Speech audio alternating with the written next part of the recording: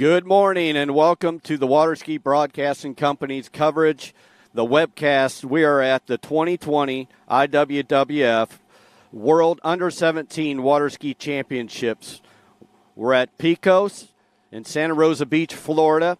Today's weather is going to be 90 and sunny. It's going to be hot, as well as what I expect to have on the water. And joining me to my left, he'll be on your right, is Cole Kalkbrenner. Troy, it's good to be here. I'm so excited. You know, we've seen prelims already kick off. It's been amazing skiing. We've had a little bit of weather roll in, but look at the sun shining today.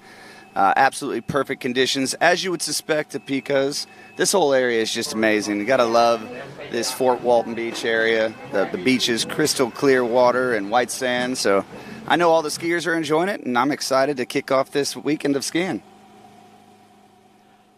And here's what we've got for today. We've got girls Series 4 slalom prelims, followed by the girls 3, and then boys 4 slalom, boys 3 series slalom, and then we're going to run into some tricks. So we've got 97 participants today, 39 girls and 50 boys.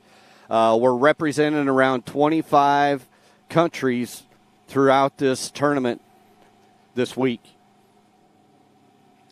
So sit back, get your cup of coffee. Depending on where you're at, we welcome you worldwide, and we'll be back after these commercials and get things rolling. That's right. Troy, something that you mentioned the 2020 World Championship.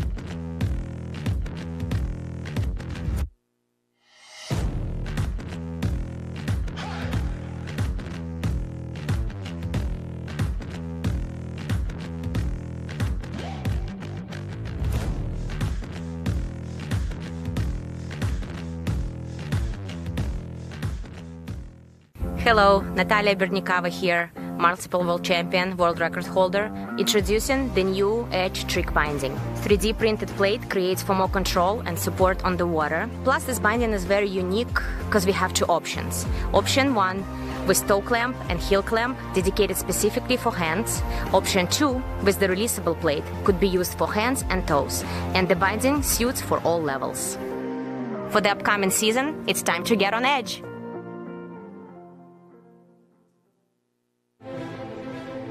Denali. No hype, just science.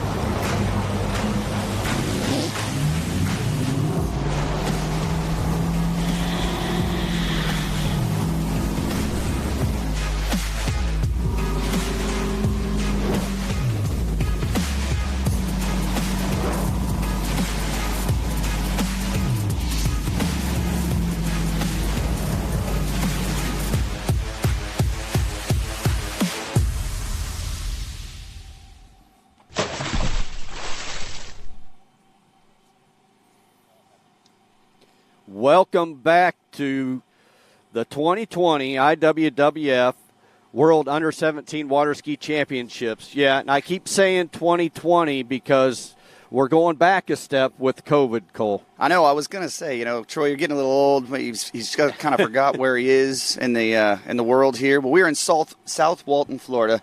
This is one of the most beautiful places in the world to visit. So we are so fortunate to have Pico's open their doors to us, and we're going to kick off here with these under-17 girls slalom skiers. Super exciting stuff here, Troy. Yeah, these under-17 women are going to be coming out. They've got a minimum starting speed of 49K or 30 miles per hour, whichever way you like to hear it. And we'll go back and forth between the two different systems and try and keep everybody abreast on what's coming up. But on my running order, the first skier from Spain is Sandra Boda. That's right, Troy. It's fun to confuse people in the boat, throw out a little metrics, line lengths, throw out a little kilometers per hour as opposed to miles per hour. But we'll jump back and forth. By the end of this week, you guys will be speaking fluent in both the metric system as well as our goofy system here in America. So. Well, I'm not up on the metrics, so okay, I've got my here, charts Troy. and things like that. So we'll power through here. But it's a beautiful morning. It's calm as can be. You can see on the screen there that it's flat glass water. So hope to see some great skiing out of every single competitor as we get through this World's event. Absolutely. We got to thank Nautique Boats, our official tow boat. Here at Pico Ski School, exclusively ran by Nautiques all year round. This lake is accustomed to the highest level of water skiing in the world. You see the likes of Regina Jaquist, Adam Pico's on the water, all these young superstars that are coming up. They've got a lot of great mentors and people to look up to around here, so never a shortage of opportunity to see it done right out on the water here at Pico's water ski school. So, yeah, you mentioned earlier we had a little bit of rain, and actually a lot of rain. I seen Adam this morning at 6:30. He was out raising some buoys. There was so much rain here between yesterday afternoon and last night. A pretty good storm rolled through, but today's hot and humid, sunny, calm. We're just ready to get things rolling. It looks like they've got that Nautique coming out of the dock there and getting ready to hook up. They'll probably run a simulation pass and then hook up to our first skier. Well, they most certainly will run a simulation pass, but like you said, Tony, I'm calling you Tony Lightfoot, used to him being in the booth here, but Troy, that rain is going to play a factor because you're going to see the water moving quite a bit more. The water's come up about 3 to 5 inches with all this rain, and the conditions are going to get better. Believe it or not, right now it looks absolutely perfect, but it is going to be a bit movie up on the banks with the water level just a little bit higher. So these opening passes are going to be a little bit heart and mouth kind of situation. Going to make sure they put up a big score in the prelims, and hopefully we won't see anybody have any issues with that, but it's definitely something to watch as we kick off this under-17 girls slalom event. Well, hopefully that's not a factor in the performances, that's for sure. But we'll keep an eye on it. We'll, maybe we'll get a little bit of a win. That'll kind of help knock those down if there is any backwash. Hopefully we don't have to contend with that whatsoever.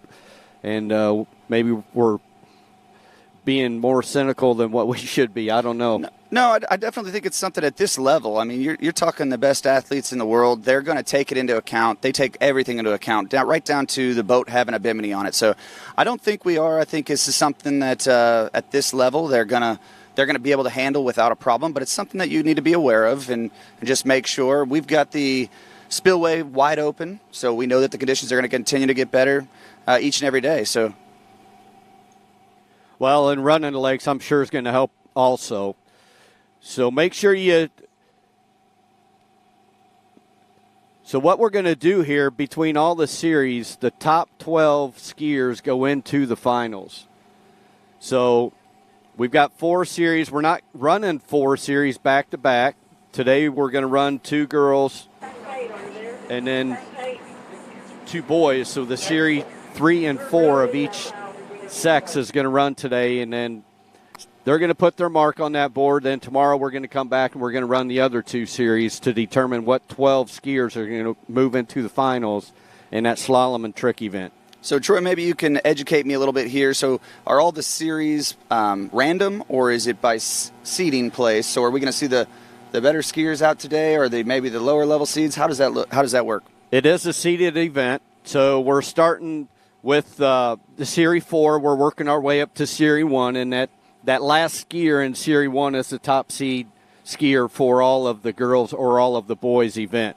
You know what's so fun about this age level, this under-17 World Championship, is that these kids' learning curve is so high that some of these lower seeds can set a score that may just be a top seed going into the finals. So we're on pins and needles the whole time here, and we're excited to kick it off. Looks like we are going to hook up to our first skier here. Troy, who's that going to be? Sandra Boda. She's from Spain. And once we get some confirmation from the Nautique, we will let you know what her choice is on line length and speed. And sometimes right here, this first skier off the dock, not only do you have the nerves of your opening pass, but then you're that first skier and you're unsure when to get ready, not to get ready. You don't want to be ready too early. You're up and down with your mind. So hopefully she can brush all that off her shoulders now and come out, get through that opening pass, start to get relaxed, get rid of the jitterbugs, and set the pace for the rest of this group. Absolutely. She definitely wants to set the stage, and that she'll do for sure. We've seen the likes of her at Corey Pico's many a time, so she knows this course, she knows these waters here, and she's sure to set the stage for us. We're going to kick it off with a bang, and we'll get blood in the water. These girls feed off each other, Troy, as you know, especially in this young age division. We get one good score out there, and all of a sudden it's just PB after PB after PB. So that's what we're looking for here at the World Championships. Yep, it's amazing the energy that can be fed off the previous skier. They turn that dial up in a heartbeat. So hopefully she's going to do that.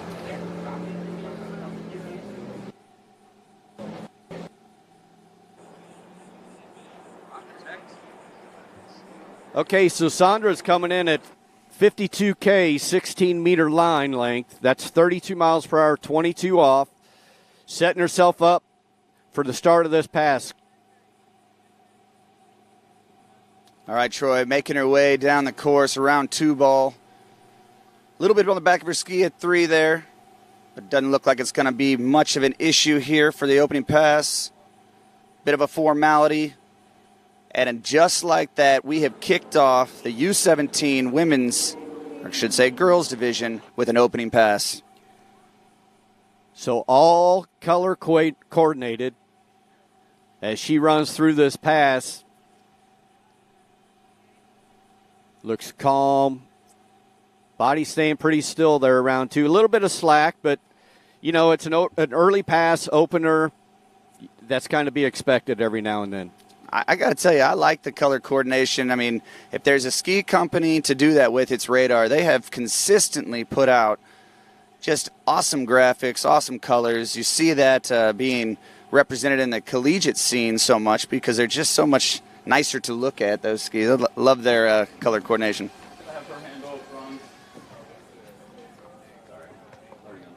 So there you see our next skier getting ready on the dock, wearing some shades.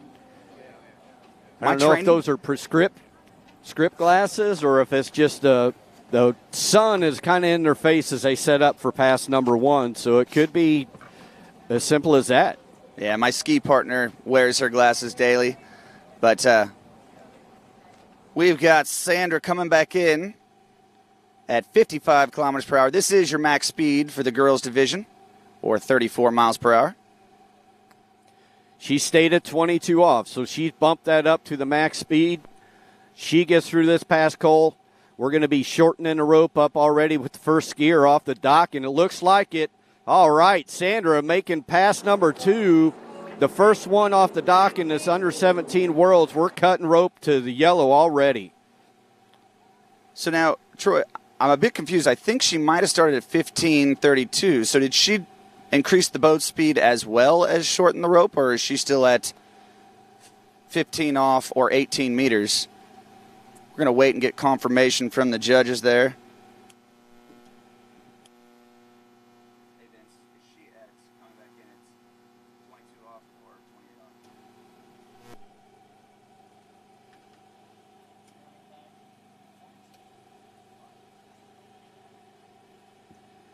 off? Okay, so we do have confirmation she is going to be coming back in at 28 off or 14 meters.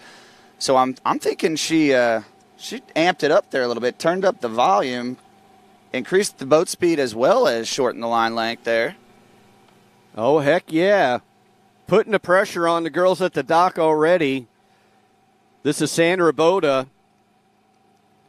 We know it's probably going to take a little bit more than something at the 14, so she'll be looking for all 6 here.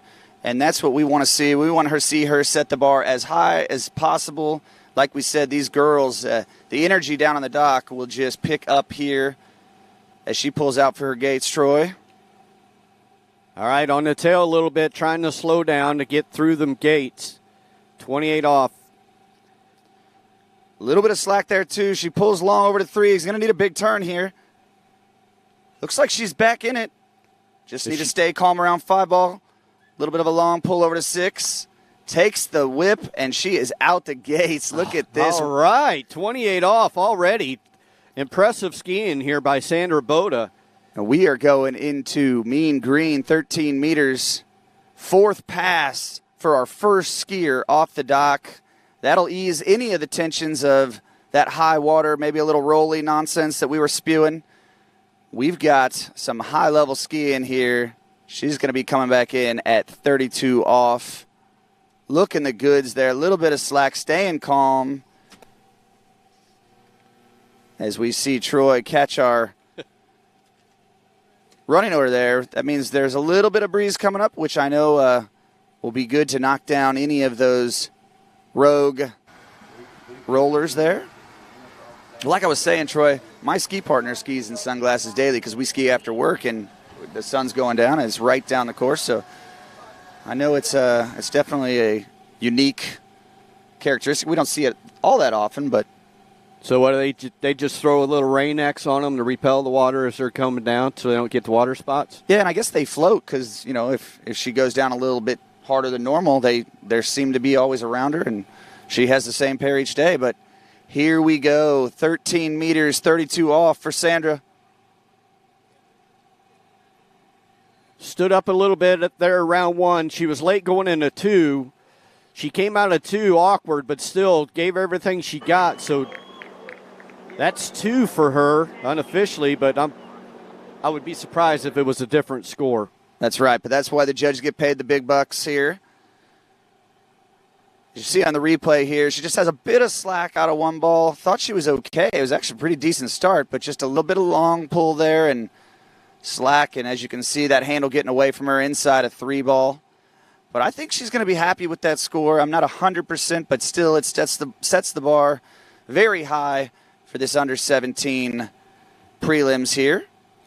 I would think she's got to be happy. You would suspect that she had in her mind at the starting dock to get through that 28 off, and then she comes back and adds 2 more to that. So very good skiing to start off here.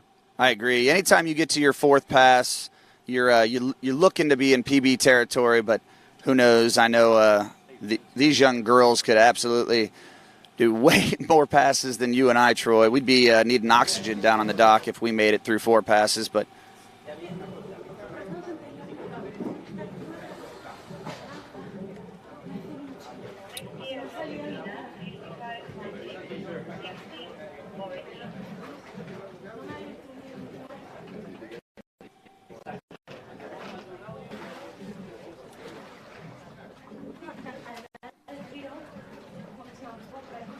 where did that handle go? They still have it. I'll get that next time. Okay.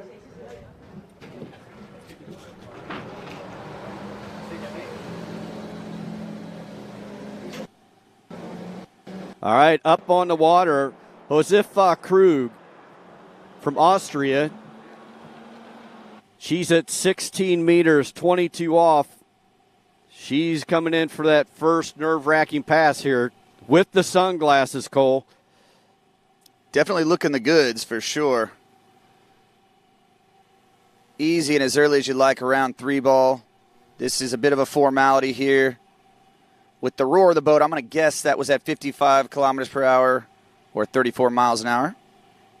Making light work of that first pass, Troy. Very comfortable looking out there. She even looks focused, setting up for those gates, which you have to have the ever-important start to get you through the pass.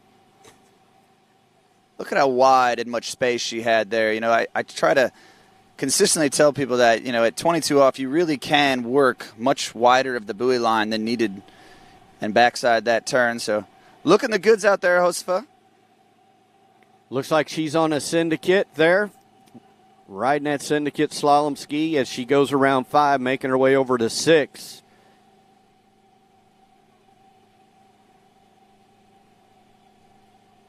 Bit of an intimidation factor. You wonder if she's down there with those sunglasses, mead mugging some of those girls. Doubtful. These girls are so sweet. Love to see the camaraderie, Troy, at a young age. And while they are competing for a gold medal here at the World Championships, they are all dear friends and have been traveling the world, let alone the country here, at such a young age. And so it's great to see these girls develop friendships that will most certainly last a lifetime.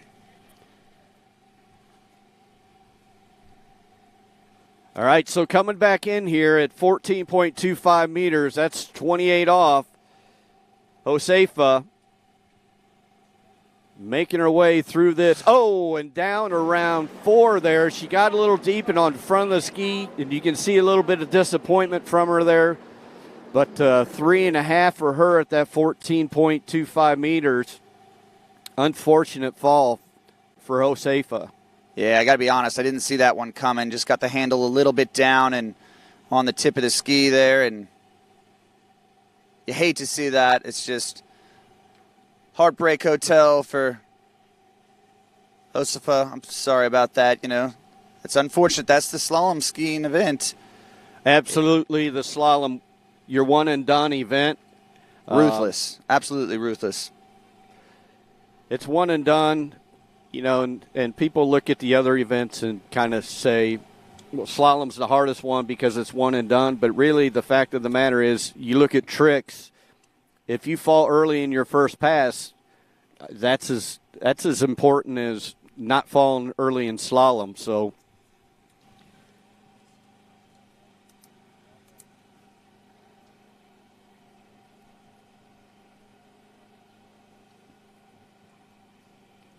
All right, hooked up to that ski nautique, Martina Font. I'm sure she had some 2Us for breakfast this morning. She's from Mexico, native, but lives in Florida here. And the daughter of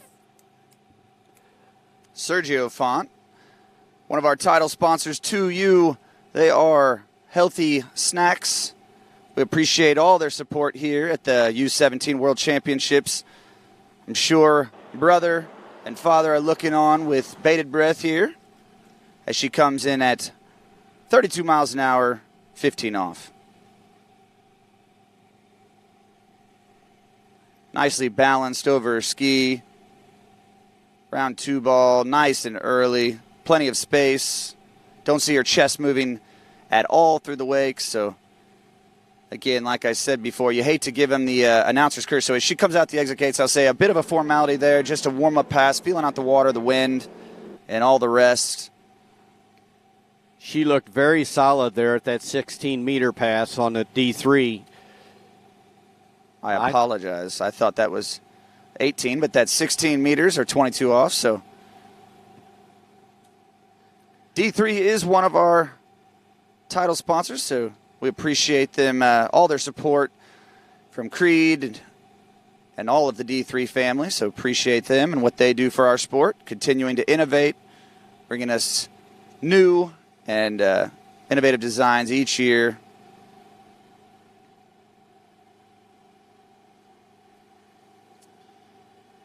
So, Troy, we've got this Lake One backdrop where you will typically see a lot of tricking and jumping going on. I just absolutely love the setup here at Pico's Waterski School. I just can't thank that family enough for all that they do for our sport. And you've seen them atop the podium for years, but now you're seeing them give back to the sport and have many of young superstars come up the ranks right here at Pico's Waterski School. Well, and no whole neighborhood allowing this event to take place. It's a huge event, so shout out to all the people that helped put this together. Absolutely. All right, we are going up in speed. Whoa, a little bit heart in your mouth stuff there around 2 ball, but she gets it back together. Martina coming back in, 16 meters, maximum speed, 55 Ks as she comes around 6 ball. Woo, a big sigh of relief there. Yeah, a little hiccup there around 2, but then she regained her composure and was able to complete that pass with no problem whatsoever. So that was 16 meters, 22 off, coming back at 14.25 or 28 off.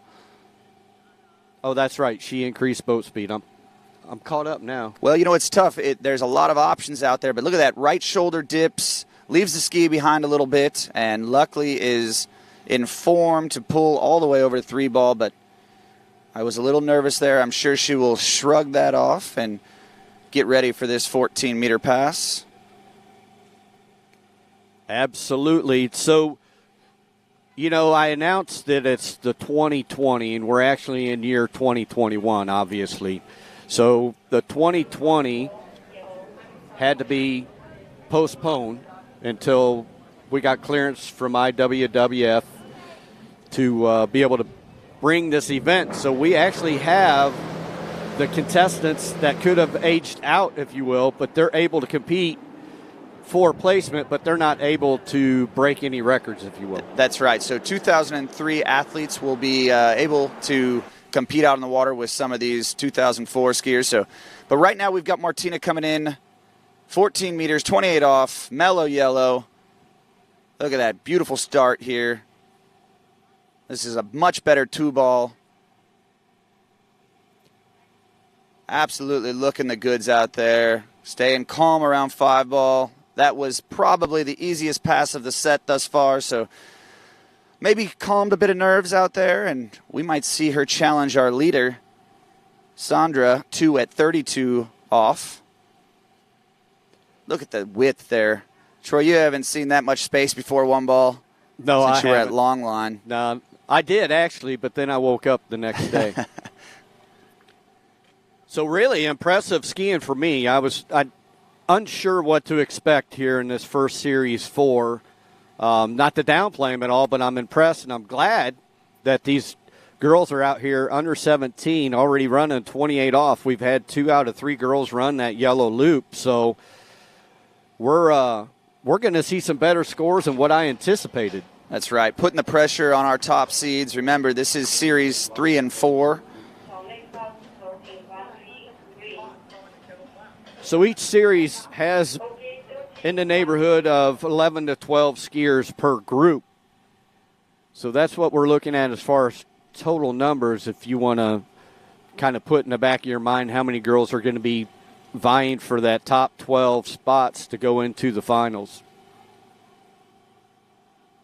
So we will get bubble skiers after Series 4, but we will know the score to beat to get you into the finals going into Series 1 and 2. Ooh, little left shoulder down around 2 ball. All right, so another 2 at 32 off with Martina Font. She's tied the lead, Sandra Boda. So 2 young ladies out here early with 2 at 32 off in this under 17 World's Championships. That's right. I think you're going to kind of see that log jam happen right about there. You see her left shoulder go down coming into 2 ball, and just that was all she wrote. She knew it as she pulled over to 3. Probably knowing she wasn't going to get there, but again, you're going to see these girls, if they get through that 14-meter, getting around 2 ball and maybe not able to stay in the pass there. A little complimentary 2, but an impressive score nonetheless. A full 2 could be the difference. You know, these quarter buoys at this level is just crucial. Absolutely crucial. Yep. They've got to go for every little piece they can get because they know that could make the difference of moving them up to the finals. And getting another opportunity, because this isn't a combined score situation. It all is reset there going into the finals, right? Right, okay.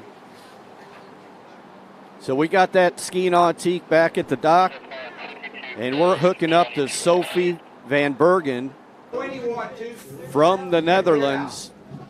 Got that blonde hair. 2-1. It's 21. All right, we see Sergio coming off the dock with young Martina. Looks like she's, happy, but I don't think overly joyed, so maybe she was looking for a little bit more. But again, big thanks to the whole Font family for 2U and all the support they have here at the Under-17 World Championships. Yes, the 2U products, a sponsor for the webcast, definitely much appreciated from the Font family. So it's good to see her go out. I agree. She looks here on the shore. She might be a little, not sure. She's definitely not happy, but she's definitely not mad. Yeah, she knows it's probably not going to be enough to make that 12-person final, but still, nonetheless, it's great skiing. She has set the bar, and, you'll be seeing that name for years to come. Brother, world record holder. So the 2U product, I've been told you can find online or at Whole Foods. So really neat to see all of our skiers, our family businesses that have grown and now on a national level, world level, if you will. All right, coming in next, Sophie van Bergen. She's at 52K, 16 meters, so that's 32 miles per hour, 22 off. Sophie, your Netherlands skier. Oh, no, you hate to see that anytime, anywhere. That is absolute heartbreak right there for young Sophie. You hate to see that. Comes all this way, not sure if she's a 3-eventer or not, but just taking a little bit too much out of one ball and getting pulled out the front. So unfortunate, but hopefully she'll keep a smile on her face and know that it is, again, it's just part of the sport. It's unfortunate, but it's the reason why we keep coming back. Just ran out of a bit of speed and couldn't really take that angle through the gates, and I think just pulled a little bit long to compensate, and unfortunately got her out of her rhythm, and in the drink she goes. So hate to see it, but again, we know we'll be seeing all these skiers are so talented, And when something like that happens, you hate to see it, but you know that it's just going to build a stronger character and get them ready for the next World Championships. Yeah, it's definitely a heartbreak, but you see it on all spectrums, all levels in this. And not to sound cold or anything, but better days are to come for her on the water. Hopefully she's a 3-eventer. Maybe she'll come back out here and trick a PB later on this afternoon. And kind of equate everything that's happened here for today. Yeah, you got to have a short memory in water skiing because it is brutal. You know, like we said, it's so especially the slalom skiing. You know, you come around one ball, get punched in the face, and you have a plan, and then it's all a fight to get out those exit gates. So, unfortunately for Sophie, today not her day, just a bit of bad luck. But again, we know she'll come back and get everything sorted. As this wind kicks up, Troy, it looks like we're going to have a bit of a tailwind off the dock. Yeah, that's what it's kind of blowing like a little cross. If you look at the nautique flag there, it's kind of a cross tail maybe off the dock. Just very slight. I don't think it's anything to worry about quite yet. Thank you, Troy. Wanted to represent our 2U hats there. With it being 90 degrees and sunny, I'm sure we're going to have plenty of opportunity to swap out to fresh hats. Yeah, for sure. But right now, that breeze feels quite nice. It does feel very good. I'm not going to hold back on that. We want the best conditions for the skier, but, you know, it is typically all about Troy in the announcer's booth. That is the furthest thing from the truth. Troy, you know, I just appreciate you continuing to give back to the sport. Your kids are always a joy to be around, put their hand up to help out. So it's great to see you on the mic. I enjoyed your post yesterday because it is kind of a different feeling to be at a water ski tournament and just being here to bring all of the feelings on the water to everybody on the webcast at home and around the world. So, Troy, I echo your sentiment. It's an awesome feeling, and we are excited to be here with you guys today. But who do we got, Troy?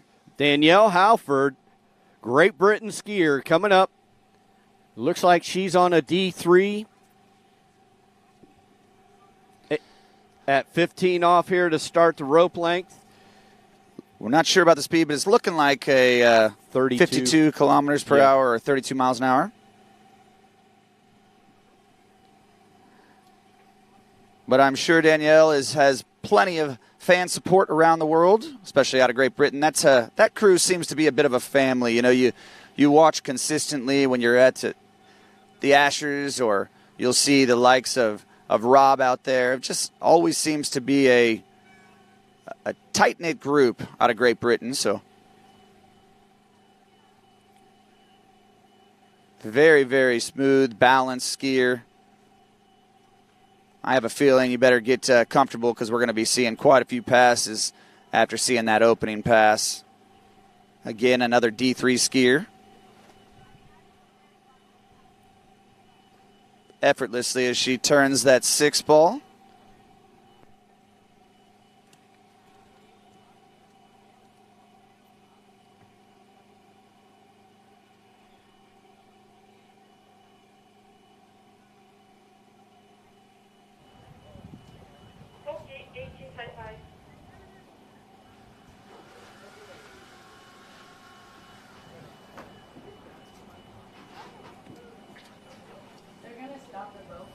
So we did get confirmation that she was at 52 kilometers per hour, and she'll be coming in at max speed 55K here. 18-meter line length, Troy. Yep, this is definitely a must-make pass early on in this under-17 girls event. She's got to get through this little warmer of a set.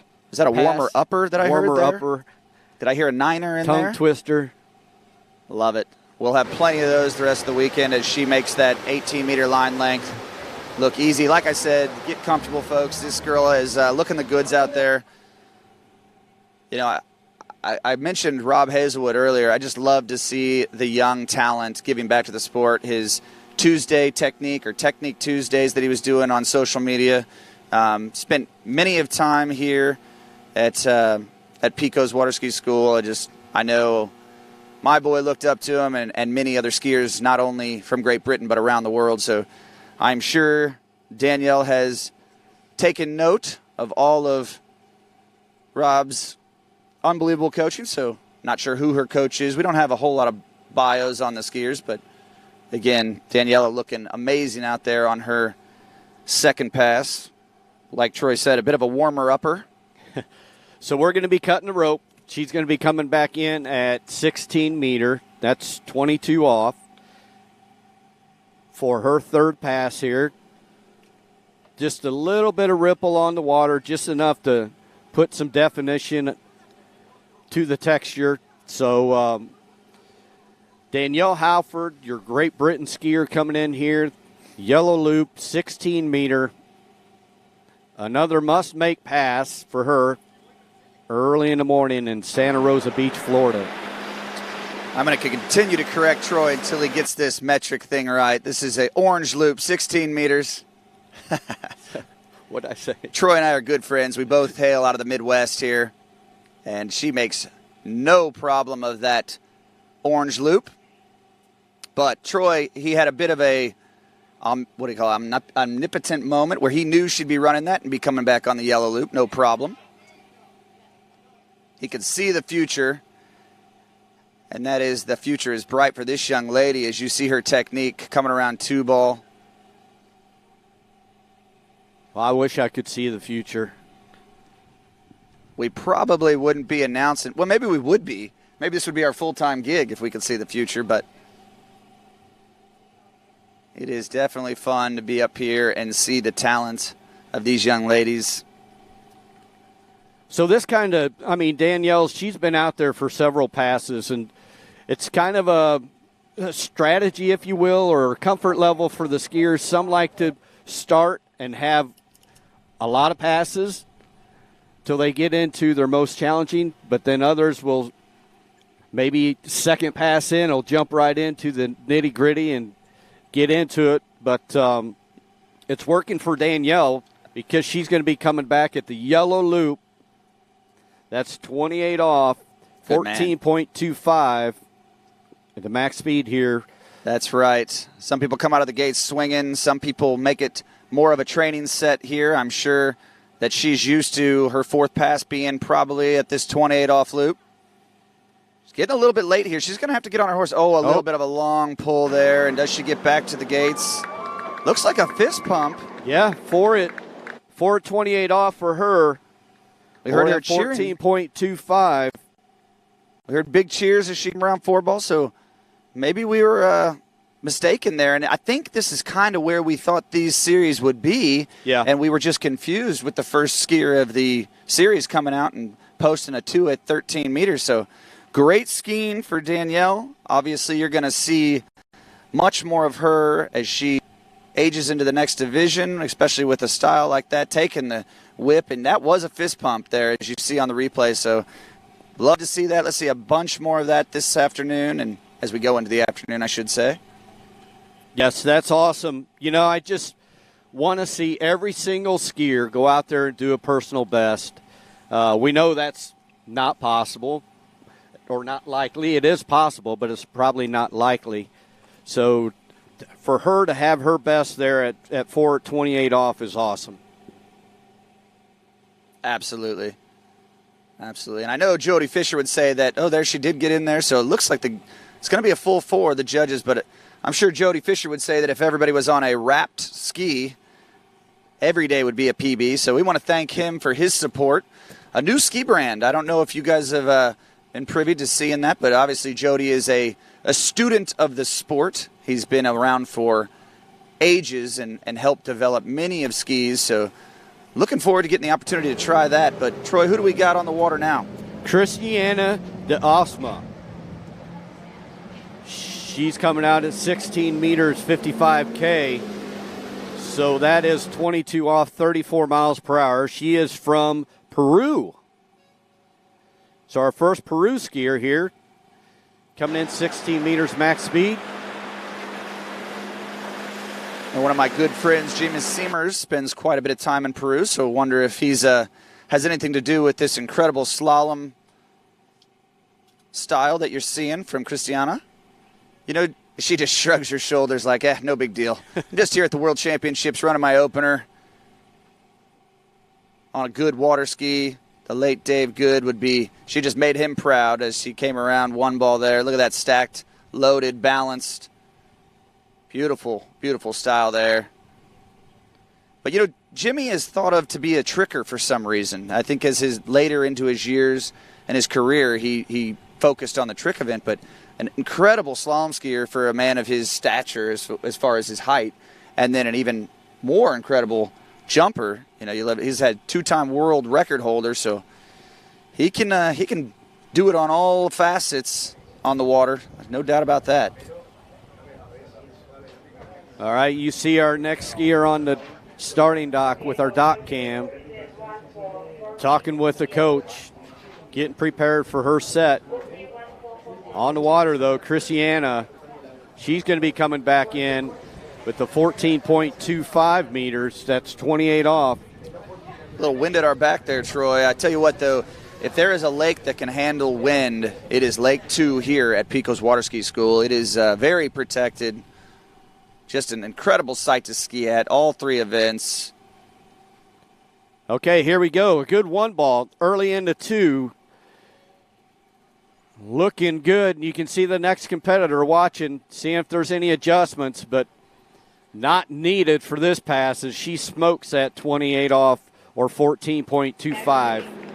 Yeah, it got a little late there at the end of the pass, but as you could tell, there was never a doubt. That's a very easy pass for her. So look, she just has a big smile and be coming back in at 13 meters or 32 off.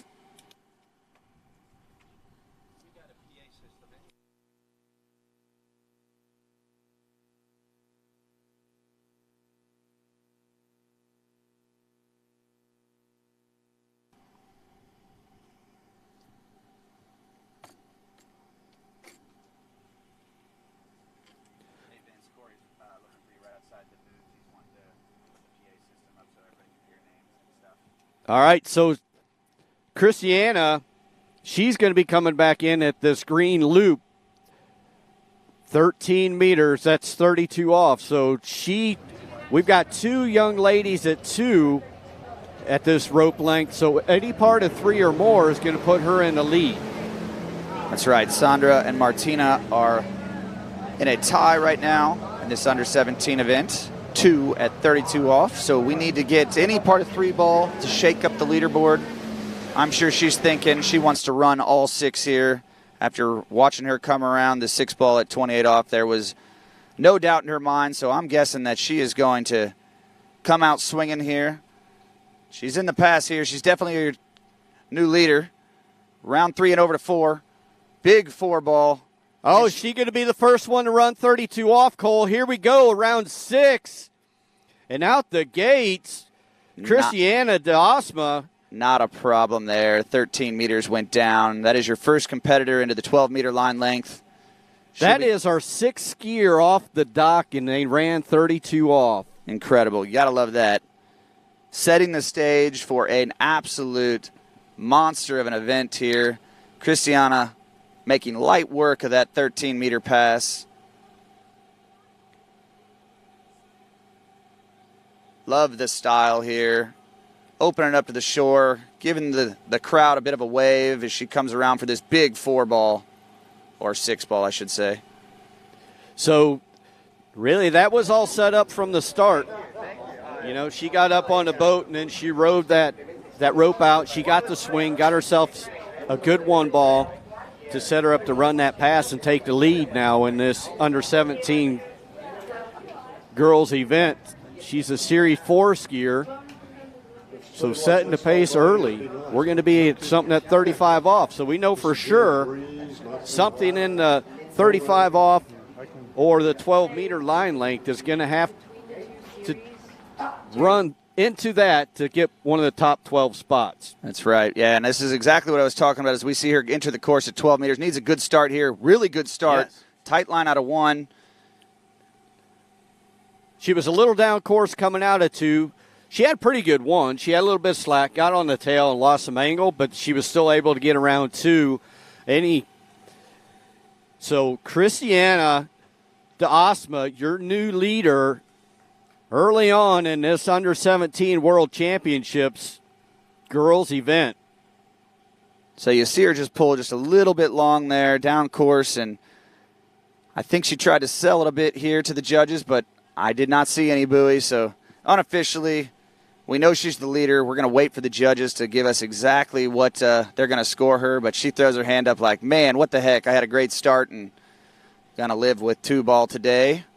Well, no, nothing to shake your head at there. No, That's not at all. And score. I think she's just kind of thinking, it was my day, and I could have gotten more.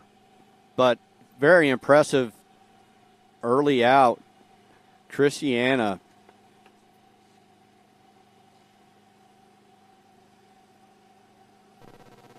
So next skier on the list here is a Canadian, Hannah Stopnicki. We got that towboat, that ski nautique, changing ropes. It looks like they're changing just handles in the boat. Yeah, I'd say love the red, white, and blue here to honor the US of A hosting this under-17 World Championships. I'm not sure that was coordinated, but still, nonetheless, I love it.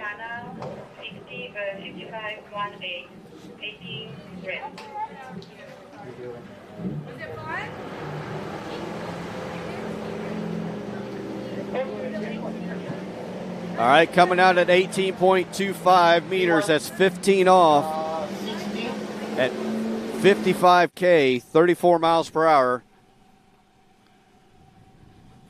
Warm-up pass here for Hannah Stopnicki. I'm sure Mr. Cole Grant is watching intently. Looks to be the coach of the Canadian team, making a name for himself out of Matt Reaney's Waterski School.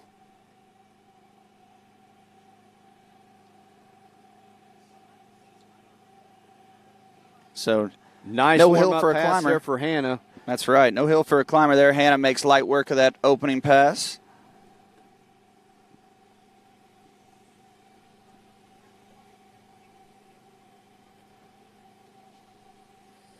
So don't forget, we got a pro event going on at Hilltop also. Go to waterskibroadcasting.com. You could set up that Hilltop pro event. And then also on another tab, you can continue to listen to us and watch us with the Under-17 World Waterski Championships here at Pickus Ski Center in Santa Rosa Beach, Florida. So, yeah, sorry about that. It was a little bit awkward for us. We had the Hilltop Pro calls coming in our headset. So, Troy and I were trying to stay focused on the action to be young Hannah. Yeah, so Hannah's going to have that rope shortened. We're going to be coming back most likely at 16 meters or 22 off. So another warm-up, get the jitters out pass here coming in for Hannah. As she just seen Christiana de Osma go out there and run 2 at 35 off. So here we go, Cole. This is going to – the vibes are out there. The leaderboard is set high. So how are these girls going to handle the pressure? I'll tell you what, she's got whatever ski she's riding dialed in. You see coming over that her offside turn there. The ski just hooking up and continuing to move all the way through the back of that turn. Great skiing already, so know that's got to put some confidence in her head there that she's got it all working. Now she just needs to get down the line lengths here. And like you said, it's going to take something at the 12-meter line to shake up the leaderboard.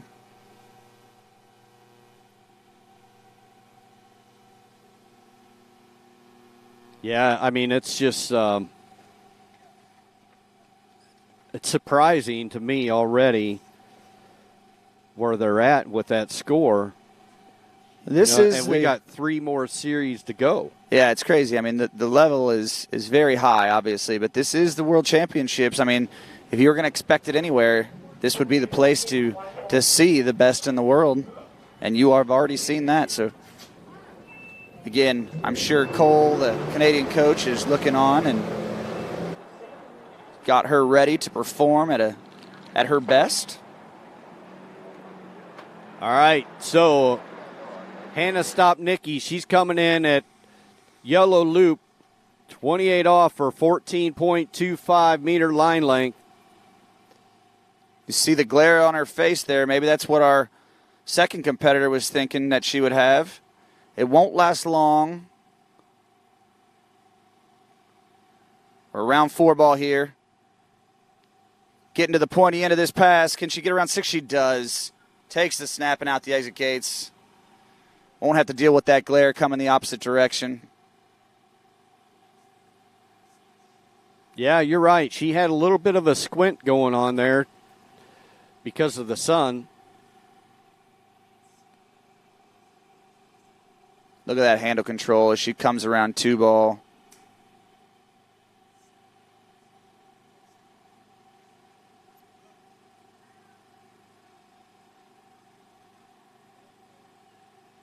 Tight line all the way through that 28 off pass.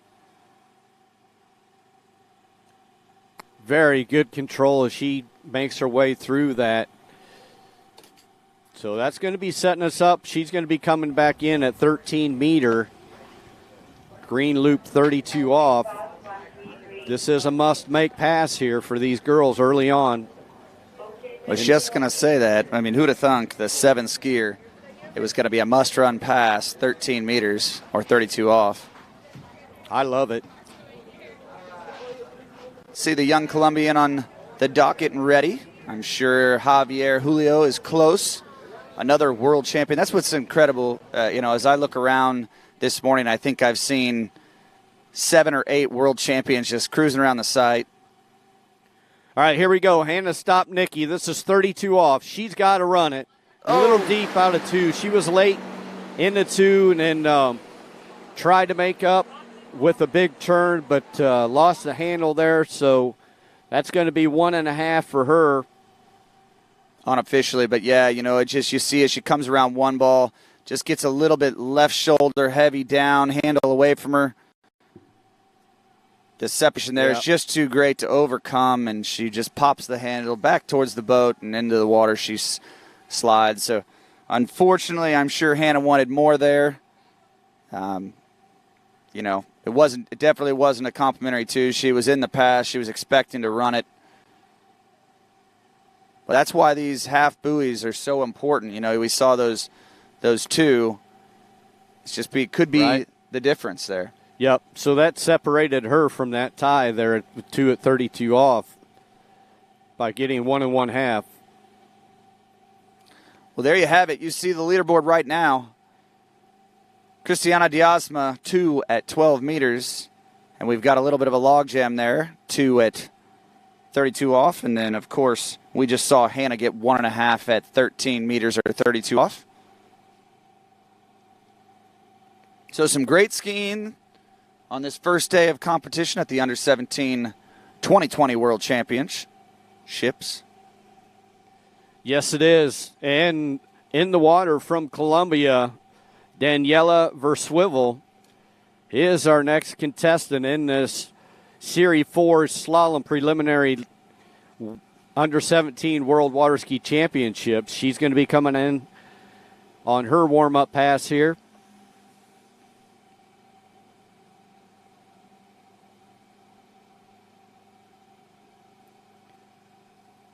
So 16 meter, that's 22 off for her.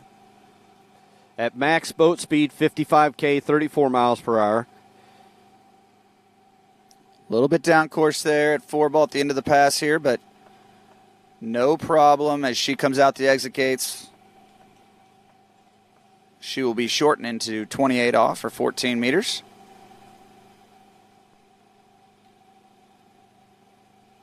Very calm and collected skier. She doesn't lean back and load the line too early. Nice and easy on the line, easy off the line. Not taking too aggressive of a path on that opening pass. And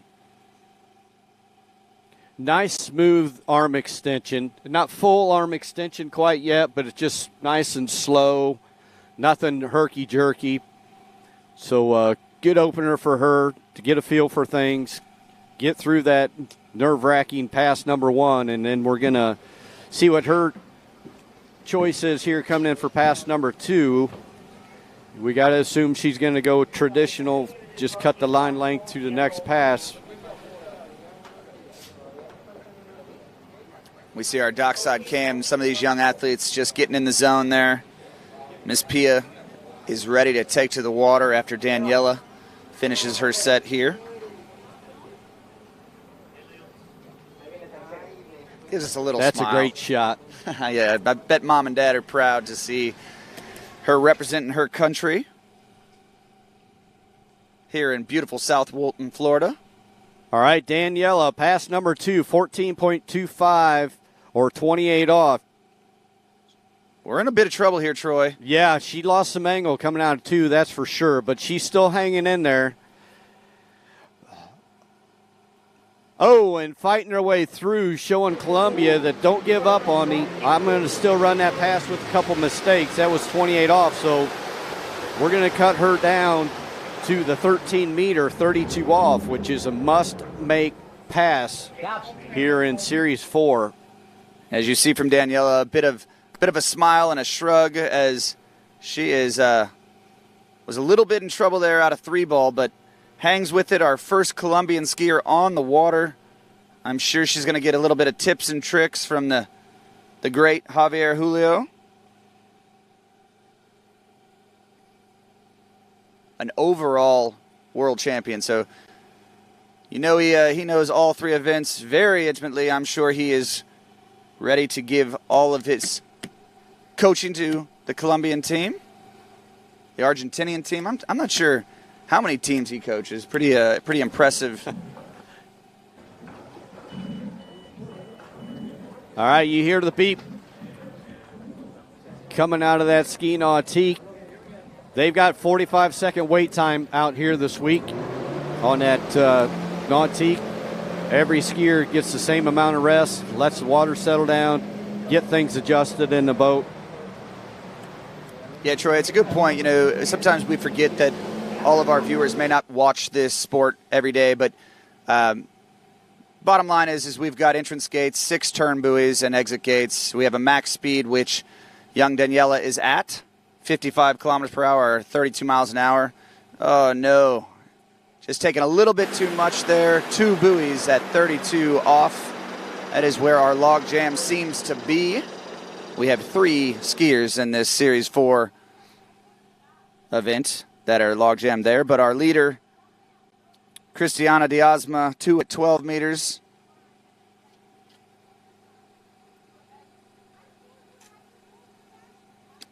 Daniela is just behind her in second place with 2 at 13 meters. Joining Miss Martina Font and your first skier off the water, Sandra. So, again, we have some incredible skiing going on, but like I said, we've got entrance gates, 6 turn buoys, and the exit gates, and then basically as we shorten the rope, it gets more difficult to get around of each and every one of those buoys and out the exit gates. So that is our slalom event in a nutshell. Again, we've got 4 series that we'll break down the format when we come back from this quick commercial break.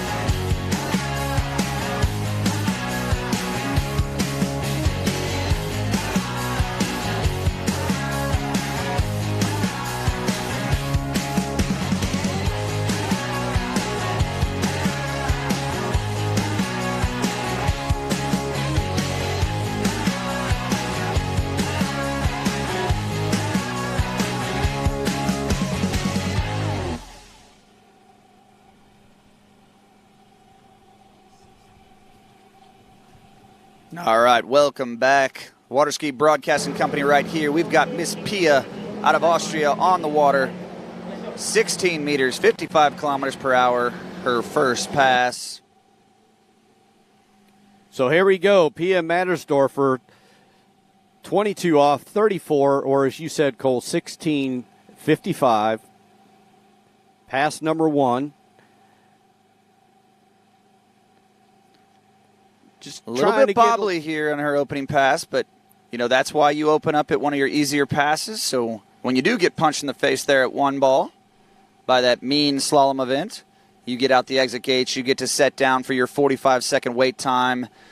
Calm your nerves, and just know these girls have done this millions of times before, so she's just going to rely on a bit of muscle memory here. You see a little bit of an early load out of 1 and kind of got her out of rhythm here. 2 ball was okay, but then kind of loaded again, a little bit crazy out through the wakes.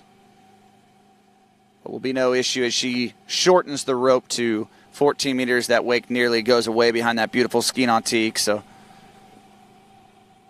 yeah, hopefully that was just a bit of bundle of nerves. You know, it's the World Championships. They want to do well.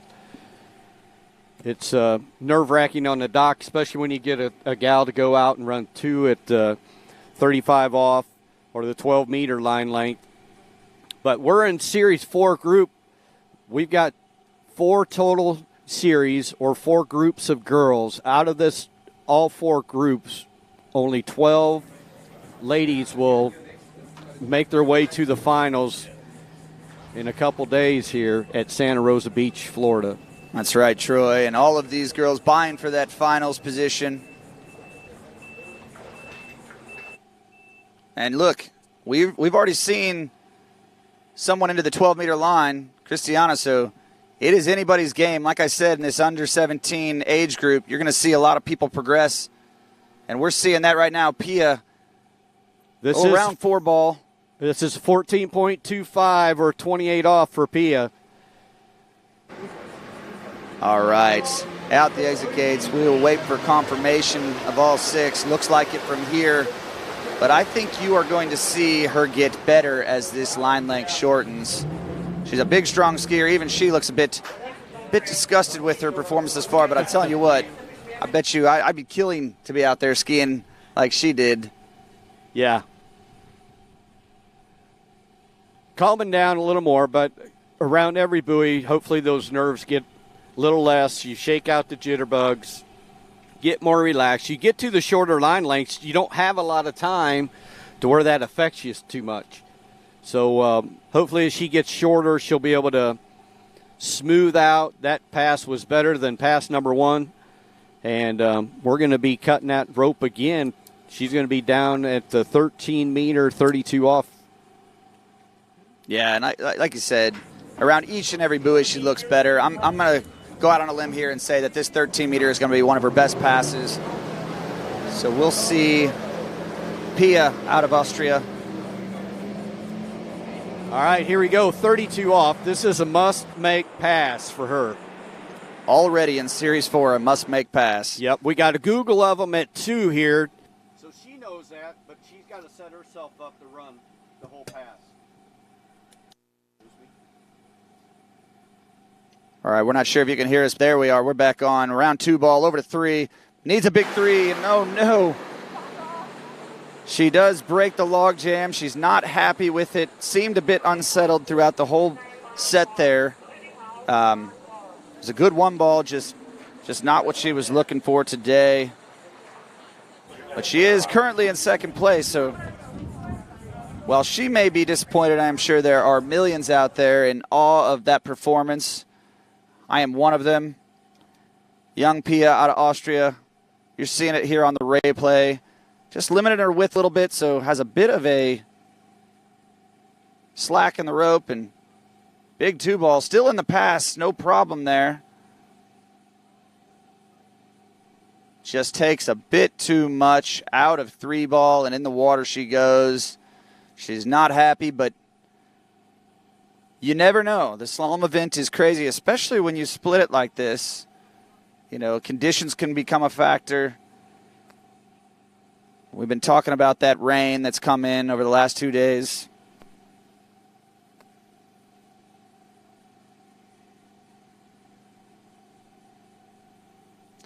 So it's just commenting to the my fellow announcer here, Troy Zellner, how incredible the Waterski broadcasting has been to pour into the sport. They continue to bring unbelievable coverage to everybody all over the world here.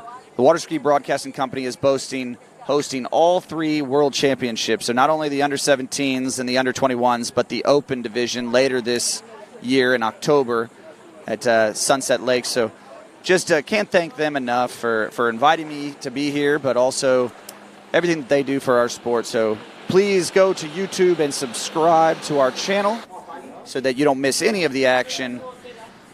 They are the official broadcast company of the Pro Waterski Tour.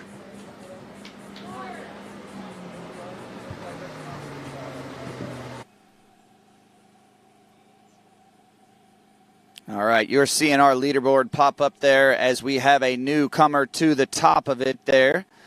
We still have Christiana Diasma, 2 at 12 meters, but young Pia shaking up that log jam, 2.5 at 13 meters. Again, we want to thank all our sponsors. We've got Wrap Skis, Edge Bindings, Summit Orthopedics, obviously 2U Snacks, D3 Skis, Conley, Reflex, Denali, Lightning Jump Controls. I just mentioned the Waterski Broadcasting Company, and of course, beautiful South Walton County here in the panhandle of Florida. Boasts some of the most beautiful beaches, absolutely great eating experiences. Love spending time with my family here.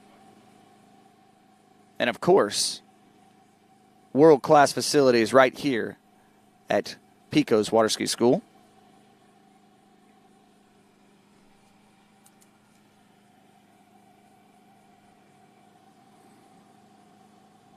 From Austria to Great Britain, we've got young Lily on the water. I hear the boat roar around the island. Haven't heard the start speed yet, so I'll bring that to you. Looks like 18 meters.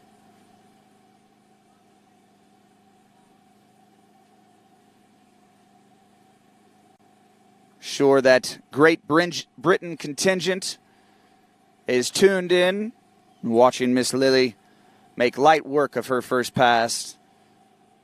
18 meters will confirm the speed. I'm assuming we got a little...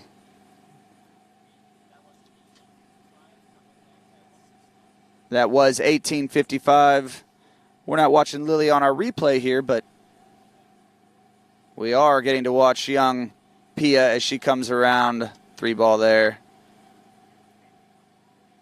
We'll move to Miss Lily here in just a minute. But again, I'm sure that Great Britain contingent is watching. Troy, you just saw Lily run that 18-meter pass. She'll be coming back in at 22 off or 16 meters. Yes, your Great Britain skier.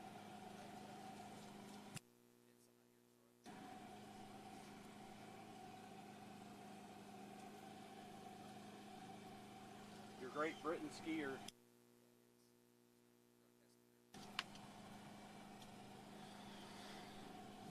All right.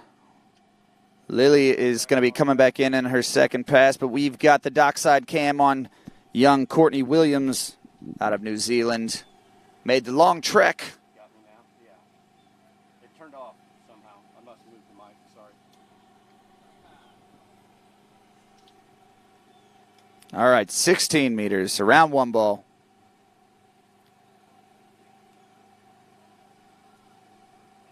All right, making her way through this pass, around 4 over to 5.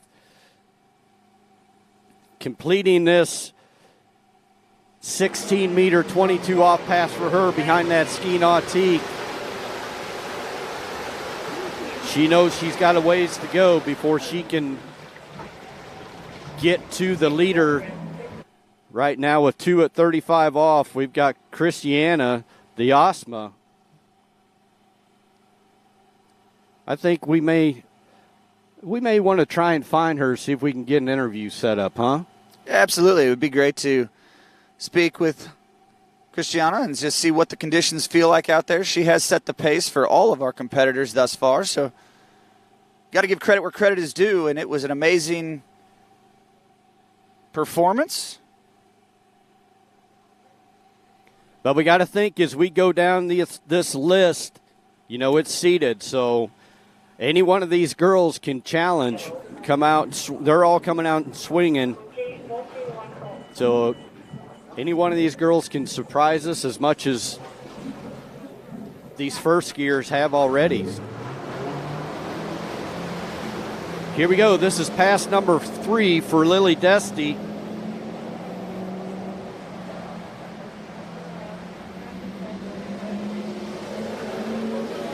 This is going to be the 14.25 or 28 off rope length yellow loop. Your Great Britain skier Lily coming into one ball. Looking very good through the middle of this pass. You don't see her make a lot of big movements, even when she gets a little bit behind. She's and just as I say that, you did the announcer's curse. I hate when I do that. Can't help it though. Gosh, that was looking so good. You hate to see something like that out of 5 ball. Well, she was a little down course. She's staying patient the whole pass, and then unfortunately there at 5, just got broke at the waist and couldn't get enough angle to get over around 6. So right there you see a little slack coming out of 2. But still, Troy, in fine condition here, comes around 4 ball, a little bit narrow, a little bit late. Oh, yeah. But that's not it. It's right here. It's human nature to come around 5 ball and want to load that line, and as you see, she just drops her weight back, loads the line, and as that rope stretches, it slingshots back, and unfortunately, just inside a 6 ball. So that will be the end of her day. She throws her head back, probably a bit upset. She knows that she had that pass all but in the bag. So we're going to have our last skier in this first series, the number 4 series with these under 17 girls here at the World Championships. She's going to be from New Zealand. Courtney Williams is her name. She's a bit of a jump specialist, or loves the jump event. So I know that we'll see how this slalom goes for her, but obviously the top seed in this series. Let's give Miss Lily a little bit of love as she comes back in here. So congratulations, you did just compete at the 2020 Under 17 World Championships. I know it's probably a little bit less than what you... There's the brains behind the scene there. Big thanks to Vince, and I can't see whom else is in the booth there, but that is the Waterski Broadcasting booth that you're viewing right there.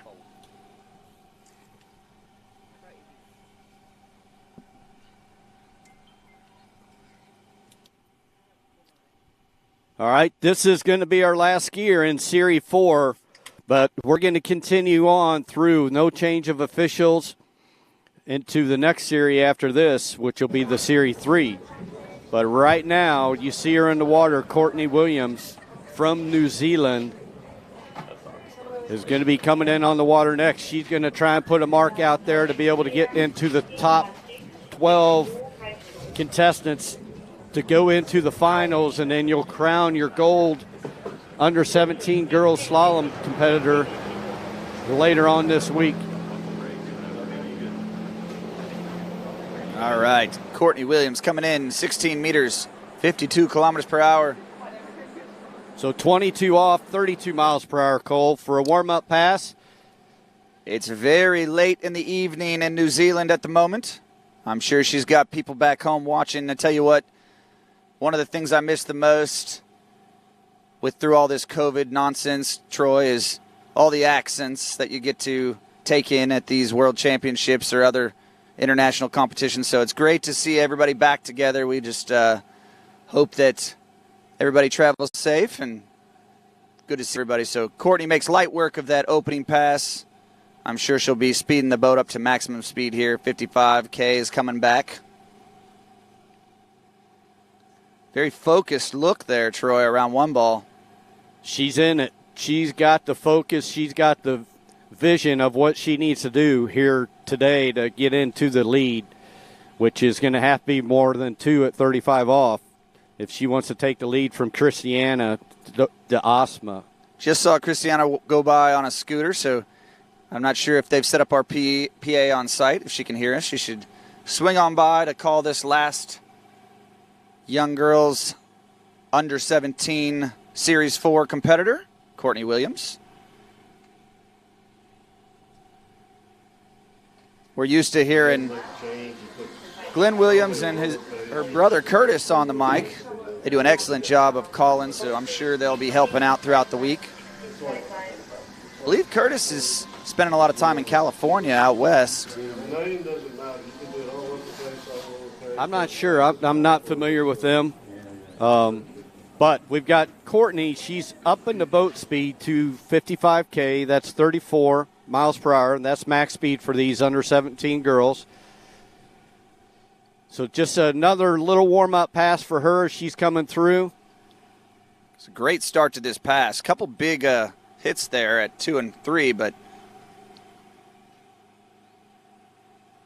no problem for Miss Courtney Williams. It looks like she's happy to just get through a couple passes here. Like Dad said to us, maybe this is just a bit of a formality. Skiing for her country. Absolutely loves the jump event. She looks happy. She's got a smile on her face.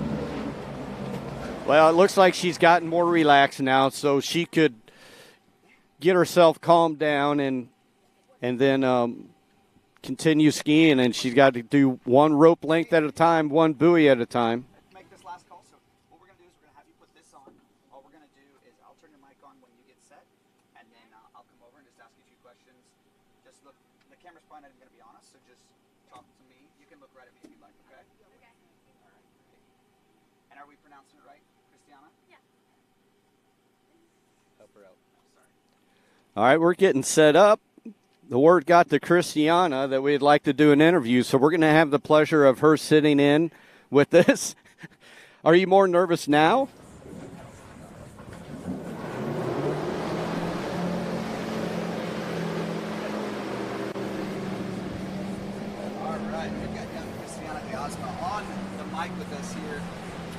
We've got young Christiana de Asma at the mic.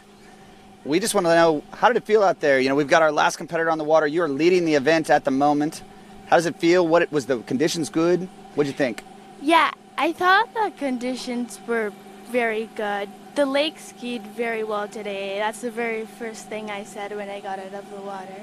It's amazing. I've spent years here and seen, we've got Courtney coming around 6 ball there at 28 off, so we'll set her down. We'll continue with you, but it's just something about the Florida water, isn't it? It seems to be a little bit slower. It seems to be softer.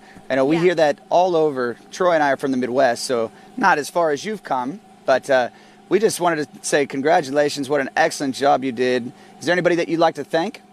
I would like to thank all my trainers and my family. Okay, well, thanks for doing that. Who is your coach, if you don't mind me asking? Ronnie Barden. Ronnie Barton, of course. That's a great mentor. So I've got to ask you a question. What's more nerve-wracking, sitting here by Troy and Cole or sitting at the starting dock at the Under-17 World Championships? Probably sitting here. Troy is a bit scary. I know I have, from time to time, I have to check myself. But you did a great job out there. We're proud of you. We're taking all this action. Stay with us while Courtney comes back in at 13 meters. She's going to have to do a little bit more here to take down your 2 at 12. Is that something that are you happy about that score? Did you want a little more? I was expecting 3. Okay. But I was happy with 2. Congrats. So I just got word in my ear that as Courtney comes in for her 13-meter, we might get an opportunity to look at Christiana's pass. A little bit of a big 1 ball here. Hey, Mom. Unfortunately, 2 buoys for Courtney. I know she'll be happy with that, but not going to shake up our leaderboard. She joins a couple other skiers there at 2 at 13. And we do have young Christiana at the booth. And we're going to switch back, Christiana, to your pass here. So congratulations on being the leader of the Under-17 2020 World Championships. You've really set the bar here. Take us through this pass as it comes back up. Yeah, we're going to let us know what you're thinking as you're setting up for this pass. This is your 35 off. What do you got going through your head right now? I just thought about all my keys rushing through my head, and I was like, I will be happy with whatever score I get, and I just tried to feel everything. And when I got to 2, I was very surprised because I did not like my gate. Oh, so you had a bad gate? But I liked my 1. Yeah. And then when I turned 2, like probably the very first thought that came to my head was, I'll just try everything to get to 3. And I tried my best, and I was very happy with the score. Well, Christiana, you did a great job, and I'm sure you made Ronnie very happy. But what an unbelievable accomplishment just to be able to represent your country here at the Under-17 World Championship. Yeah. So you are sitting in the hot seat right now. All the girls are chasing you, so congratulations, and just soak it all up. Thank you. All right. Thank you very much. I want to know one more thing. How do I get that $100 bill from the phone your mom's showing me right there? I don't know. All right. Your next skier on the water. Good luck with where your placements might be. And if you get in the top 12, good luck in the finals. Thank you. Thank you. All right. Your next skier on the water is Claire Eden, 16 meters, 55K.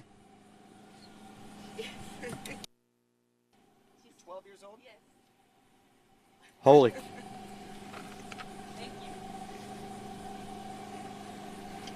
All right, Claire Edens, you're seeing on replay here, nice and wide and early at 1 ball. A little bit broke forward there going into 2, but again, this is a bit of a warm-up pass. We are in Series 3 of the Under-17 Girls Division. Cole, that was incredible what we just learned. As Christiana was walking away, Mom said she's only 12 years old. What an incredible story. 2 at 12 meters at 12 years old. I tell you what, I believe young Lucas Cornell out of Australia ran 12 meters at 12 years old. So she's following suit and obviously knocking on the door. I'm sure that she said she wanted 3 buoys there. I'm sure when you get to 3, you're in the pass. So pretty amazing. You're going to be seeing that girl for many of years to come. Well, that puts a curiosity, if you will, in my mind. I wonder what the youngest competitor is here this week. I wonder if I see somebody with registration walk by, I'll pull them alongside and see if we can find that out. But I didn't expect a 12-year-old. I know we've got some young phenoms here, but the phenom on the water is none other than Claire Edens out of the US of A. Big 3-ball there at 28 off. Working her way to the end of this pass. That was absolutely as easy as you'd like.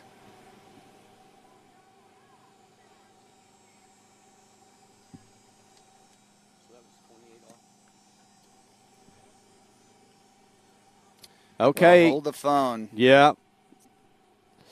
So she may have had a little close call on her gate, so they're doing a gate review for her at this 28 off pass or the 14.25. Hopefully it comes out in her favor. She can continue on, but nonetheless, with the technology, they're going to do gate reviews. They're going to do video reviews, make sure everything is up to snuff as we're here in this Under-17 World Waterski Championships. We want to make sure everybody follows exactly what they need to do to get that score.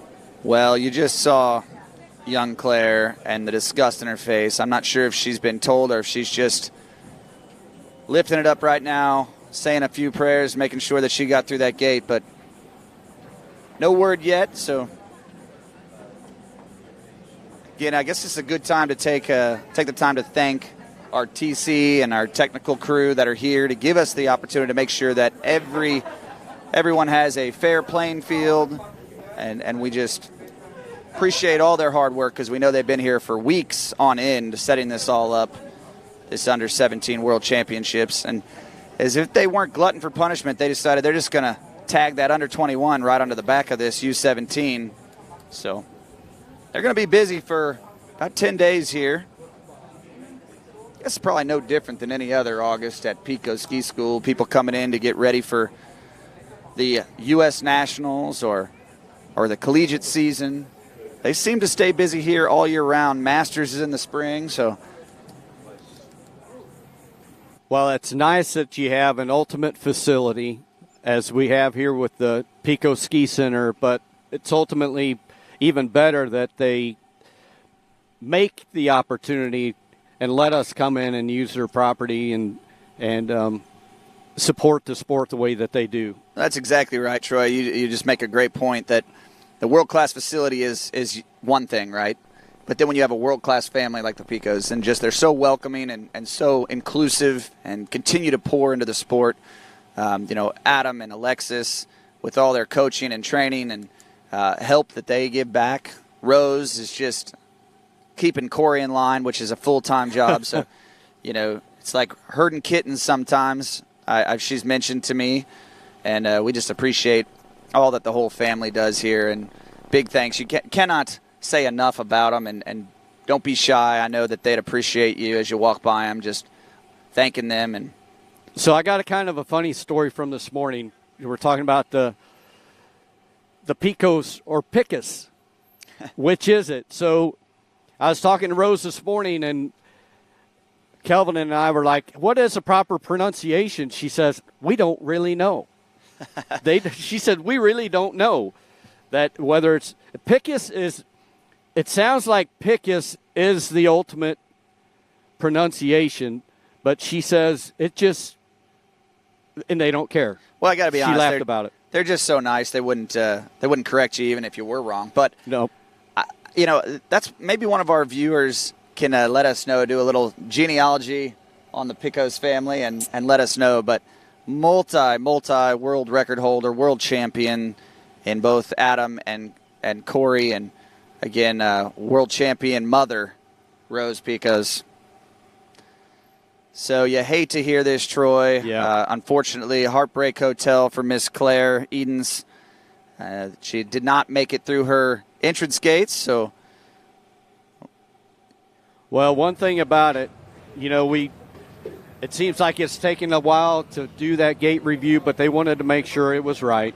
They wanted to replay after replay after replay, and it had to be very close. But right, unfortunate for her to miss those gates, but those gates are mandatory, and if you miss them, you've got to suffer the consequences. But right now we'll take a quick break while we hook up the next skier and be right back to continue on this under-17 World Water Ski event.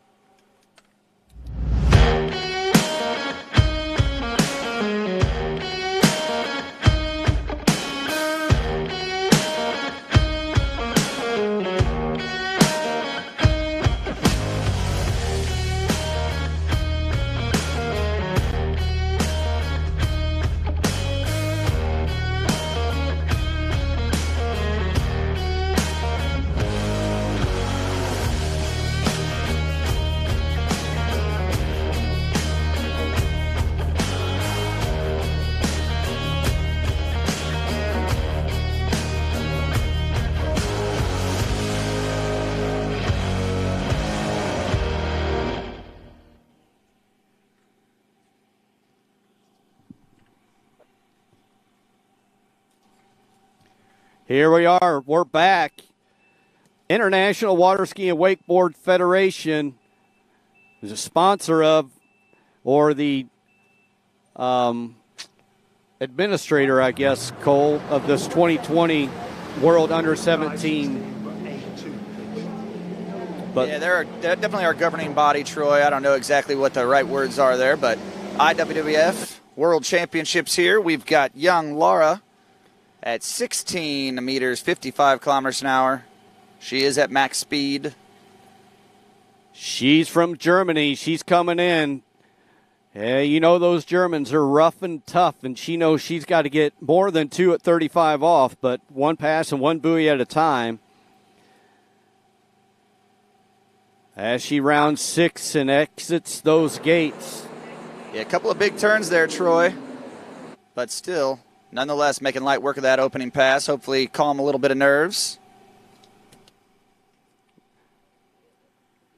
Most definitely Lara Brummel from Germany coming through pass number 1. You're watching that replay.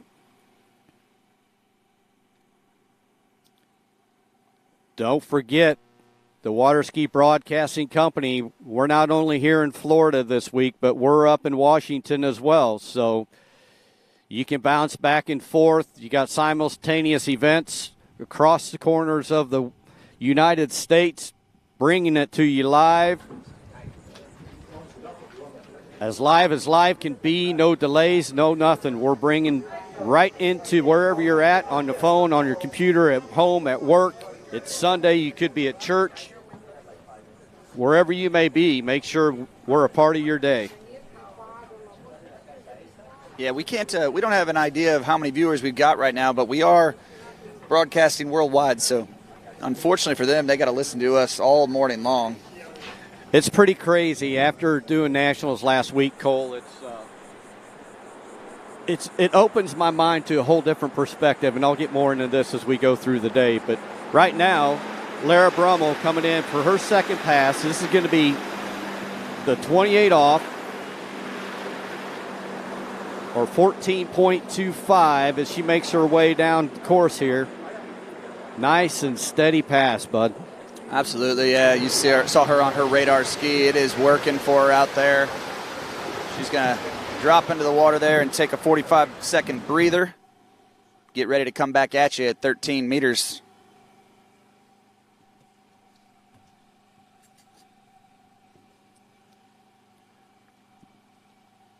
So it's really, I had people from Denmark reach out to me last week while they were watching. Then I had Bangkok, Thailand. I had people reach out to me during the week, and it's pretty crazy how all this works. I've been I follow it, but I never think about the logistics of it all. Yeah. You know, and yesterday when I was here and I was watching these guys set up, and heck, I'm 3 days late of what they've been, and the amount of work that goes into setting up this webcast, you have no idea unless you witness it.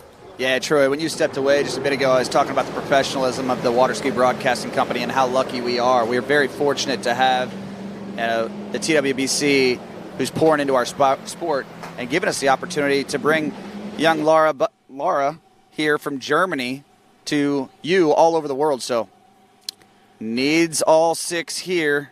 This is the 13-meter green loop, 32 off. She's got to get all 6 to challenge the leader, which is 2 at 35 off. She's got a great start going here. She just needs to maintain and make her way through, and she looks good going from 5. Oh, a little bobble around 5, but still able to get around 6 at forward at the waist. Oh, and unable to hold the slack. We did it again, Troy. Woo. She was looking so good up into 5 ball. Looked as if she had it in the bag and makes it even out the exit gate, but unfortunately just pops the handle, cannot hold on to the slack. She's really good coming out of 2. She let go a little early there, kind of pulled her narrow to 3, but still way in the game at 4 ball. And here's where it starts to unfold. Oh, just got stood up a little bit, and then that angle, awkward body position, then she'd reach forward and dip down into the water, and that handle just popped out of her hand. So 5.5 at 32 off puts her in second place. Yeah, it's unfortunate, but I tell you what, this is where the youth, unfortunately, is showing. Look at the team captains watching, making sure everything is just fair and right for the young skier, Lara. But this is where a bit of experience may have come into play. You know, we talk about the young talents. They are just phenoms on the water. But as she comes around 5-ball here and you see her get stood up, and you've seen it so many times from some of our pro skiers, they have a long pull, and they've got to do something with all this slack that they're about to incorporate here. So if she could have just done a nice loop there, it would have picking up, and it wouldn't have been as big of a hit right there at the end as she comes to the exit gates. I've seen Nate Smith do it beautifully. I just saw Miss Jamie Bull do it in, I guess, when her win, where was that at? Maybe at the U.S. Open? What did she just win? At Wisconsin, the Stillwater Pro. So, and again, this is raw talent we're bringing to you right now. The best of the best in the under-17 division. They are going to continue to hone their craft, and unfortunately for Laura, she has a little bit of an unprecedented early fall out the exit gates there at 13 meters, but it was good enough to put her into second place. Yeah. That's a hard hit on the body, but she knew she had to have it, and she was willing to take the risk of injury to be able to get into that leader challenging line length of 35 off. So we're going to have a couple Great Britain skiers back-to-back here. On my list next is Matilda Terp. I'm very familiar with that Terp last name, so I'm sure she's got family watching. Maybe from the States, maybe from Great Britain. We do not know, but keep in mind, you know, we're all over the world, so it's nighttime, it's bedtime, people are sleeping, but all this coverage can be archived. You can watch it later on, or even if you want to watch it 2 or 3 times, always come back and see us again. Matilda Terp, pass number 1. Look at that setup. This is 22 off, 16 meters, starting rope length for her. Unfortunately, a little heartbreak hotel. Just leans back, loads the line, pops the handle. You can see she's got her hands over her eyes as she's living her nightmare right now. This is just so unfortunate to see. But again, we've seen 3 unfortunate events unfold with our last 3 skiers. A missed gate, popping the handle through the exits, and look at she's even she's surprised. In disbelief.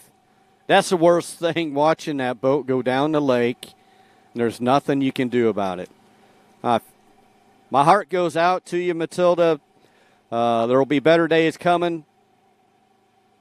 I know that doesn't do a bit of damn good for you right now, but hopefully you've got another event or some other way to kind of change your perspective of your trip here in Florida. Yeah, it is just it's part of the sport, and it's unfortunate, but like you said, our heart goes out to her. You hate to see that. The one thing, being a skier, that she's thinking that she didn't get to showcase her talents, but all of us here watching on the webcast and everybody around the site knows that you're a very capable young skier, and that we will be seeing you for years to come. So keep your head up, and we will move on to our next skier. Also, a Brit. Molly Lee is who we have next on our running order here. You can see her right now, and I don't know if she's in a bit dismay on what she just seen or if she's just that focused.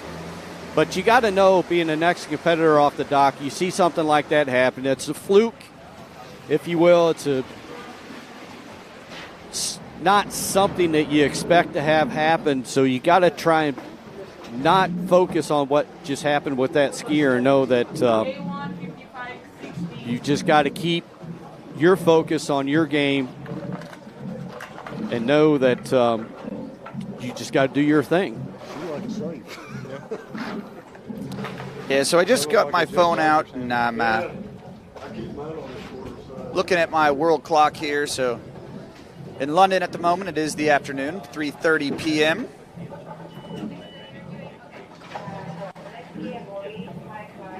Not sure exactly where all these young ladies are from, but sure it's somewhat close, so mid-afternoon, Troy. Yeah, they should be watching. They could be tilting back a beverage while they're watching. It's a little early to already be thinking about that, Troy. First no, day I'm talking about them. It's 5, them. Of course. Yeah. All right, waiting to get confirmation for Molly Lee on her starting speed.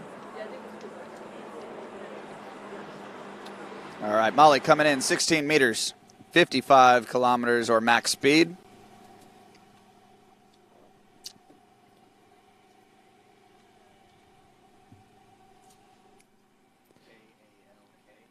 So Molly making her way through pass number 1. She's over around 5, smooth through the wakes of that ski nautique and out the exit gates.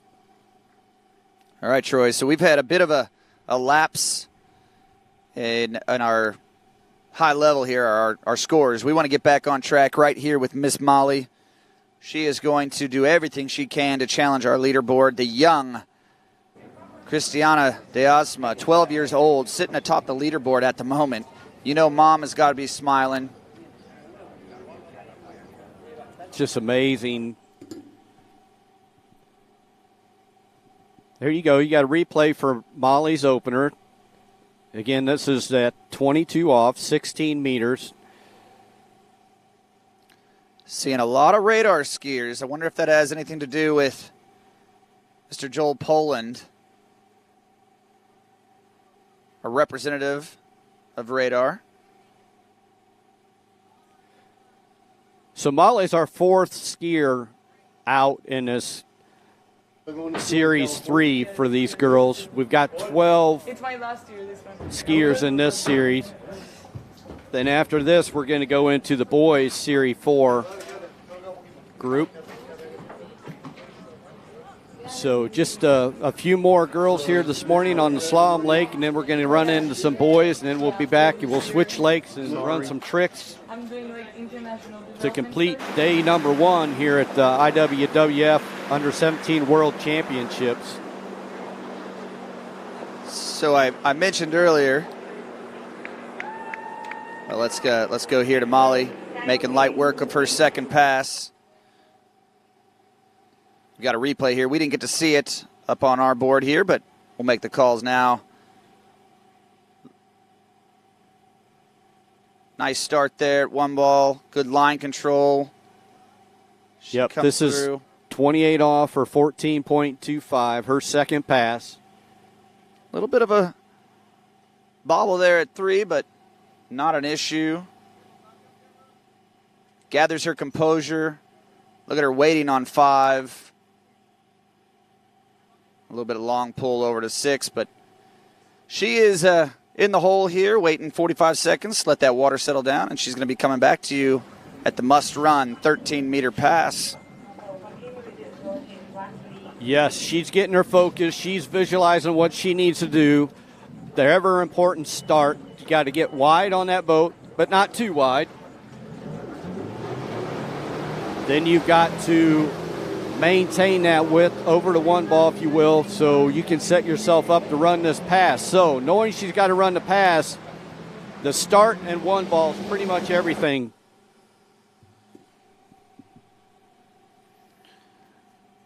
Here we go.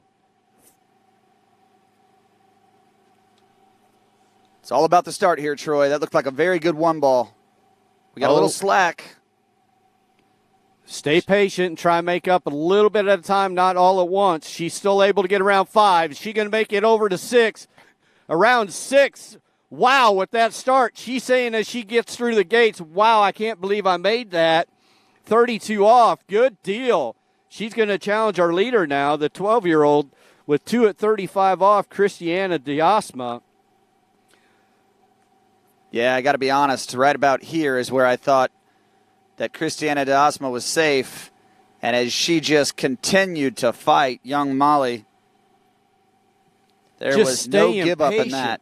You know, she just didn't try and make a big turn and skip the ski out. She just did what it took to get around the buoy and to be able to get to the next buoy. Yeah, I tell you what, that 5 ball saved her there. Her offside turn, she was getting quite a bit of angle out of that. Only the second skier to run 13 meters, so here we are. I'm sure Christiana may be too young to even understand the magnitude of the situation. That could be. At 12 years old, atop the leaderboard, Molly Lee is going to need a piece of 3-ball to take the lead. So again, I hate to sound like a broken record, but to get the 3, you got to have a good setup. You got to have a start. You can't just stand up at 1 ball and expect to get the 3. That's right. Here it is. Need a big one. Oh, no. And we did not get that start you were talking about, Troy. So Christiana lives another day here, still atop the leaderboard at 12 years old. But Molly Lee shakes that leaderboard up. 1 buoy at 35 off. Yeah, she knew she didn't have the start that she had hoped for, but still she was smart enough to stand up and get a full 1 rather than going down halfway and getting that half. That's right, Troy. We just don't know what's going to happen. We're getting to the pointy end of this, what is this, the 3rd series, so anything could happen. I mean, look, we're running Series 1 and 2 tomorrow, and I hate to talk about it, but with the time constraints that we have, the conditions could be different. It could be windy. It could be raining. It could be that back end of, I think it's George, the hurricane, the tropical storm that's out in the Gulf. So you just never know what could happen. You got to put your best foot forward and get every single quarter, half, or full buoy. So you absolutely took right out of my head exactly what I was going to lead into about tomorrow being the top 2 series in this group, and you don't know what the conditions will be. So these girls know they've got to take advantage of it today and set the bar high and hopefully put themselves in the spot for a top 12 and make the finals.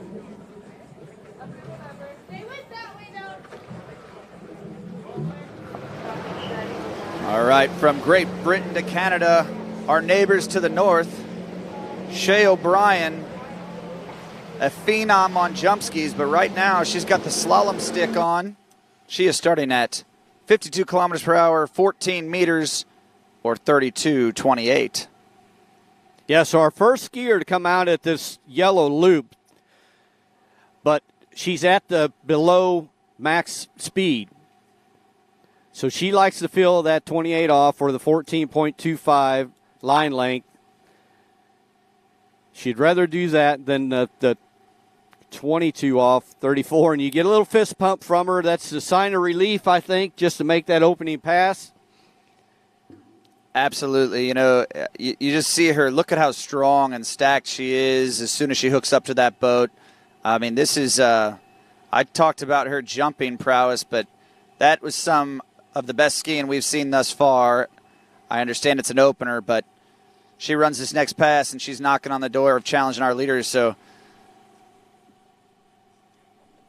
nice young lady. I got the opportunity to meet her at the Junior U.S. Open at San Marcos River Ranch earlier this year. Met the family yesterday, talked with Mom. I'm sure brothers are looking on, watching on the webcast. It's roughly about 9 o'clock there this morning, so hopefully they're up and cheering on. There's Cole Grant, Canadian coach. Can find him at Reenie's Waterski School in Orlando, Florida. All right, so coming back in past number 2, Shea O'Brien. You're Canadian. She sped that boat up to 55K or 34 miles per hour. And she kept that rope at the 28 off or 14.25. Let's see how she gets through this. Good tight line at 1 ball. Early into 2, she's looking good as she makes her way through this pass. Very still upper body, not much body movement at all, indicating a strong setup and strong pass for her.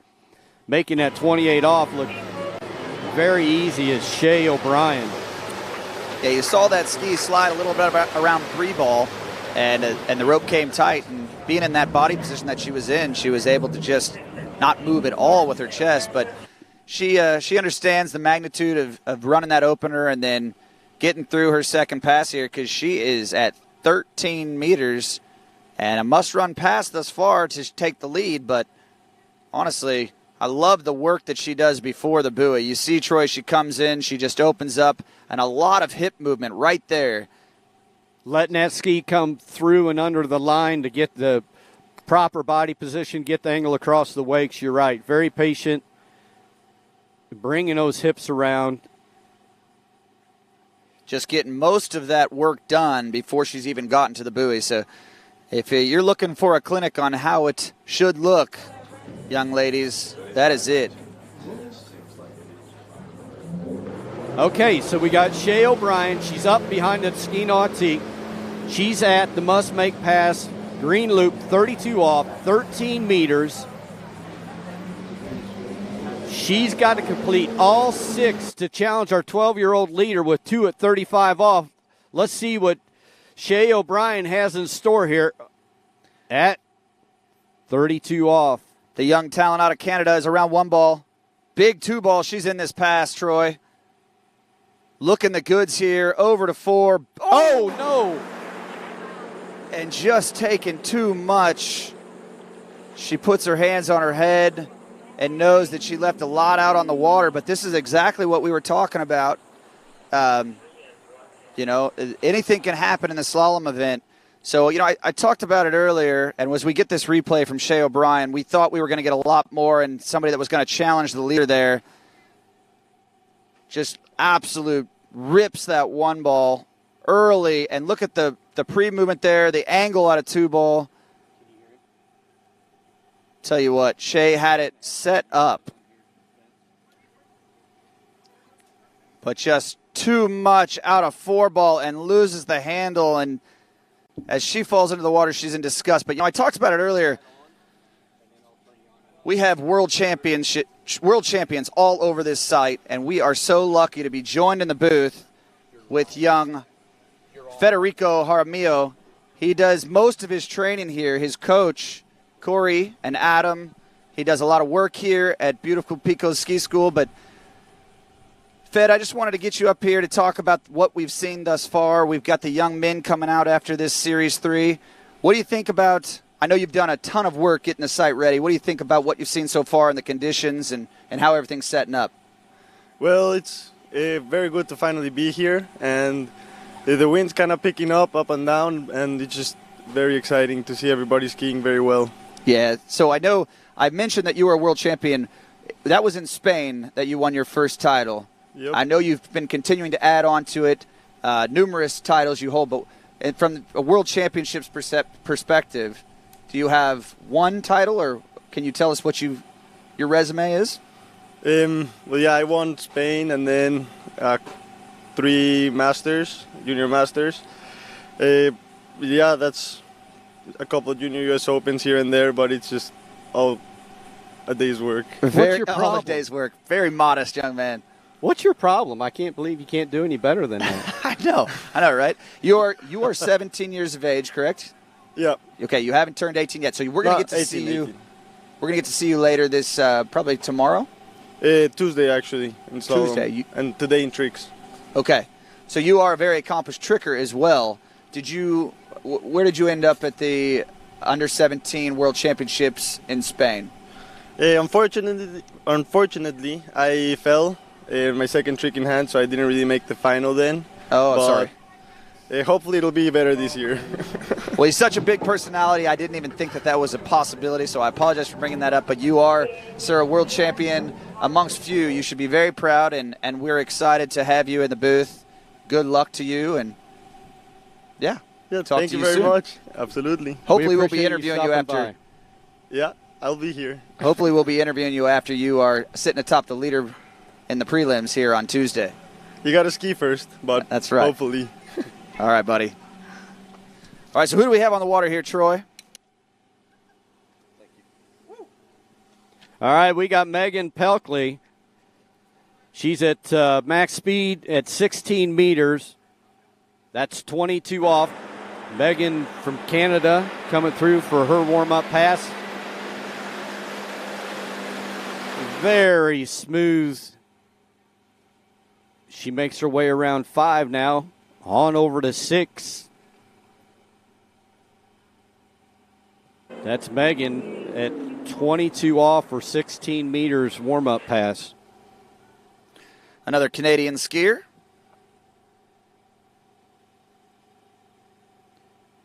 I'm sure influenced by Matt Riney himself, Cole Grant, Whitney, all the greats that have come out of Canada. You think of the Llewellyn crew, obviously the world record holder in jump, Ryan Dodd, the whole Dodd family for that matter.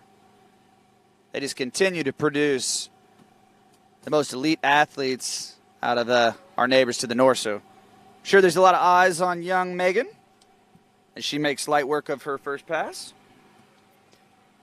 Yeah, I'm under the impression that Canada has a pretty good system set up as far as the supporting their athletes in this water ski industry. So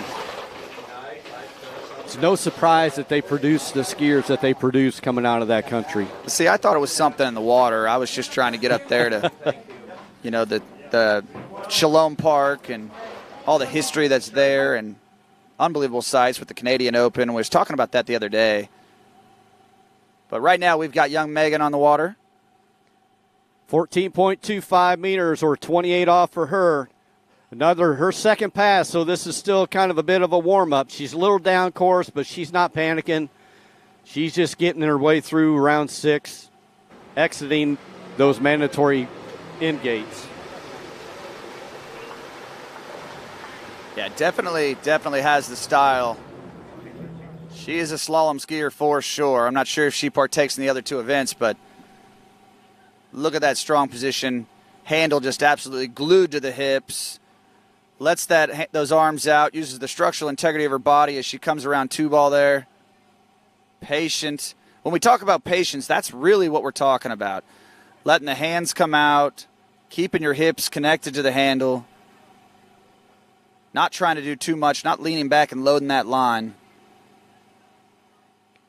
Yeah, it's the kind of the old do you turn or do you pull philosophy anymore with the way the boats are set up with the speed control systems. It's your pull actually establishes your turn rather than the old days. They would think you need to have a hard turn and then hammer it behind a boat, but not the way the speed control systems control everything these days.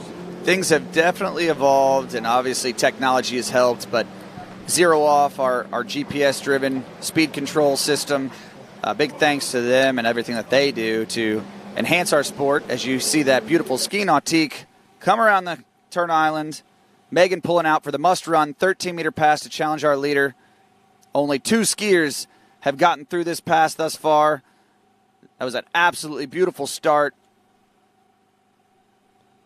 Oh, handle a little high coming out of 3. She's still deep coming out of 4. She made up some time from 4 to 5. She's still able to get around 6 and through the gates. Wow. Megan, with not the prettiest 32 off she's ever ran, I'm sure, but just the patience in these girls being as young as they are, not to panic and freak out and try and make a big turn, able to get through 32 off so she can challenge our leader with 2 at 35 off, Christiana de Osma, the 12-year-old from Peru. Wow, that was a big 4-ball right there. Yeah, I got to be honest, when she came around 3-ball and the handle came up, I thought she was done. I did too. I thought Christiana was sitting safe, but just the sheer grit and determination to get out the exit gates there, as you just saw, unbelievable skiing.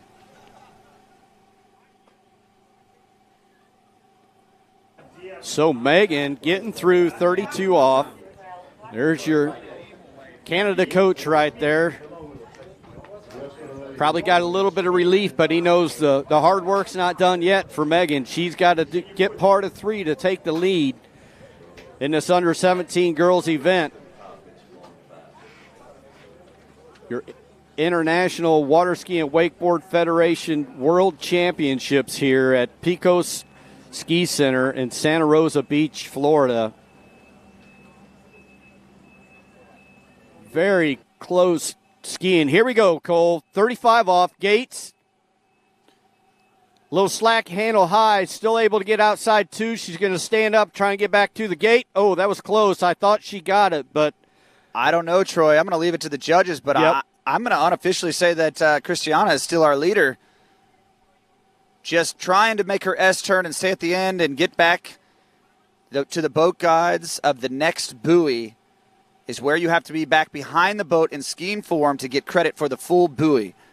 So I know that might be a little bit confusing to some of our viewers at home, but we have boat guides that coincide with the turn buoys. So what you see here come around one ball right here, she pulls all the way over to two ball, tries to stay on the end of the line, make a bit of an S-turn, but she gets a little bit on her back foot. The ski won't turn.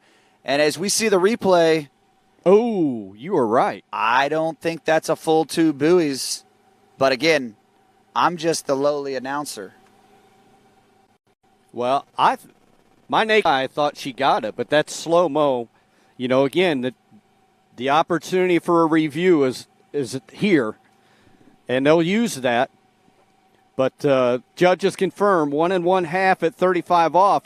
Great skiing for Megan Pelkey to put herself in second spot there. Still on top of the leaderboard, we've got Christiana de Osma with that 2 at 35 off. So separating the lead to second by 1/2 buoy. You know, we talked about it before, Cole, that 1/2 can make the difference. That was absolutely massive right there. Yep. I'm doing a bit of math right now. I'm going to figure out how many skiers we have left. But obviously there are 12 skiers that are capable of challenging that left, that are capable of challenging that, but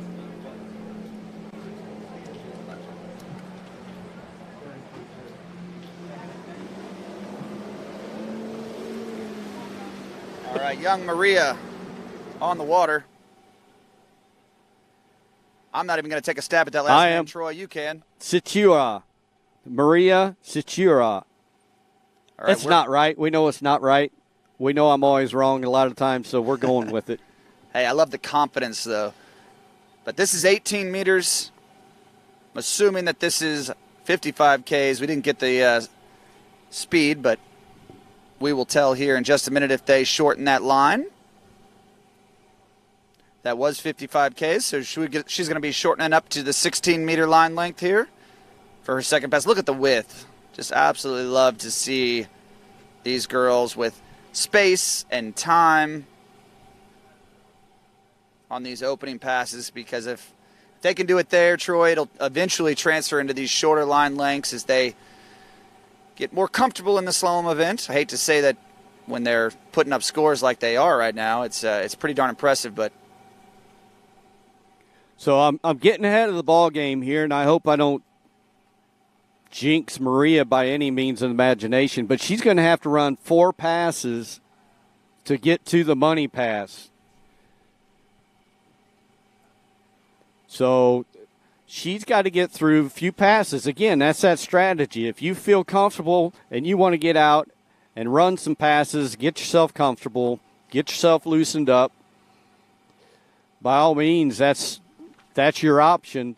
A couple things there, though. It does, it puts in more risk, because every buoy that you have to turn sets up an opportunity, for you not to make it out that buoy. I hate to look at it negative, but that's part of the risk reward with your starting speed. All right, Maria coming in 16 meters.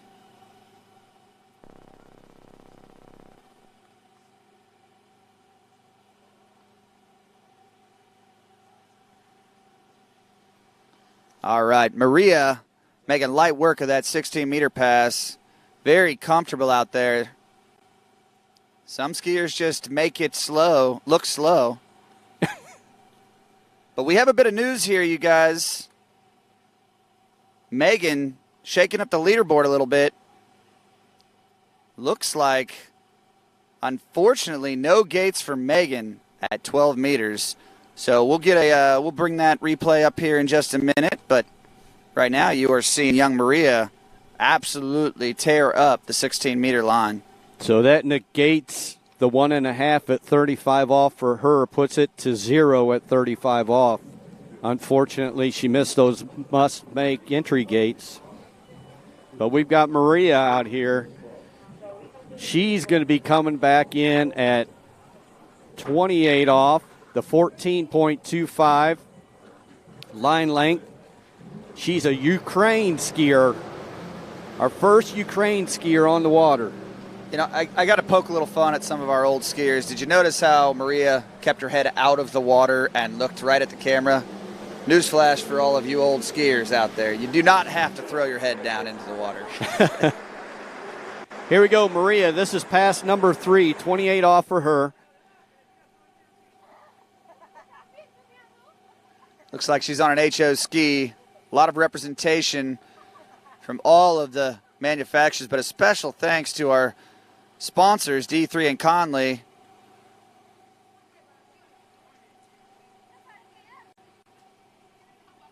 So keep in mind, we've got another coverage going live right now at a Hilltop, the Syndicate Pro-Am. You can check out that coverage also, but don't go away from us very long because we're at the under-17 IWWF World Championships here in Santa Rosa Beach, Florida, bringing coverage from opposite corners of the country live to you wherever you may be. Little life hack right now. If you're watching on your computer, just pull up 2 browsers. You get that Hilltop Pro up, and get the under 17 World Championships up, and you can switch back and forth when you get tired of hearing Troy and I's voice. Mr. Tony Lightfoot will tickle those eardrums for you. Bring all of that Pro-Am action to you. All right, so Troy, update me here. Maria has made 3 passes now. Yep, we should be coming back in that must-make pass at 32 off the 13-meter green loop. I would call it, Cole, maybe just a touch of a headwind coming from that direction. Maybe a slight adjustment, but not much. Here she goes. She's got to get a good start. Little down course with some slack, scrambling at 2 ball. So another one here in that pile of girls with 2 at 32 off. Maria finishes her set there at the 13-meter line length with 2. Yeah, so put your hands together for Maria out of Ukraine. 2 at 13 meters. She is in that pile up there. We'll get a leaderboard to you shortly as we get to the pointy end of this U-17 Series 3 girls event.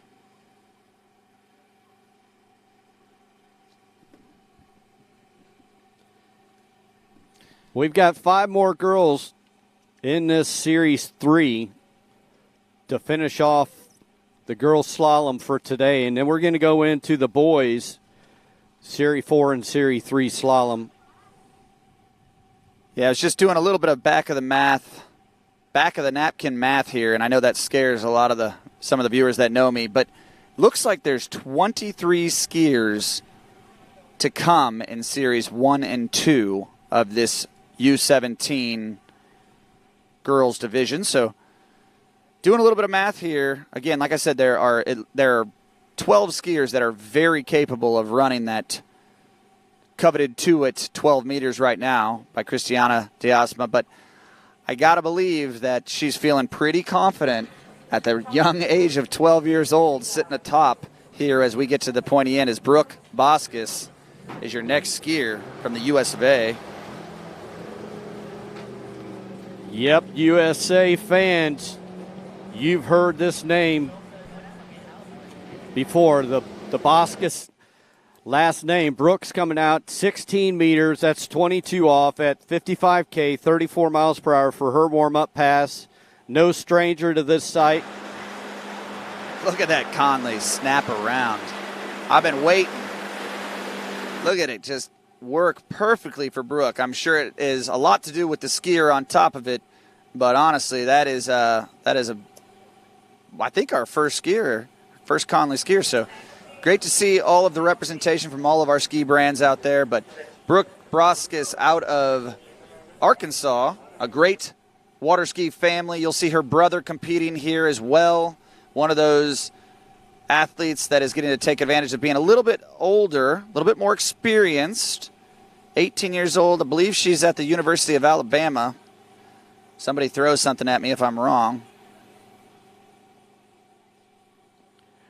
Really bent knees as she comes through the course. They hardly change at all. A lot of times you'll see bent knees to go to straight legs, back to bent knees, but she maintains that bent knee throughout the whole pass. I'm sure Coach Mark Lane and Father Roger are perusing the site, making sure everything is just right for their young skier on the water.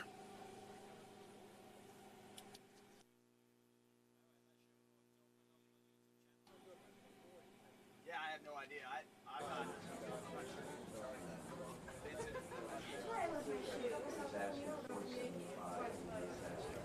All right, so Brooke making it through pass number 1. Coming in past number 2 here. This is going to be 28 off, or the 14.25.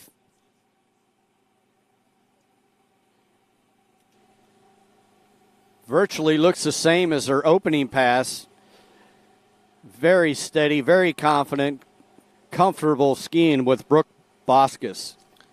Yeah, I got to be honest. That was one of the cleanest 28 offs we've seen thus far this morning. So if that's any indication how the 13-meter pass is going to go, we may have our first challenger.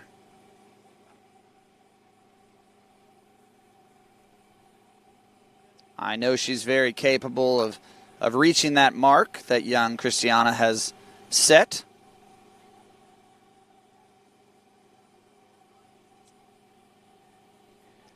So it's a little bit of a different format for me, you know, with these different series, and they're not all running the same day, and I feel like we're in our top 5 skiers of the day, but truly we're not.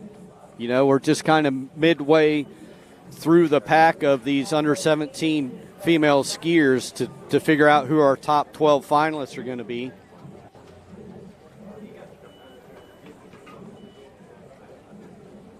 But right now, Brooke is on the water. This is going to be coming back in at 13 meters or 32 off. This is the must-make pass in this under 17 girls event so far.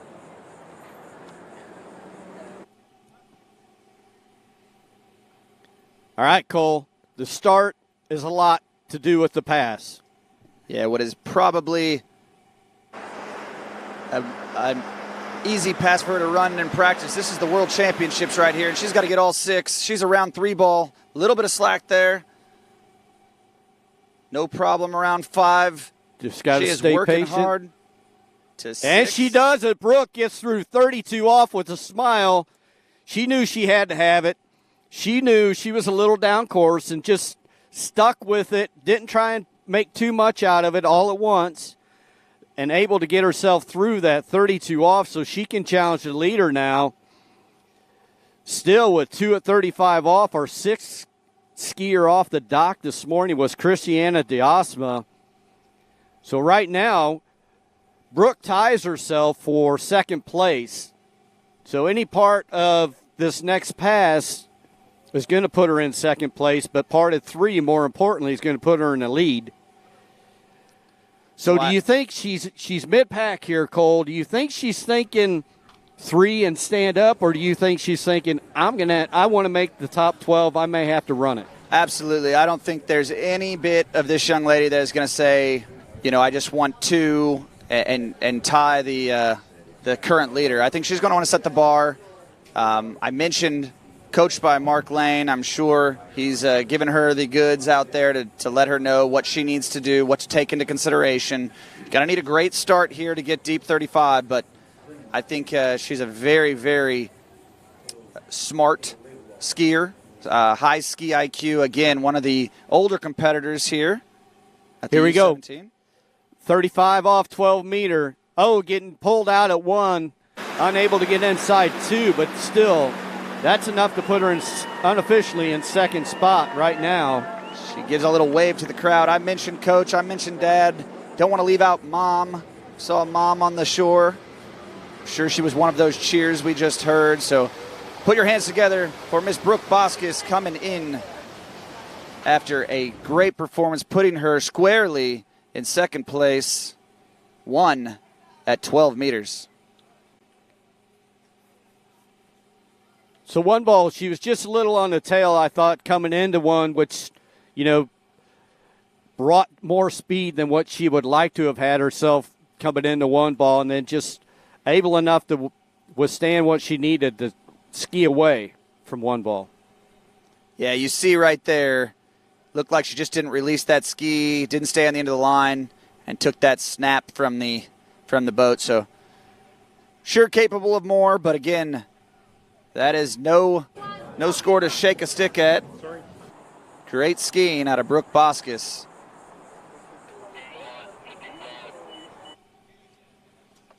All right, so this under 17 girls event, exciting as we've got very close competition in this early on complete schedule of girls.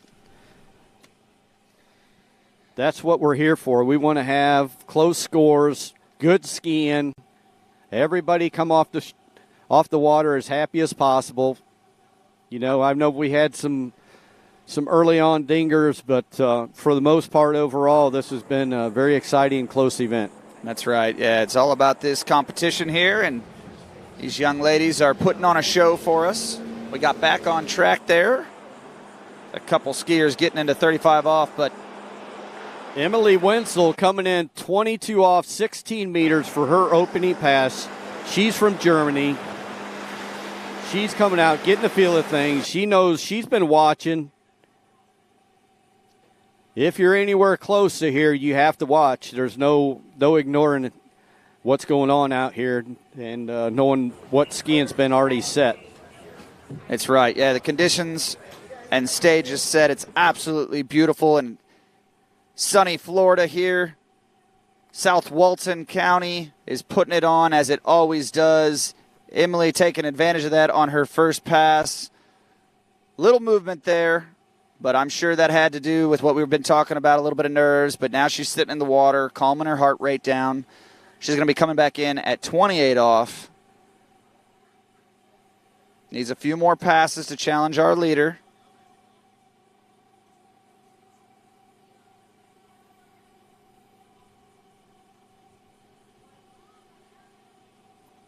So we got 3 left after Emily. We got Elizabeth Hall, Amelia Mendez, and Eva Van Bergen to complete our first day in the under 17 girls event. And then we're going to roll into the under 17 boys slalom. I imagine we'll have a short break in between there and be right back live, bringing you that coverage whenever we get to that point. But we still have got 4 skiers left here before we get finished up with these girls this morning. Here we go, pass number 2. Beautiful one ball. Look at the just waiting on 2 ball. She's working her way through this pass, around 5 ball, over to 6 as early as you'd like. Very solid pass there for Emily Wenzel. Pass number 2, that was 14.25 or 28 off.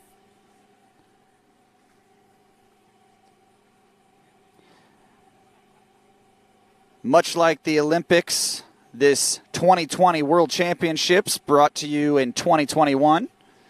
We are spanning the countryside, if you will, world side, I will. We've got a Germany competitor on the water. Following her is Elizabeth Hall from the US of A. After that, Amelia Mendez from Chile. And rounding out our Series 3 slalom event, Miss Eva from the Netherlands. So, in an Olympic year, how fitting. We bring the world champions, or world championships. And the 75th year of International Water Ski and Wakeboard Federation. It's amazing. So look at the focus as we look at Emily Wenzel. She's getting up at 32 off. That's 13 meters. This is a must-make pass for her. She knows it. She's got her game face going. Let's see. Got to get a good start, obviously.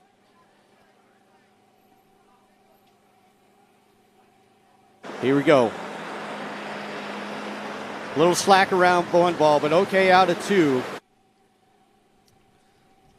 Just maintain what she's got going. Oh, more slack at 4 and then unable to get around 5. I don't think she did. Then avoiding the trees hanging over the lake. We'll check out this replay and then wait for the official score. Well, like I said earlier, what is surely a pass that she runs consistently in practice, that is not at the World Championships on a stage of this magnitude. So another skier succumbs to the pressures of mean green, 13 meters. Just taking up a bit of the slack there and doing everything she can to get over to 5 ball just inside. And she has a few words for herself as she misses that tree there. So 4 buoys unofficially at 13 meters for Emily.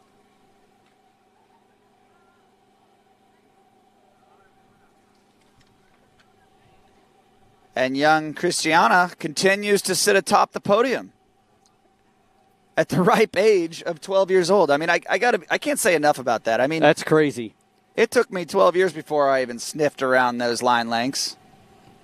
But you started skiing later in life, right? I did. I was a wakeboarder. I took the unprecedented path. I went from wakeboarding to 3-event water skiing, and thank God I did, because I've met my wife, met some of my most dearest friends, and just absolutely loving this water ski community and getting the opportunity to sit next to you and call this under-17 World Championship. Glad to be here. Glad to have you here. So far, we've got an amazing event. Starting up a full week of World Championship skiing, and expected to have it be close coming into the event, and they're answering that call so far this morning with these under-17 girls slalom skiers.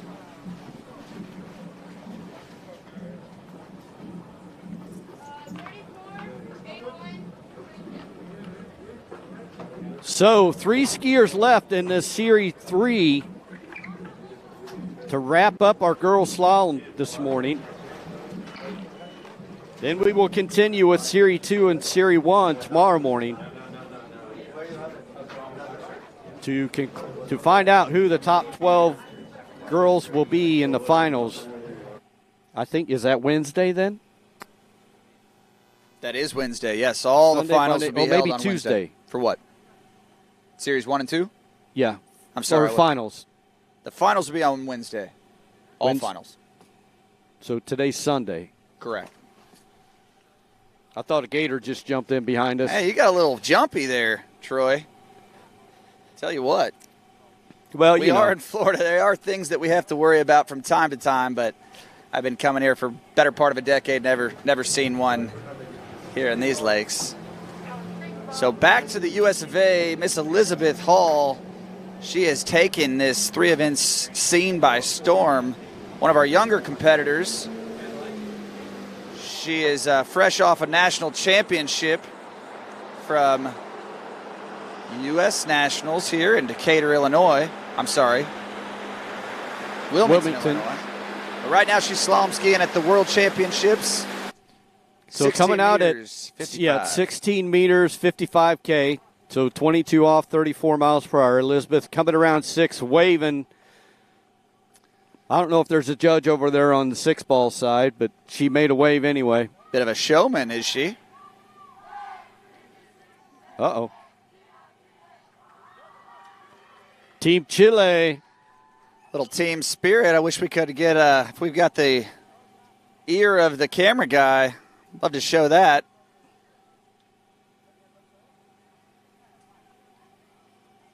Does Chile have a skier coming up? They do. Yeah. So the next skier on the dock is a Chile skier, and Team Amelia. Chile cheering them on, her on, I should say. Getting her hyped up. They know she's going to have a great performance to take down the young talent, Christiana. I'm Troy Zellner in the middle. This is Cole Cockbrenner on my left, your right. We're bringing you coverage through the Waterski Broadcasting Company. We're coming from Pickett's Ski Center in Santa Rosa Beach, Florida. Coverage of the 2020 IWWF World Under-17 Waterski Championships. We've got the young talent, Elizabeth Hall, on the water as we speak. She's going to be coming back in for her second pass, which should be 14 meters. Big, strong skier, despite her age. Getting into it here, around 4 ball. A little bit of work to do left on this pass. She's going to hustle over to 6. No hill for a climber. She is out the exit gates and going to be taking a breather here for that mandatory 45-second set time. Yep, and in that time, that boat judge is going to take rope away from Elizabeth. She's going to take it from a yellow loop to a green loop. That green loop's 32 off, 13 meters, mean green, must make pass. A lot of names for that rope length right now, Cole. Yeah, I think some of them maybe aren't eloquent for the broadcast here. After some of our skiers having a bit of issue with mean green. But obviously when they take away a bit of that rope, it makes it more difficult to get around each and every turn buoy and out the exit gates. But you're seeing Elizabeth have no problem at 28 off there.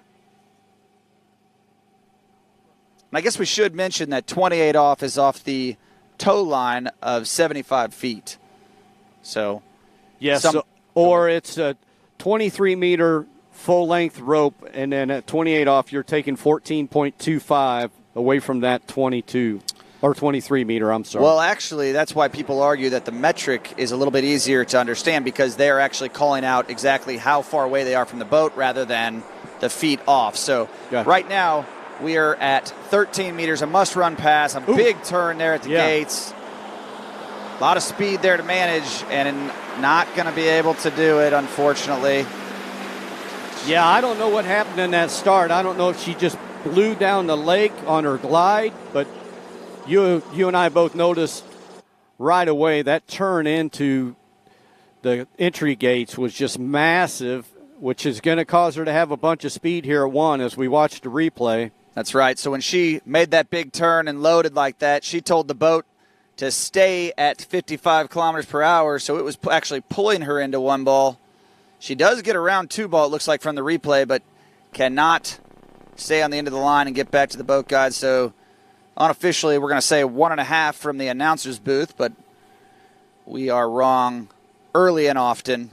We apologize about that, but that's why they put a mic in front of our face. Hey, as long as we can admit it, we're good with it, right? That's right. They leave the tough jobs to the others, be the smarter folk, if you will. Well, here's the deal.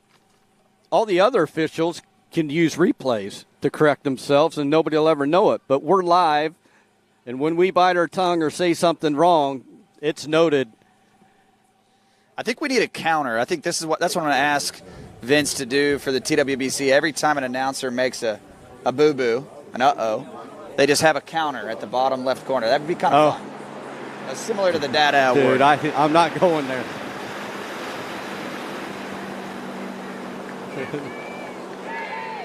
You gotta poke fun at yourself every now and again, but absolutely, we got to have fun. If we're not having fun, why are we here? You know, that's right.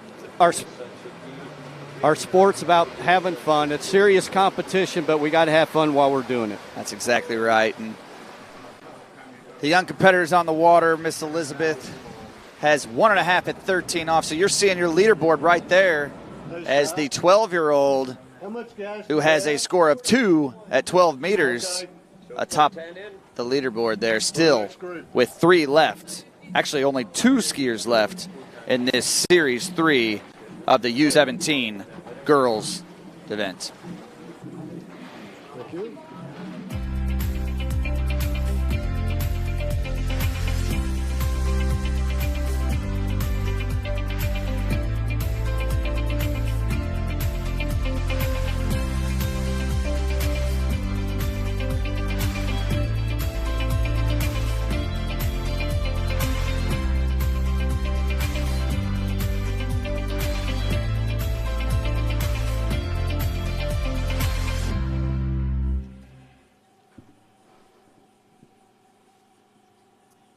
right, welcome back. We are getting to the pointy end of Series 3 here of the U-17 girls event.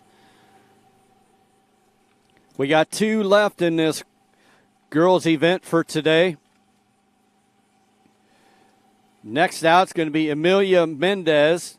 She's coming out at 16 meters, 52K, so that's 22 off at 32 miles per hour here. She's going to have to run several passes if she's going to challenge our 12-year-old leader with 2 at 35 off, Christiana de Osma.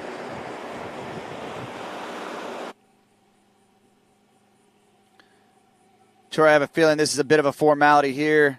She's looking excellent out there at this 52K, 16-meter line length.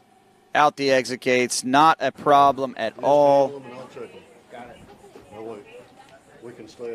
Big thanks to all of our sponsors, our support staff, the safety crew, the TCs, all the judges and officials.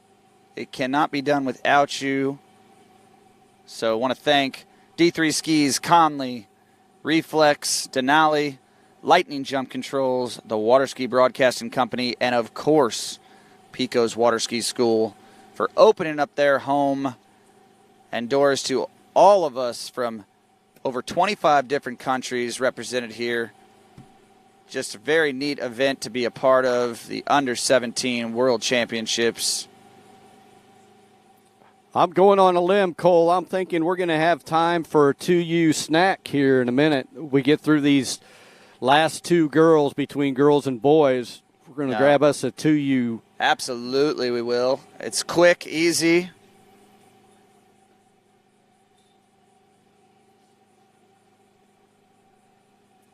We've got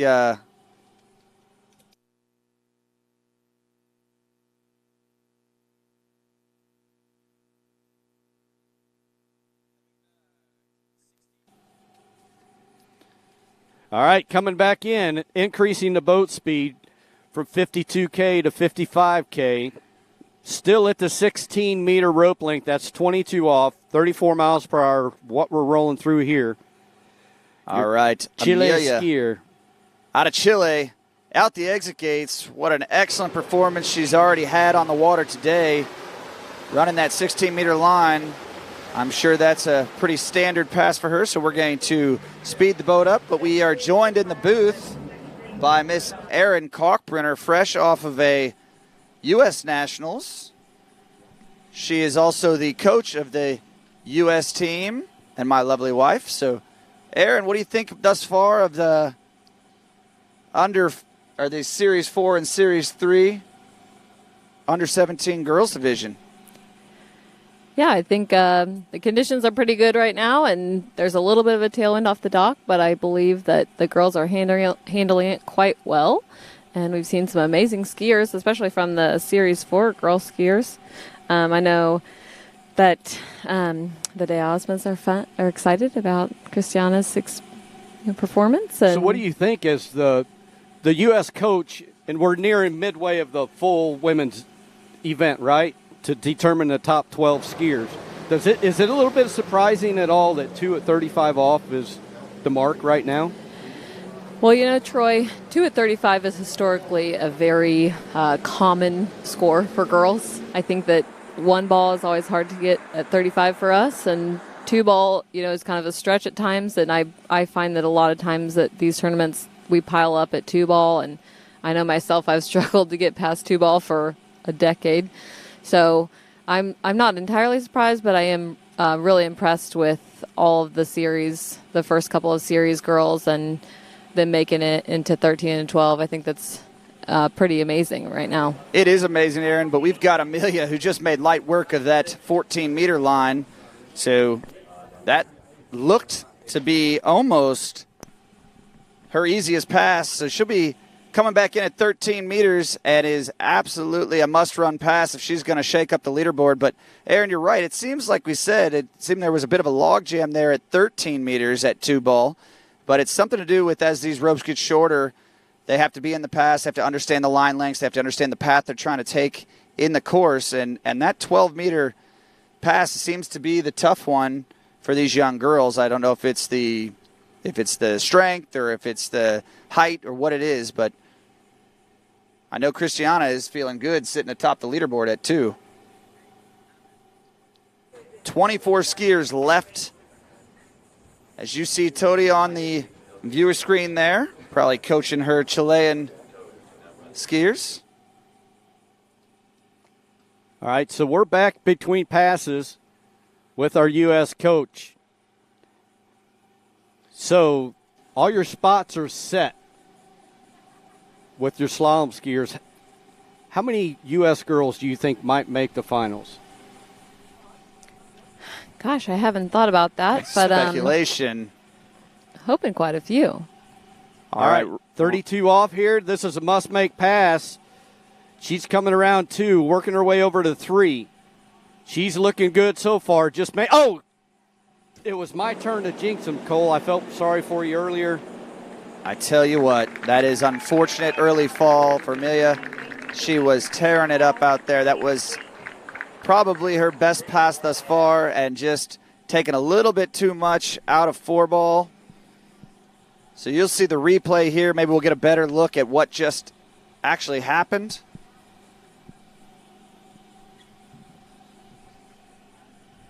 So looking good out of 1-ball. Nice tight line. She had a really good 1-ball.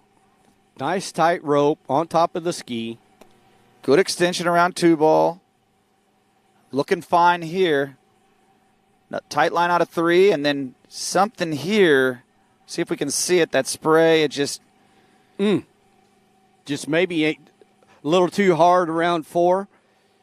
Well, we didn't get to see a great shot there, but we're going to get the boat view here, as I heard in my ear. Maybe we'll get to see what happened. I'm assuming that she just probably dropped that right shoulder, got the handle away from her, and couldn't get the ski back underneath the line, and in the drink she goes. But let's see what we see here.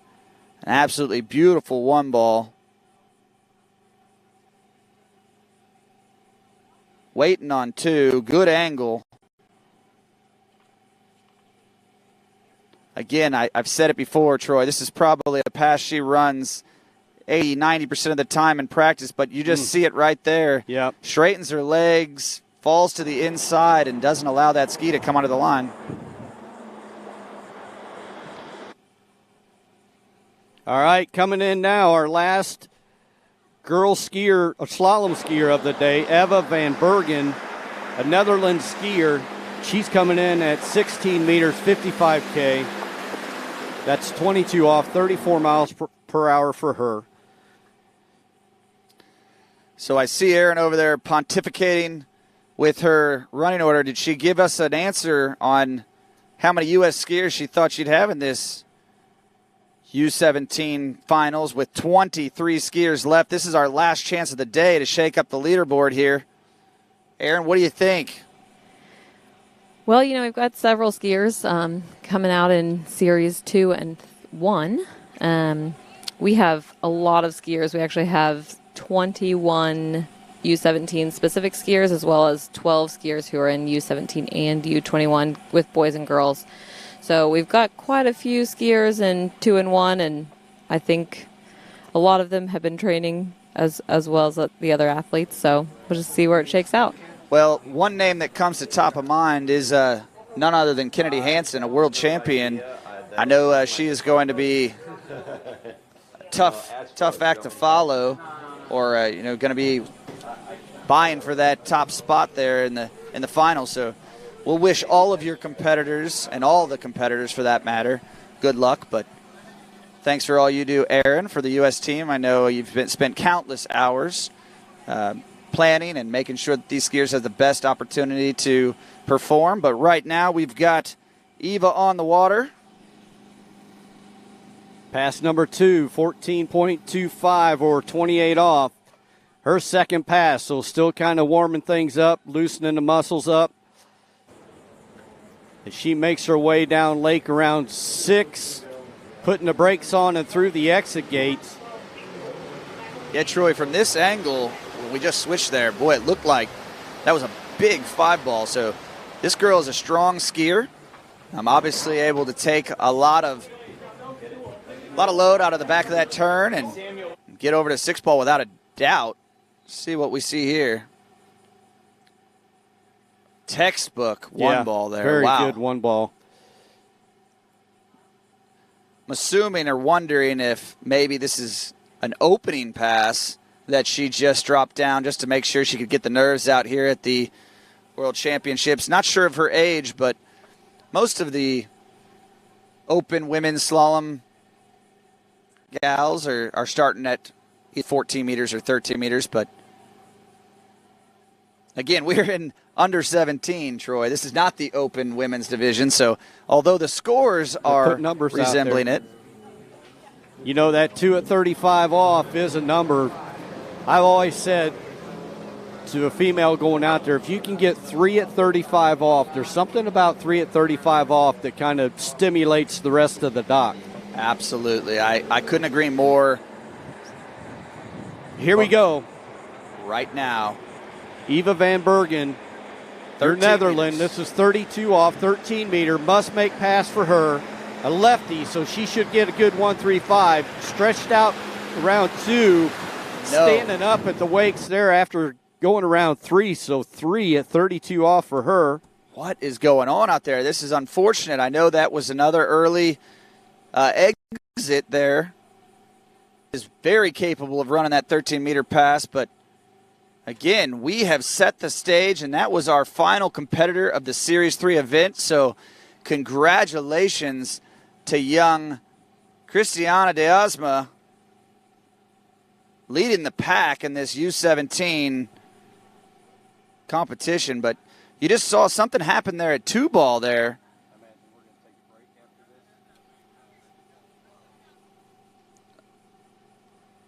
All right, so Eva coming in meters here. Here's your replay. Good gate. A good-looking one ball, a little bit down course, but okay. And then the handle just gets away from her here, gets a little bit over the front of her ski. And I don't think she grabbed the handle all the way. Oh, they hate that. On top of the other 2 bobbles, and you just can't, if you don't grab that handle right, you can't get any angle with any confidence anyway. Well, that is unfortunate nonetheless for our Netherlands skier, but still representing her country. And put your hands together as she comes back into the dock here.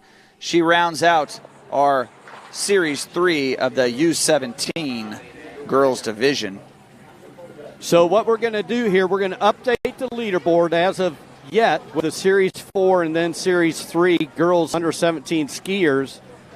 Then we'll take a quick break in between events and bring you back for the boys. But right now, Cristiana de Asma, 2 at 35 off.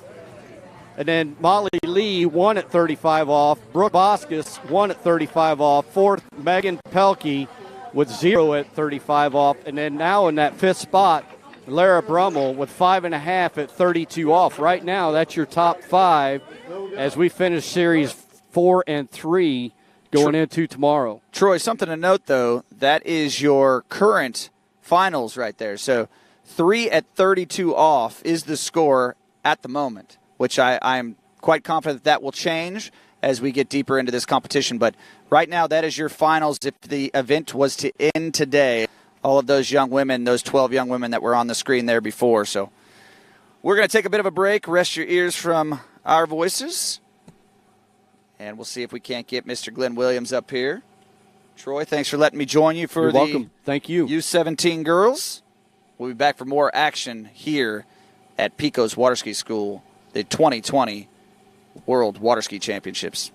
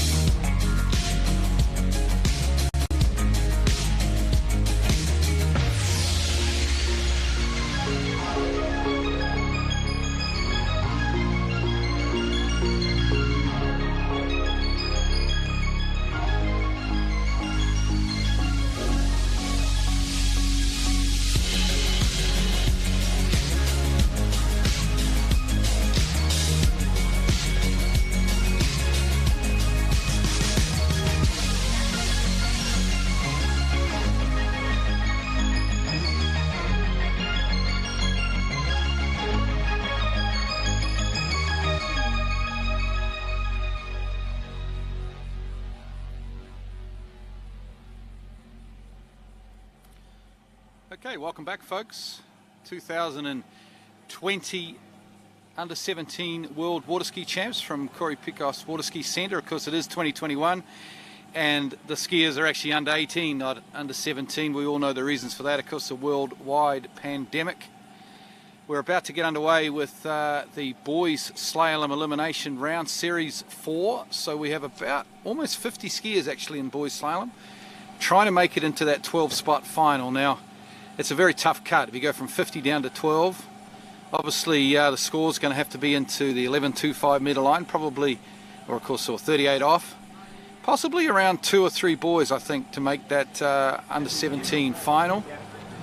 We're going to be underway very shortly. Our first competitor will be from Colombia. He is Samuel Esfedo from Colombia, first up. Now, these running orders, of course, are slightly seeded within the series. Of course, we have 4 series. So as we progress our way through the series, the standard generally gets a little bit better. We are, of course, running off ranking lists which are not completely accurate over the last couple of years due to the pandemic. Of course, some countries have not had the same amount of tournaments as other countries, so it is a little bit complicated. But the score these guys are looking for is somewhere onto the 11.25 metre line. You would think the last 5 or 6 World Championships, Junior World Championships, the cut's been around that 2 or maybe 2.5. I think if you get a piece of 3 ball on the 11.25, you've got a very good chance of making it through to that under 17 final. So this young Colombian will be up first. Colombia, of course, with a full team at these World Championships. Has to be one of the first times we've seen a full team out of Colombia. It's super exciting. Really good to see those guys here and representing. So 16 metre line now, 58 kilometres per hour, I presume, for this young Colombian competitor. Absolutely perfect conditions. There is a little bit of a breeze about, but it's so sheltered there out there on Lake 2 here at the Pickoff's Waterski Centre. This young man's got great conditions. So he makes his way around 6 and out the exit gates. That was 16 metre or 22 off.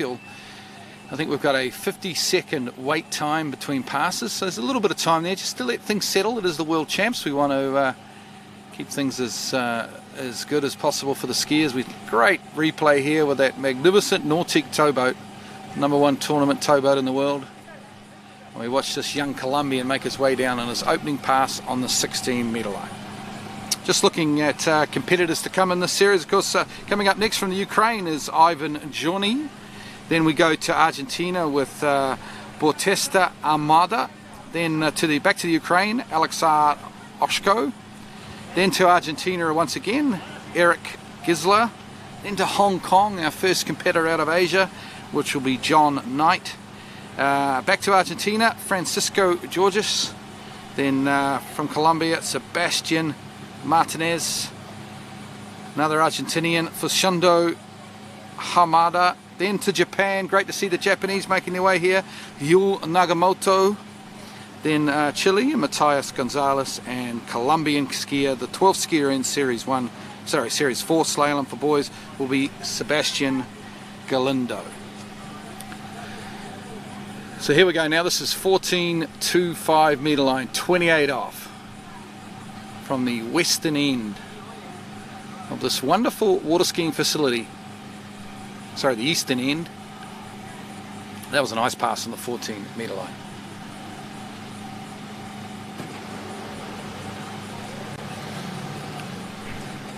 Great water ski shots, of course, brought to you by TWBC. We've been sitting home. I've been sitting home in New Zealand watching their webcasts over the last couple of years, and it really has taken water ski broadcasting to the next level. Great action replay here. This young guy was all over this pass, really. He couldn't fault it. Not a tall man or tall boy, but very strong. Makes his way down. Fairly warm day here, typical sticky day in Florida. Around the 31, 32 degrees Celsius, but I can tell you it feels more like 40, to be honest. Even in the shade, which of course is, if I translate that back for our American audience, it's probably around 90 degrees, I guess. but feels like over 100, I think, really, with the humidity factor. So I've got Troy, of course, back in commentary, the man that we listened to for 8 days at the US Nationals, commentating slalom. It was a marathon effort, mate, from the Announcers Union is certainly looking to up your pay. So welcome back, mate. And this is, of course, Boys Series 4 Slalom. Yep, I'm glad to be back. Our inaugural announcing together, Glenn. So we're going to have fun, though.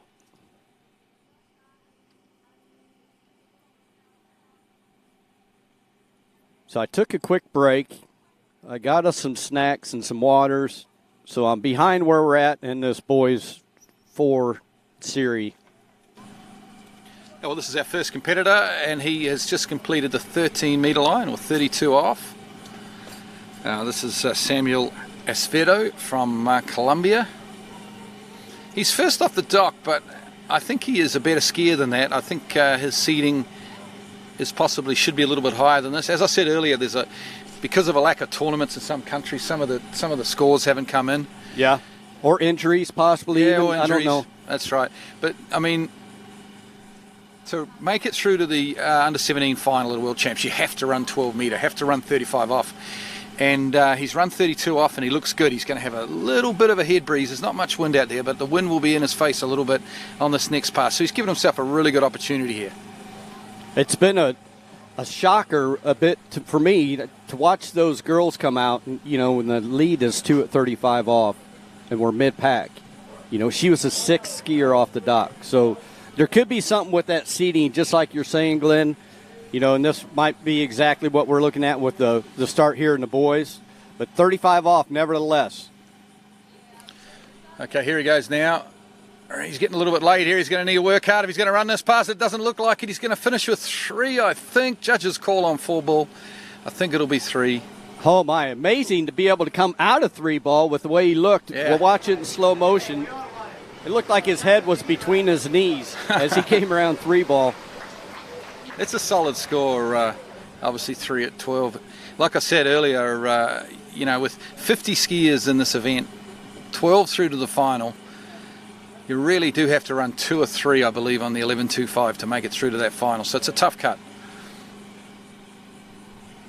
Well, that's good. I mean, we expect nonetheless. There's going to be 12 guys, and then when they get to that spot, you know, conditions permitting, they're probably going to look deep into 38 off. If not run that 11.25 to get a podium or to win that championship. Yeah, absolutely. The podium will be at 39 off, I think at 10.75, maybe even, who knows, deep down there anyway. But, yeah, the standard's super high, and just to make it through to the final, like I say, look, hey, it might take 3 or 4 at 11 yet. We'll just have to wait and see. But generally, under 17 worlds, it finishes up around that 2 or 2.5 at 38 off. So unbelievable athletic ability to come out of 3 ball the way he did and still retain his balance. Right now, your leader with 3 at 12 meters, that's 35 off.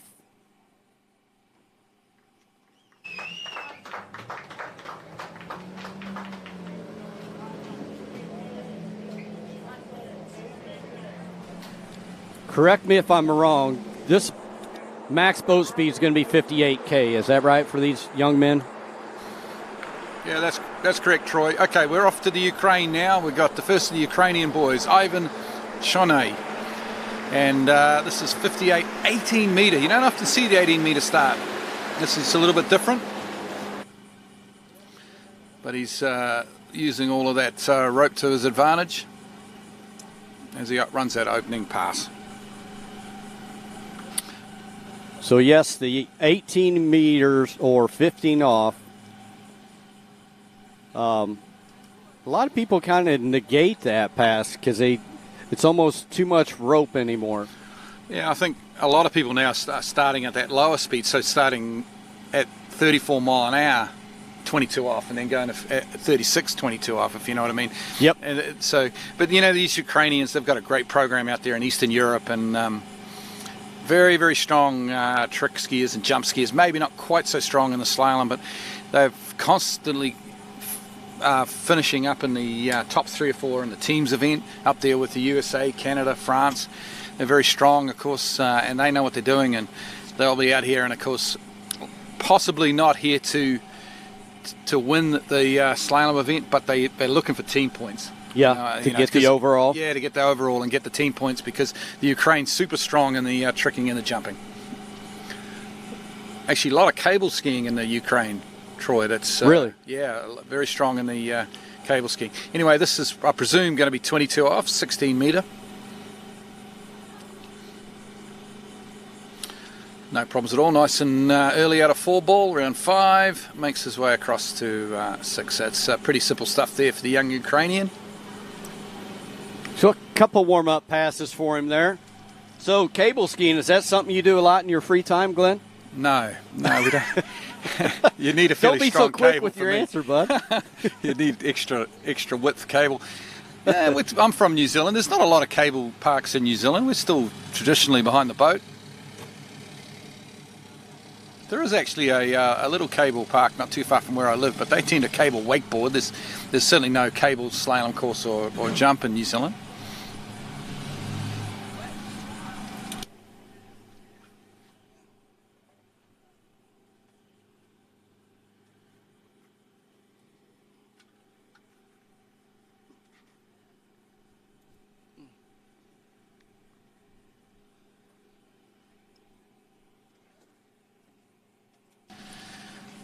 Okay, so wherever you may be around the world, good morning, good afternoon, good evening. There's plenty of people, of course, tuning in from around the world. I know it's fairly early back home in New Zealand, and shout out to any Kiwis that have got up early. Under lockdown at the moment in New Zealand due to a bit of a COVID outbreak. So from my point of view, it's good to be here in the US where things are open and free. Here we go, 14.25 metre line. The Ukrainian athlete stands up a little bit at 1. Round 2. He's doing okay. Geez, I shouldn't have said that, should I? Just a little bit. Announcer's jinx. Announcer's curse. But yeah, 2.5 there on the 14.25. Just, yeah, it didn't seem to really get stuck in here enough out of 1 ball. Just fairly easy sort of a turn. You know what I think, Troy, about this young guy? I bet he tricks 9 or 10,000 points and jumps 150 feet. You know, that's the way the Ukrainians seem to roll. Maybe not slalom isn't quite their event. I'll take a look and see if we've got him coming up in the trick event later on, because I think we run quite a few of the boys' tricks today. We run all the boys' tricks today, and that's going to be super exciting. All the top boys' trickers trick this afternoon. No jump today, which is, I look behind me, there's a really nice headwind at the moment on the jump leg, but that's okay. I'm sure we'll get that the rest of the week as well. So we've got probably another 2 hours of slalom, I think, this morning, and then we're going to trick for the rest of the day. So plenty of action. Yeah, he is in Series 3. He'll be tricking later on. Okay. Ivan will. So he's possibly not as high a tricker as I realised, but we'll see. There's certainly a great program in the Ukraine at the moment. Yeah, I was going to say, that doesn't mean he still can't trick. That's right. You know, because they might not have had tournaments. You're right. Okay, we're looking on the dock now. Young Argentinian competitor, young Bautista Humada. Humada, yeah, we'll go with that. Spanish is definitely not my native tongue, but he looks, he's just a young guy around that 13, 14 years of age. He's about to leave the dock in the biggest moment in his career, I think. A slalom elimination round at the Under-17 World Championships here in Santa Rosa Beach. You know, the beach, Troy, is only, a mile away from us? Not far. And it's got to be one of the nicest beaches I've ever been to. It is beautiful. White sand, blue water. Blue water, it's warm. Water's warm. I've been heading out in the morning before my morning coffee, and we're staying at the Hilton down there, the Sandestin. It's the official hotel. It's a great place to stay, and I'll be heading out there in the morning doing a little bit of body surfing in those warm waters. It's certainly a lovely way to wake up. I'm jealous. Yeah. I'm down here in the bunkhouse, so if I'm going to do anything, I'm going to go out and jump in the lake. Nice. But it's all good. It's great to be here, it really is. I'm not quite sure whether we call this the Under-17 Worlds, the 2020 Under-17 Worlds, or we call it the 2021 Under-18 Worlds.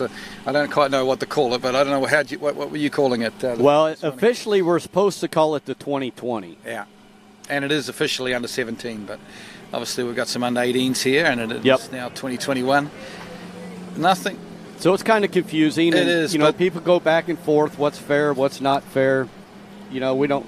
It is what it is, and that's what we're dealt. Those 18-year-olds never got a Worlds last year, did they? So they deserve their moment, I guess, is the way of looking at it. Anyway, on the water now. This is this young man from Argentina. Looks like a 16-metre start to me. Good little slalom ski. Moves quite light on the slalom ski. Very well balanced. He's a very small stature. Yeah, he's not a big kid. I wonder what his age is. Yeah, I don't know. He only looks about 13, maybe 14 years of age. He's a youngster. That was the amazing part about the women earlier. You got a 12-year-old sitting in the lead. A 12-year-old it's crazy. with 2 at 12. That was a good skiing. So getting through this first pass, 16 meters or 22 off. We'll get some confirmation of the boat speed here.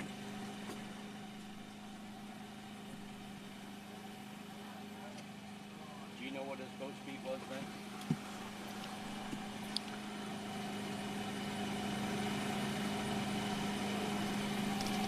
So starting at 58K at 16 meters, so that's 22 off 34. Making that warm-up pass look easy.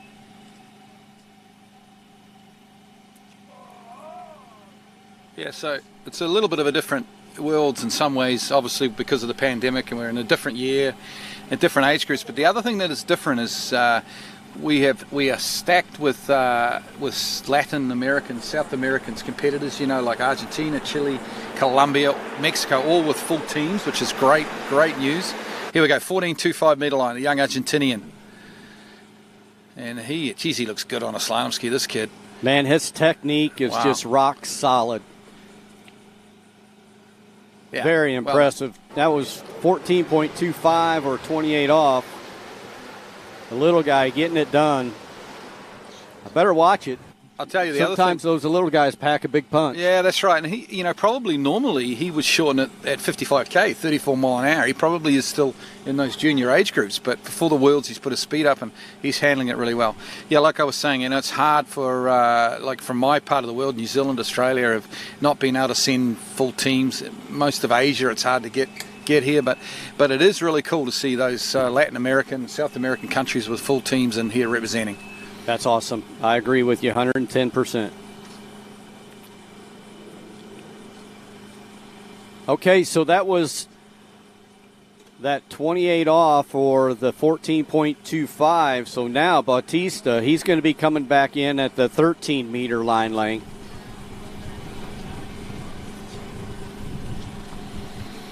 So he knows this is a must-make pass already. Our second skier or third skier off the dock. It is a must-make pass, but I'll tell you what, on the evidence of his first two passes, I don't think he's going to have too much trouble with this. He looks really good. He looks really strong. If anything, there is a little bit of a tail breeze here, though, and mainly on the gate setup. So some of these guys are just running on a little bit towards the gate the odd occasion. This doesn't look too bad a start, though. So one of the few one-handed starts that we've seen at the gate so far in this tournament. Oh, that's disappointing. He's fallen off around 3, but he was on that pass. He really was, and he looked so good out there. And just that little momentary loss of concentration, and he's fallen around 3 ball there at 32 off, 13 meter. So up on top of that ski, coming into 1 here. A little bit of slack, but body position's really strong as he gets around 2. On top of the ski again. So what happens here, just a little bit back and getting deep, and the handle popped right out. Yeah, but, that's one that if he did that 10 times, I bet you he'd hang on to it, 5 of them, 6 of them. And when he gets a little bit older, a little bit stronger, he'll definitely hang on to it. Just with that little bit of, just the slightest tail breeze, you got to be kind of strong on that edge change, don't you? If you stand up and ski a little bit flat, you're just going to blow into the buoy with a bit much speed. Yep. And I think maybe that's what happened here on 3 ball. Yeah, he's just standing there a bit. That's disappointing because that young guy, he looked really solid out there. Yeah, he appeared to have more buoys coming to him, but just part of the slalom nature is just the smallest mistake. The shorter the line length, the more magnified those mistakes can become, and unfortunately, blink of an eye, you're done. Absolutely. Okay, we're going back to the Ukraine now. Alexander Husko, young Ukrainian. I'm glad you're here to help me out with these names. Look, who says I'm saying them right? It's a commentator's nightmare, isn't it? Some of these names. Some of them use just about every letter in the alphabet, to be honest, but we'll find our way through there.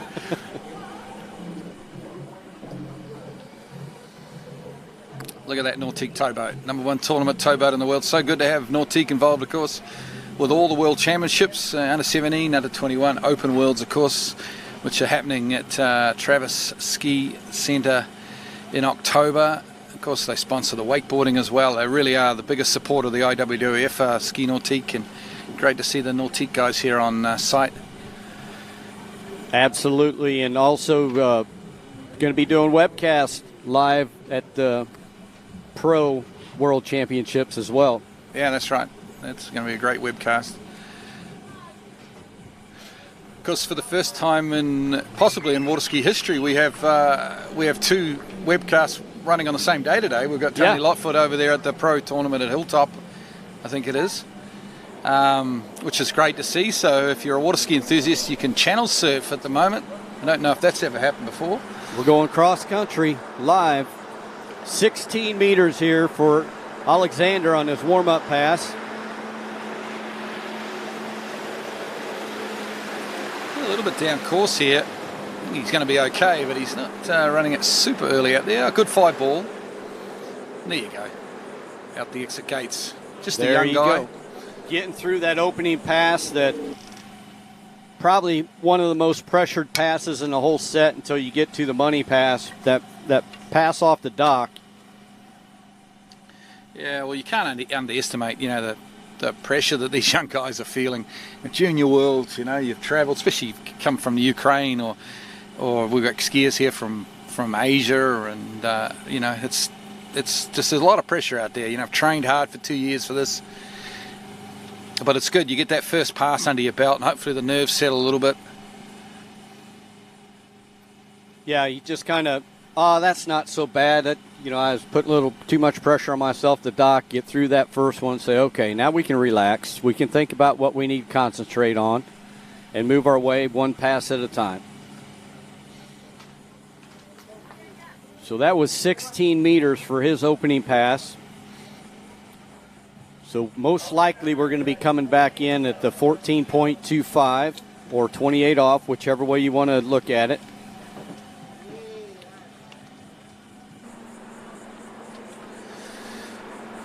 Okay, here we go from the eastern end. This is 14 metre line. And the 3 goes. He's going not too bad here. He's a little bit down course, but good 4 ball. And that's not a bad pass. If anything, that was probably better than his opening pass. Yep. Looking good and solid and confident as he's making his way through that 18 or the 14.25 28 off pass. Another very young looking guy, or young man, I should say. So I asked Cole earlier when we were announcing the girls, and found out that Christiana was only 12 years old. Do you have any idea what the youngest entrant is? At this tournament? No, I bet you, though, if I had to guess, I would say it would be a girls' tricker. Yeah. It wouldn't surprise me if there's a girls' tricker that's 10, 11 years of age, but I'm not actually sure on that one. No, we could do a bit of research. I mean, the favourite for the boys' tricks is probably Jake Abelson, who's, 13 years of age. So, Yeah, and he was amazing last week at the U.S. Open. Oh, yeah. Yeah, I think he finished second, I think, to Pat O'Font, to watch that coverage. All right, here we go. This is pass number 3. This is the green loop, 13 meters, 32 off. Alexander making his way down through the pass. Oh, some slack coming out of 4 there. He's scrambling a little bit into 5. A lot of speed going into 5, and he just tried to crank that turn and unable to come out of 5. So 4.5 at that 13-meter line length. Unofficially, well, I missed the number 2 skier. I missed what he got, but that's going to put him at least in the top 3 right now in this event. Yeah, that puts him in second. We've still our first competitor still leading with 3 at 12 meter, 35. Is the Colombian Samuel Acevedo. That's disappointing because he was close. You know, he almost had that pass. Yep. Just popped the handle around 5. Not a real wide start there. And it was a pretty poor one, to be fair, wasn't it? Yeah. I feel like that just kind of set him up down course from the get-go. Yeah. You know, he maintained his patience as long as he could, but then finally, you know, it was game on and he had to start scrapping. And he knew he had to have a big turn at 5 if he wanted to get 6, and just unable to come out of that. Yeah, I mean, I guess good effort to get that far down 13 metre. There we go. There's the leaderboard. Samuel from Colombia, 3 at 12, is leading at the moment. We think it's probably still a wee way off making the cut. We think the cut will probably be 2 to 3 at 38 off, or 11.25, so still a wee way off. But I mean, we've got about 50 skiers in this boys' slalom. So far we've had about 5, so we're only 10% of the way through the running order. So a lot of skiing to come. There's our judges, of course. You see there, our judges' tower. The people that are making it all happen for us out there, keeping things fair and honest.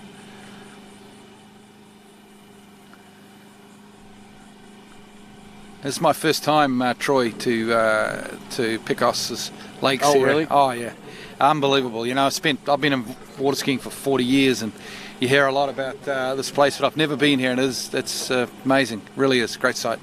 So have you made your way over to Lake 3 yet?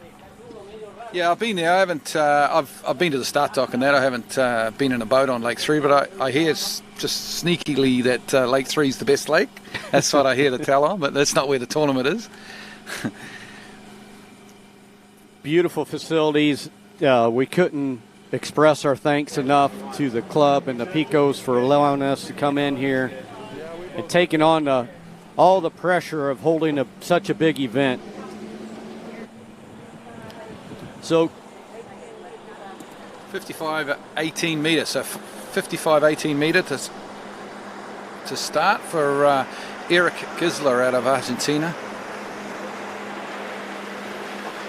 So it's a fairly conservative start for this young guy. He's not super old. I think he's only about 14 years of age. His father Larry, of course, one of the world's leading water ski coaches, of course.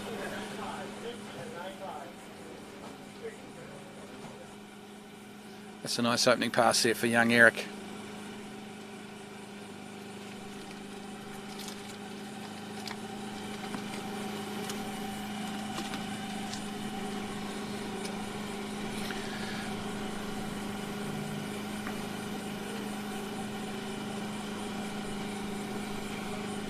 We're just watching the replay at the moment. 55-18, which is because it's 34-15 off.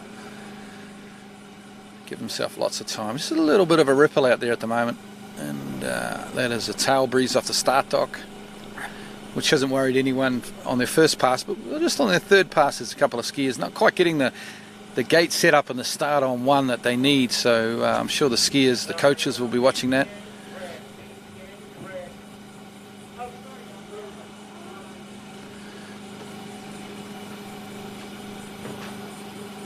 Okay, we're coming back 58 kilometres per hour, still on the 18 metre line, so still 15 off for young Eric Gisler. A couple of Argentinian skiers, one after the other here. All right, so we're 15 off, 36 miles per hour, if you will.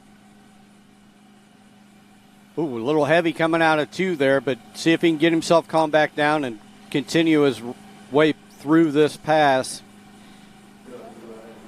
No problem whatsoever to finish off that pass.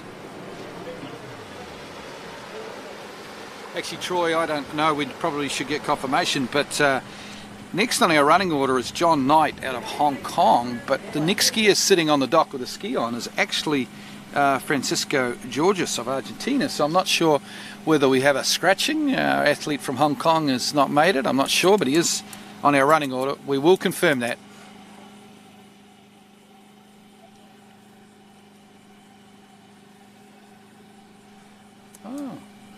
Okay, well, that's news for fans back home that our athlete from Hong Kong has not made it.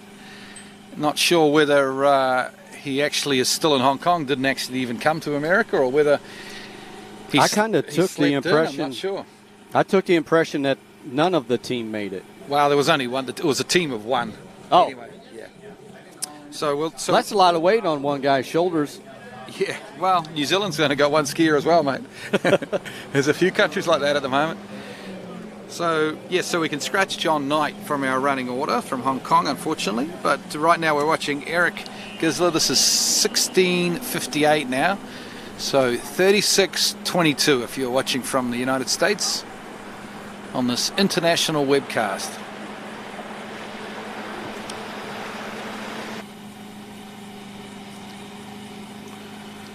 So looking good as he's coming in around 4. No problems whatsoever for him here at that 16 meter 22 off. So Yeah. that beautiful ski nautique's going to throw him out to the right side, and then we'll take a little more rope away from him. He actually looks like he could start at this. He looks good enough to start. And I think I do know his dad, Larry Gisler, out of Argentina. He's been around a long time, Larry, and I think he's just looking to get his young son, his young skier, as many passes as possible to feel out the conditions for when he gets to the shorter line lengths.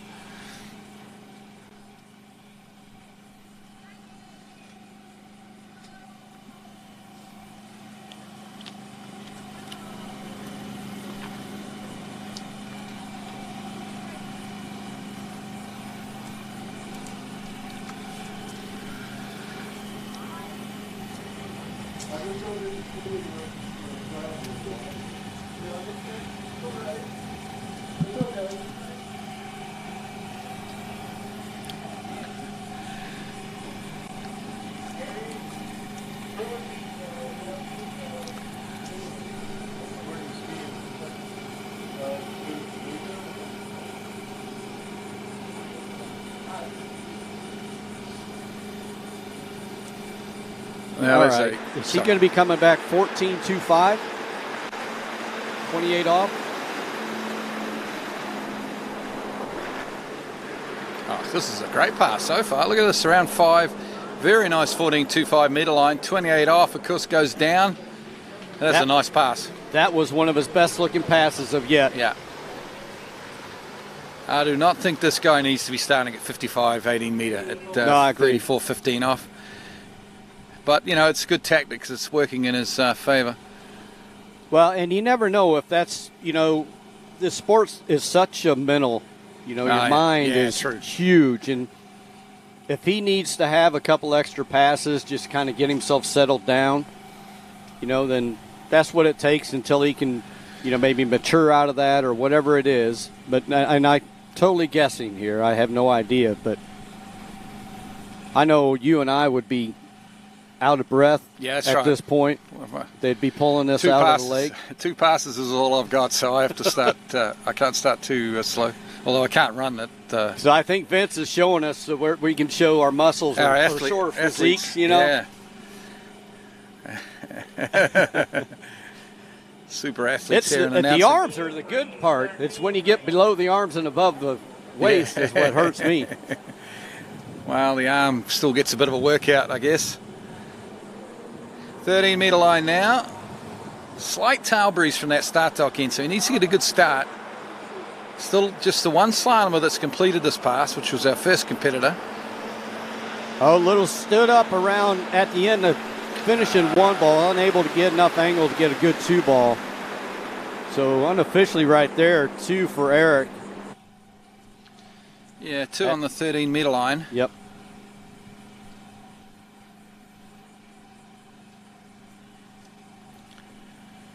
So still leading was our first competitor with 3 on the 12-meter line is our Colombian competitor Samuel Esfero.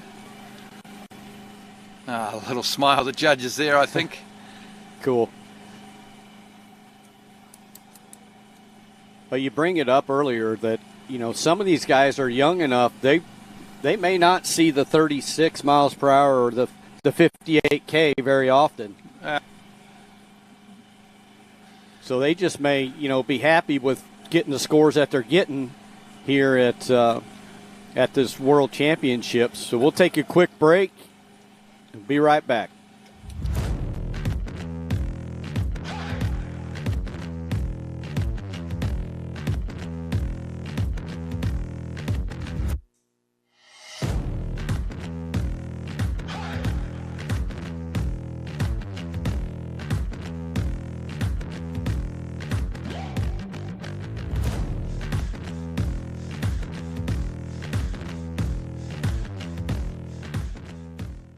Hello, Natalia Bernikava here, multiple world champion, world record holder, introducing the new Edge trick binding. 3D printed plate creates for more control and support on the water. Plus this binding is very unique because we have 2 options. Option 1 with toe clamp and heel clamp dedicated specifically for hands. Option 2 with the releasable plate could be used for hands and toes, and the binding suits for all levels. For the upcoming season, it's time to get on Edge.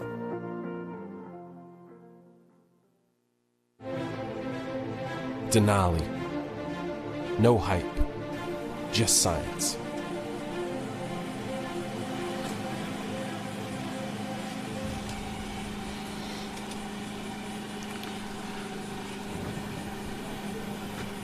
Okay, welcome back to the Under-17 World Waterski Championships Slalom Series 4 Boys Elimination.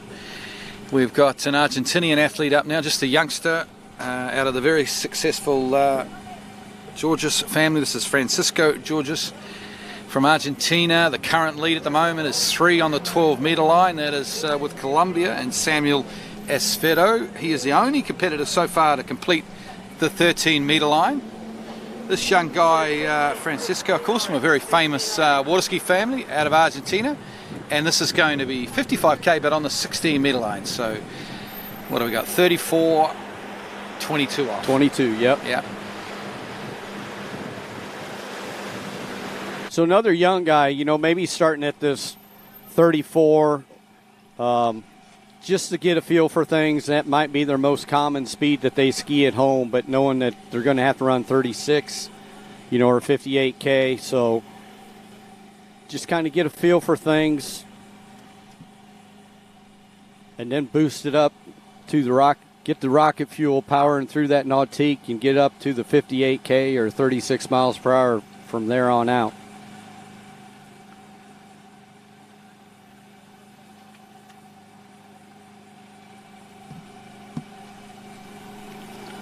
So really, we've got in this Series 4, I'm showing 12, and then Series 3, we've only got 8 on that list. So that's kind of a surprise. Everything else has been around 10, 12 skiers. So total of 20 boys out here, or young men, slaloming this morning. Yeah, and there's close to 50 in the event. So the Series 2 and 1, which goes tomorrow morning, must have 14 or 15 in there. You know, so I don't know how that works out or why that works out like that, where you have one series with 12 and one with 8. I've never ever... there's smarter people than me that work that stuff out, Troy. Ditto. So we're coming. We increase that boat speed down there, Glenn. He's coming back at 58K, still at 20 or 16 meters, 22 off, 36 miles per hour. This Francisco. Is good skiing. These George's family, they move so well on skis. They're great 3-event skiers, very good trick skiers and jumpers. The inside hand drag, smacking that buoy. I love to around see 6. that. He's happy, the young fella. He's Just a young guy, used to shortening it to 34 mile an hour, 55k, but he's put his speed up for this World Championships, and he has just smashed through that 16:58k pass with a little grab. Here's the replay. We all look forward to this, Troy. The little tap of the 6th boy with the inside hand. Got to be super cool to do this, Troy. You know, I seen that come and bite a guy last year at Nationals in Louisiana. One of the boys' 5 competitors, actually he was from my home state. He came around 6 and tried that and lost the handle. Yeah, well, I actually do it, but I do it at 52. I do it at 32 mile an hour. I don't do it at 58.16. Watch this. Oh, he didn't get the buoy. There's no credit on that then. No credit. That's still a great pass. Yeah, no, if you're going to tap the buoy, you've actually got to hit it with your hand. You can't just stick your hand out there. Yeah, he's got some good hair, too. Oh, yeah. Good-looking young Argentinian boys, these guys. Here we go. This is business stuff now, though. This is 14.25 from the start dock end. Out wide on the Nautique towboat. Start on 1. Round 2. Heads for 3 ball. All the way across the 4. He's looking comfortable here. Around to 5. Oh! Geez, why did I say that, Troy? The commentator's curse of death there. I said he was looking comfortable, and he's fallen around 5 ball there on the 14.25, and he's disappointed out there, this young man. Well, he knew he had it going, and that's probably why he's so disappointed. He felt really good. He was having fun. He was relaxed, and then just such a quick mistake. He actually bumped the 2 ball there. See, here's what happens out of 4. Getting the shoulder lean there a little bit too long, a lot of speed going into 5, and just too much. He absolutely had a lean lock, and he had a bit much speed, but he still should have run that past Troy, and I think he knows that. He just needed to a little bit. Safety turn 5 a little bit, and hey, he would have been late for 6, but he would have run it. But that's okay. He's out here. He's just a youngster. I mean, there's plenty more worlds. I mean, another 2 years we're going to be in Chile, Miranda's site for the 2022 World Champs. Which are going to be held in January of 2023. And it all happens, of course. But I think by then, this guy, he's just got to jump on a plane and cross the Andes into Chile, and he'll be almost at home. And I think he'll be a great skier at those Worlds. Well, we learn from experience, right? And hopefully he can take this, and his coach will talk to him and say, look, maybe you should have safety checked 5, but you didn't. But next time, think about it. Okay, Colombian competitor next. Sebastian Martinez from Colombia. Now, the Argentinian team is normally coached by Argentinian's greatest skier ever, Javier Julio, who spent a lot of time here at Curry Picos.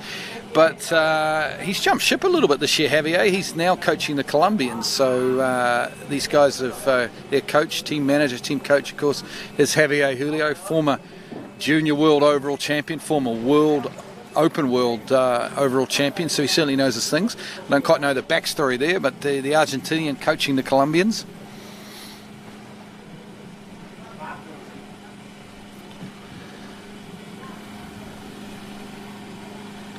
All right, you see Sebastian sitting in the water there. He's taking a couple deep breaths, waiting for that rope to get tight behind that ski nautique. It looks like we're going to be at the 16-meter line. Not quite sure the boat speed yet. Man, no te puedes caer en la quinta. Te ven el chevito. Yeah, we haven't picked up the boat speed or line length yet for this guy. It looks to me to be, I'm going to go 58.16 by the look of that boat, but we'll confirm that.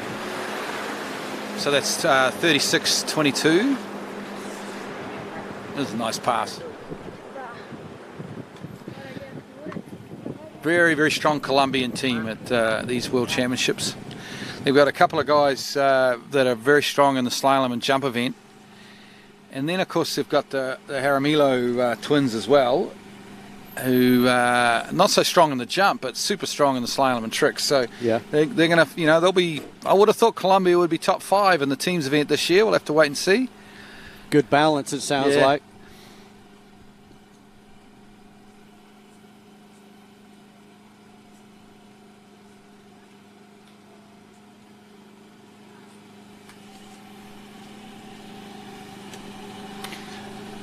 Nice looking warm-up pass for Sebastian. Another great shot of our judging panel down there. There's our leaderboard. Colombian Samuel with 3 at 12 metres. Still the only skier into the 12 metres so far. I expect that will change shortly though.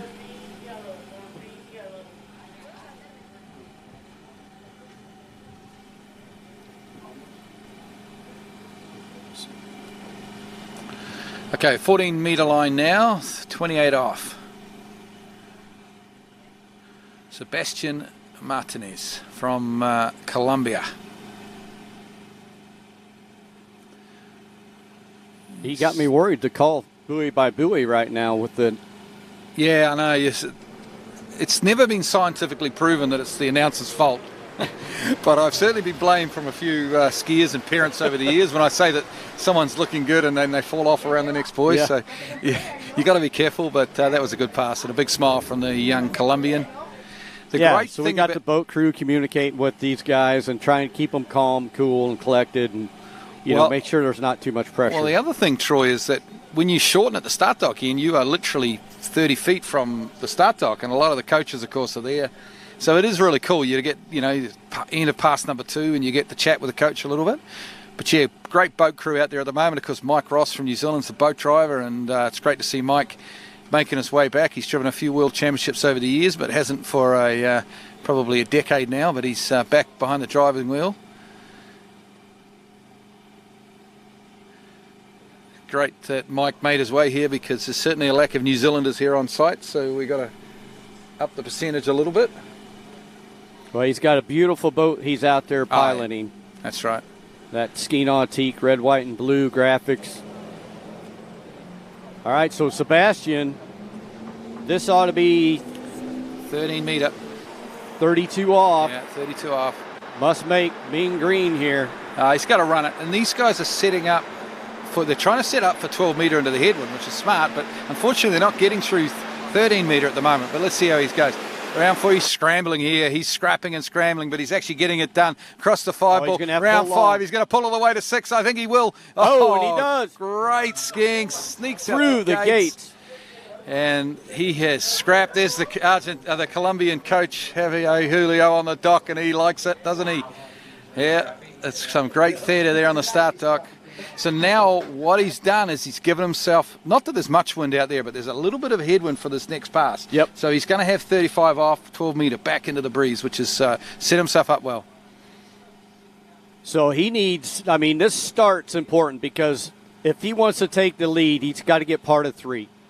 So Absolutely. To get part of 3, you got to have a good start. You're more or less setting yourself up at the beginning to try and run the pass, which I know he probably knows that 2 is the lead. But he also knows in the back of his mind it's going to take all 6 of this pass, most likely, to get to that one of the 12 spots. Absolutely. It's possible, some of these lower guys, it's possible that could be a PB for him too. We forget. Yeah. Unfortunately, we don't have it here. But, there'll be some guys here in Series 4 where 4 or 5 at 13 metre will be their personal best. So, and to see his coach there on screen, Javier Julio, he's pretty happy. So this could be a PB for this young guy, but at the end of the day, we're here to find our finalists, and our finalists need to run this past the 12 metre line. So here he goes. Let's see what he can do on the 12 metre line. So 12 metre or 35 off. Pretty good one ball. He could have had some better angles, so that put him late in a 2, but he stood up around 2, wisely so, because you want to have every half buoy count that you can get. So not tying, but 2 at 35 off or 2 at 12 meters. But I think, looking at his body language, I think that might be a PB. So well done to this young guy. He won't get into the slalom final. Not this year, maybe in 2 years' time in Chile at the Worlds when they're back there in Chile. But at the end of the day, I think he's got a PB here, so you can't ask for more than that in the white-hot atmosphere of an under-17 World's Elimination Round. 2 at 12. Good skiing. Sebastian Martinez, your Colombian skier, getting 2 at 35 off or 12 meters. Another one clearing the 13-meter line length or the 32 off. So things are warming up here. We got 4 skiers left in this Series 4, and then we go into the boys Series 3. You know, it is a seeded event, you know, and we talked 4 skiers left in this group, but yet we're still very early on in all the boys under 17. Yeah, I mean, a lot of skiers in this series have only been 13, 14 years of age. You know, their time will come. But it's great experience for them. They're going to be so much better at the next Junior Worlds after skiing here. Okay, we're going to another Argentinian competitor now. Facundo Ahumada. Yeah, we'll go with that. And his younger brother, Bautista Ahumada, has skied about half an hour ago. This guy is a little bit vertically challenged. He's not super tall, but geez, he's strong, isn't he? Good, solid he technique. looks like an ox. He does. So I missed his starting speed and rope length, but look at that. That was an awesome shot at number 1.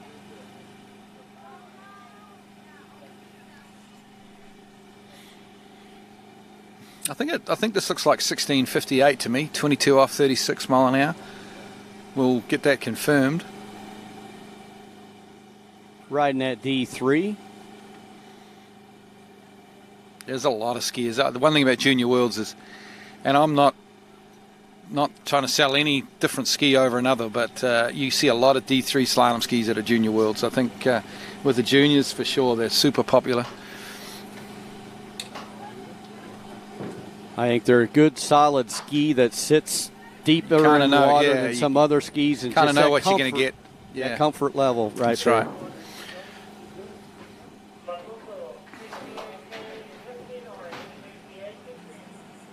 So our first Japanese skier, I believe, so far. You see him coming up next on the stock cam. Okay, so we're pretty certain that we're coming back at 16 meters at... Oh, that's a big upset. That's our first real oopsie daisy in the slalom. ¿Estás bien? Is he all right? I think he's okay. He gave us thumbs up, but he felt it. It may have knocked the wind out of him a little bit. He hit the wake pretty hard here. I think he might be a little bit winded, but this is disappointing. Second pass, you don't want to see this. No. He's early. I mean, he's super early. It's just a wobble there, and just in the lean lock. Yeah, he's okay. Just a dead stop on the side. Yeah, well, that is disappointing, though. So a bit of a knock the wind out of him, but he's going to be okay. But that is disappointing to miss the second pass. So we believe that's going to end up 1.5 on the 16-meter line. Well, actually probably be 1.5 at 18-meter, because I think he started 55.16. Yeah. Either way, it's not a great score from this young man from Argentina. Okay, super excited. Our next competitor from Japan. Yeah. Unfortunately, with everything that's going on with COVID, there's only 2 skiers that have made their way from Asia. We've got the 2 Japanese competitors, which is disappointing. We thought we had a skier from Hong Kong, but he didn't make it. Yeah. Obviously, Alea Jung, who is a household name in under 17 girls skiing from Malaysia. She was one of the favourites in the trick event, one of the outside favourites, or should have at least made the podium in the overall. She unfortunately caught COVID about a week before she was meant to come here, about a month ago. So that's devastation for Asian water skiing. But good on Japan. They've got a couple of skiers here, and let's see how they go. This guy is 55.18 for Yu Nagamoto. So 34 miles per hour, 15 off for his opening pass. Nice. Yeah. Nice, smooth. Nagatomo. Got to try and get that pronunciation right there, Troy. Close enough. Well, I don't mean to sound disrespectful. Yeah, exactly. Not to them, by all means. Yeah, I'm not sure on the backstory on these guys, whether because it's summer in Japan at the moment, so they might have just skied in Japan and just got here a couple of days ago, or he might have been training somewhere in the US, I'm not sure. But it really is cool to see at least a couple of skiers have made their way from Asia. You know, there's two reasonably big regions of water skiing, Asia obviously, and Oceania, which is where I'm from, which essentially is Australia and New Zealand. And unfortunately with Oceania, there's only 3 competitors. There's my daughter Courtney from New Zealand, and then there's Sadie Ferguson and Levi Kelly from Australia.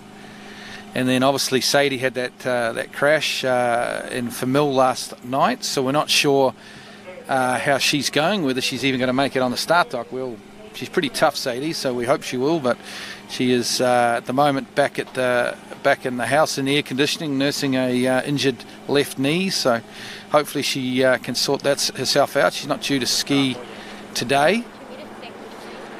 Okay, 58.18 metre for our young competitor from Japan. Pass number 2 for him, so still hopefully a bit of a warm-up pass for him. Bouncing forward a little bit there across wakes from 5 to 6, but still able to get himself around 6 and through those exit gates. So now he's going to pull up beside this ski nautique, and they're going to take some rope away from him.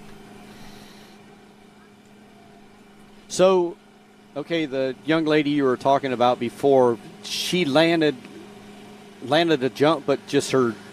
Yeah, well, I guess if you haven't heard the news, Sadie Ferguson, who of course is the defending champion in under-17 girls jump, she won that in 2018 in Spain. She is one of the favourites to take out the under-17 girls jump here at these Worlds. It was her last training set last night. She was a great jump. She landed the jump. She just landed heavily on her left knee. Now she did had a problems injury going back sort of 6 months on her right knee. She had come back from that, but you know, there's some talk that maybe she's just, because that knee, the right knee was a little bit sore, she was favouring the left knee on the landing. Look, it's heartbreaking, to be honest, because I can tell you Australia is probably the hardest country in the world to get out of right now. Get out of Australia. Oh yeah, really hard because of the COVID situation. So her and her family worked really hard to get here. Now she doesn't ski, her first ski ride is not till tomorrow morning, so hopefully she's got time, but definitely she's got some serious doubt over her knee right now, Sadie Ferguson. Well, that's too bad. But right now, Nagatoma, this is 16 meters or 22 off, dropping his upper body around 5. He's probably wishing he had another opportunity at that pass, because I'm sure if he did, he would make it. That's just an unfortunate fall for him. Let's see on this replay here. Super stoked to see the Japanese competitors here. Look, he's getting later and later. Yeah. That little bit of a tail breeze. There's not much there, but it's just blowing him down course.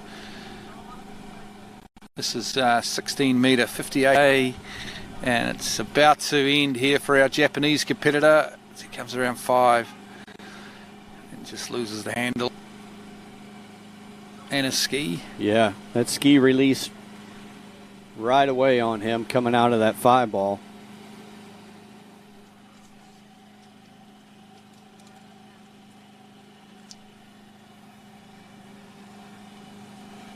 So that leaves us here with 2 competitors left in this Series 4 for the boys slalom.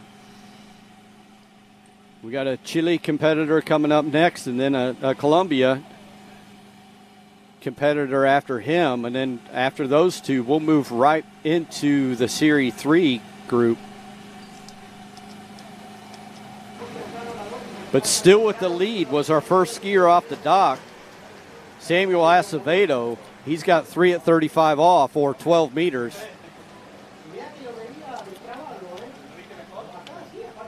So very similar to the girls' event earlier today. Early off the dock, your leader, or a girl goes out and sets a pace, and she still is holding that pace going into Series 2 and 1 tomorrow. So will we have the same thing here in this boys? Well, the next couple of skiers will hope that 3 at 12 will go down here, because I think the next couple of skiers have got a bit of an outside chance of making it into the final. We've got Matías Gonzalez from Chile, of course, a very famous family out of Chile. The Gonzalez, they have a house here at Curry Picos. It's about 100 metres from us right now. So they've spent a lot of time here. They know it well. He's one of the younger members of this family, of course, but very, very good skiers. So he'll be hoping he can get his way down that 12-metre line. And then, of course, after him, we've got Sebastian Calindo, who we spent a bit of time with. We were training at Ski Fluid there in Orlando with Kyle Lead and Jack Critchley, and Sebastian was skiing there as well. So a couple of very good slalomers left in Series 4. This is 16:58. So 36 mile an hour, 22 off.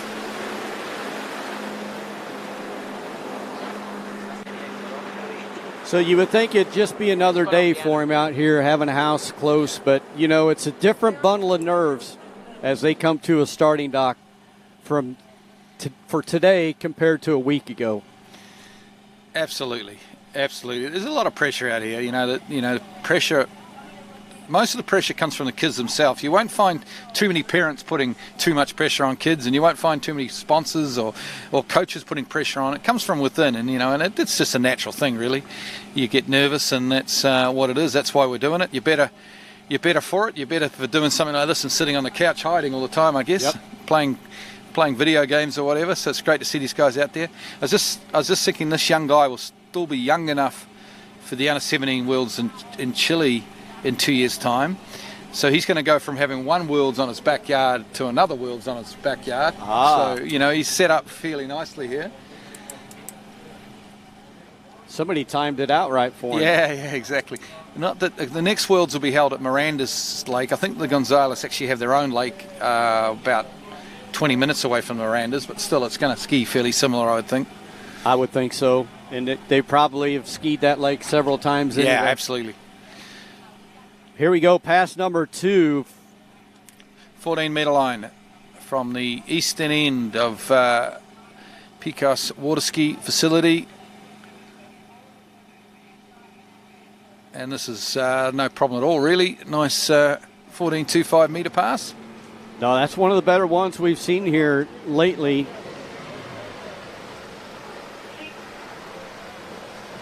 That was the 28 off, or 14.25. Matías. Did I say that right? Or Matías? Yeah, Matías Gonzalez. Matías. We'll go with that. Great Waterski family, of course. Older sister Valentina is one of the world's best female jump skiers, of course. Former medalist at these championships, under 17 World Championships. Actually, the last time they were held in Chile, 2016. Valentino took a couple of medals. I'm going to say she was third in overall, and may have even won the jump event. I'm trying to remember. So very accomplished Waterski family. You are just a wealth of knowledge, my friend. Some of it's true. A lot of it's made up. Actually, I have had the pleasure, Troy. I've been to the last 5 junior world champs, and I've announced at 4 of them. So awesome. I have watched a lot of junior water skiing over the last 10 years.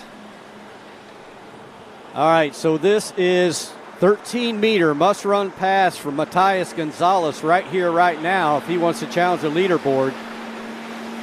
Any indication of his earlier passes, this should not be any issues for him. As he, deep around 4 to 5. Come on, get over to 6. He does. Well done. Because he was in all sorts of trouble there, but he stayed relaxed. He stayed calm. He didn't try and do anything silly on 5-ball, and that's good skiing. Wow, I thought I jinxed another one. Yeah, I thought it was going to be all on you, Troy. I'm good.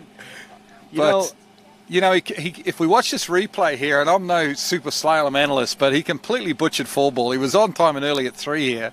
And then you don't have to be a super slalom coach to realize that this was not a great 4-ball. Ooh. Pulling the handle in there, and it just released. But he stayed calm. You know, he stayed calm. He knew he was going to be late, but he knew he could get the 6, and he did. And out the gates. Yeah, and really going into 6, there was hardly any slack coming out. You would have thought, you know, going in with all that speed, he'd had a bit more slack. But no, Matthias pulls Troy's fat out of the fire by running that 32 off for 13-meter line length, which gives him the opportunity and sets himself up for this slight headwind at the 12-meter or blue loop 35 off to come in and challenge a leader with 3. Our first skier off the dock, Samuel Acevedo. So Matthias knows. Okay. Part of 4 takes the lead. 12-meter line now, 35 off. Starts out of 1. A little slow out of 1, but he's okay. Breaks forward a little bit out of 2. He's getting pretty late here. He needs a big 3. He's got a good 3, though. He's on this 12-meter line. Oh, he's got himself in trouble here as he stretches for 5, and he doesn't quite go around 5. We've got a new leader, though. 4 boys on the 12-meter line. Absolutely. He did what he needed to do to get that 4 unofficially at the 12-meter line length, 35 off. So I hate to bring something up, but I want to see on this replay that when he went around, I noticed any bumps, you know, because we had so much rain in the last 24 hours. I don't know if he came into 4-ball here. And actually, you know, this is, I don't think this is Matthias here. We need to confirm that.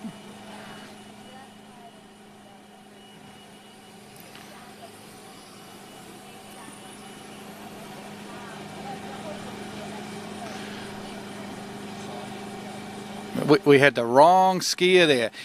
That's Sebastian Martinez. So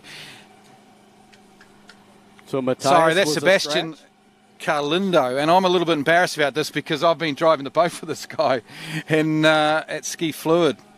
So I apologise. This is not the skier that we had up on the board, and this is going to be a solid 4 at 12 from Sebastian, but he does know that he really needed to run this pass to make the final. So that's why he's a little bit disappointed. So apologies, folks. I should have recognised that. I need to get some better glasses. So 4 at 12 from this young guy from Colombia. It's a good solid score, but probably not enough to make it through to the final, Troy. Probably not, but you see there Sebastian He's 4 leading. and 12 meter, and then Samuel in second with 3, and then 2 Sebastian again. We're Sebastianized. Okay, so there's our first major mistake in commentary, so I apologise to Webcast World. I think we've just rocked right into Series 3 Slalom, and we've got one of the top French skiers, of course, Tristan Duplan, to start off the Series 3 Slalom. So you're correct. There's 8 in this series. So why do they call it Series and not Series? I'm not sure. I thought they just left the S off the end, but maybe it's a European word. I'm not sure.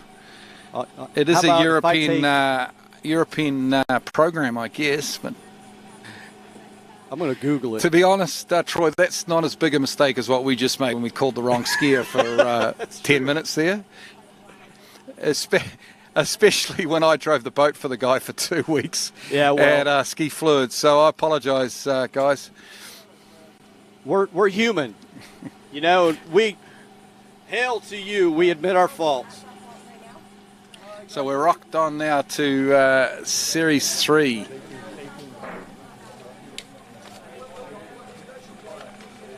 Series means next match.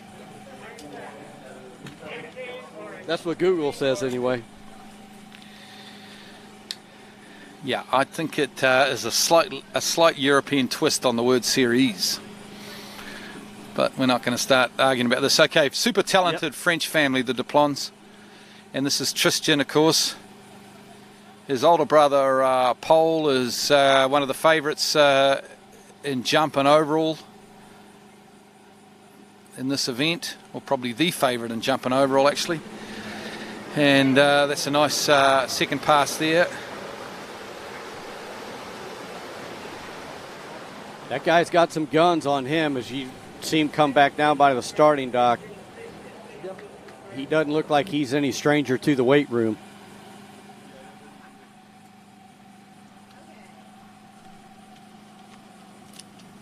So that was 58K, 18.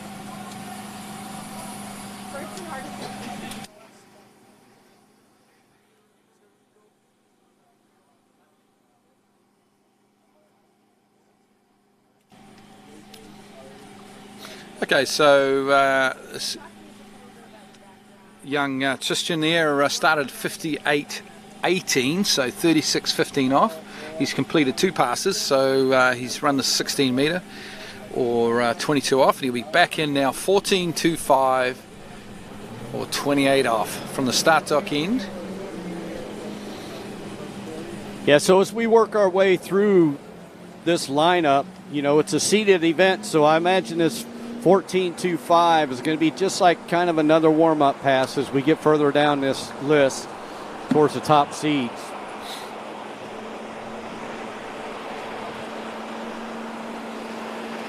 Of course, the Duplan family have just built a lovely home at Jack Travis's site, Sunset Lakes, so they will be right at home when the Open World Championships, of course, are hosted there in October. Are you going to that? Are you going to the Worlds? No, I'm not. I'd love to, but because of the COVID situation in New Zealand, I've got to do 2 weeks locked in a hotel room when I get back to New Zealand next week. So really? so I don't want to do that twice in 1 year. So unfortunately, I'm not going to make it to the Open Worlds. So they lock you in a hotel room? They do, mate. Yeah, they do. And you have to pay for it. You got to pay $4,000 for the privilege of being locked in a hotel room. That sounds like a monopoly of some sort. Yeah, monopoly. Yeah. It's just a different attitude to COVID than the US has got, I guess. It is a little bit different. Well, we appreciate you making the sacrifice and coming over and seeing us. It's worth it. Trust me.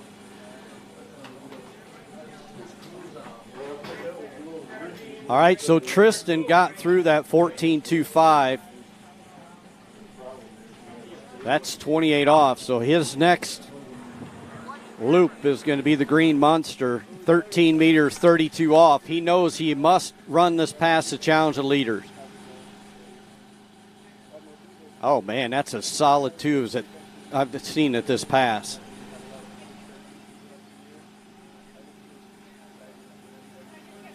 Strong pass. Wow. Glenn, that was the nicest 32 off 13 meter that we've seen yet in this event. Well, the only interesting thing about that comment is that he's the first guy to run 32 off into the head breeze. So the other guys were running 13 metre or 32 off with the tail breeze so that they could get 35 off into the headwind. So he's got a good pass here, but it does mean now he's going to have to try and run 12 metre downwind. Not that there's a lot of wind there. I don't want to oversell the wind. It is pretty nice. I mean, it's great slalom conditions. It's a great slalom lake here. But if anything, there is a little bit of a tail breeze from the start dock end. So this is where he's going to be coming from at now on the 12 metre. So this guy has, so far, I'm saying he's going to have the best opportunity I've seen with technique to run this next pass. I don't want to jinx him. I don't want to sound like I'm putting anybody else down, but the way he ran that 12 meter or I agree. The 13 meter, this 12 meter. I agree. It might be the first time it's going down. He's got a short kind of stacked slalom style. He looks like he's a very strong trick skier, and he can probably handle the tail breeze fairly well. Yeah, 12 metre line now. Must run pass if he wants to make it into the slalom final at the Junior Worlds. A little bit of slack on 1, but he's okay. He's just fighting hard on 2. He's in big trouble as he slips and slides and tumbles his way into 3 ball. He gave it his best shot, but it's going to end up being a score probably 1.5 on the 12 metre line. I think he's okay. There's a bit of concern for him, but he looks okay. Yeah, just coming out of 2 ball there. Leading with his nose, that ski went flying high in the air behind him. This slow-mo is going to be a really neat shot to watch here. Tristan, here he goes. He had a lot of slack. He was back on the ski, but then just got into a lean lock. That wake sucked his ski off, and then he's just up for a ride on the roller coaster from that point on.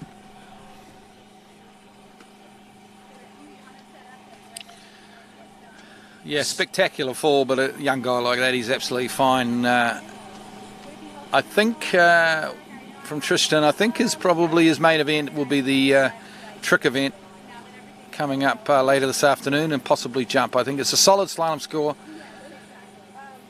but he probably a young guy with plenty more years in front of him. I don't think he was necessarily here to finish in the top 10 in the slalom. I don't know. If he held on that handle, he may have been able to do a tumble up. Yeah.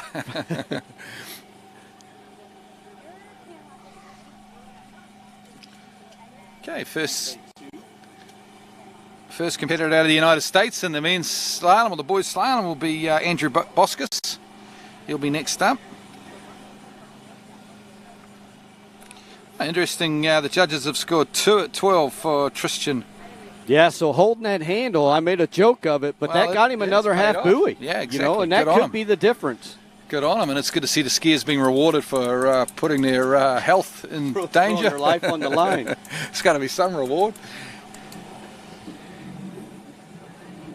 So we got a USA skier coming up Now you're on, Andrew. on the dock. Andrew Boskus. He's our second skier of 8 here in this Series 2, or Series 3, I'm sorry. Yeah, I see he's coached by one of the greats of US water skiing, Mark Lane. Great to see Mark Lane here on site. Really talented jump skier from a few years ago.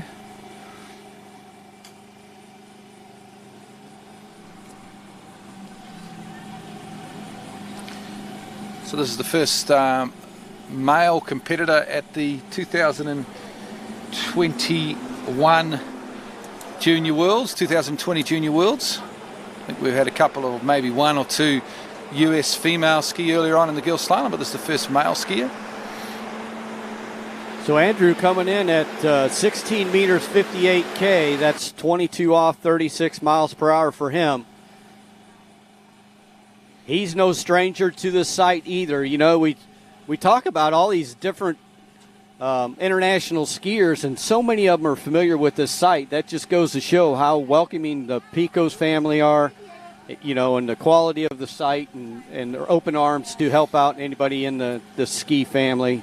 So it's amazing story unfolding here at this 2020 IWWF World Under-17 Championship. Well, there's 46 houses at the Picos Waterski Centre.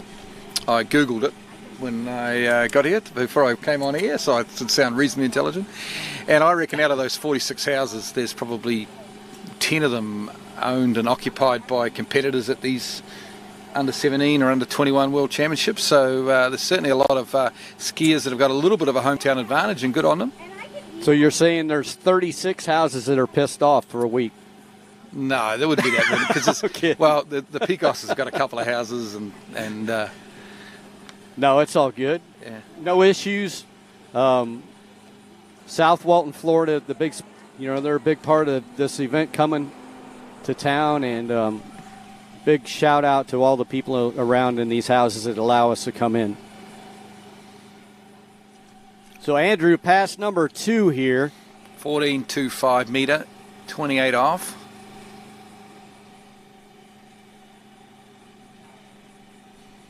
Yeah, nice pass. He was maybe a little down course on 5, but he was never in any danger there. He had that pass locked in, solid skiing. Love the shorts. He's got the stars and stripes shorts by the look of it.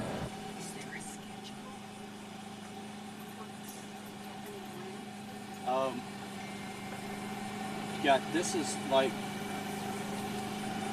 there's 6 more slalom skiers, and then we'll move over here to trick.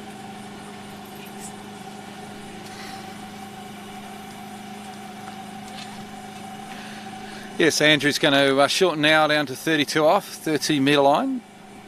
Smart play. He's given himself the 13 with that little light tail breeze, and then he'll have 12 metre back into the breeze. There's not a lot in that wind really, though. We're talking that up a bit. No, but I sure appreciate what little bit there is sitting here. Yeah, exactly. It's a typical stinking hot day here in Santa Rosa, Florida, up there on the Panhandle.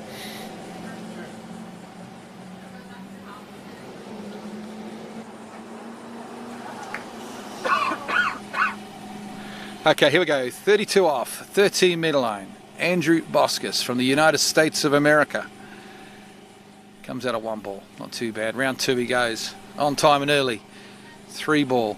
Looking very good. He's got a lovely slalom style, this young man. Round 5. He'll get across the 6. That's a complete pass there on the 13 metre line. So, all right, another one getting through 13 metre. They knew they had to make it. You know, is it just a matter of starting to work our way down the running order, or is it just these guys feeding off each other off the starting dock and they're going out to do their best? Absolutely. Well, conditions are good, and obviously we've got the #1 tournament towboat in the world, the Nautique, out there. So it's one of the best slalom sites in the world here at Curry Picos. So there's a shot there of the Nautique just coming up. That 6.2 liter, 450 horsepower monster. And we will hear all of those 450 horsepowers unleash in the jump event. We look forward to That's right. And certain slalom skiers like to have the big motor to slalom behind. I like the big motor. It makes the deep water start a little easier. All right, so that was this 13 meter, 32 off that Andrew just ran. He knows we've got, what have we had, 5 or so skiers in this next loop. Let's see what Andrew can He's got to throw run out this at him. pass. If he wants to make the final, if he wants to ski Wednesday, he's got to run this pass, and he's looking good at the moment. Round 4, breaks forward on 4, but he's okay for 5. He's going to be late. Can he get across the 5? He's late for 6. Oh no, slips inside 6. So 5 on the 12 metre line. It is a great score, but if history has taught us anything, it won't be enough to get into the final on Wednesday. We'll have to wait and see. I mean, we don't exactly know what the conditions will be like when the top 2 seeds slalom, but you would expect that they'll be good because of the site where it's at. But here we go. Andrew just got later and later here. Broke forward there on 3 ball. Round 4. 4 wasn't too bad, but he's in if big he could have trouble. held that out of 4 over the 5. Yeah. But there's just so much, the G-forces and your body position at that short of line length, you've just... So 5 at 12, he's our leader. And don't take that away. Congratulations, he's leading the event. But we have still got 30 to 35 of the best junior slalom skiers in the world to ski, so it's going to be tough to see 5 at 12 getting through. You never know, though. Then we're taking the top 12 out of all these 50 or so under 17 young men here in this world competition.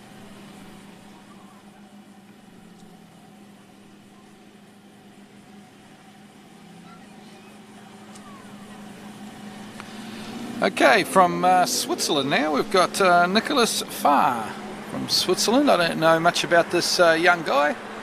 Haven't come across him before in my travels.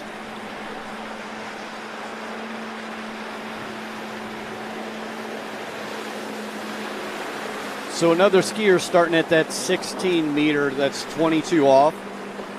For the warm-up, get the feel of things first pass. Well, it gives you 12 with the headwind too, which I think that's the smart play, and that's the beauty of being able to change the length. I guess if you're used to starting at 14 metre or 28 off, it's always good to have that ability to go back to 22 off or 16 metre, because I think even though there isn't much wind, every now and again you just get that little gust from the start dock end, which means that it's a little bit easier to come back in towards the start dock than coming away from the start dock. Absolutely, and every little bit will help. Take advantage of it. Yeah. Because when you get into them shorter line lengths, you need to have all the help you can get. Yeah, so it's great to see Switzerland, I think, has got a reasonably large team here, 4 or 5 skiers from Switzerland at these World Championships. Don't know too much about Swiss water skiing, although New Zealand's best slalom skier actually lives. Vincent's just telling us he's a Swiss champ. The other thing I know about Switzerland is that New Zealand's #1 slalom skier, Jamie Metcalf, who was 3rd at the last World Championships, lives in Switzerland. So we have a bit of a relationship there with Switzerland. So Nicholas Fabre, pass number 2. This is going to be 14.25 or 28 off. He's working his way. He's got a few passes before he can surpass Vince's world record, so to speak. So, of course, the brains behind everything here at TWBC, Vincent Studdlebar. He's our producer. He's talking in our headphones, Troy, and he's just let us know that he is the Swiss national champion of slalom. The greatest there's ever been. Yeah, well, I think he's had a few too many Bloody Marys. The reality's going to set in later on. I thought Vincent's older brother wasn't a bad slalom skier either, but we've forgotten about him at the moment. He's up at Hilltop. I don't know if he's in the finals or not. I haven't actually caught up with the latest from Hilltop.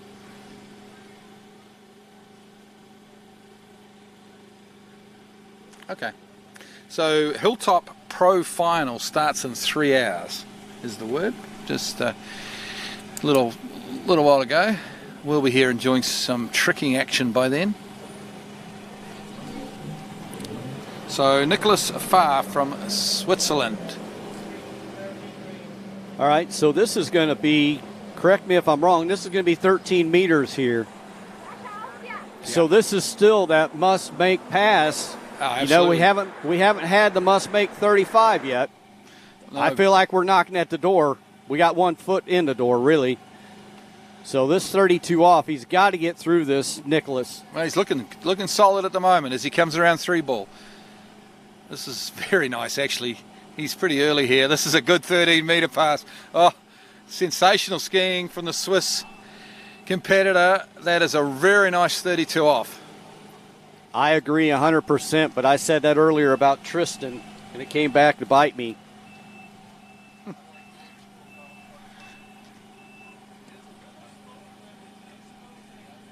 You know, it's almost like we just shifted gears here in the last, going into this Series 3, the way these guys have stepped up and they're running the 12-meter line length, or 13-meter line length, I'm sorry. And they're making that 32 off look so much easier than what we've seen earlier on. Yeah, this is a seeded draw. As I said earlier, there's a few anomalies this year with the seeding because of our lack of tournaments. But at the end of the day, in the theory is obviously with the seeded draw, every skier that goes will get just that little bit better. Is that the Swiss team we're looking at there?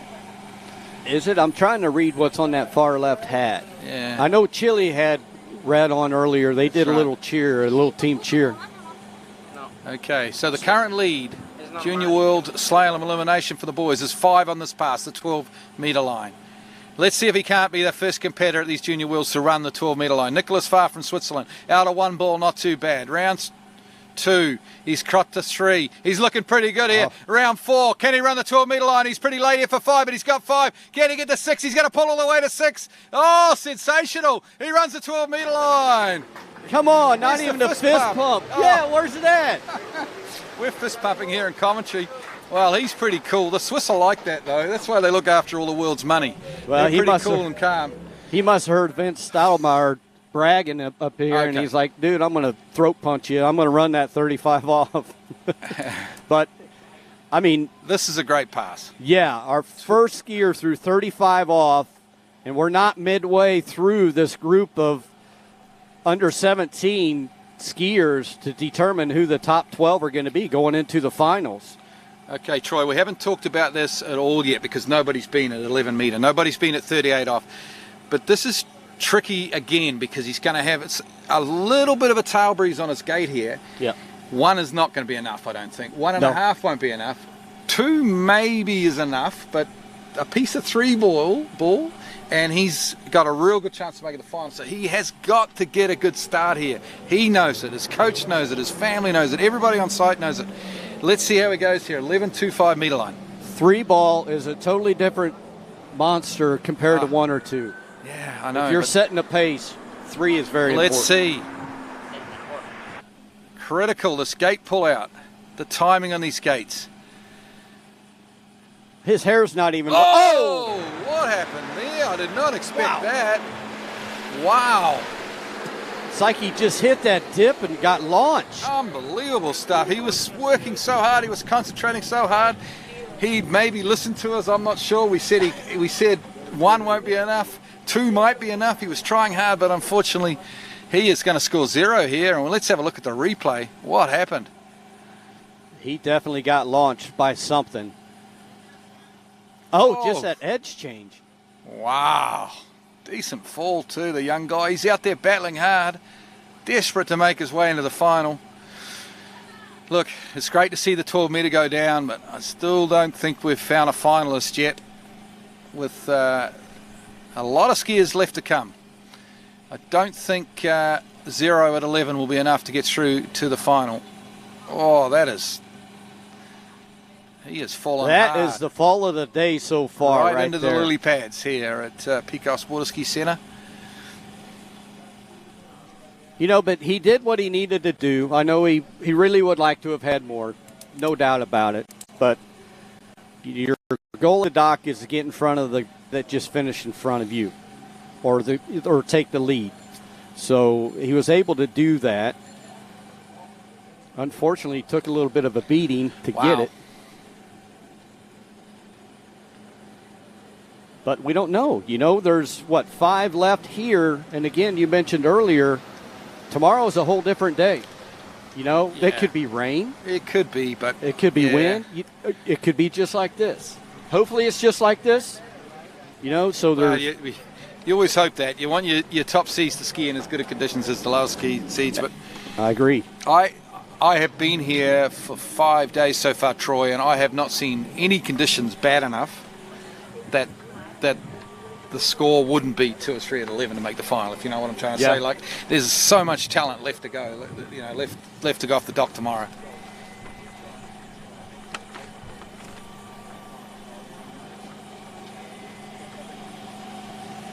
So it looks like we're going to have a skier from France coming up next. There's 5 left in this Series 3 of boys under 17 here in a preliminary round of the IWWF World Waterski Championships.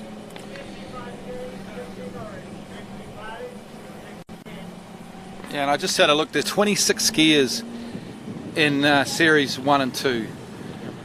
So there's 20. After we finish today's boys slalom, there's still another 26 skiers to come. So that cut will definitely be into 11.25. Okay, we believe this could be 55k, 34 mile an hour for our next competitor. Yep. So that's 16 meter, the 22 off for Anton Morin. Yep, Anton Morin from France. So starting at a little bit, he's less than max speed, which we'd seen, the last few skiers went ahead and were at 58K, but he's chosen to go the 55K. I don't know if he just wants to really get a feel for things and get loosened up, get comfortable. But whatever his mindset is, that's where he started, and we're just going to probably increase the boat speed here from 55 to 58.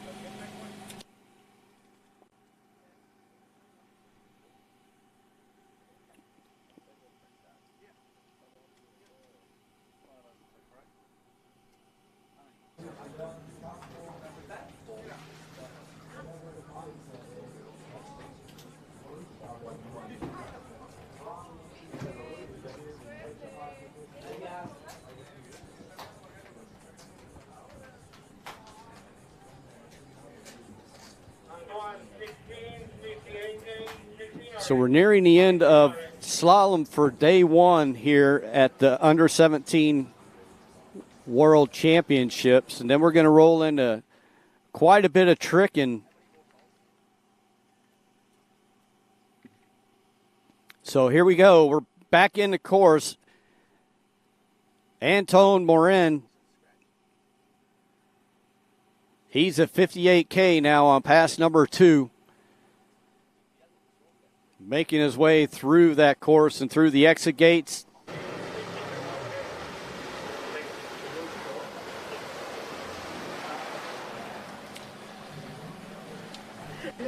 Okay, so young competitor out of France, of course, Anton Morin. Going pretty well here at the moment. Of course, he's not starting at quite a shorter line length as some of the other competitors so far in this series.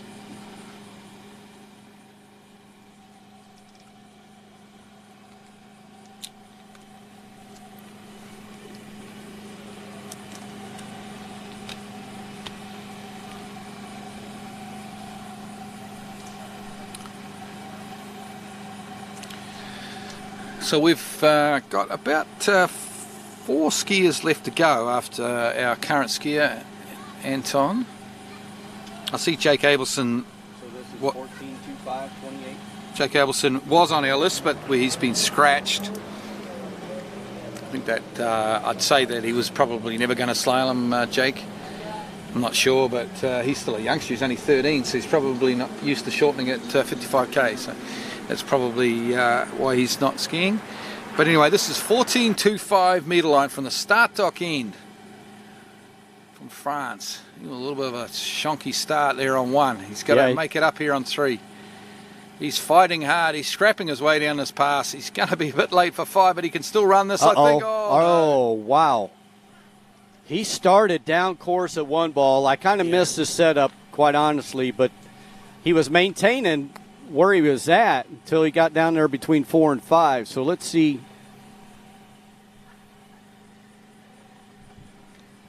Just a little bit of slack there and kind of lost some angle coming out of 1. Then 2, he tried to make it back up. And from that point, he was just down course.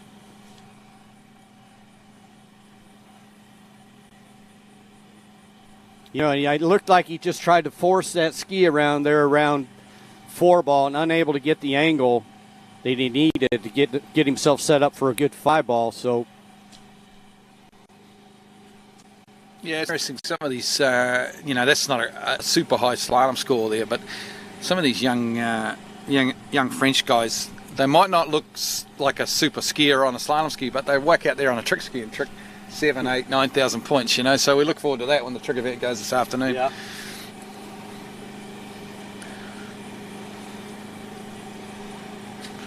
Great shot. You know, you see as you come down, you can see what we call the corporate boxes, the little marquees that each country, let's say the more wealthier countries of world water skiing have purchased. New Zealand, our check was in the mail, but it didn't clear, so we didn't get one of those little marquees.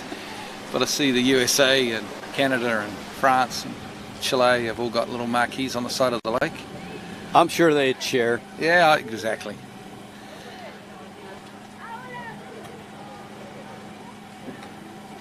You can see some of the athletes sitting there having fun here, enjoying the weather at Santa Rosa Beach, Florida. We're at Pico Ski Center.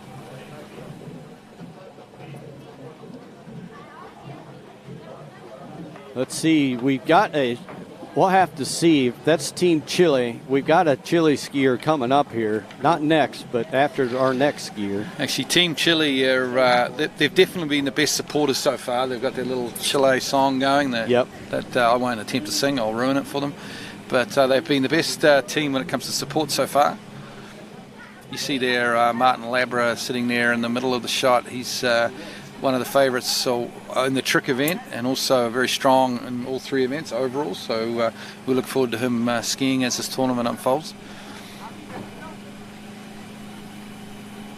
What I'm showing here next is Chase Sparks. Chase Sparks, a USA team member.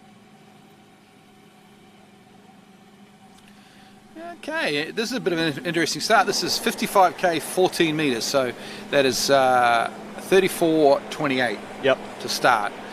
So he'll run this and then he'll go up to the 58k 14 meter. So you can kind of see that I think the winds kind of did a little bit of a swing. Before it's kind of a cross, more of a cross, but now that there looked like it was kind of straight down the lake. As you can see, a local TV camera lady here wandering the premises. Good to see. She's coming over to get your autograph. Yeah. you got your Sharpie See if I can get on my you? fan base up in Santa Rosa, Destin area. They definitely won't be wanting to film me, I wouldn't think. He's looking lots of great athletes to film here. So 55 14 meter opening pass. Chase Sparks out of the US of A. He'll be back, I'm sure, again on the 14.25, but this time the boat will be going at the maximum speed of 58 kilometers per hour.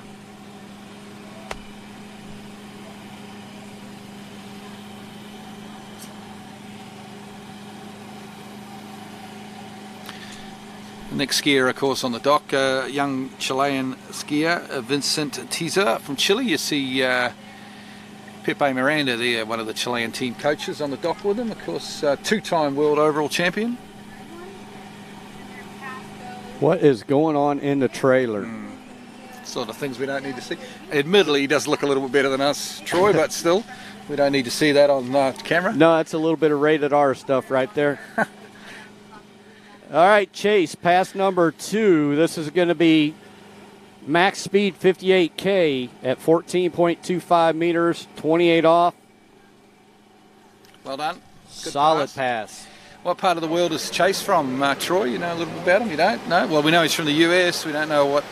it's a big country, the US. I'm sorry, I do not know.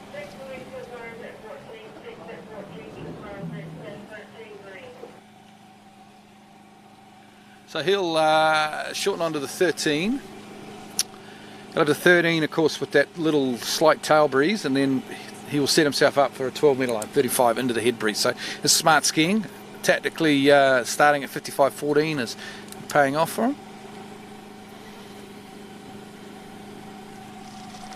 Yeah, so they know now the must-make pass is 35 off for, like you said, that 12-meter. So the strategy is going to be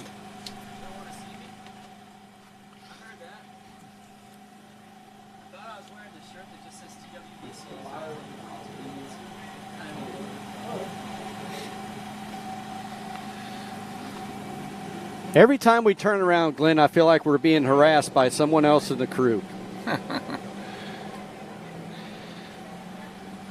It's tough being part of the on-air talent, isn't it? They always like to give us a hard time. All right, Chase, this is going to be... This is 13 meters, 32 off. Gotcha. And that wind has dropped away, actually. Oh, speaking of dropping away, Chase has dropped away there around one ball, and that's devastation for the young American. Half on the 13-meter line. He's a way better skier than that, Troy. You can tell from the way he ran 14 that he's definitely a better skier than a half at 13. Something...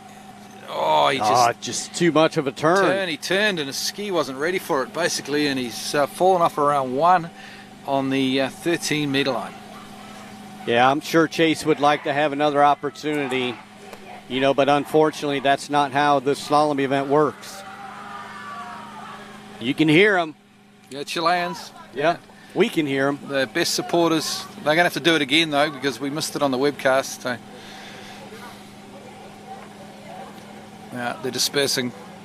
Uh-oh, now where are they going? Best cheer squad. Here we go. Oh, they were right here the whole time. They were, right in front of us. They were behind the trailer. I had no idea. They're going to head down, actually. They're jumping on their bikes and they're heading down into mid-slalom course to watch their teammate, Vincent Tiza. Pretty cool to have a two-time world overall champion giving you the last words of advice as you jump into the water. And Felipe Miranda there, this young competitor.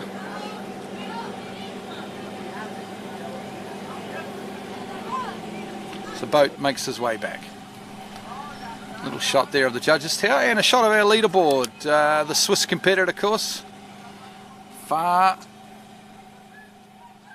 Nicholas, with only competitor around the 12 metre so far. He fell off going through the gates on the 11.25.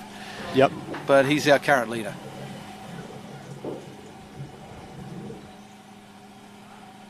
So we're back. I'm Troy Zellner. I'm in the middle. I got Glenn. Last name? Williams, Glenn Williams. Sorry. Yeah, I'm from New Zealand, and I watched Troy commentate 8 days solid of slalom at the US Nationals, and I think it was one of the most amazing commentary stints in the history of commentary, mate. You know, I appreciate that. That's 110, 115 degree heat, wind. Oh, it was 8 crazy. 8 days of slalom. That is a pretty momentous effort, it was, mate. The weather was just crazy. I mean, it was, I'm from Illinois, and that was the worst week of off and on stuff we've had all summer long, and of all weeks for it to show up, had to be then. But we persevered and got through it. That was impressive, mate. The US Nationals is a mind-blowing, it's massive event, and from a country like New Zealand, it is absolutely mind-blowing how big it is. Okay, here we go. This is 16 metre. Is it 50 out of 55, Troy? I missed the... It's definitely 16.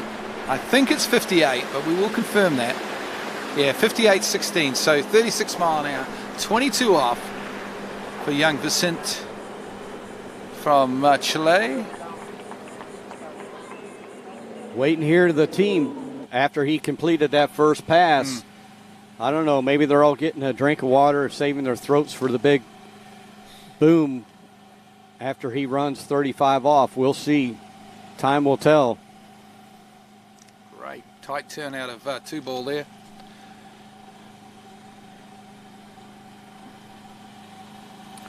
Yeah, so our program, this is day 1, of course, of the World Champs, under 17 World Champs. We've got 4 slalomers left. In fact, no, we've actually only got 2 slalomers left after our current skier on the water. Then we have a lot of tricking, and it is going to be some very good tricking. Now, it is all the best male trickers. We've got series 3 and 4 of girls tricks, followed by all the male trickers at these Junior Worlds. So that's going to be phenomenal. Unbelievable. I know we've got Curtis Williams on site, my young fella who is the biggest trick fan in the world, and he is itching to get in here into the commentary box and take us through some tricks. That'd be we'll look forward to appreciated. that. Yeah, that'll be appreciated. So we'll look forward to that from Curtis. But this is going to be if you love tricking, then settle in for 4 or 5 hours of the most amazing trick skiing. Anyway, back on the water now. This is Vincent Taser, and this is 14.25 metre line, and he is as early as you like for 6. You can write that one in the book. The Chilean competitor has completed the 14.25 metre line.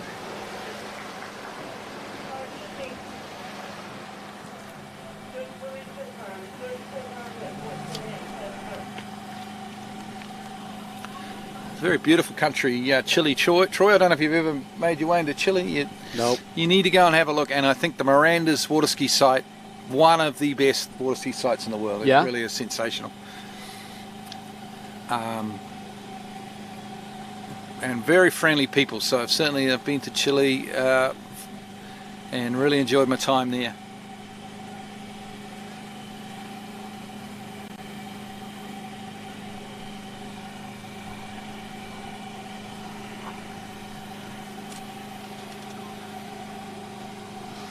So bringing that good slalom ski around 6 and through the exit gates.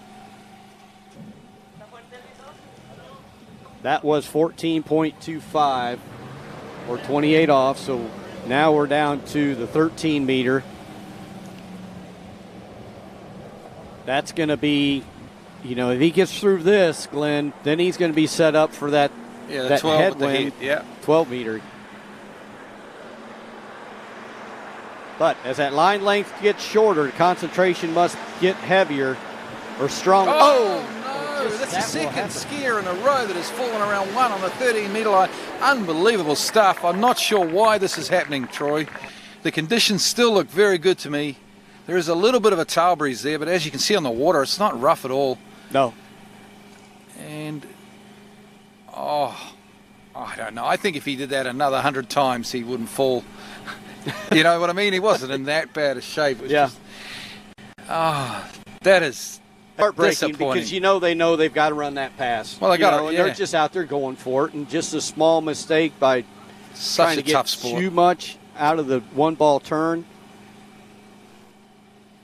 Wow. He did not deserve to fall on that boy, but anyway, he has. That's skiing. That's slalom water skiing. Half a boy on the 13-meter line for Vincent Tiza of Chile. So that leaves us coming up to our last two boys slalom skiers of the day.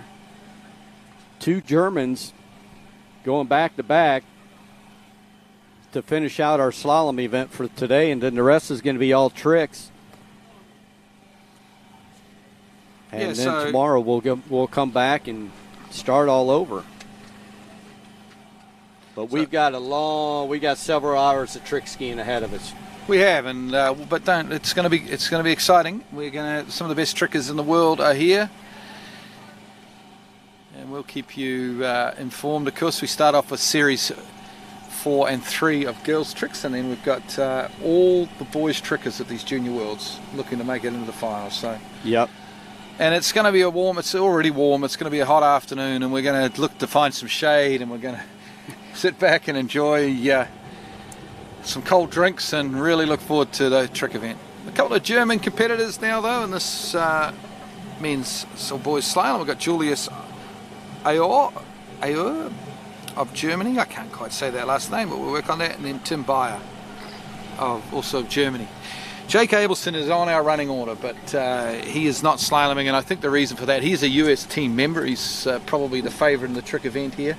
I'd say the US team just entered him in 3 events, but he does slalom, but because he's only 13 years of age, so he's probably never slalomed at 36 mile an hour. Yeah. I think really between the lines that he was probably never going to slalom, so he's scratched from the slalom event.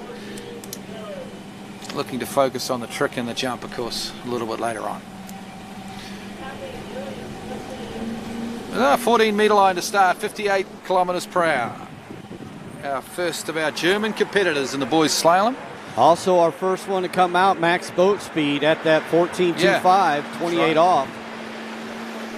So diving right into it. So he's obviously looked at the wind, and he's not worried about running 12 downwind. I don't know, I mean, I'm thinking that he wants to make sure he gets 11 into the head breeze, possibly. Yeah. So maybe this guy is a little bit better skier than the rest in the series. We'll have to wait and see.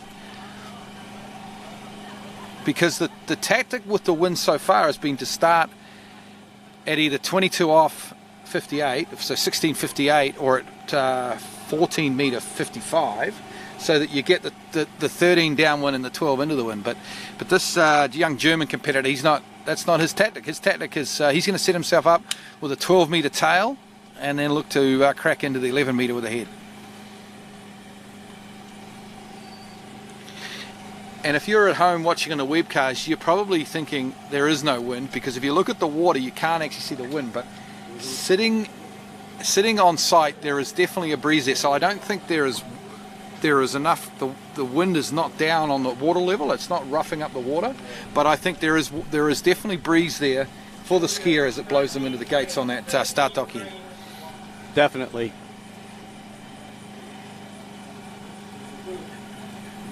You know, and if you can make that adjustment to where you get that 12-meter, what little bit of wind there is to your advantage, why not? Absolutely. This is 13-meter now. A German competitor almost drops his shoulders there on 3, but he's okay around 5. He hits for 6 and complete pass there on the 13-meter line. He's a big, strong competitor, this guy. Man, he's looking pretty comfortable. You know, I don't know that he's thought about the wind at all. I think he just took his normal starting speed and said, heck with it. That's what I normally do. Yeah. I'm going to continue it. I don't want to have any other additional things going through my head as I come off the starting dock. I just want to feel as comfortable as I can and do what I normally do. He does look the goods out here.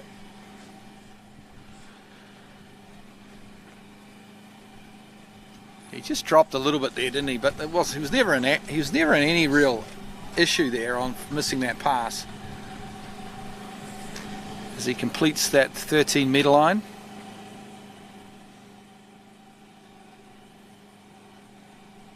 Previous two skiers have had an issue with one ball on this next pass, the third pass from the start dock end. Hopefully he doesn't have any problems here on this 12-metre line.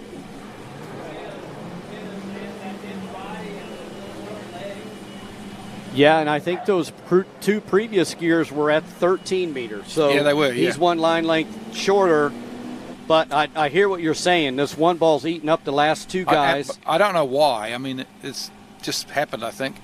But he's got to run this if he wants to take the lead or have an opportunity. Oh, no, not a good one ball. He's going to be fighting hard if he runs this pass. Round 3's in all sorts of trouble, and he's down around 3 ball on the 12-metre line. The big German has failed to fire here.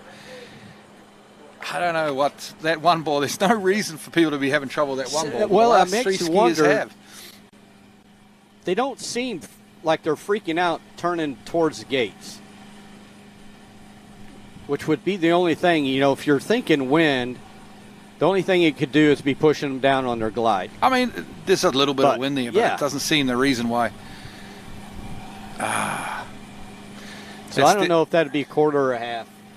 I don't really think it matters, to be honest, unfortunately, for Julius. He is not going to make it through to the final with this score. Stretched out. Just too much of a turn. The rest of his body couldn't keep up.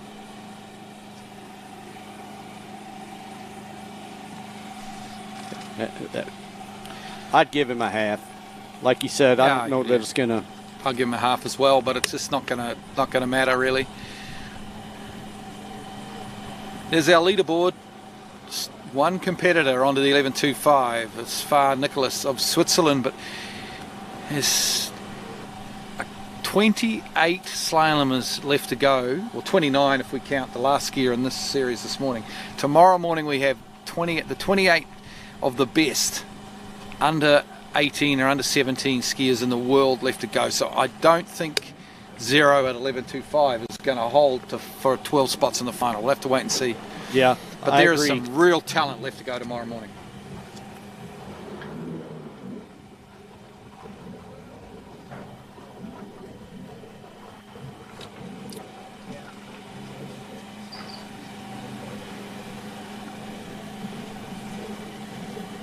All right, Glenn, we're coming down to this last boys slalom competitor in this Series 3 group, and actually the last slalom competitor out today in the World's Championships. Another German skier, Tim Beer, or Beyer.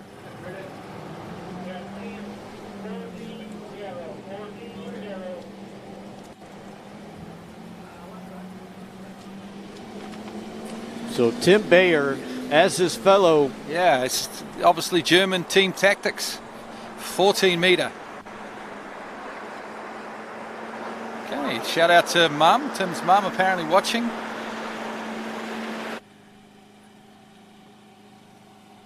And this is 14.25 metre line, 58 kilometres per hour, and that's 6 boys. Not too bad in the end. What a difference between our early out skiers. I bet this guy's 8 inches, 10 inches taller than some of those first skiers. These two German skiers are big and tall and strong. But they both came out at 14.25 or 28 off with the max speed, 58K or 36 miles per hour.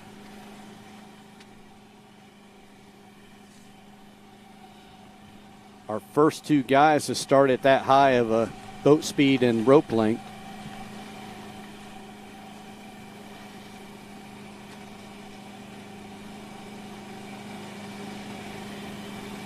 So he'll be coming in at the 13 meter or 32 off, which used to be the must-make pass, and now it's just kind of another pass, you know?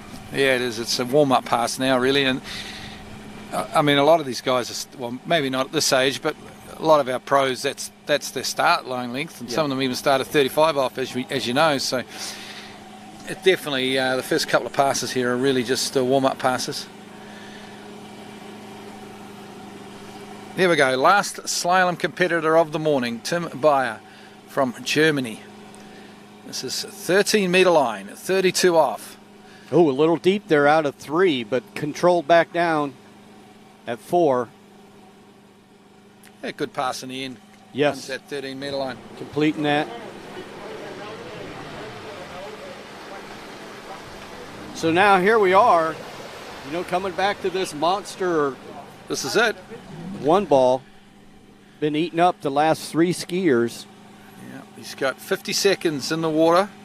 Well, 50 seconds from when he left the exit gates, I guess, but he's got 30 seconds in the water. Now he's going to maybe have a few quick words with his coach off the start dock.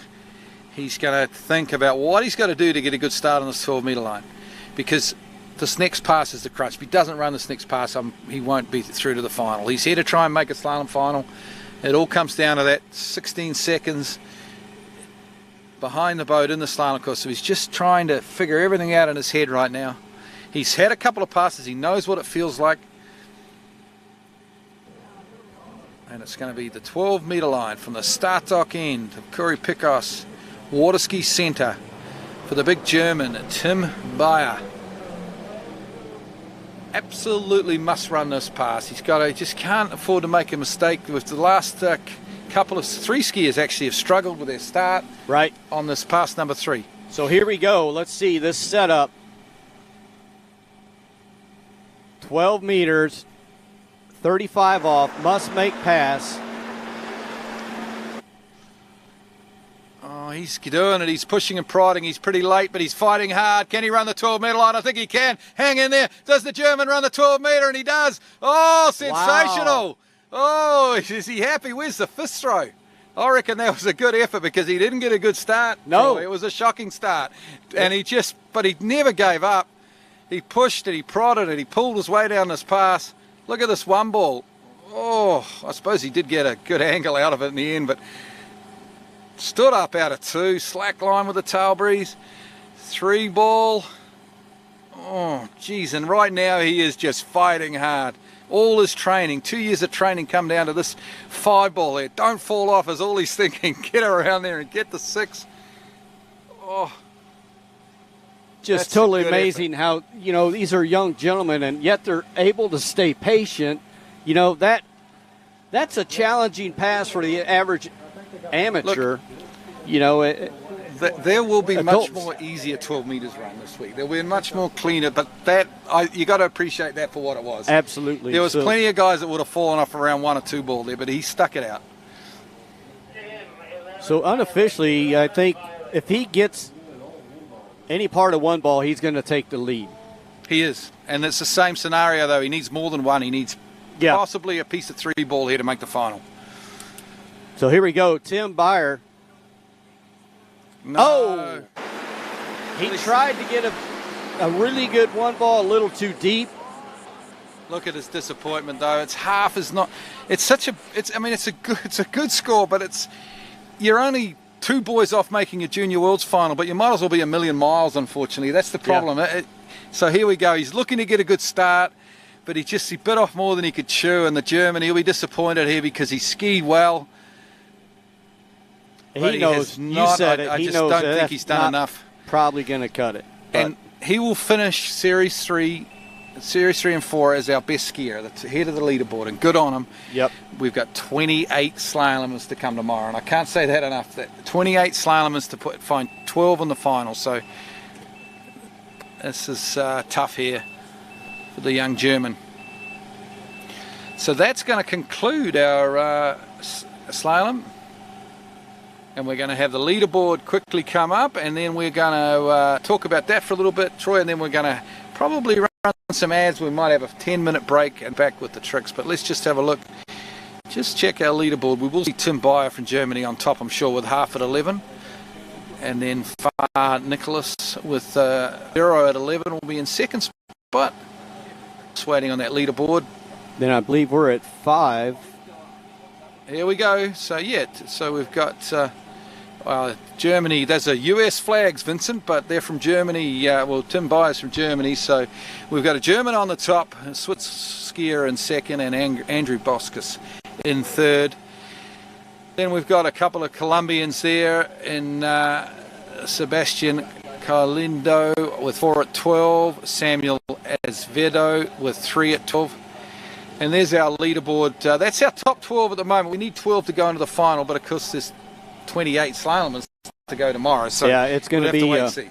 It's going to be very interesting tomorrow with the 2 series to determine the 12 finalists. So that's end of our slalom for today. So and we're going to commercial. Don't go anywhere, folks. There's come some back. exciting tricking to come. And it's going to be well worth it. We'll see you in a bit.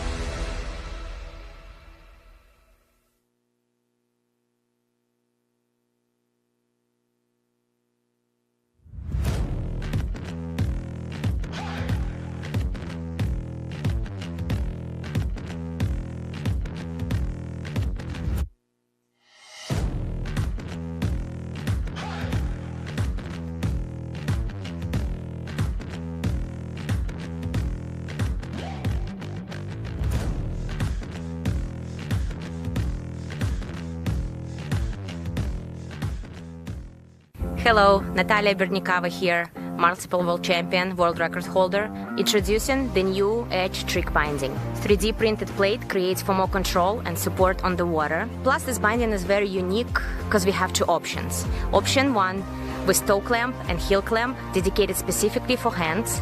Option 2 with the releasable plate could be used for hands and toes, and the binding suits for all levels. For the upcoming season, it's time to get on edge.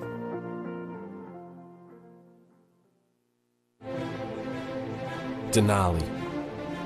No hype, just science.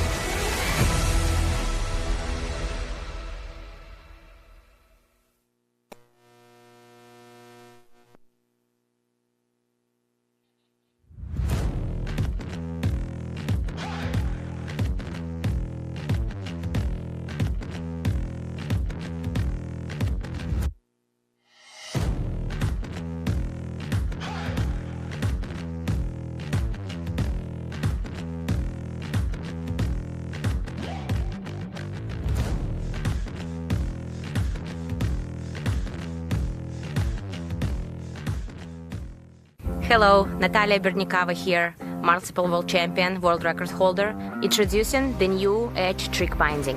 3D printed plate creates for more control and support on the water. Plus, this binding is very unique because we have two options. Option 1 with toe clamp and heel clamp dedicated specifically for hands. Option 2 with the releasable plate could be used for hands and toes, and the binding suits for all levels. For the upcoming season, it's time to get on edge.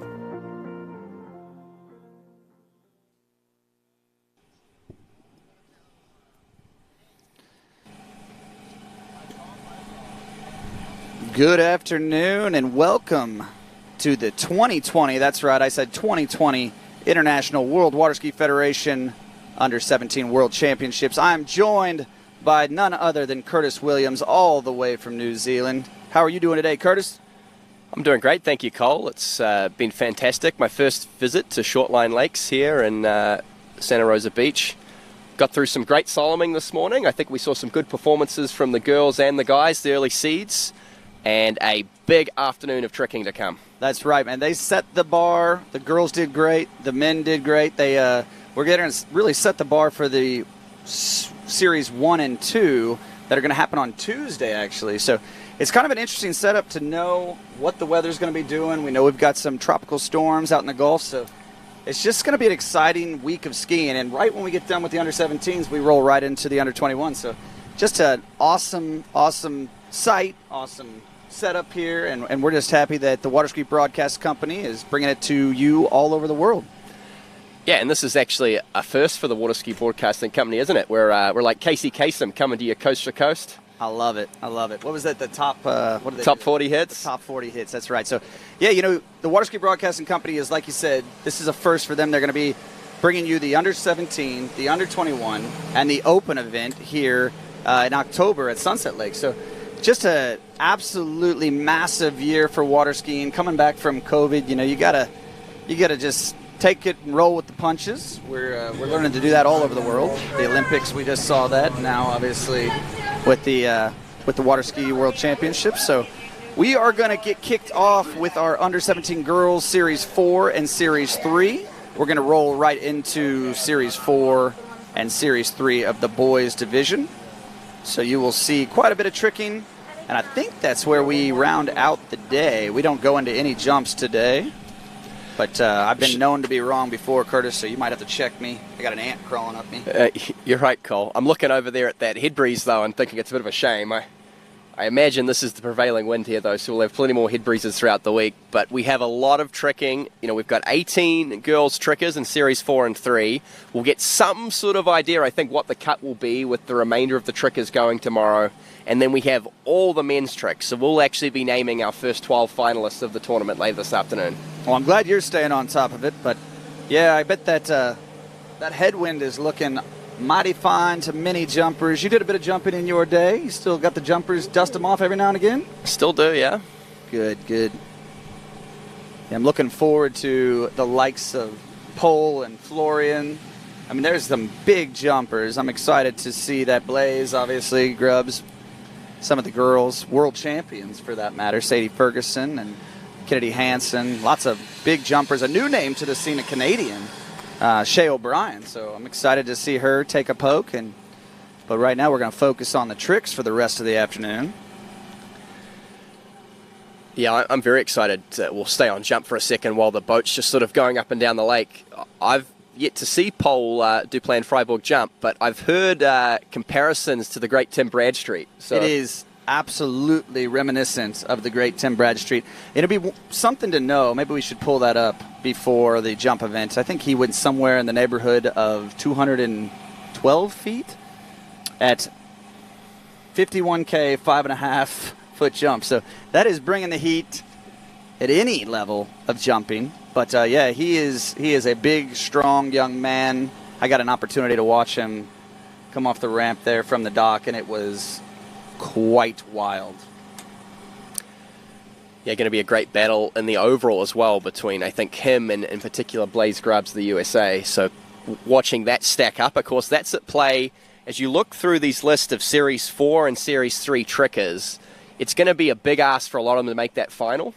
But they are, of course, skiing in the overall event.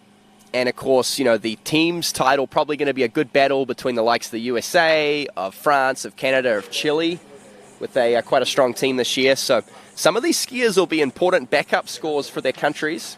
And so it's very important they can stand up both passes.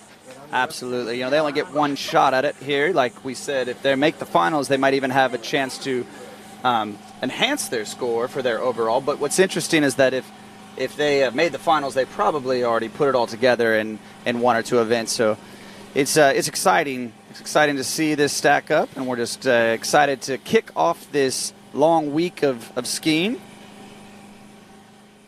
We're going to run to one commercial just before we get to the trick event.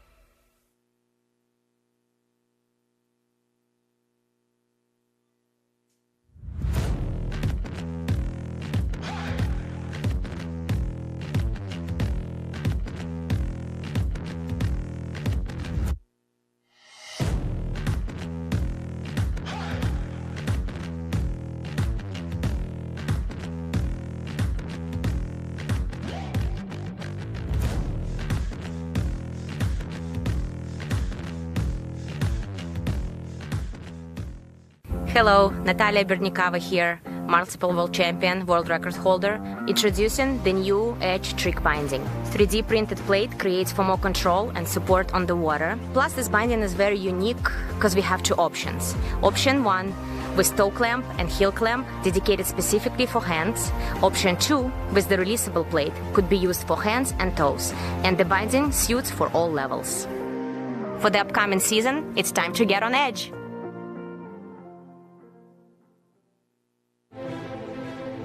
Denali. No hype, just science.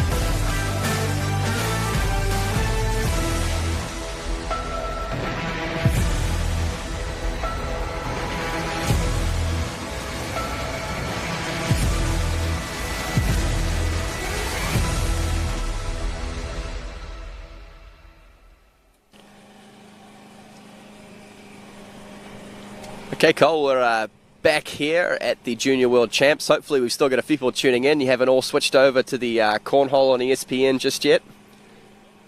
On ESPN the Ocho? The Ocho.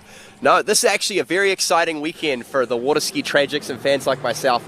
It's probably one of the first times you've ever been able to channel surf as a Waterski fan. That's right, the Hilltop Pro-Am, right? Yep, coming to you live from Washington. And the great news is here in Destin, Florida, we have our first women's tricker on the water. It should be out of Great Britain, Matilda Turp. That's right. She's coming into course now. Kick off this event. Series 4 skier. Starting with some basic surface turns. Utilizing that new 5 back, 5 front rule. So we're getting a lot of surface turns. She's getting extra dizzy out there. I'm dizzy just watching. Yeah. Over the wake now is Matilda Turp. Plenty of glide on these wake tricks. Tidy stand-up pass. I imagine, being a good English lass, that she's probably more of a jumper and a slalomer than a tricker. You get those cold, cold winters up there in England, and it takes a brave skier to really take up the trick skiing. I was actually talking to Rob Hazelwood about that one time. He said he tends to trick right year round. So he's a bit crazy, water ski crazy, but, you know, honestly, this girl looks very balanced on a trick ski. Maybe she just, like you said, needs a little bit more time, or what she has in store for us for her toes, or maybe even a second hand pass. We'll see. So the new rule that I was talking about there, Curtis, is that they don't limit you to one surface turn. You know, it used to be back-to-backs and O's were considered the same trick, but now that has changed, and you see our first skier in Series 4 taking advantage of that. Yeah, it's been a really big one. I've seen a lot of college skiing. The college kids have certainly taken advantage of that. Watched a lot of the US Nationals last week, a lot of the skiers in the older divisions. It's a little easier to do those surface turns. It's great fundamentals too. If you have the balance to do, you know, 5 40-degree spins on top of the water, it's really good when you start getting into, you know, wake 5 fronts and tricks like that. You have that sort of key fundamental balance. I agree, and I think that that's where we missed the mark there. We were just having wake back-to-backs, and some people wouldn't even do the O's, but now they're doing the O's again and 5 backs. But right now we've got Matilda coming in for her toe pass. Yeah, pretty basic stuff here. I'm not sure how many more toe tricks she has for us. A little bit shaky on the toe reverse slide and just repeating it.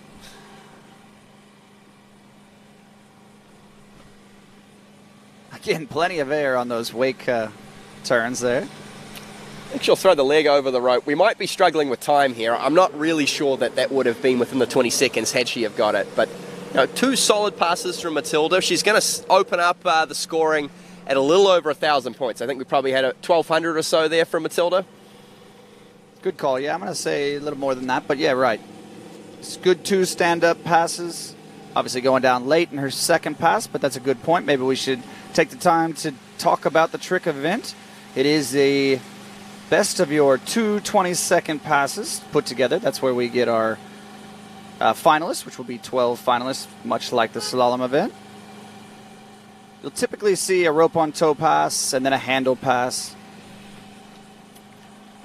as we did from Matilda there. Yeah, actually interesting strategy from Matilda. You know, a lot of toe trickers will prefer to have that breeze at their back. I think we're going to see a lot of these girls open up on toes today with that tail breeze off the dock. I would say for Matilda, the decision was more just that she's a little more comfortable in hands and wanted to open with that. Perhaps depending on how the first run went, that influenced the strategy for pass 2. Tidy stuff. Very early days, first skier. Historically, the cut to make the women's trick final has been right around 5,000 points, maybe high 4,000s.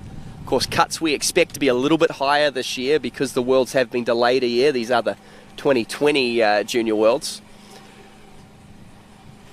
That's right. That's right. Hopefully during our break, we were just getting all of our cameras right there. We're hoping that you guys had a chance to take a break and get a 2U healthy snack big thanks to them for sponsoring our events, both the U-17 and the U-21 World Championships. So just seeing the end of Matilda's run here, going down on that line back, but nonetheless, again, it's at the end of her 20-second pass. We will be following along on the IWWF live scoring site, so we'll be bringing those to you just as quickly as we get them.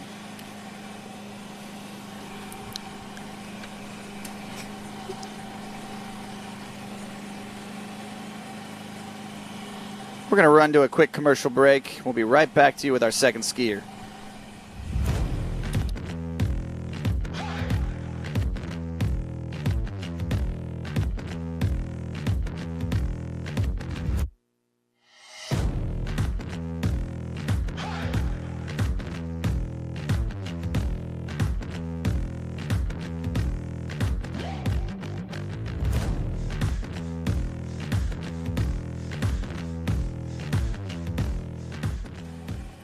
So, Cole, our next skier out of Chile is Amelia Mendez.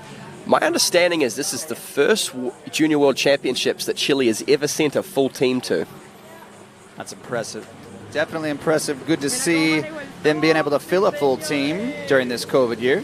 Well, not just fill one, too. I see the little asterisk next to Amelia Mendez's name, which means she's skiing as a non-team skier. So they've actually sent more than the 6 skiers. And a few other Latin American countries as well. I understand both Mexico and Colombia also have full teams this year. That's right. And I'm sure that has a lot to do with the incredible coaching that they're getting. Javier Julio, I know he's been a very big influencer in that. And obviously the Colombians spending a lot of time here at Santa Rosa Beach. But let's get started with Amelia's first pass. Yeah, again, similar to Matilda, moving through some basic surface turns. A little bit faster, though, so she's going to rack up more points within this 20 seconds. Doing the back-to-backs there. Look at the wake back-to-back turns now. She's happy there. First stand-up pass. Got to like that. You know, speaking of trick skiing fundamentals, those old-school 180s where you get all the way backwards to the handles, those are one of the best things. If we have any juniors out there watching, just about the best thing you can do when you start trick skiing to learn the fundamentals of trick ski balance. That trick in itself leads to basically your whole pass there. So that's a trick pass upper of 1,000 points probably on pass number 1, and it all stems from really just that one position, being able to perfect that. Couldn't have said it better myself, Curtis. I agree. I think it's an overlooked skill. Now we're doing half wraps, and the skiers so quickly want to get into the flips or the bigger toe tricks, and like you said, she's gonna really challenge our leaderboard right out of the chute with that basic two-handed back.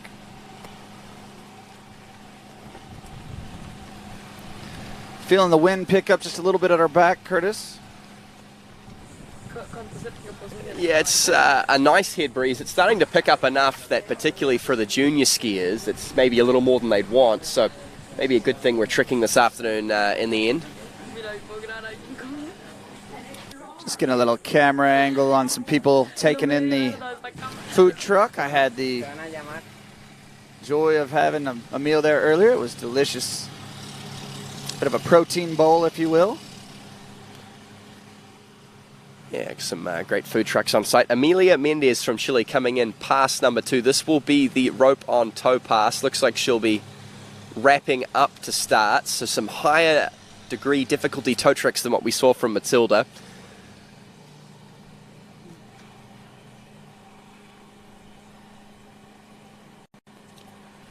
So that's actually an interesting little quirk in the trick ski scoring rules. She moves through this pass. You notice she started with that wrapped up for the toe 360, but split it actually seemed intentionally. Now, when you do that, you actually get scored an extra back, because that first 180 she does out of the wrap is a different direction to the back she does following it. So she actually gets 100 points for that, even though she splits it. Interesting. And then it's a good lead into doing the toe 5 back, obviously, which is a standard toe run that most of these girls you'll be seeing in the later series. But that's a great little trick that I've never heard of, Curtis. So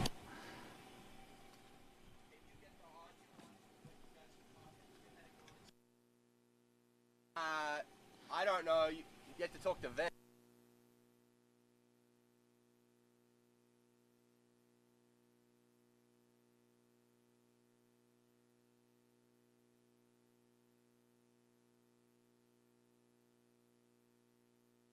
But yeah, Amelia, another young skier. You know, I'd say this is the first of many junior world champs to come for her. It's just experience building at this stage. 2 solid passes. She falls towards the end of toes. But it's a bit of an educational moment. It's bringing me back to sort of when I was much younger and the sort of things I used to do to eke out every point. I used to start with that same sequence, actually, the split toe-o. Before I could do a proper toe-o, it's a way to get 100 points. There you go. Well, I'm just waiting for our live scores to come up, Curtis. I'll let you know as soon as I do get those. But it looks like if you could bring in our next skier from Great Britain. Yes, Lily Dest, also out of England. I think the English team at this World's all girls, an all-female team. See a great little group of young girls coming out of England, and great to see them make the trip across the pond for this World Champs. Saw quite a few of them slalom earlier today.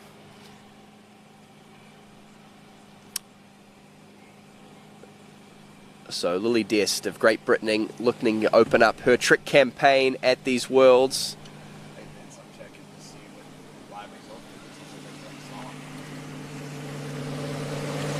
So opening up with the classic wake climb 180 sequence. That's about 540 points there straight off the bat, and now moving through some wake 180s into the wake back-to-backs. This is going to be our leader so far. And a wake 5 front at the end. Leave it to the judges, but still a tidy first run there. Yeah, I still have mental flashbacks to when I tricked at a Junior Worlds many years ago, and I was actually taking more tricks from the judges than I scored. Not saying that's going to happen to Lily. That was actually very clean, tidy tricking from her, but there might be some question over that wake 540 at the end. In fact, I think it's going to struggle to be within 20 seconds anyway. Yeah, I agree. I think that was maybe a trick that she's just throwing there at the end to maybe move into the future with. But right now, you're seeing all of those scoring points. They add up. And again, I agree with you. I think that will be our leader at the moment.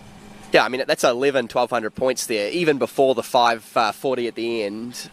So that's going to be almost a lead just there off pass number 1. And she'll have a toe pass to come back up, try and rack up some more points. Still surprised we haven't seen any girls open up with the toes just yet, with that tail breeze behind them on pass number 1. And I think what you're seeing here in Series 4 is maybe this is just their first World Championship, maybe first international competition, and they want to get, like you said, the run that they're most comfortable with under their belt, settle their heart rate down a bit, and then come back in with the toes into the headwind. While it's not ideal, it is still much better than, going down on a early in your pass. So. All right, we're moving through it a little bit quicker now. Lily will be coming back in for pass number 2. You see she is also wrapped up here for a toe spin, toe-o, or toe 540. Billy level just picking up as they move. Actually a really nice toe 5 to start. Toe tricking I definitely think is her strong suit so far. This is a lot of points. She's already tricked more than she did on pass number 1, and she's only halfway through the run. She got Very anything balanced to finish for us. Beautiful slides, and just unfortunately going down on that wrap-in toe-o. But I would say that's at the end of her 20 seconds there. So a very nice second run after standing up that first pass. And I would venture to say that's going to be our new leader. Absolutely. That run alone, I think, is more than what we've seen from any of our girls so far. That toe run's up around 1,700 points, even with the fall at the end. You add to that toe run, she's going to be really close to 3,000 points. Absolutely. And we're still waiting on our live results to come through, but as they do, we will update you. Of course, a note on the running order, when you ski at these world champs, you're seeded into series 1 through 4 in the women's trick event, for example. But within each series, it's a random order. So, often at tournaments, we see the ability level build and build throughout the event. But within the series, there is a bit of randomness to it. And when you're down in series 4, there can be quite a big gap between sort of the best and the worst tricker in the event. So we could see some scores, well in excess of 3,000 points here, even in series 1. Exactly, yeah. And what's so fun about this, the Under-17 World Championships, is that their learning curve is so good, or so quick, that sometimes we see some people that maybe were seeded in the 4 series that have just really improved over the years with the great coaching that they're taking in. And we might see somebody challenge the leader like we did this morning in our women's slalom event. Yeah, you could have some bolters. Things are a little bit, like you say, out of sync. I think this is based off the May ranking list, this running orders. And for a lot of skiers, particularly internationally, they wouldn't have skied many or any tournaments in 2020. That's right. So there are some people probably skiing a little bit out of seeding at these Worlds.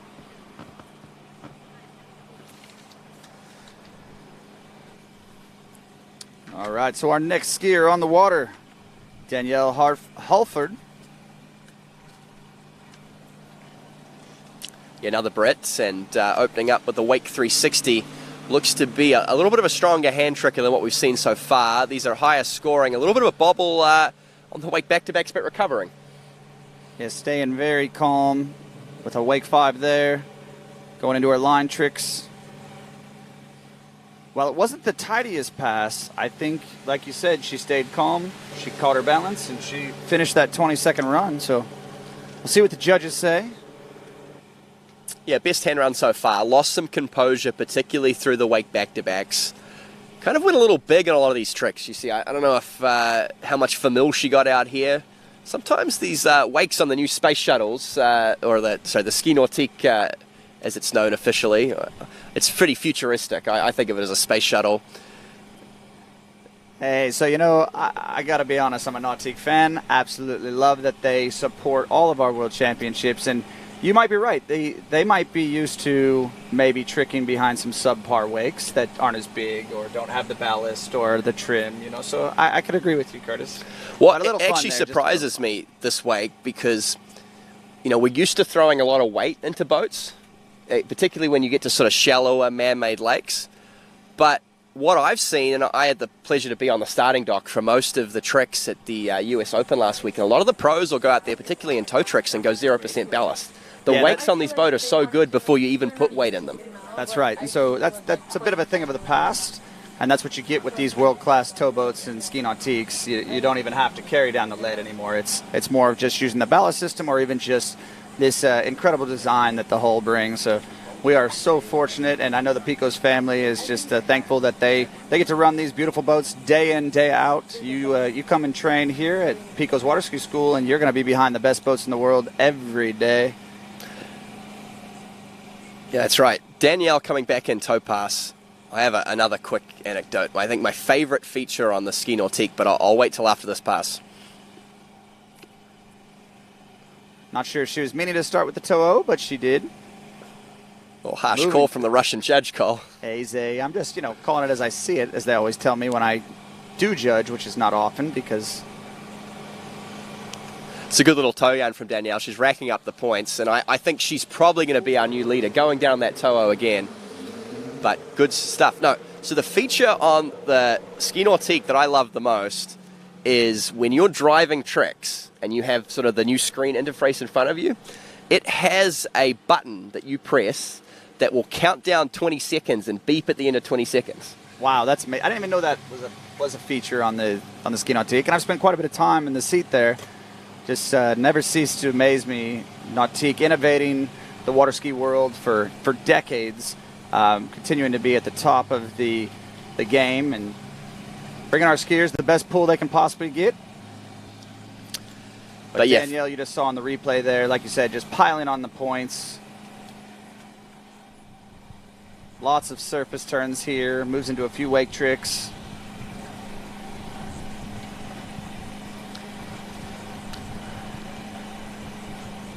Yeah, so that sequence of tow back-to-backs, tow 180s alone is 800 points.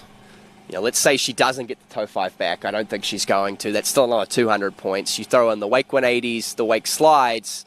She's already at about 1,600 points on that tow run before she falls on that tow. Well, that's right. And what's kind of interesting is how they call it. If they give her the tow and then back, then that falling on that last trick really doesn't matter. That might be the last trick in her run anyways. So she may be missing the reverse there, but still piling on the points, and I know she'll be happy to kind of set the mark for our skiers to come.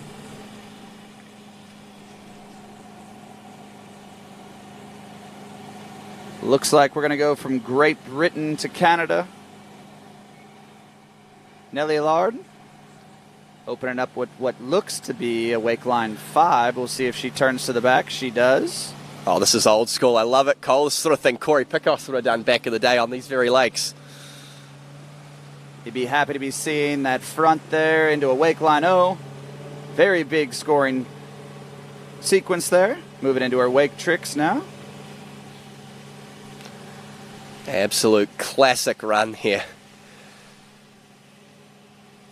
Probably not Rapid getting quite five as much there. height as she'd like on some of these wake tricks. It's going to be a bit of a nervous wait for the score sheets to come out, I'd have to imagine.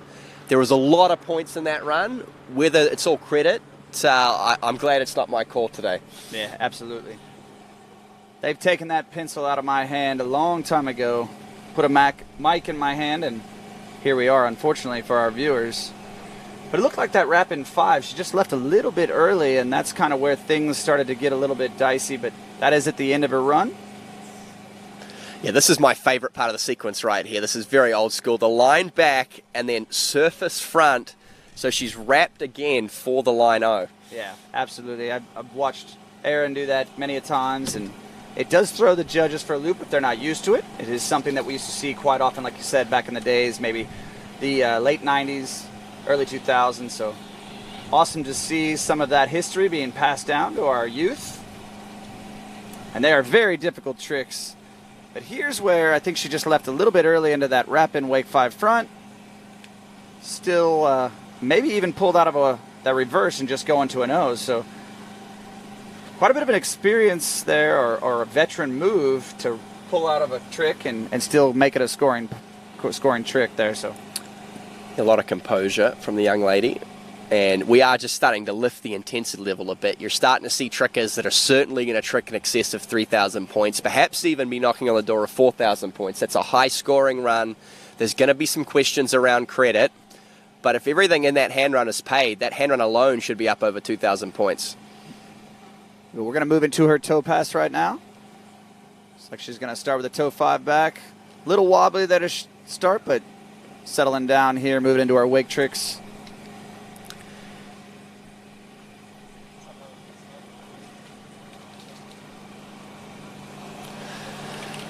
Yeah, apologies to our listeners and to the family and friends of Josefa Krug of Austria. We were a little bit out of order. I think Nelly Allard may have been a scratch. So that was Josefa Krug of Austria, which means next on the water will be Sophie van Bergen of the Netherlands. So you watch this replay here. She opened with a toe 5 back that was a little bit shaky, almost came unstuck. What I found interesting is that typically when you see skiers start in that wrap position, they ski along in the wrap, holding it for a while. She basically got the rope around her shoulders, let go, and then immediately unraveled.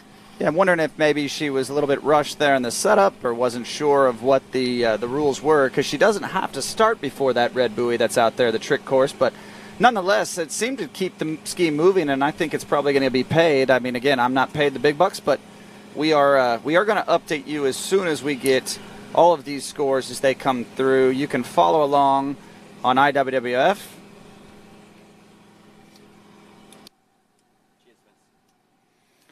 Yeah, for some reason, not sure. It looks like Nelly must have been unable to compete.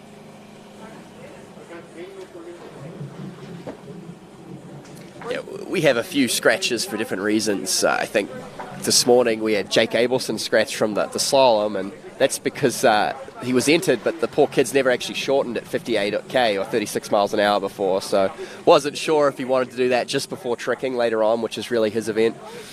He is a bit of a trick specialist, but I've seen him with a slalom ski on his feet, and it is equally as impressive.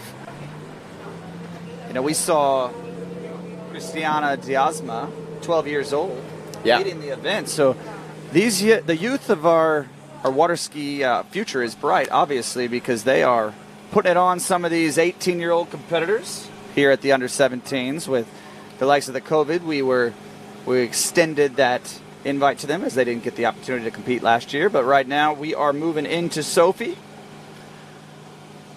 Bit of a hands pass here. Yeah, great to see the Netherlands bring a couple skiers out this year. They both slalomed earlier today. I don't think they quite got what they wanted out of the slalom event, but looking solid as she moves through opening hand passes. Sophie van Bergen will finish with a few line tricks. But again, we're starting to see just the level lift a bit from these girls. We're going to see some scores in excess of 3,000 points, I think. She's happy with that. I think she might have left a couple seconds on the table. But, yeah, I think you're right. I was I was devastated to see a bit of a slalom nightmare there, but it looks like it's turning around right here in the trick event. So that's what you have to do, you know, and you take the good with the bad and move on, and still, like you said, make the best of your weekend here at beautiful South Walton County Pico's Waterski School in the Destin area, Santa Rosa Beach to be exact.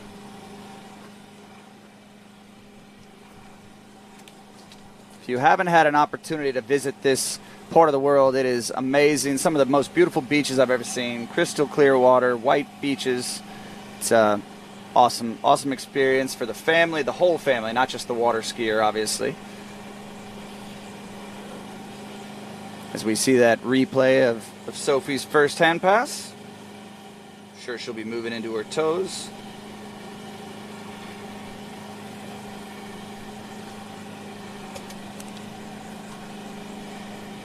You know, we're getting towards the end of Series 4. We've got about 11 girls trickers to come. We'll start to get some idea of what the scores will need to be.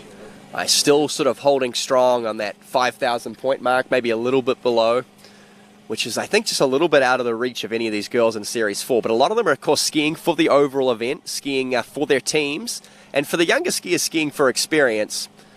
Sophie Van Bergen moving through a pretty basic toe pass here. Trying to mop up some back-to-backs at the end. Depends on who you ask on the basic, as she's moving into, just going down on that wrap and toe, but some very nice toe back-to-backs there. I'm sure there's a lot of people at home saying, hey, Curtis, that might be easy for you, but that is not easy for everybody. So congratulations to Miss Sophie coming back strong on the trick event. And again, we're just waiting on this live results to come in, so apologize we don't have the scores quite yet. Well, the rumor I'm hearing, Cole, is they've had to actually send someone into Walmart down the street to pick up more red ink for the judges. We're going to move to the old school style, huh? Be calling it live here at the World Championships.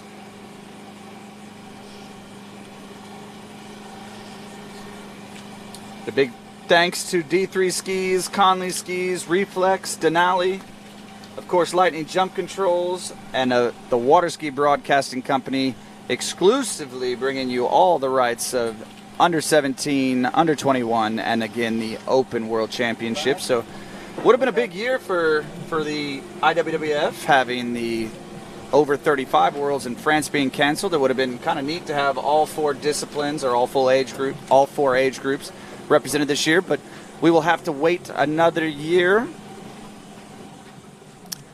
Yeah, probably the right call. Of course, a lot of those over 35 skiers are some of the at-risk groups during the pandemic. Ouch, Curtis, that hurts. No, it makes sense to postpone that. It's really hard with the juniors. You don't really have that second chance the way that a lot of skiers do at the Open or the senior level. You know, you're really only 16 once, and you got to take that shot because everyone's going to age out pretty quickly. Sage Potbecker of the USA, and I think this is probably our first skier that really matters in the teams competition. I don't want to discount the teams of Great Britain and Austria, the Netherlands. But Sage Potbecker is in the US team outright. She'll be a backup trick score, so what she does here is important in that team's battle. That's right. You're seeing her moving through her tricks very quickly. Everything looking very clean, taking advantage of the surface tricks here. That 5 back, and let's see a 5 front. She keeps moving even as she has some bobbles. And a 5 front at the end going down. Might have been out of time anyways, but still, nonetheless, I think Sage is going to be happy with that opening 20-second pass there. Yeah, and that's probably the best opening hand pass we've seen so far from the ladies. She had a lot of great spins here.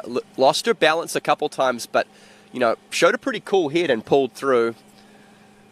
And was getting a good amount of height on these wake tricks. Yeah, I don't think she's at risk of maybe losing too many of the tricks that even were a little bit out of sorts. That was a very clean reverse wake back-to-back. We're going to move into some O's and maybe the reverse here. That 5 back is questionable, but, you know, we'll see what the judges say. If her ski continued to move, and it looks like it did there in the slow motion replay. And that 5 front. So going down here on this 5, I don't know that it would have mattered anyways. Looks like she landed just a little bit short there.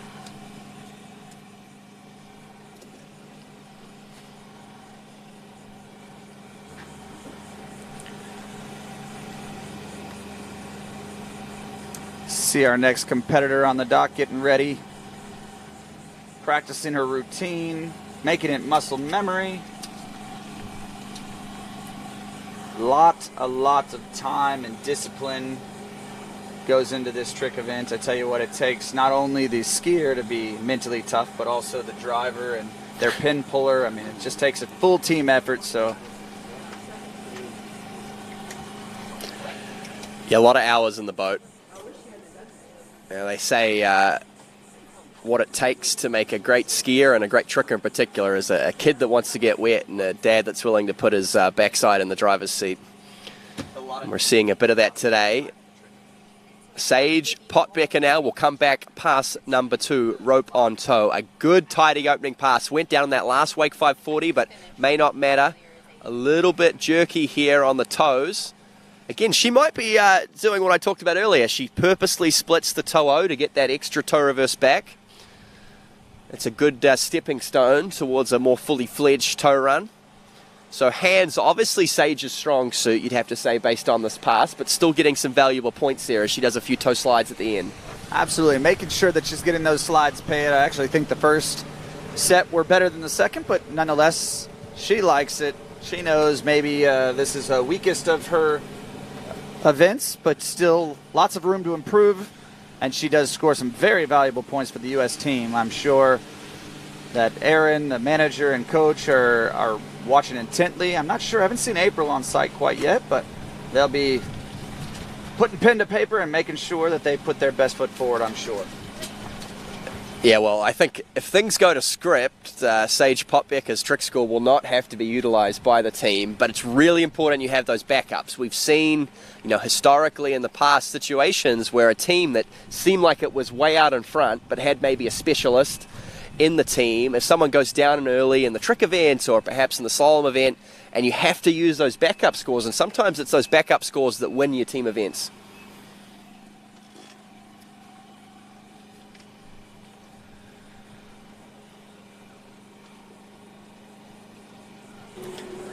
So as we wait for our next competitor,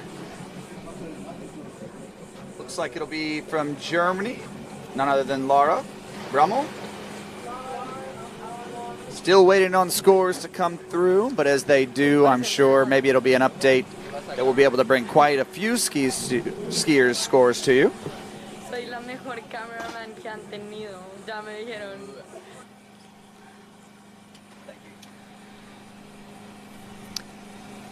Yeah, so final competitor in Series 4, girls tricks, and then of course we got 9 more in the Series 3. And then, the end of today, we're doing all of the boys' tricks preliminaries, so we will name our first finalists later on today. We won't get to know, of course, until tomorrow what it takes to make this girls' trick final. We've already seen some good scores, up around 3,000 points. Won't be enough, though, you wouldn't think, to make the final. But, a lot of these girls out there skiing for experience, skiing for overall, skiing for their teams, like young Lara of Germany.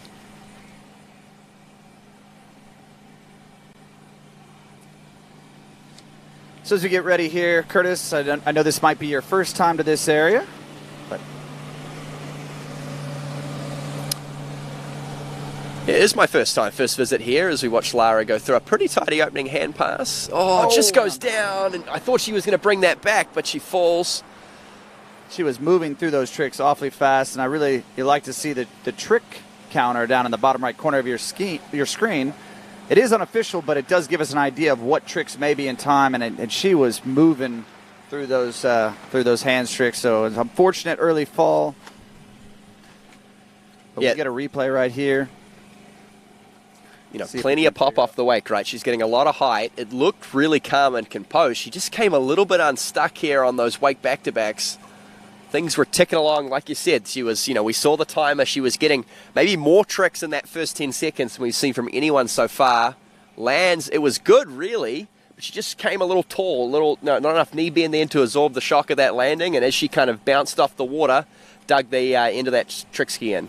Yeah, you see that good pop and load all the way through the top of the wake. All of these tricks are going to be turned to 5s without a problem here in the future. So you love to see that. Maybe she had 5s left. We don't know.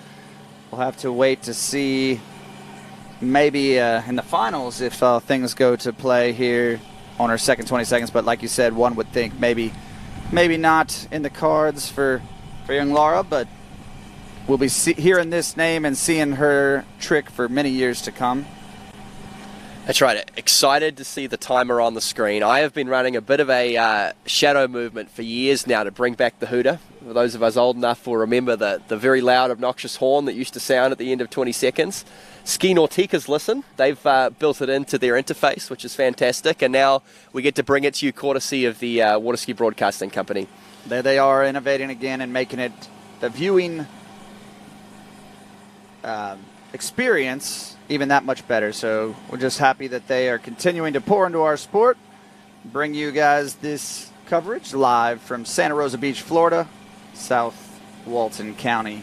Tourism and Development Council is a proud sponsor of this Under-17 World Championships. Tell you what, I might be coming back here on holiday sometime. It's a lovely area. It's unbelievable. I mean, I've been lucky enough. We'll give the call here and get back to that. Beautiful 5-back.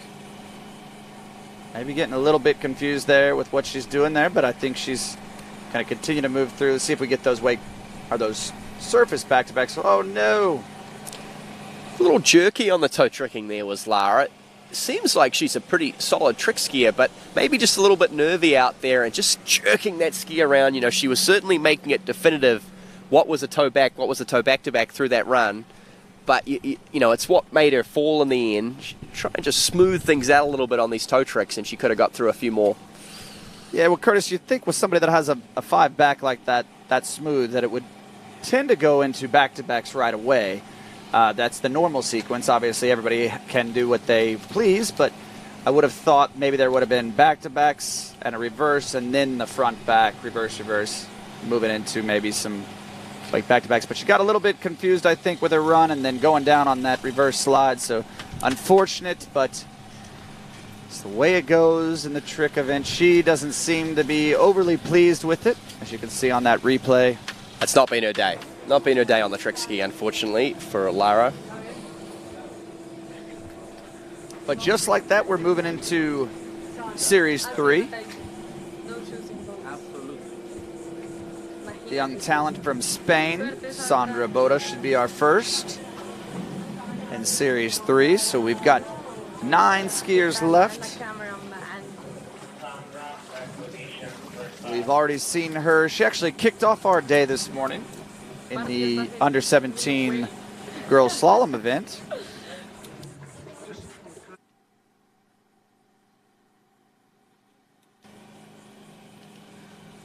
What an honor to be the first skier at a World Championships.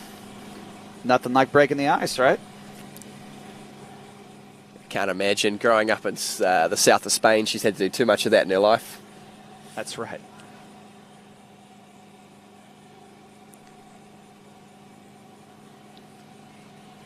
Okay, Sandra Bota opening up her campaign here into Series 3 girls tricks. You'd have to think the level is just going to lift a little bit. Opening up with a bit of a wake 180 sequence is Sandra. And now moving into some higher difficulty tricks to finish.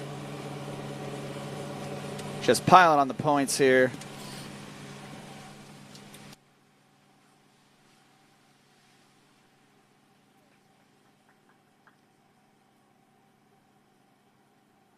Very nice opening run there for Sandra. I think she's got quite a bit of high scoring points there. Some, like you said, some of the older school trick sequences. But I was going to say, if the toes are up to snuff like her hand tricks, I think you're going to see something well over the 3,000 point mark. Right, so that wake 180 sequence she starts with, it looks quite slow, but what she's actually getting is in between each wake back, wake front, she's getting the corresponding back front as well as the reverses. So even though it seems like it's a long time to do your 3 or 4 wake 180s, you're getting 3 or 4 regular 180s as well, which is, when you add that up, it's about 400 or 500 points right there in tricks. Yeah, it's something that for some reason people have gone away from, and I'm not sure quite why they didn't realize that you could do that 180-degree setup trick to give you all of those surface turns like you were talking about. But we tend to, especially here at Corey's, they tend to, that's the way that we teach it. And I know in your part of the world, the Southern Hemisphere, they do that quite often as well. So I got to take every point I can get. If I can do all 4 wake 180s, all 4 180s, or both side slides, I can all cram that into time. That's the only way I'm going to trick a big score. Curtis, big is relevant to the eyes of the beholder. I think these Series 3 girls may be putting the whooping on both of us, but nonetheless, we've got some scores, and we are going to bring those to you right now. Yeah, look at that, just coming through. Of course, in the lead right now is young Lily Dest with a score over 3,000, and then a few scores below that, we've got a couple in the high 2s, and then, Mendez and Terp down there, just a little bit lower. This is the toe pass now for Sandra Boda, and looks to be a strong toe tricker. Yeah, here we go. This is the sequence I'm familiar with. Wake back-to-back, wake front, moving into these 5 front, and just going down, but it was veteran move moving into the back there. We'll see what the judges say, but could have been paid that 5 if she continued to move right through from that back to through into the front there. Nice 5 back to start. Yeah, she looked great here as she moved through the first part of this pass. It was fast, too. There wasn't a lot of hesitation between tricks. She got right into that wake back-to-back.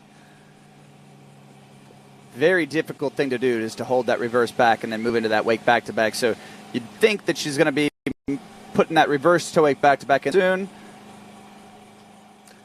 5 front, and then knowing she was a little bit out of sorts, so going to the back position and going down there at the end of her 22nd run. Looks like we've got Bergen's score in. Sophie Bergen, 23.10, so she's going to shake up that leaderboard a little bit there. Yes. For last year, do we have another call? Marty sonríe.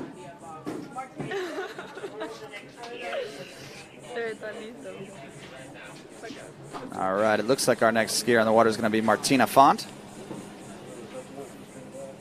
daughter of Sergio Font, who is the owner of 2U Healthy Snacks. So big thanks to the Font family for bringing us all these healthy snacks. You can find them online or even in Whole Foods. So going global, if you will, Curtis. Wow.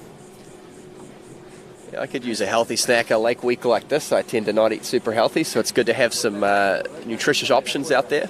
Yeah, I'm going to have to start monitoring my intake of calories, so maybe I need to talk with Sergio about how I can get a standard regiment of shipped to the house there. The Cheetos and cookies aren't doing me any favors anymore. We're just going to have a quick delay here before we bring Martina to you. Scores already getting up to 3,000 points. We get into Series 4, these girls, I think, all going to have personal bests up in the high 3s, maybe early 4,000s. And then you're looking at the likes of Kennedy Hansen, a world champion in the overall event. I'm not sure if she took out the trick event in Spain. My brain, I've slept a few times since then, so did have the opportunity to go, and this is my second under-17 world championship that I've been able to take in, so happy to be here. Absolutely love this part of the country. So big thanks to South Walton Tourism and Development Council. I want to thank the Grubb family, Dutch Brothers, Bell Aqua Lake Cali. They've just stepped up and gave all of our athletes a little swag, so it's always fun to open up the bag and see what's in the skiers' bag. So big thanks to them. There's plenty of others to thank here. We've got Panama City Mazda, a little fun fact. Both Alexis and Adam Picos are still driving the Mazdas that they drove off the lot over a decade ago. So visit them, thank them for their support of this Under-17 World Championship. Wouldn't it be nice if we get a little, Mazda parked out there by the ramp for the biggest jump? feel like the old days. Oh, man. You kidding? I'm thinking that's something maybe we could bring back. You know, we just some sort of a 501c3. But we are going to take a quick break while they sort out some technical difficulties. We'll be back with you in just a minute. Hello, Natalia Bernikava here, multiple world champion, world record holder, introducing the new Edge trick binding. 3D printed plate creates for more control and support on the water. Plus, this binding is very unique because we have two options. Option 1 with toe clamp and heel clamp dedicated specifically for hands. Option 2 with the releasable plate could be used for hands and toes, and the binding suits for all levels. For the upcoming season, it's time to get on edge.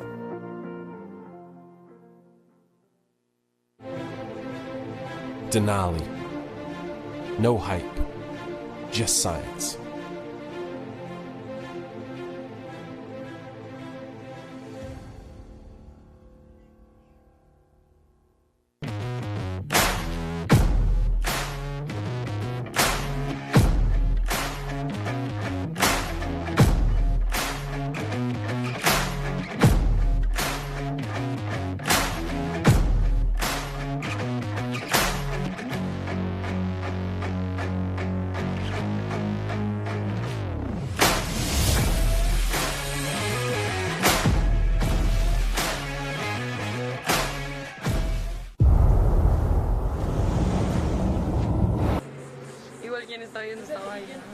Rebecca Cole, we're live with Martina Font into Series 3 Girls Elimination Round. Currently just a shade over 3,000 points. We think the cut to make the final will be somewhere closer to 5,000. Certainly a great pedigree with Font as your last name. Of course, Sergio in the boat, a former professional trick skier and older brother.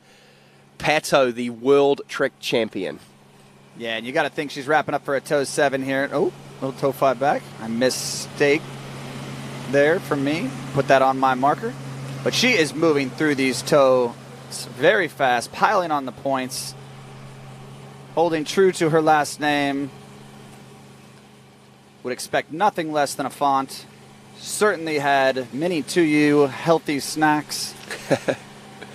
And just going down on probably what would have been the last trick in that 20-second run, the reverse toe 8 back-to-back.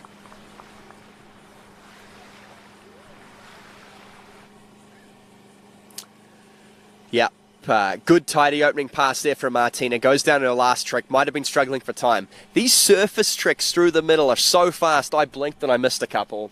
But she is just sort of accumulating points throughout this run. You know, it's like a meter running in a taxi cab. It's just every second you look and there's a few hundred more on it. Absolutely. And, you know, she's just so balanced, just so centered over her ski. You got to love this. Veteran move there, knowing that she needed to maybe take just a second in the back position there so that she could continue to pile on the points, as you're seeing right here. That's right. She lost 200 by splitting that toe out, but because she gets the toe ache back, toe ache front, as well as, you know, probably this first toe ache back-to-back, you know, she's trading 200 to get sort of 700 back. So, and that is a trick that I'm sure that she's done before. Looking how she centered over the reverse back there. Just unfortunate going down, but that is a name that you are going to be seeing for quite some time. She'll be chasing Big Brother and Dad, as they obviously are very, very accomplished skiers already. That's right. So we had a score come through for Sage Potbecker. Probably not quite what she was after, 13:10. And still Lily Dest of Great Britain leads with just over 3,000, although that run from Martina, it's not going to take much here on pass number 2 for her to take the lead. I would agree. Yeah, I think that was somewhere in the low 2,000s. Maybe even more, but excellent tricking from Martina Font, a name that is synonymous in the trick skiing world. So let's see what she has for us on this next 20-second pass. Yeah, and our first skier, of course, opening with the rope on toe with that tail breeze. I think that is the wise strategy. She'll come back now with the head breeze for hands. Okay, so opening up with some Wacos, moving into our surface tricks. Back to the wake.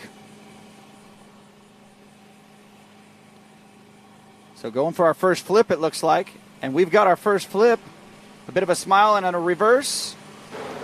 And something tells me that reverse doesn't get landed just as much as that first one does. So probably her last trick, and she's got a smile on her face. I hear a cheer from the crowd.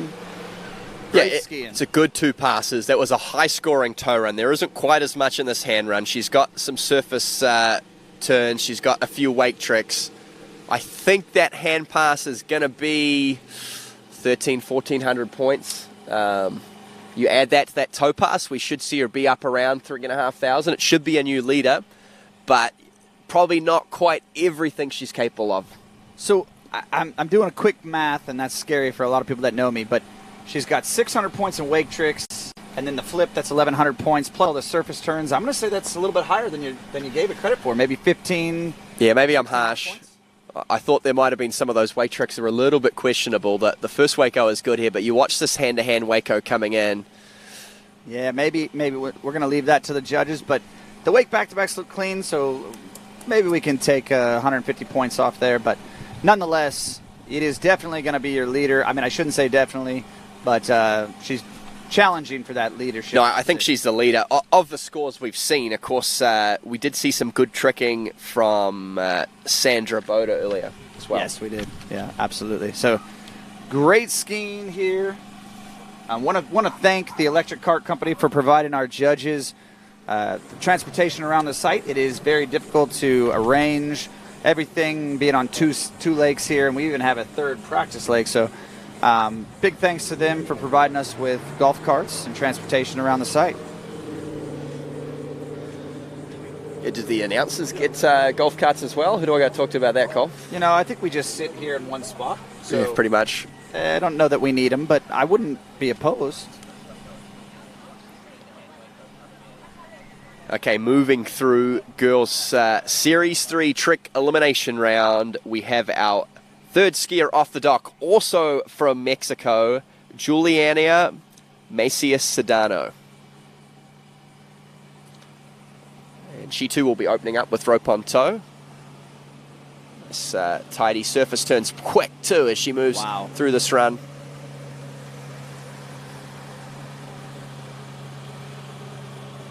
Excellent toe pass here, Curtis.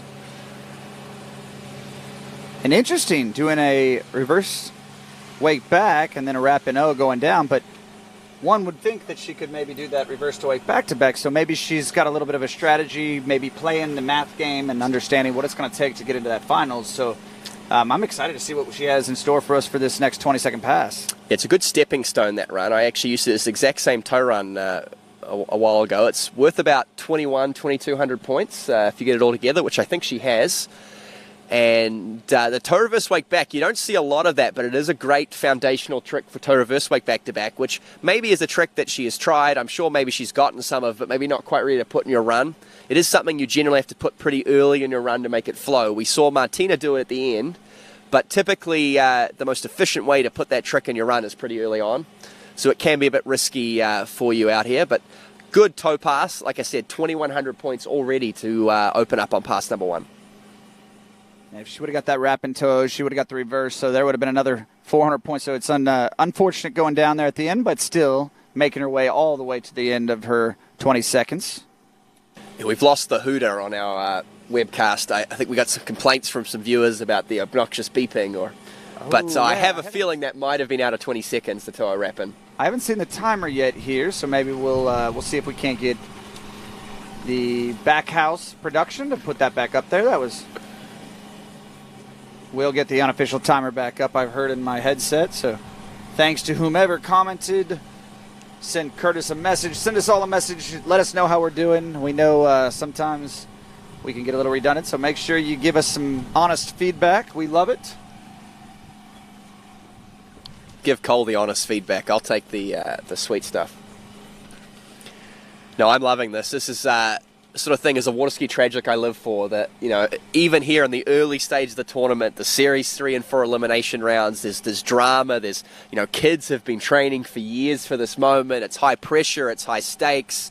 You know, you got nervous parents, you got nervous kids, and, you know, it's who can go out there and perform, and it's great character building stuff. I absolutely agree. You know, you've seen these kids that have worked so hard, and their families have helped them along the way and given them all of the support that they can possibly give them, obviously. And to see them, see over 25 different countries represented here, and all of which have traveled very far to be here and perform right here at the Under-17 World Championships. So let's see what we have in store for us on this second 20 seconds. Yep. Giuliani Amacia Sedano coming in past number 2. The inverted wake 180 sequence. That's very 1980s. Loving right it. into wake back-to-backs. Love it. And then the leg is going over the rope. She's in a full wetsuit, this girl. I don't know if anyone told her how hot it is outside, but obviously it's pretty hot where she trains. 90 degrees and sunny with a slight breeze here, as you can see, but going down on that wake line back, but still piling on the points. It looks like a little bit of a head shake there. I'm sure she left a little bit out in the water, but putting it all together, I really like that sequence right there, Curtis. Yeah, I actually have been doing that my run this season. I'm a big fan of the inverted wake 180s into wake back-to-backs. And so now, for listeners, you've worked out about where my level is. It's pretty comparable to Under-17 Girls Series 3. Well, you know, there's many flips, too. Honestly, with the likes of who's in these Series 4 and 3, I mean, you got to understand, this is high-level tricking, so let's put it this way. I don't think either of us would be making the finals. Oh, no. But that's exciting stuff. That's the future of our trick event here. You're seeing it live. Santa Rosa Beach, IWWF 2020 World Championships.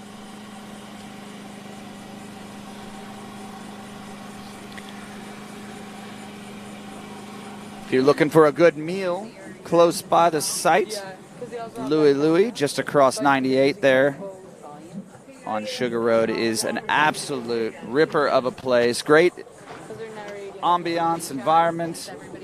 The Pettit family actually owns a home here, and then just across the street has Red Bar as well as Louis. So get a great meal, more food that you can put down. I don't know, you're more of a man than I if you can take down their entrees, but in the account. And then once they get Big thanks to all their support. Who do we have here, Curtis? This should be Emily Wenzel out of Germany. Our second German tricker of the morning, or the afternoon now. And she'll be coming in again, rope on toe. I think we're going to see a lot of that from the girls still to come. Yeah, I think as we get further down this list, you're going to see this being kind of the go-to run, starting with a 5 back. And look at that right to the wake for wake tricks. Uh-oh. What a recovery, though. That's a difficult trick under the best of circumstances. She's completely missed the weight on toe reverse wake back-to-back, and she is still motoring through this run. Goes down on the toe-o, though. Almost felt like she reached too aggressively for that line. She was wrapping in, I think, for the toe wake-o, and you can see the distraught look on her face. You know, we talk about the pressure these young athletes are under.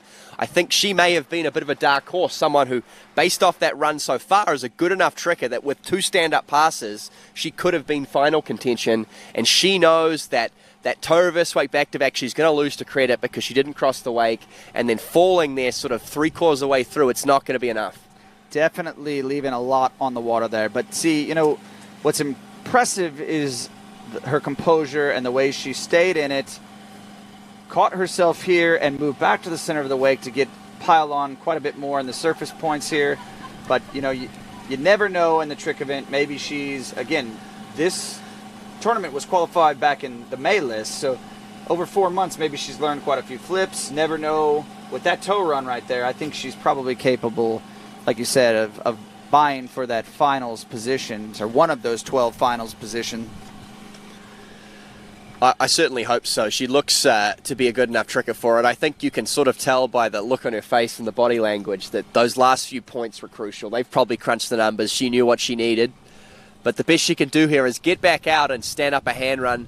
You know, probably an overall skier well as young Emily, and of course skiing for Team Germany. So one more pass. It's tough to get on the horse after something like that. She's obviously, getting in her head a little bit. It hasn't gone the way she wanted it to. So best of luck to her on pass number 2. Yeah, I tell you, when I saw her warming up, I knew that she was going to be a skier to watch. I'm doing those Surface 180s right there, and there's the Waterski broadcasting booth. So big thanks to all of them behind the scenes, bringing this to you, to all of the world to see. So little wave there. And of course, that's the A team we just saw on camera, and the B team are over in Washington, of course, bringing you Hilltop Pro-Am. So maybe in between trickers, if you want to cut over and watch some pro slalom skiing, there's some great action being brought to you. Channel surfing as a waterski fan, what a concept. Unbelievable.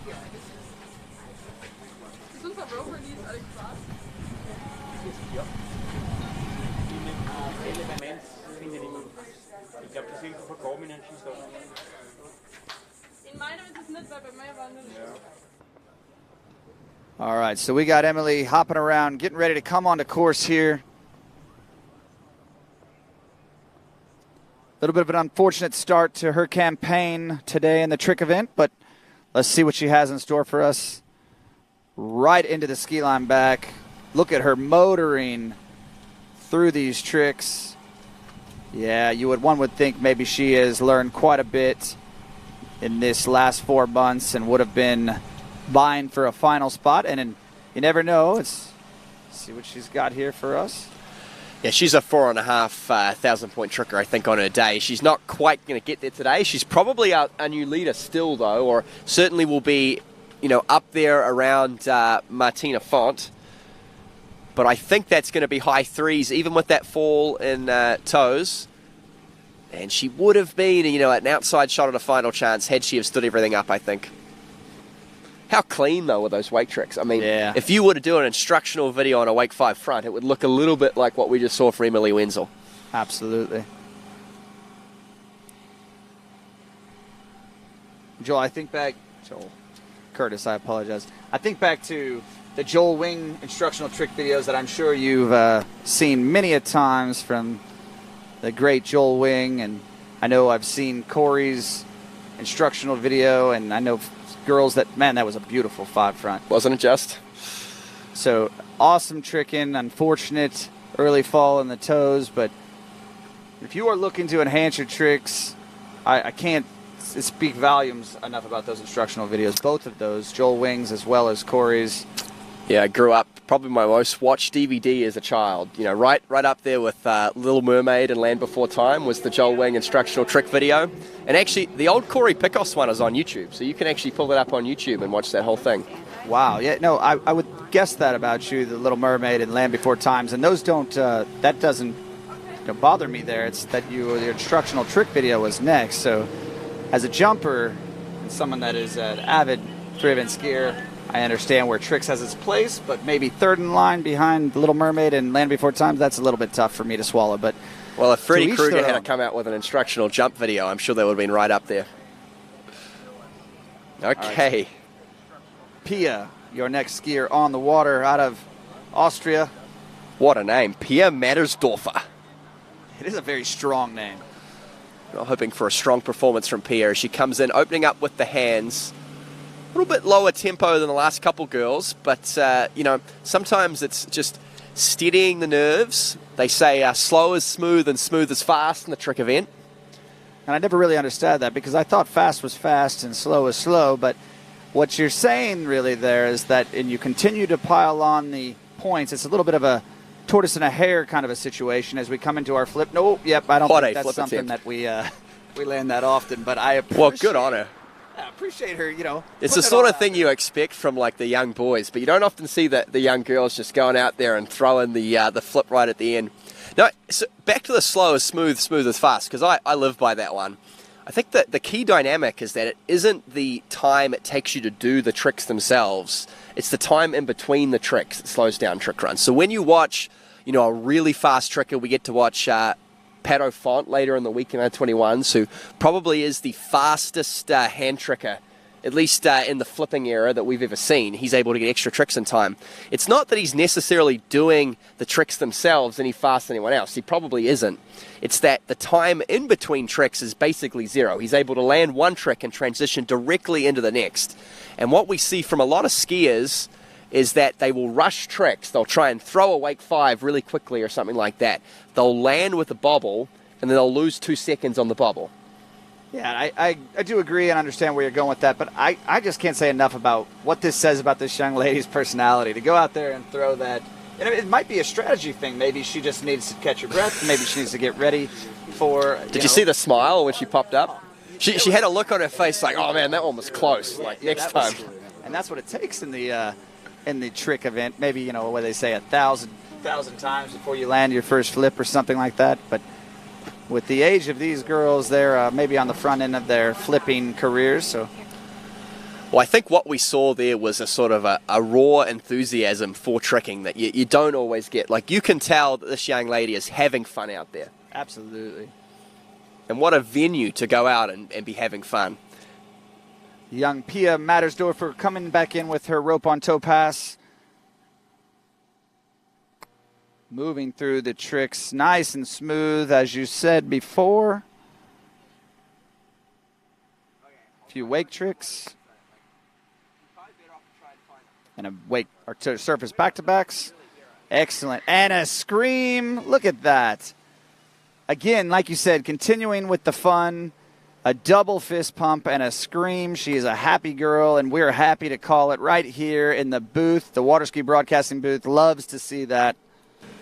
Yeah, I'm grinning from ear to ear, and it's the roller coaster of emotions that makes, this really my favorite sport, and trick skiing maybe even my favorite part of it to watch, because we just had Emily Wenzel go out, and you could see, she wore a heart on her sleeve. She went down early, and it cut her up. She trained for that, and then she's backed up here.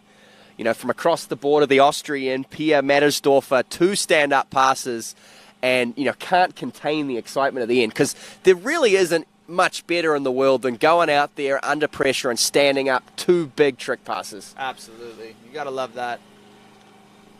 Hopefully someone got a picture of that to capture that moment, because that's something that should be going above the fireplace, I think. Up on the mantle. Well, the great news is, because we have this all broadcast by the Waterski Broadcasting Company, she's got it on film. That's right. She can go back and screenshot that and get an absolute ripper of a portrait.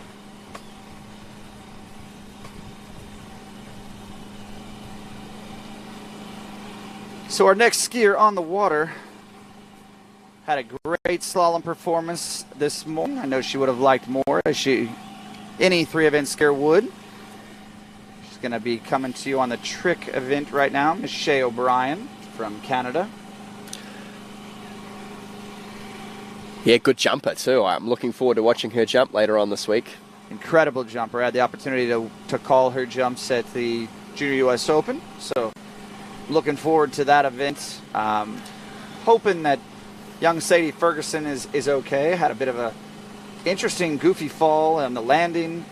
Seemingly a great jump, but didn't turn out well for her on the landing. But I haven't got an update or word. I know that she's been cleared, no breaks. So Shay O'Brien.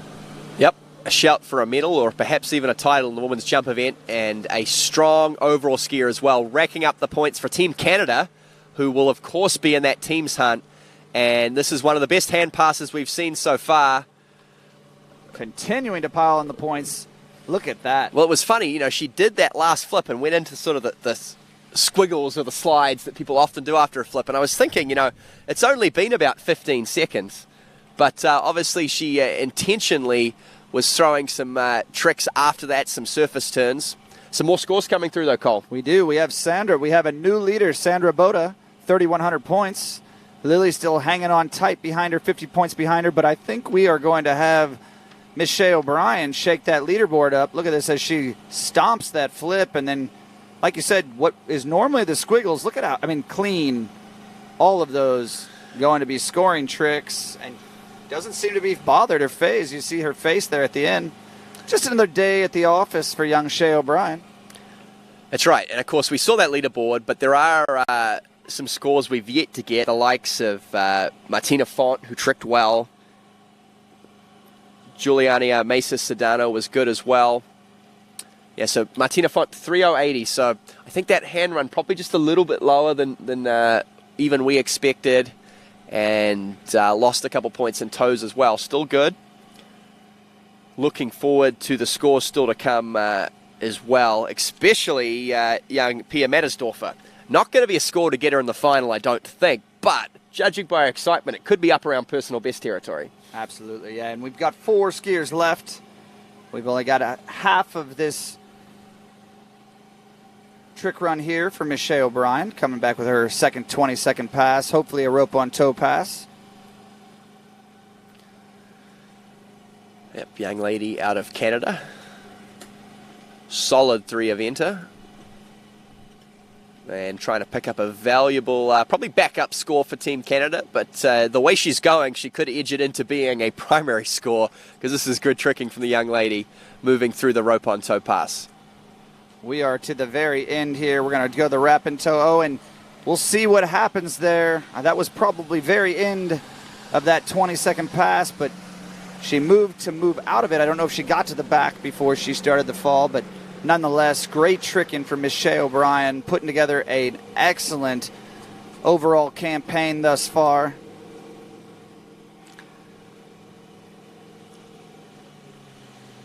It's pretty tidy. She does start to get a little bit away from the boat on some of these toe tricks, and you'll see that toe wrap in. She, like a good jumper, almost muscled through it. I don't think she ever quite had the finesse or the balance to execute that trick, but she pulled so hard and almost willed herself forward. And in the end, I don't know that I'm paying that one, but fingers crossed for her.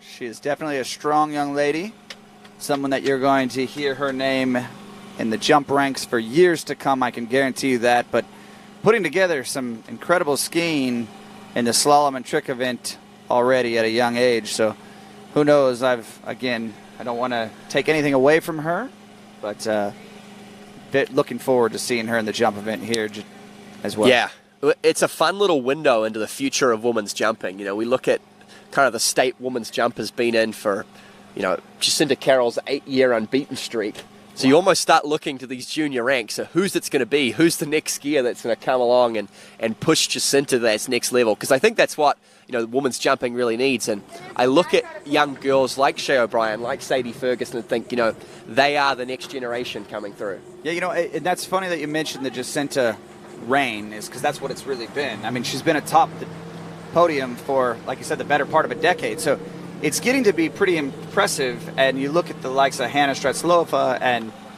Regina Jaquist, obviously world champion, but we got to look a little bit further down the list here to young Sadie and maybe Shea O'Brien can challenge for that. That's right. Moving now back to the United States of America, it's young Elizabeth Hall, of course, out of Georgia, and opening up her tricking campaign here.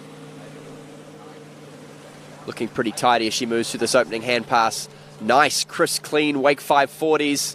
Oh, the wake 5 back hand to hand. This is some good old school surface and spinny turns. A little bit low on that flip, and so that's a shame she lost that last 500 points. Yeah, I stepped away for a minute, but again, I know Elizabeth, also one of those young jumpers that's exciting to watch. So had a bit of a ripper in the slalom event today. Didn't go the way she was hoping, but we'll see the replay right here. Nice clean wake tricks to open up. Yeah, it actually speaks to the depth and the almost wealth of riches American junior water skiing has right now, that Elizabeth Hall is skiing as a independent at these world champs.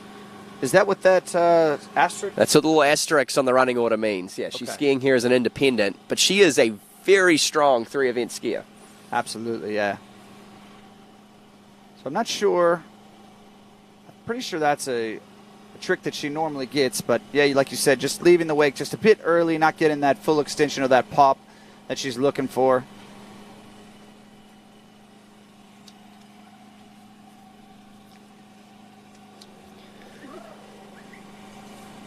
So I'll see if I can pull up our water ski results.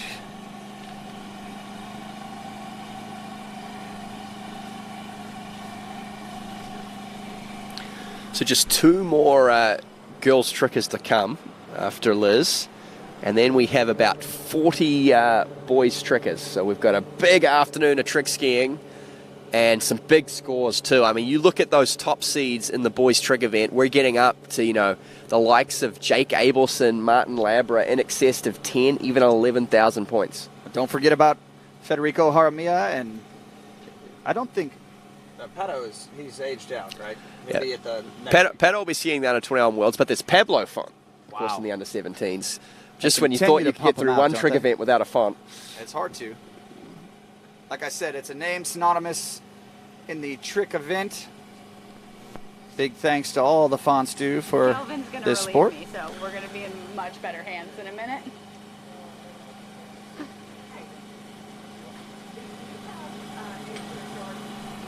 But we're going to move right to Elizabeth Hall's. Looks like she's going to do another hand pass. No, I wouldn't speak too soon. Okay. Yeah, see, I was wrong again. That tracker that we need, that ticker, we thought maybe, Curtis, it might be fun to see how many times we make a mistake. But that's right.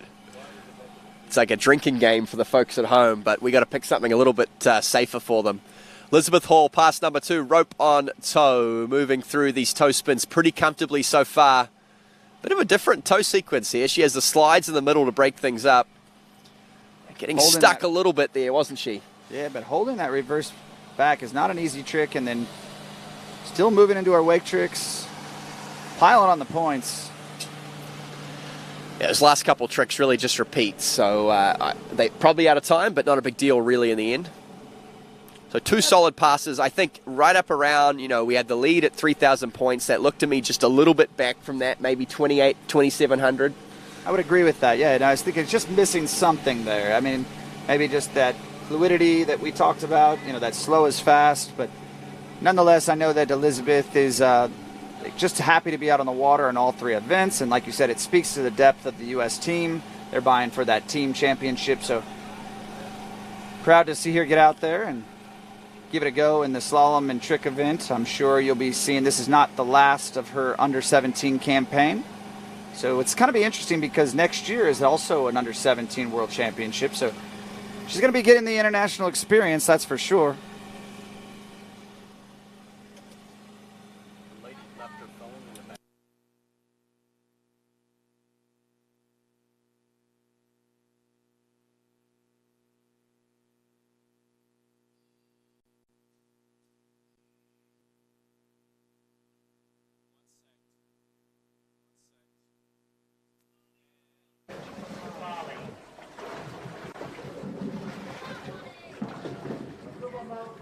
All right, we've got some more scores, and we're shaking up the leaderboard. Estadano Macias, 33.80. It is unofficial, so we're going to wait to see exactly what that looks like. But you're getting a good picture, a good snapshot of what's to be. Yeah, of course, at the conclusion of this trick event, they will post the trick seats and give the athletes 30 minutes to look at their sheets. Moving to Great Britain now, it is Molly Lee. And I got to say, Great Britain, typically my favorite team as an announcer because their names are always very straightforward and simple to pronounce. Yeah, you've taken a lot more chances than I want to, but look at this. We're moving through some nice two-handed back, like we talked about earlier.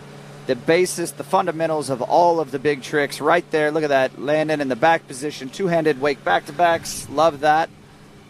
Look at it and see, you see that 5, absolutely beautiful wake 5 front. So yeah, well, judging by the fact that she's sitting here in Series 3, and that was a very tidy hand run, but it's really only worth 1,500 points. I think we're going to see a pretty big toe run here from Molly. I have a feeling that she strikes me as a toe tricker, and I think we're going to see a big run on pass number 2. Yeah, you fellow trick skiers can spot each other. The trick radar is going off apparently. I gotta be honest. Yeah, I think she's going to put together a big toe run for us. Well, you can see she's got the balance fundamentals really down. Like, she's very comfortable over the trick ski and spinning. Sometimes you'll find with the younger girls, they do have issues with some of the bigger weight tricks and the flips and whatnot. It doesn't come as naturally to them. But she has the trick ski, fundamental balance that I think she's probably pretty comfortable at all those surface turns, and we'll see a fairly accomplished toe run. And I'm not certain, but at the end, I think I might have seen a bit of a fist pump. So She might have been happy with that, which even leads me to believe more that she's got quite a bit of points coming at you in this rope on toe pass. Of course, the penultimate girls tricker of the day before we move into this jam-packed boys trick elimination round.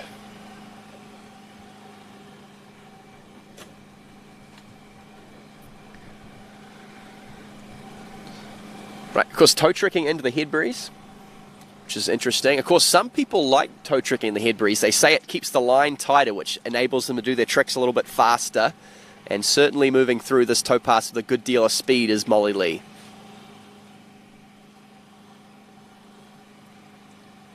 Pilot on the points here. Again, that slow is fast, nice and smooth, continuing to move through all the way to the end of these 20 seconds. Oh, unfortunately missing the top of the wake there on that toe wake back-to-back, but 2 stand-up passes.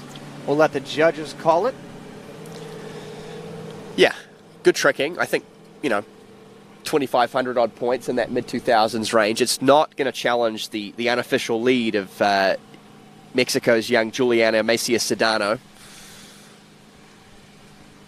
I would agree with you on that. 3-3-10, of course, that lead right now, which gives you some idea, I guess, of what the cut will be. But with about 20 trickers still to come tomorrow, I will, venture that's going to push up well over 4,000 points. Yeah, I think you're right. And like you said, historically around that 5,000 point mark, and I think the trick event, you're going to see some of these girls that don't have the more high point tricks that are working through these more traditional runs, sequences that they've got down, they've mastered, and so they're pretty darn consistent with their scores. So I know that we are excited to see some of these youngsters pushing the envelope, but I think you're right. We're going to see quite a bit more in that 5,000 to 8,000 point trick runs. It is interesting when you watch skiers at about this level, because we haven't seen a lot of flips. We've seen the odd girl do 1 or 2, but the premium on speed in trick skiing is so much that until you really have more than 1 flip, it almost isn't worth it. It takes so long to set up for those tricks that it's really all about throwing those sequences together and doing tricks efficiently. Yeah, I'd agree. I mean, I think you can't count out the ski lines or the toe wake line tricks or the surface tricks, because they do add up equally, but it's something about those flips. They seem to be faster, quicker. We're going to move into some wake turns right here for our last tricker in this Series 3. Yep, and watch that clock tick down on this first pass from Lily Steiner of Austria. Finishing up here with the wake line sequence into a wake line. Oh, it looks like it's probably going to end up in time, and that'll be about all she wrote. But a good, solid stand-up pass. Again, that hand pass up close to 2,000 points. She's smiling because she had a bit of struggle getting her back foot in and probably missed 4 or so surface turns, but nothing of major consequence. I mean, every point counts in an elimination round, but let's see what she has for us on this next 20-second pass, because that was a stand-up run in all respects.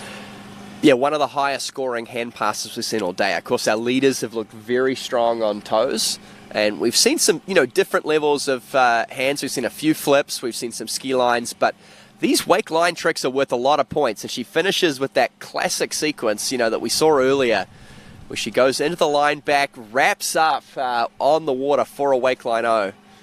And a great wake line O too, and it looked to be in time, so that should be a pretty high scoring run. I agree. I think we're going to see things heat up here on this toe pass. See if we can finish out this Series 3 event with, as she throws the hands like up. Sorry about that. Didn't go as planned, and not much does, when you're at the World Championships. You're not going to have perfect runs out there every time. You got to just roll with the punches and keep moving, so good on her for doing that. It's always a fun dynamic when you do the line tricks in the run, because you do have to transition to getting your foot back in that kicker. And, it's often hard under the heat of the moment. You're already trying to transition next trick to kick that foot in. All right, Miss Lily Steiner wrapped up. Moving into a nice toe 5 back-to-backs here. Just moving through some surface turns. Let's go to the wake. Nice toe wake back-to-back. to wake front. See if we get, and just gets caught up on that wake. Unfortunate early fall, but still piling on the points. It's going to be close. I think it's right at that 3,000 point mark. I think there was probably enough there to take the lead. The last 5 seconds there of that run, unfortunately, she doesn't get to score, but very tidy tricking. Yeah, I think Giuliani Macia-Sedano is going to go to bed tonight as your leader in the girls' trick event. I don't know this is quite enough to challenge the unofficial 33.10. That fall there, bit of a strange one, didn't really seem necessary, and I think that's going to cost her dearly. Yeah, unfortunately, just got caught up on that wake. Didn't travel out to the left as she would have liked to get into that swell.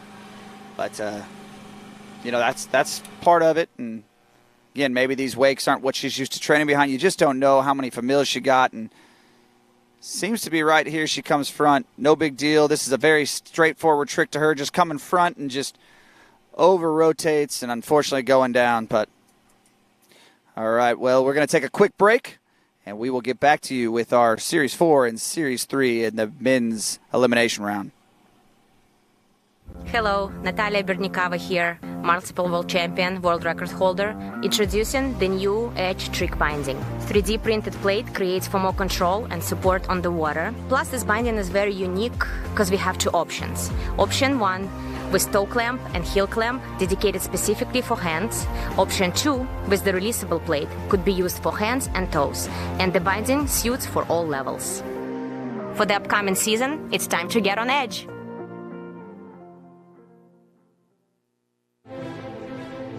Denali. No hype, just science.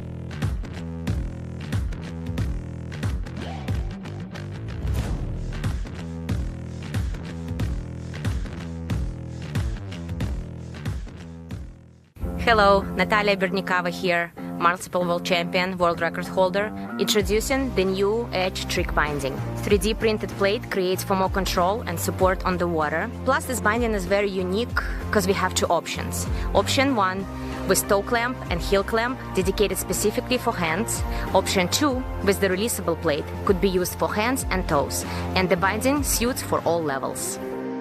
For the upcoming season, it's time to get on edge.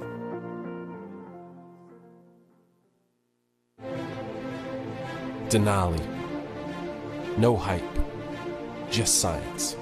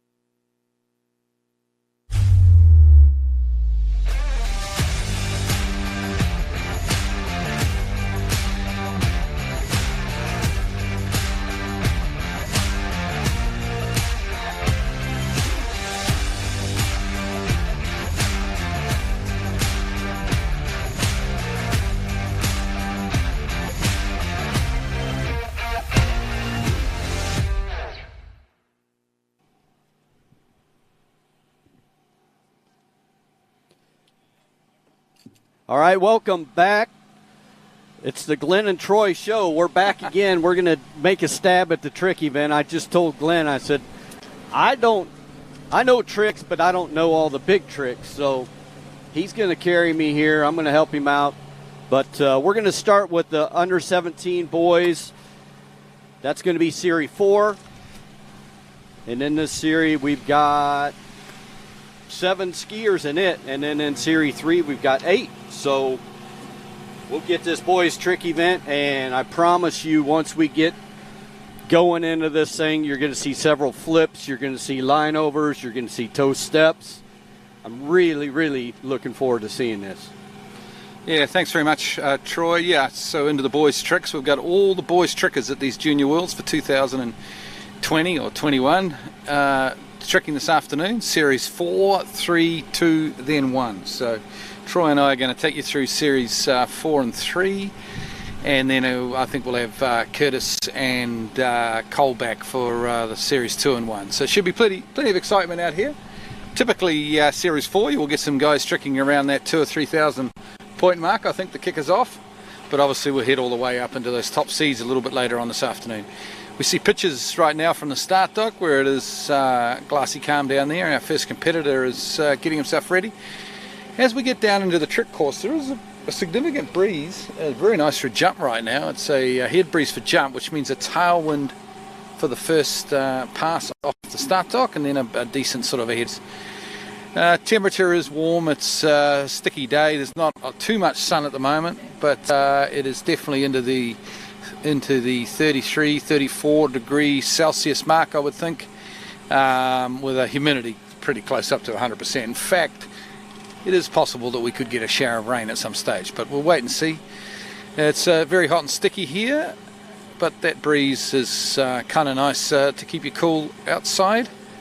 And we're about to get underway. The Series 4 boys tricks, first up from Argentina, will be Facundo Amada, which we see on the dock there, just going through a few of his tricks. Then we go to Japan. We've got Yu Nagatomo. Hong Kong competitor John Knight has not made it to the United States, which is unfortunate for waterski fans in Hong Kong and Asia as well, so unfortunately he won't be making his way to the dock.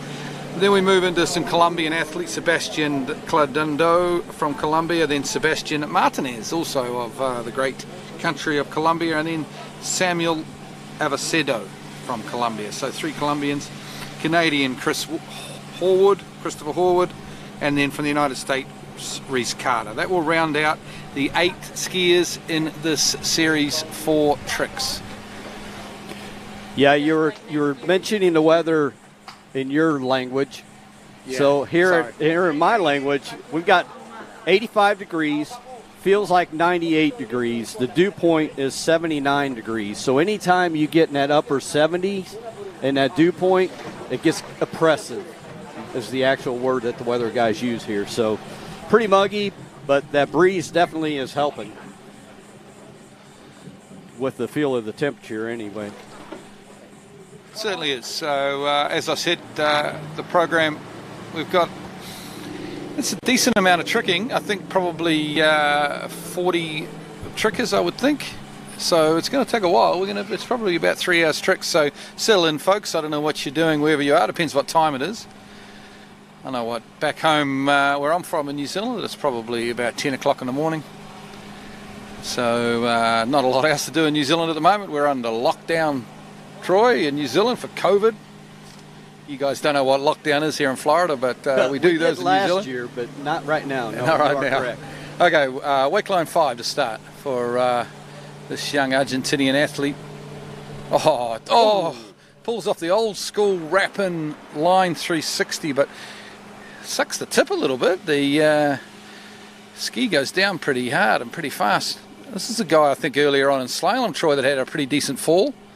So he's certainly upping the excitement levels and the tricks.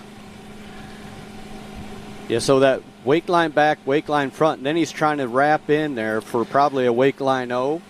Yeah, you know, potentially that's sucked into the wake. Potentially that could be a slightly dangerous trick, that one, if you wrap that leg around there, with a rope around the leg, but he got away with it.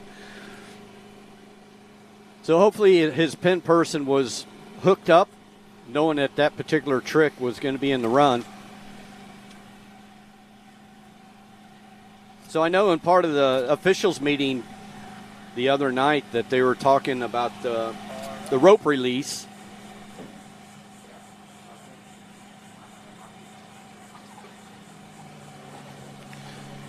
Oh, is that Blaze Grubbs having a sleep there?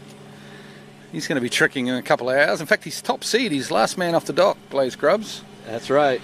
Because representing the USA from Sacramento in California, but also the Grubbs have a house here at Picos's Waterski Centre.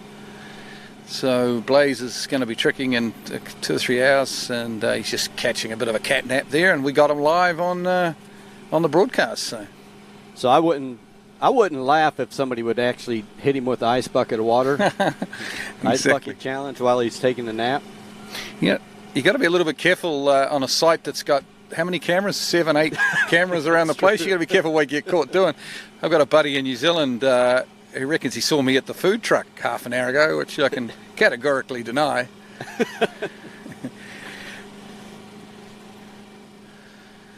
All right, so Ski Nautique, the feature boat here, bringing all these trickers. Absolute best trick weight in the business, Troy. Yep. It really is. You know, you can adjust the hydro gate. You can also bring in the ballast as well. So toe pass here for this young athlete from Argentina. Going well here because the judges, 5 trick judges, calling these tricks. They'll be making sure that they're done correctly. All credit.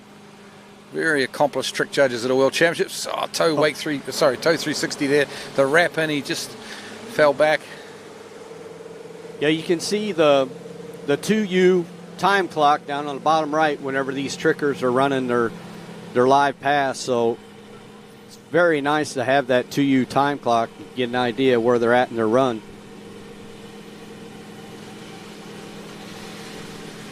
Yeah, it'd be interesting. There might be a little bit of a question over that first trick, the toe 5 back there. It's possible that he paused just a fraction there, so we'll see. It's up to the judges, of course. And then falling on that toe 360.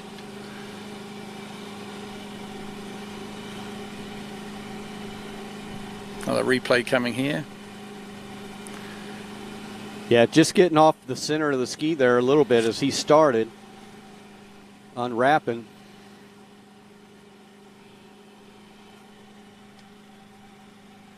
Then this wrap in, he just kind of falls back.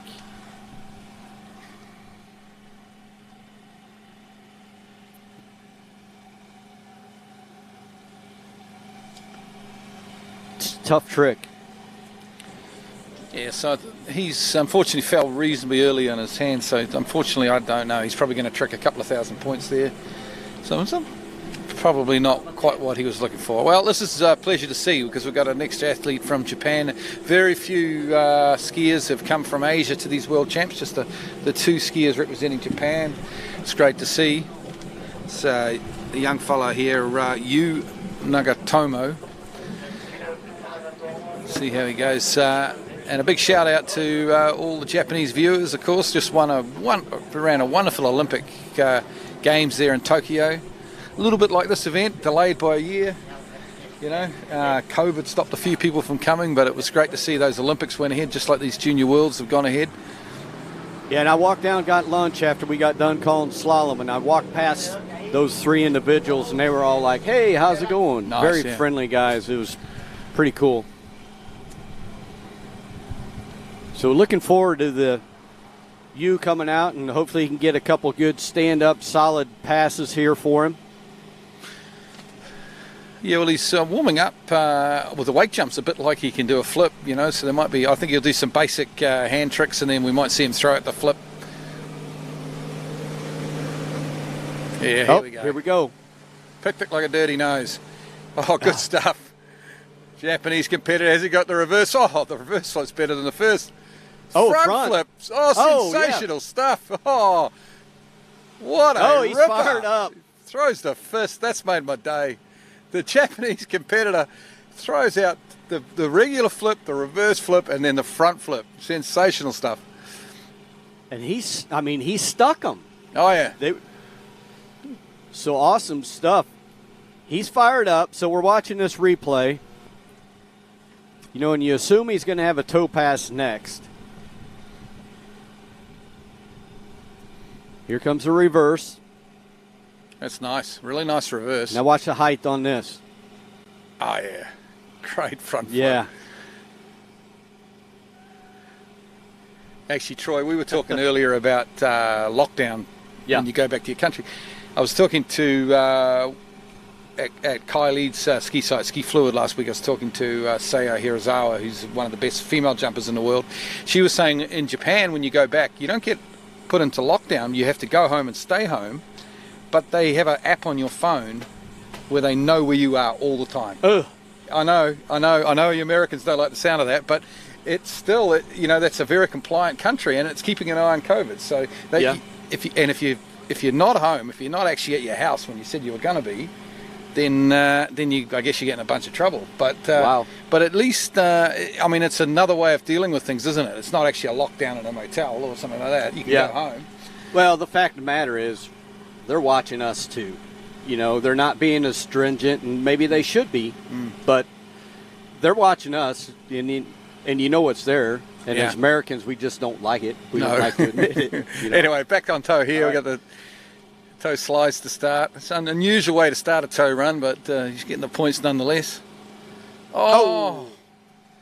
Well, he's not a bad flipper, but he probably does need to work a little bit on his other tricks. But geez, I'll tell you what, I'll be dining out on that front flip for a while. But that toe wake front's not near as fun as a flip. No, it's a pretty boring trick compared to the front flip. Just a little bit stiff-legged there as he landed and back. That ski leg was pretty straight. Well done, though. He's here. He's made his way from Japan, and he's representing his country at the Junior Worlds, so good on him. Okay, so if you look at your running order, our next skier is meant to be John Knight out of Hong Kong, but he's not here. He's had to scratch. So we now go, if you're a Colombian water ski fan, it's time to sit up and turn the volume up, because we've got 3 Colombians in a row. We've got Sebastian Calindo, Sebastian Martinez, and Samuel Acevedo. So we're looking for Team Colombia. I wonder if they're down at the dock or if they're up here on the shoreline, or they were the ones cheering the most earlier today. Actually, no, that was Chile. Oh, Chile, yeah. God, I'm always wrong. It's very hard. Pretty much the same country anyway, Troy. No, they're quite different. Start with the same letter, though. But the Colombians have got a super strong team here, of course. We've got the Jaramillo twins, Federico and Luisa. And they both, of course, medalists at the last Junior World Champs. And, of course, Colombia, I think, probably for the first time ever, have 5 in the teams event. So we look forward to that.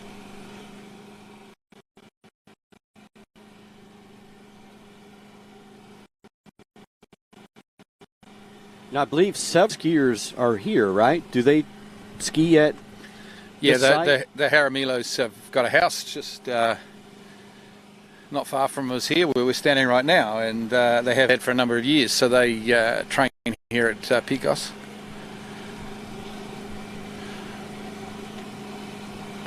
Okay, so this guy was training where I've been the last couple of weeks at Ski Fluid at Orlando with Kai Lead. He's actually, Jack Critchley has been coaching him there.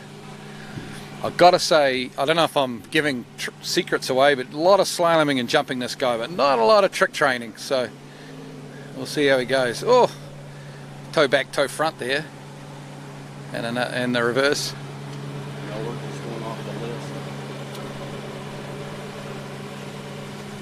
Yeah, Hong Kong was a scratch, so we're at Sebastian.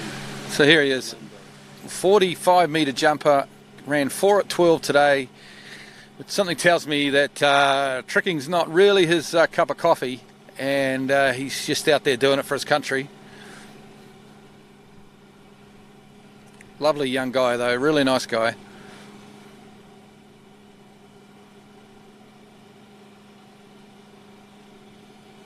Oh yeah, he was a little stretched out with that toe leg. That's a lot like my toe 360 in my heyday. I couldn't actually get the toe piece on now, but or you might be able to get it on in the water, but not while you're skiing down the lake. That's correct.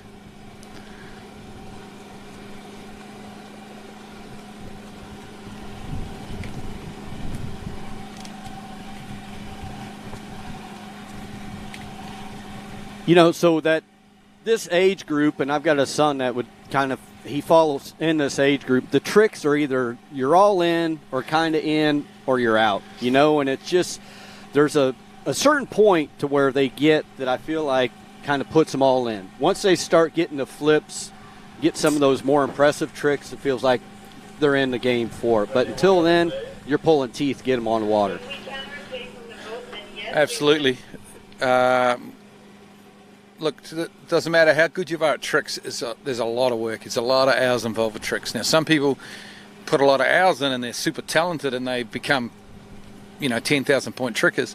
Some people can put a lot of hours in and maybe get to 5,000, 6,000 points, but they just didn't quite have the talent. And then you've got the ones that every now and again just get out on their ski and have a bit of a thrash about. And I think this is what this young guy's doing out here. He's skiing for his country, getting points for his country, but he's much more into his slalom and jumping.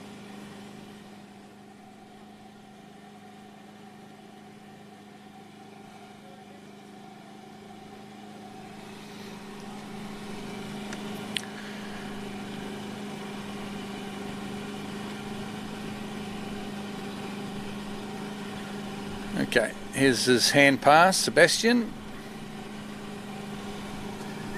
Coached by Jack Critchley, and it's Jack Critchley's birthday today, so I'm not sure if Jack's watching this webcast, but happy birthday, Jack Critchley. Maybe should have worked on the tricks a little bit more, I'm not sure, but here we go. Has he got a flip in him? Ooh, I've almost turned it into some sort of inverted back landing. There you go, not a bad result though, good effort from Sebastian.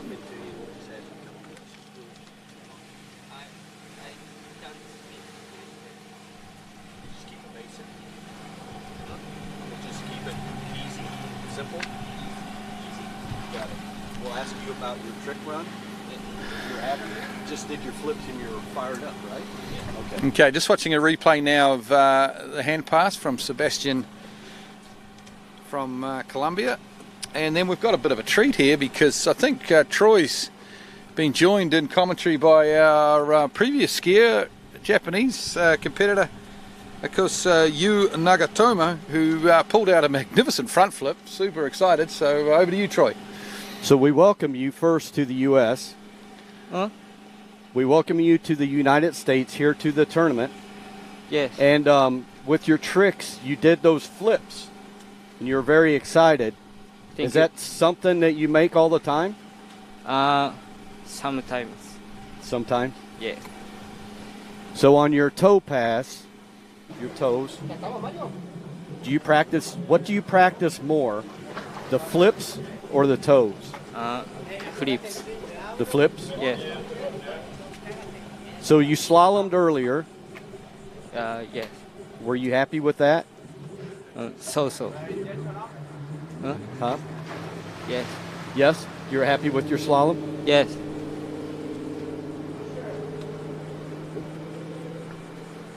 So how many of you from Japan came over to ski in this tournament? Only one. How many are you skiing in this tournament? Me. Just you? Yes. Okay, Troy, I hate to interrupt you, mate, but we're back on the water now. We've got Sebastian Martinez from Colombia. Wake 5 back to start. Through some basic tricks. There's a good solid run. Has he got a flip to finish? He's certainly eyeing it up. Oh, nice. And I think that'll be it. Oh, the old reverse side slide whip there. We'll be out of time, of course, but he's having some fun. Anyway, Troy, I think we're going to go back to you now on this interview. Okay, so this is you. We're doing your replay. Oh. I'm sorry, that is not you.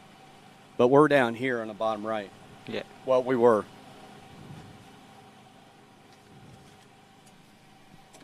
It's the Japanese competitor. It is So what we're doing here is we're trying to get a replay so you can kind of tell us about your flip. Huh? Yeah, it was his first pass, his hand pass, I think. Okay, So how long are you here for? How long are you in the United States? 17 hours. Cool. Help me out. So we're looking to try and get a replay of your flips. Yes. So tell me, did you train in the US before these Worlds, or have you been training in Japan this summer? Did you come straight from Japan, or have you been skiing in a ski school here? Yes. Yeah. Which ski school? Whereabouts? Jack. Oh, Jack Travis. Awesome. That's where the Open Worlds are going to be. Yeah, that's correct. Correct. Okay. Okay, back on the water now live, and we've got our Colombian athlete, and he has just gone down on his opening trick. He did a toe 5 back, and he was coming to the front, and he's caught the leading edge, and geez, I tell you what, lucky his release person was onto it, because this could have been a nasty fall, but the release person has let go of the rope, and he's going to be okay, but that's devastation.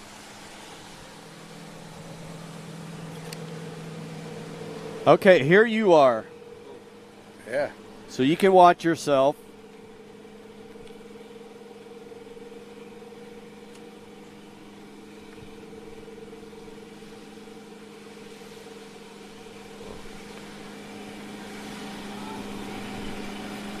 So what do you think about this? It's a front flip coming up here, yo.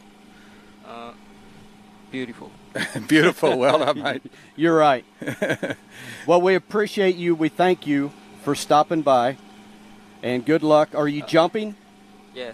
Okay. Good luck jumping. How far are you going to jump? You like to jump? Yes. How far? How far? I want to 35. 35? Yes. Okay, cool. Awesome. Thank you. Jump well, mate.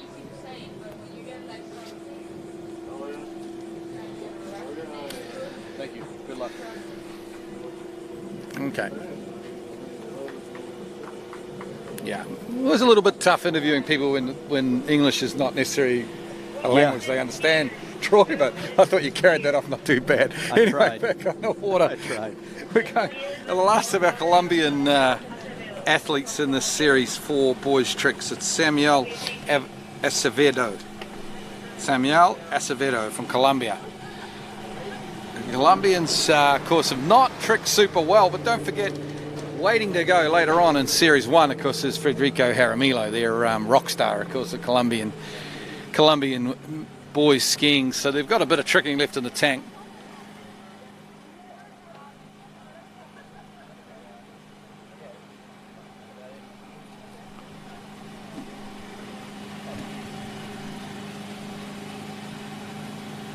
Let's see how this guy goes. He slalom pretty well early on. He was the first slalomer off the dock, if I remember, this morning in the boys, and he skied 3 at 12. So he hasn't had a bad morning.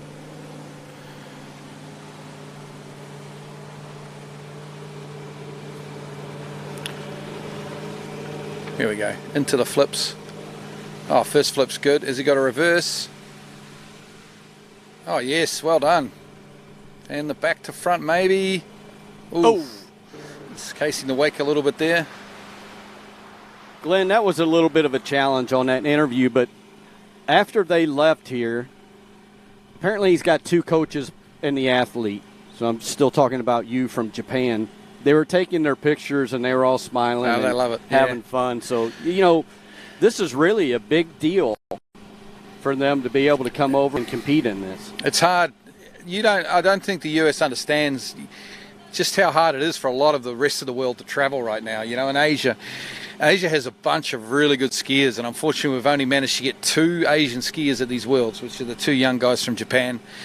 In Oceania, which is where I'm from, Australia have just 2 skiers at these Worlds, and New Zealand only have 1 skier. So, you know, it's tough. It's tough to travel from a lot of countries around the world. So great to see those Japanese athletes here. Yeah, and I kind of watched them around the slalom dock and things like that, and they're kind of quiet. It's hard for them to communicate.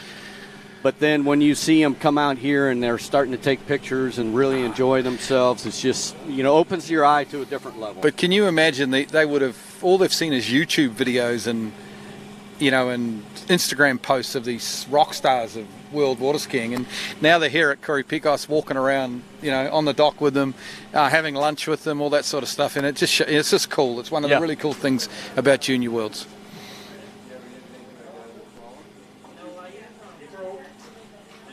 All right, so I got wrapped up in that.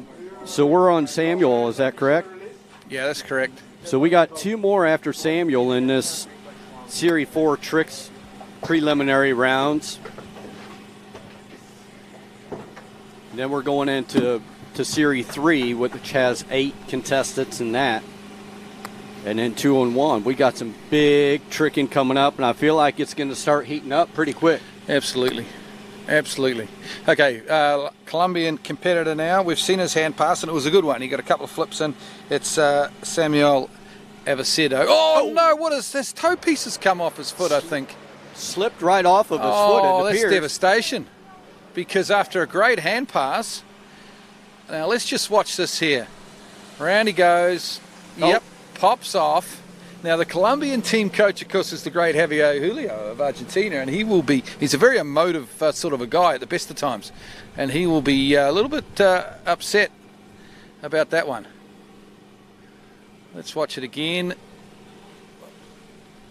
Well, I'll tell you what kind of surprises me is the fact that all these guys so far that we started calling are coming off doing their hand pass with the tailwind. Yeah, I don't get that. Honestly, I think unless you're a plus 10,000 point tricker, I think generally you should toe trick with the tailwind. But hey, I'm no Javier Julio. Javier is the Argentinian team coach. He knows what he's talking about. Yeah. Because it probably might have died off a little bit, but it's still a bit there. Okay, we're going to go to Canada now. We see that's Cole Grant, of course, Canadian team coach. And he is going to be the pin person, the release person for Chris Harwood, who's our next competitor.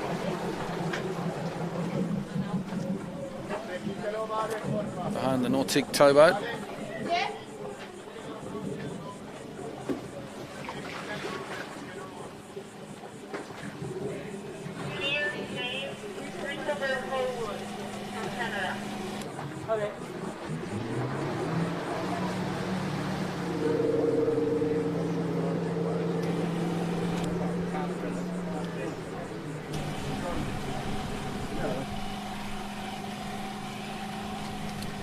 So here we go. As soon as we bring it up and start talking about it, we got a guy coming in with this toe pass first.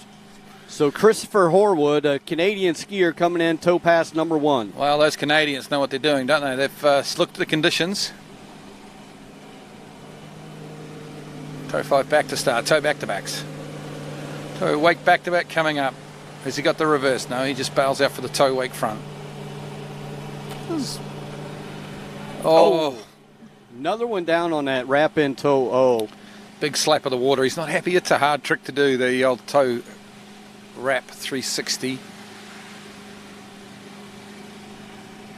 So a little hesitation there on trick number 1, but once he gets through that, you can see him recollect himself and be smooth throughout this pass until we get to that wrap in. Yeah, so Christopher's he's a fairly tall guy for 17 years of age. I reckon he's in the Canadian team. I reckon he'll be in the Canadian team for his slalom and maybe his jump.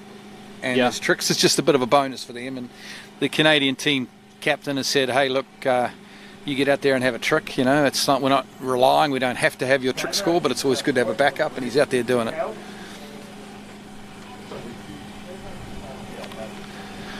Well, and another thing, it could be just as simple as keeping them involved. You know, Yeah. Well, it keeps them. It gives them something to do every day. Get out in the water, you know. And then, Yep. Earlier today, my daughter Courtney, she slalom's the weaker of her 3 events, but it's good. She get out there, she slalom well, and it builds confidence leading into the tournament. So I think it's tough to be a single eventer. You know, it really Yeah. is. It's a lot riding on that one moment in competition. You know. Absolutely, especially if it's slalom or tricks. You know, I'm not taking anything away from jump. That was my feature event, if you would. But you get 3 opportunities to crack it at the jump. Slalom obviously is one and done.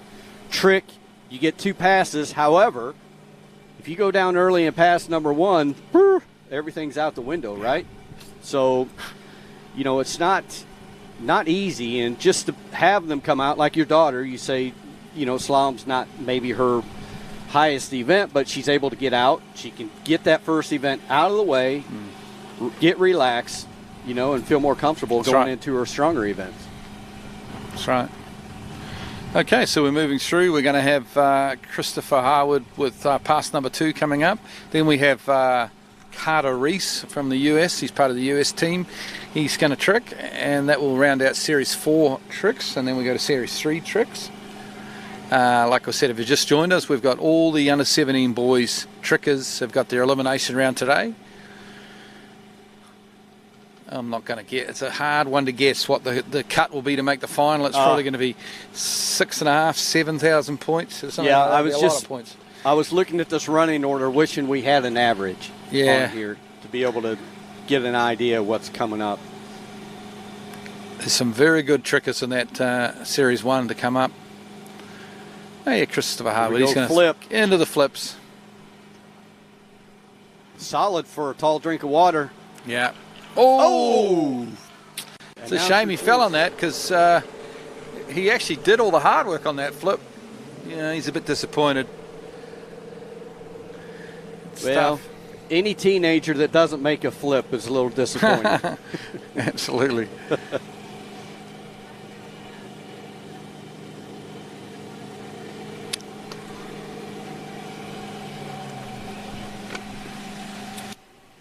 Vincent, are you sure that Carter Reese is not skiing, because he's been added to my running order?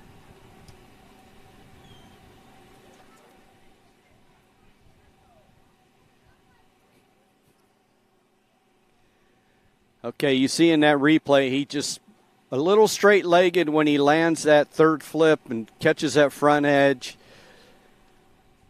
Unable to recollect himself. So flip number 1, very clean. Flip number 2, the reverse, very clean as well. Just that back foot, but in the front spot was pretty stiff-legged, and then caught that edge. But we're going to take a quick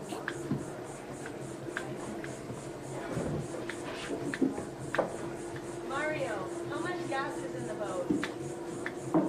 I have 70. 70? Yeah, perhaps on the last series I just put one car, just a little bit, but I think we can stay like that. Okay, all right. We're just going to, sorry Troy, we're just going to take a quick commercial break, and we'll be back with our next tricker, who we think could be Carter Reese from the United States.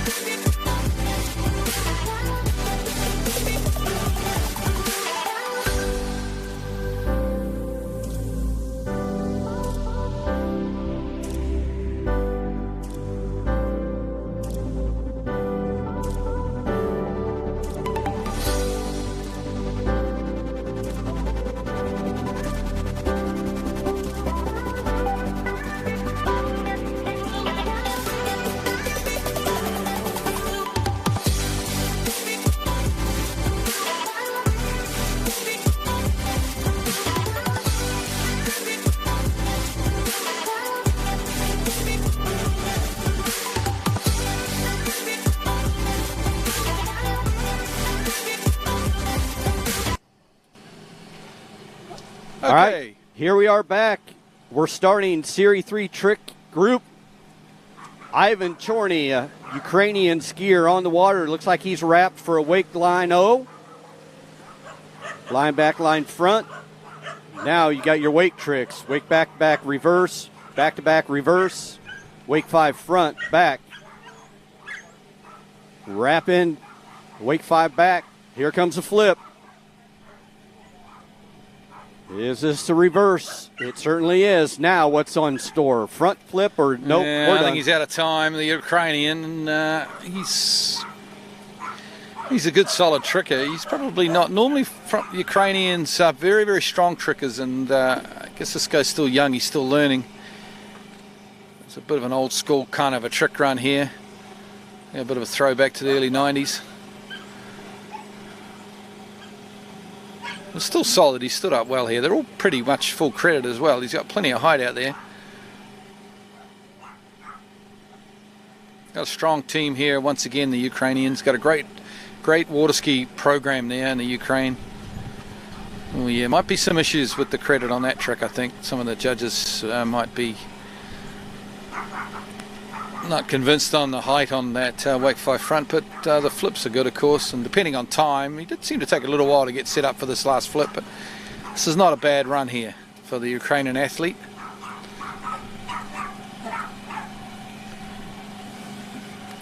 So we've started Series 3 of tricks. We've had about 8 trickers so far. We've got 8 in Series 3. Then we go to Series 2, which has got 9 skiers, and then of course Series 1, which has 11 trickers. So total of about 40 boys trickers in this event, looking to make their way into the final of 12. So 12 through to the final, Troy. Yep. You know, probably got to trick 6,500, 7,000, I think, to make the final. We'll wait and see. It's pretty hard to pick cuts in the trick event. But yeah, I think probably 6,500, 7,000 to make it through to that trick final. Yeah, I wouldn't doubt it. Yeah. But we're rolling through. Actually, we're going through this trick event pretty quick. Yeah, we are. The judges are keeping up nicely. There's been no reviews that we know of anyway, which is great to see.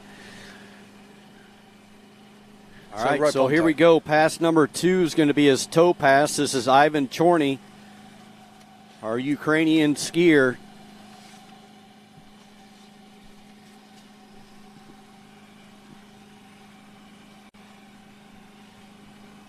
Toe 5 back, some toe back-to-backs and reverses. There's that wrap in. Here comes the toe wake O. Toe back, maybe toe 5, or toe back-to-back. Oh, I was thinking maybe he's setting up for a toe step. Maybe he doesn't practice, toe line but backed out a little bit. A bit of a different finish to the run there. There's a little bit. Do you remember, Troy? A lot of these guys do most of their tricking when they're young in a swimming pool. These Ukrainians, you know, really? On a pulley system. So they tend to have a little bit different runs. Yeah, you can get I think it's maybe a 10-second run out of on a swimming pool, because it's pretty cold, and it's pretty darn cold in Ukraine in the winter or even most of the year. How does that work? Well, it's just like a pulley system. I've seen videos of it, like a cable but on a pulley, and you just stand at the end of the swimming pool, and someone pushes the button, and you go from one end to the pool at 30 kilometers per hour or whatever speed you want, and they'll literally. Actually, I've got a great Natalia Bernatykova story. I don't know if I should share it now, but of course Natalia, former world overall record holder. She's actually from Belarus, not from Ukraine, but it's a similar neck of the woods. And she was training to be a gymnast, and she was in the Belarusian program. This is when she was like 10, 11, 12 years of age. She was going to be an Olympic gymnast. That was the plan, but she wasn't doing so well, and she was close. But they ended up, the coach one day said, no, you're a swimmer now. So send her to the swimming pool to become a swimmer. And there was a swimming pool running, and there was like 6 lanes of swimming practice running, and then 1 lane of water ski practice. And Natalia Bernatykova, now she told me this story. I'm not 100%, but she may have been pulling my leg. But she said she was waiting in line for a swim, and she said, I'll throw one of these skis on. And of course, she was a talent. She got straight up, and away she went. And that's how she got into skiing. Wow. Never heard that story before. Well, you have now. Yeah, I have. Very interesting. All right, so coming up, a USA skier, Carter Reese. He's coming in for his first pass in this Series 3 trick preliminary.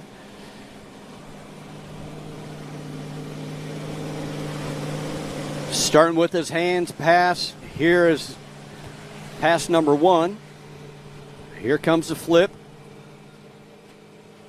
Oh, he's going to hang on. Can he roll back onto the ski? Because if he can, he'll get scored the flip, but he doesn't. I hope he kept the shorts on. Yeah, well, we all do, Troy. We all do. It'd be hard to lose him with that trick ski on anyway. Oh, yeah. Carter is more of a slalom specialist, if you will, and just kind of carries the tricks as a third event. Is Carter a younger brother to Garrett? Yes. Yeah, okay. I know a little bit about Garrett Reese. I think he might have skied against my son Curtis at the US Nationals and jump. Is he a men's one skier or? He is, but No? I didn't call jump at Nationals, so I don't know if he jumped or not. I do know he slalom. Yeah, well, I'm of course a big fan of the TWBC webcast. I watch it, everything they do, and I thought I saw that, but it's not possible. There's a shot of the bunk rooms actually down at the end of Lake 1, down towards the trick and jump start dock. And a few of the youngsters just hanging out, sweltering in the heat.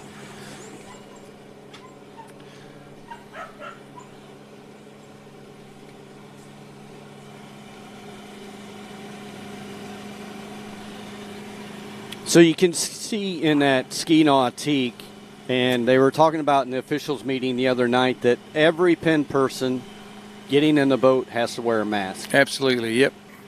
And then if the pin person doesn't feel comfortable with the other people in the boat, i.e. the cameraman and the driver, then they can ask for them to wear a mask also. Yeah. So there's precautions being taken here. There certainly are a lot of precautions being taken here. Nothing like the precautions we take in New Zealand, I've got to be fair, but you've got to say that by Florida standards, yes, very cautious. All right, so Carter wrapped up here, pass number 2, toe pass. See what he's got in store. Toe 5 back to start. Toe wake back to back. Does he do the reverse? No, he bails out of it. He's getting some points here. He just falls on that toe 360 wrap. And yeah, all these skiers fall in a similar way on that wrap. Yeah. I feel like if they could reach forward towards that rope. Yeah. I know they don't want to grab the rope. No. Because of speed. I know what you're saying. Yeah. Yeah, I've spent a lot of hours trying to teach people this trick, and you do sometimes feel like just reach forward and grab the rope, but it doesn't quite work like that, I don't think. You know who probably the best guy I've ever come across for teaching this trick is actually Corey Picos. Really? He certainly knows his stuff, yeah. I've got to say that because we're just right outside his house. You're just trying to get a free beer later. Oh, yeah.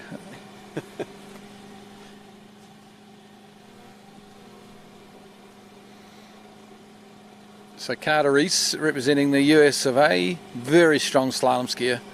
Look forward to watching him slalom tomorrow morning. See, the plan is, of course, the top 2 seeds of both girls and boys will slalom tomorrow morning, starting at 8 a.m. So look forward to that. And we saw the slalom this morning. It's going to take some pretty good scores to get through to the final. Looking forward to that, and I hope the weather is as cooperative tomorrow as it was today. You know what? I'll just look that forecast up. Yeah, it's good.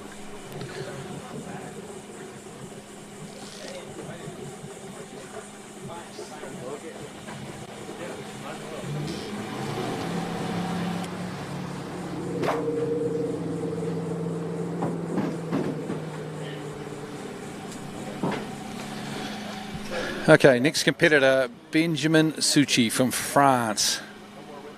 He's a member of the French national team, so we know he's going to be a good trick skier. You don't make the French national team without being a very, very good trick skier.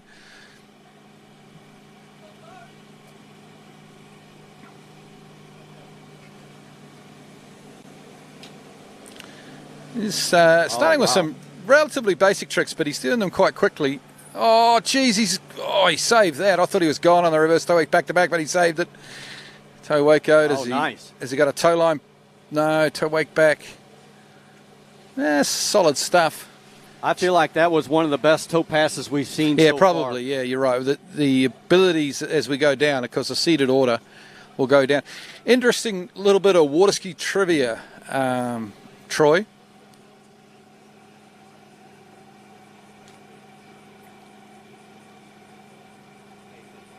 Okay, sorry, I stopped because I was being told something by the officials there that the ladies' trick sheets or the girls' trick sheets are now available, and they are on the old wooden judges sort of viewing platform thing that's down by the food truck.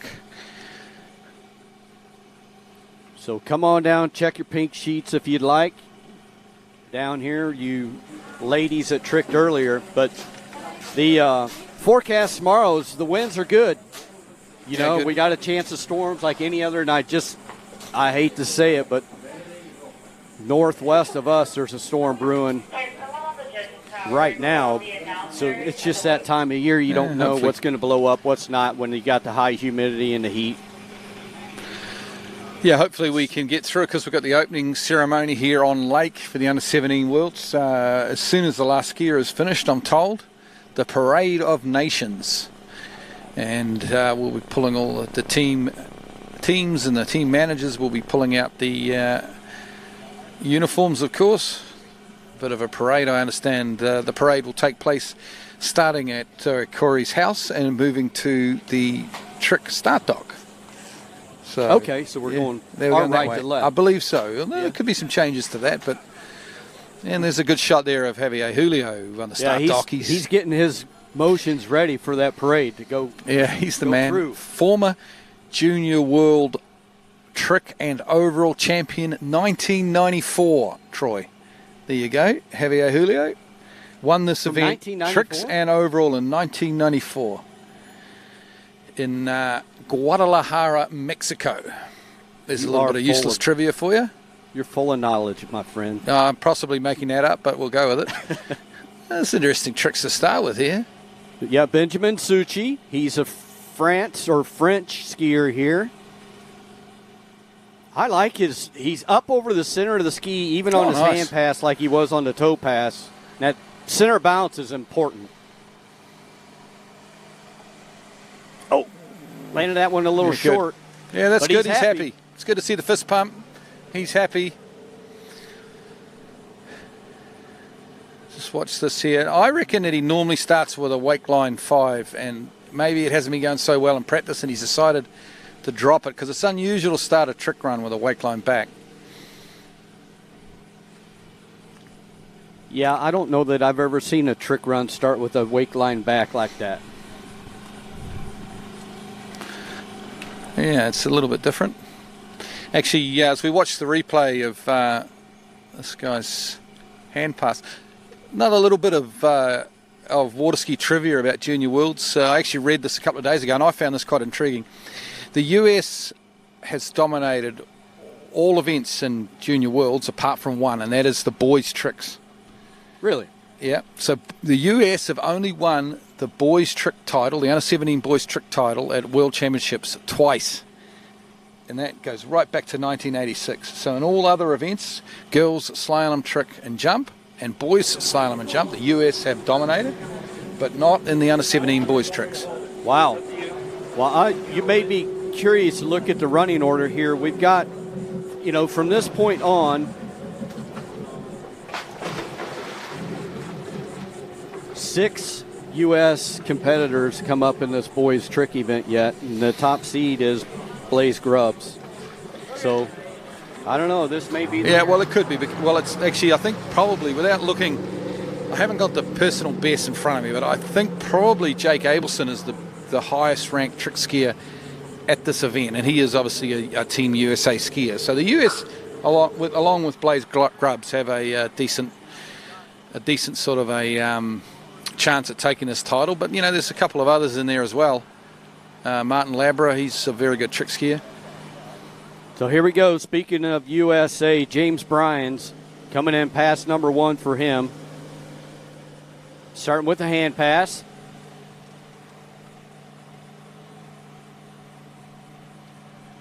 Oh, going down.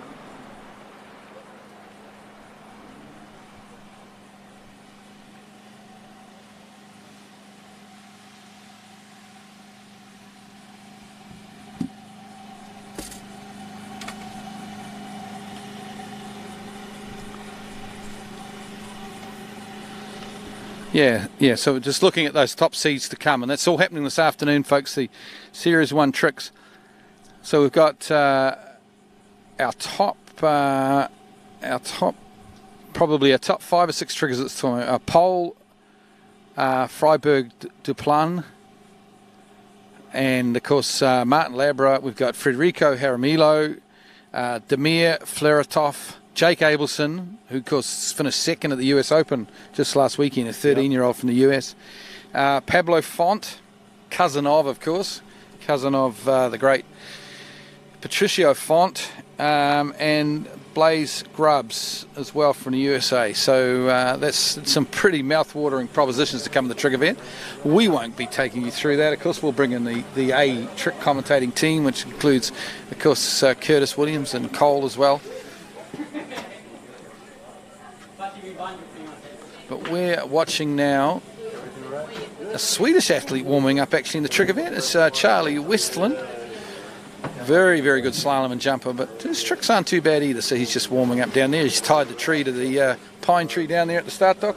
Yeah. Great shots you get here. You don't often get to see this at a major tournament, the warm-up routines. Well, he's either warming up or he stepped in a fire ant pile. Actually, no joking, I just did that half an hour ago.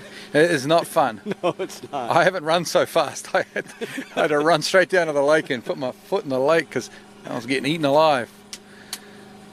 All right, James Bryan's pass number 2, wrapping up for a toe.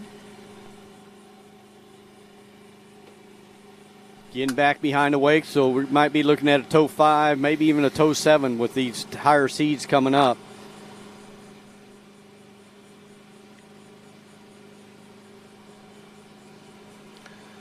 There's some toe tricks. They're all credit. He's getting the points out there at the moment. No, same again. Toe rapid. We've seen a lot of that today, Troy. These boys are too far back on the ski. Probably not getting enough rope in, to be honest. Not pulling enough rope in. Pulling themselves forward. Yeah, exactly. But look, these guys in this series, they are slalom and jump skiers that are tricking for their country, basically, or tricking for overall. These aren't the best trickers at this tournament. They're out there doing it, though. And you call it your drag event. We call it your drag event. Yeah, that's right. But it means something. Absolutely. It's not just something to go out there and get wet. They want to go out and do the best they can. Try and get a PB. World Championships. And there's a lot of countries in the world, and this is under 17 boys, a lot of countries in the world where a trick run like this would win the national title. These guys are not, they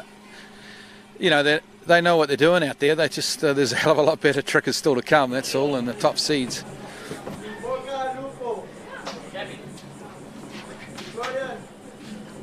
All right, you can see our next contestant down at the dock, anxiously awaiting his turn. Yeah, this is Chilean athlete Vincent Tiza. So we should hear a bit of noise from the Chileans. They definitely are the best supporters at the world so far. I'd say that we've got either Pepe or Rodrigo Miranda pinning for him in there, because the Miranda brothers take care of Team Chile.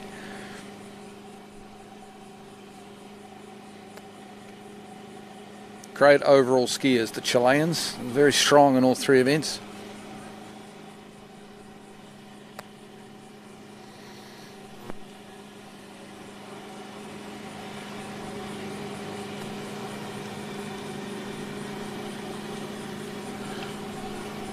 All right, pass number 1 is going to be a toe pass for him.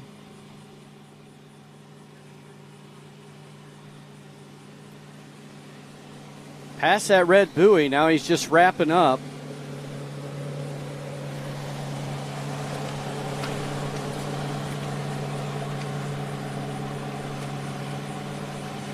Okay, toe 5 back to start. Toe back to backs. Toe wake back to back. Oh, geez, he bailed out, I think, of a toe reverse wake back to back. He's still doing it, though. He's still piling the points on. He's racing the clock. Oh, beautiful. That's how you do a toe 360 wrapping. Toe step. Toe line back. He's happy. Little fist pump. The Chileans will love that, won't they? I said earlier during the slalom, I think Chile, you know, they've got a full team at these Worlds. They looking like they possibly could get on the podium in the teams event, you know, a top 3 finish. I don't know if Chile have had a lot of good skiers over the years, but generally they don't have a full team, and generally they finish kind of 7th or 8th or something like that. I don't know if they've ever finished right up there, even in the top 5 in a teams thing, but I think this year could be their year. Their year for contention. Yeah, Chile and Colombia, I think, are going to be the big movers at these Worlds. You know, I think the US and Canada, France are always up there, but I think watch out for Colombia and Chile at these Worlds.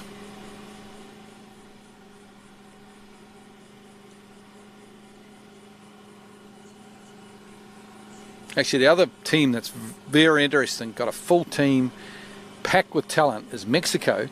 But the interesting thing about Mexico is they don't have a jumper. Oh, really? No, they you know, they got 10,000 point trickers, and they've got slalomers, you know, running 11.25, that sort of thing. But they don't have anyone going over the jump ramp at the moment in Mexico. So.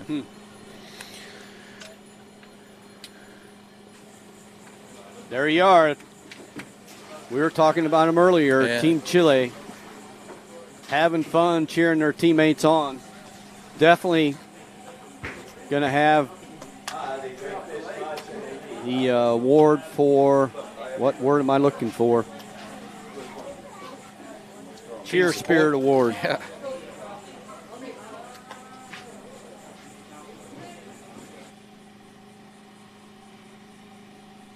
All right, coming in pass number 2, hand pass. I think this is going to be a fun one to watch.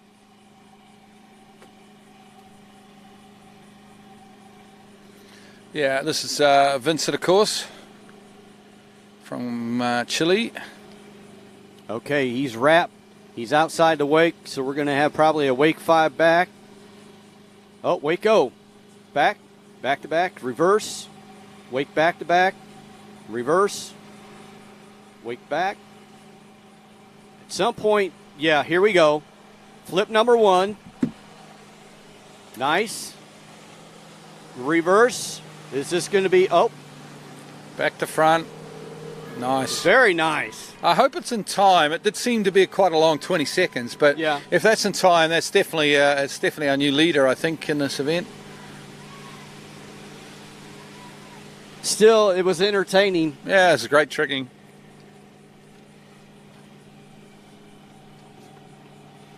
So we're really moving through this quite rapidly. We're on, you know, if that was Vincent, he was number 5 out of 8. Yeah. So we got 3 more left here. And then we're done for the day. We are done, mate. If our replacements show up. Yeah, if they show up, yeah. That's okay. That's all right. You know, we're doing all right. We're doing fine. So next competitor will be out of Italy. It'll be Florian Path from Italy. Then we'll have from Argentina, we'll have Eric Gisler. And then, of course, from Sweden, we'll have Charlie Westland.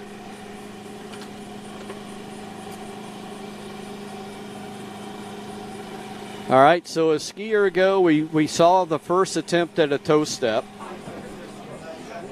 And now we're starting to see more flips. So I think these bigger tricks are going to start happening on a more consistent basis as we get down these seeds, working our way down towards the top here in the Series 1 top seeds in this under 17 World IWWF Championships.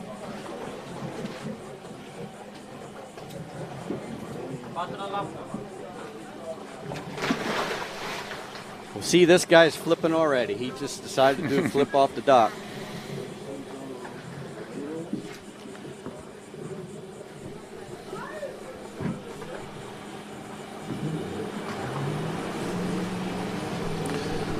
So Team Italy has Florian Parth on the water right now. He's coming around. Is he going to do hand pass first? It looks like he's warming up with some wake jumps. And it looks like he's got the handle there, doesn't it? Yep. Very, very good jumper, Florian Parth. He's jumps in excess of 50 metres.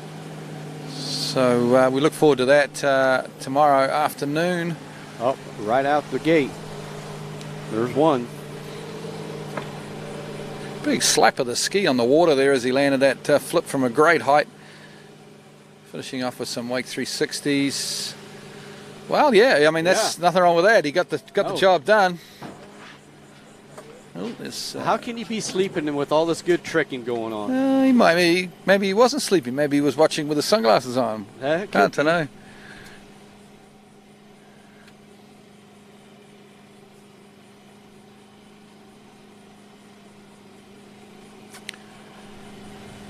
It's a different sort of a run. He's got the flips in the middle of the run, doesn't he? He starts with some wake tricks and then he flips and then he finishes with some wake tricks. Talented sort of an athlete. He sort of looks like he could do just about anything on a water ski, this kid. Like I say, one of the top jumpers in this field. I wonder if he changed up in mid-run there at the end. Because maybe. Like he was at first going to start a cut for another flip, but then backed off. I tend to agree with you. Possibly right there.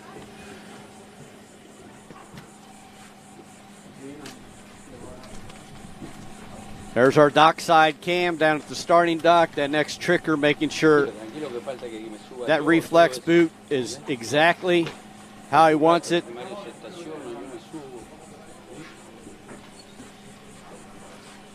These guys are pretty particular on their equipment.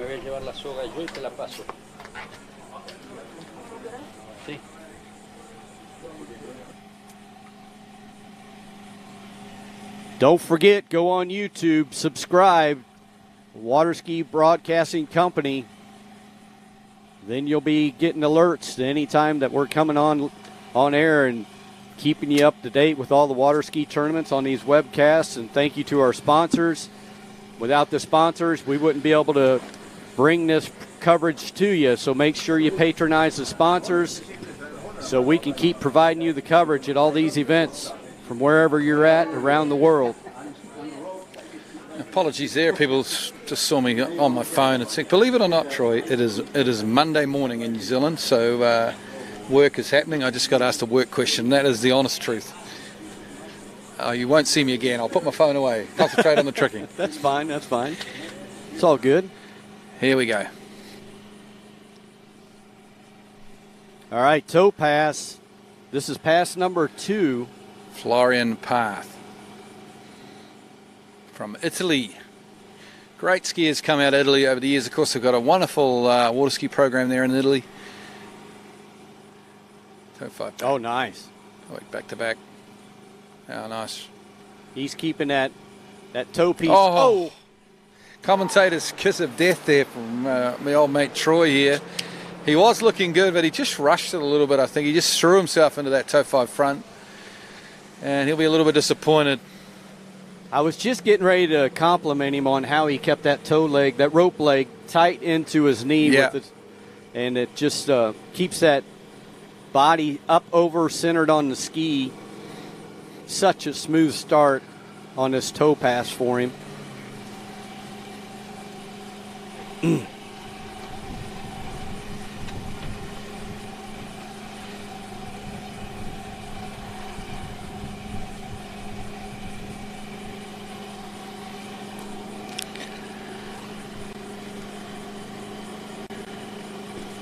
Yeah, I mean everything was good here, and he just started to rush things a little bit, possibly, and probably didn't get enough rope in there. That's a little bit disappointing because his hands were good, and if he had a throw run, he was probably looking at a 6,000 point run. Maybe not enough to get into the final, but still it would have been there or thereabouts. I think we've got a youngster up now. I think it's young. Is it Eric Argentina? It looks like that's what's on our order. Yeah. There he is, just a youngster. No, after Charlie. His dad, Larry, was telling me that in Argentina they're under lockdown at the moment, and he was doing school online anyway, just staying at home, so they decided to come to the Junior Worlds, spend I think they've been in Miami for 3 weeks training, and then get out there, so it's good. Get out in the fresh air and enjoy the freedom that you have here in the US of A, Troy.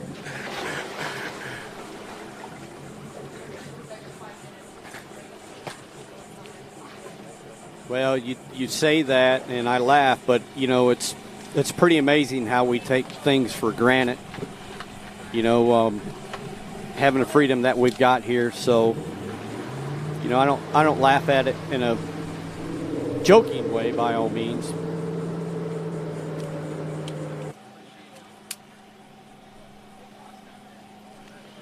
All right, well, there's my replacement. Where's yours?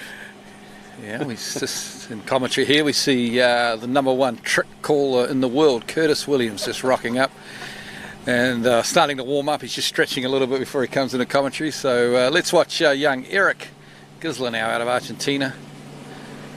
Good little tricks, great toe tricker, but let's just watch his hands first.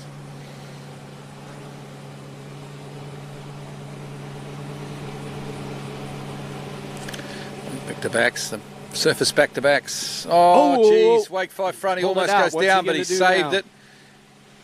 He needs to do something quick here because 20 seconds is running very quickly. I'm surprised he didn't go right into that flip after that. Yeah, I think that might have been a smart move. Well, doggone it. Yeah, that's tough. I mean, he didn't fall, but he lost a lot of time there. Yeah, he hesitated a little bit, like, what should I do? You know, and unfortunately, when you stop and think like that, every second counts, because that's tricks that you could be doing as you're kind of paused, trying to recollect your thoughts. So, yeah, because his dad, Larry Gisler's the pin man, the release man, and Larry's here actually to look after the coach, to release for the mentor, Alea Hanafayung from Malaysia, who was one of the favourites in the girls' tricks, but unfortunately, due to COVID, Alea didn't make it here. So if the Young family are watching this webcast back in Malaysia, really sad that you couldn't make it here, and it would have been great. It would have been a good opportunity, of course, for Asia to pick up some medals at the World Championships, which I'm not sure has actually ever happened before, so it would have been really cool, but unfortunately not here. And Coach Larry is here, and he's out there managing, taking his son, releasing for his son at the moment. So that's a real sad story of these World Championships, that Alea Young couldn't make it here.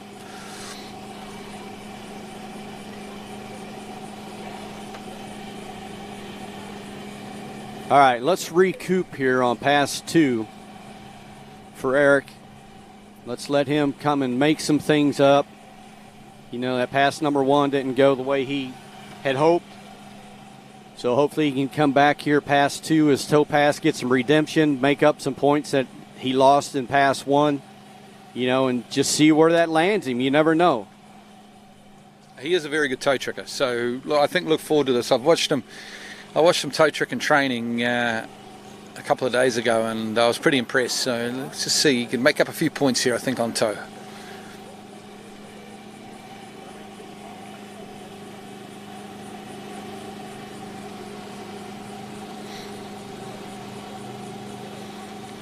All right, doing some warm-up tricks there. Hopefully just trying to get himself recollected, set up here for this toe pass. Hope we see a big pass from this Argentina skier.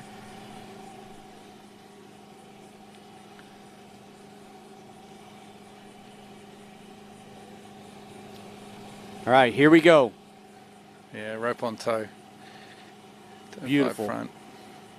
He's just pausing a little bit there in between, but he's still getting it done. Toe wake 360. Toe wake back. Oh.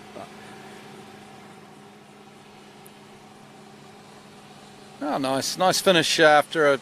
He's happy. Good on him too, because it wasn't a great hand pass really, but he's happy. It's good to see him out there happy, and well done to young Eric Gisler. Because he'll still be eligible for the next under-17 World Champs. Oh, yeah? which will be in Chile, which is not far from Argentina, of course, just over the Andes. So he won't have too far to travel, and it will be in the right season for him, of course, as well. Being in Chile, their summer, of course, is January, February. So the same thing in Argentina.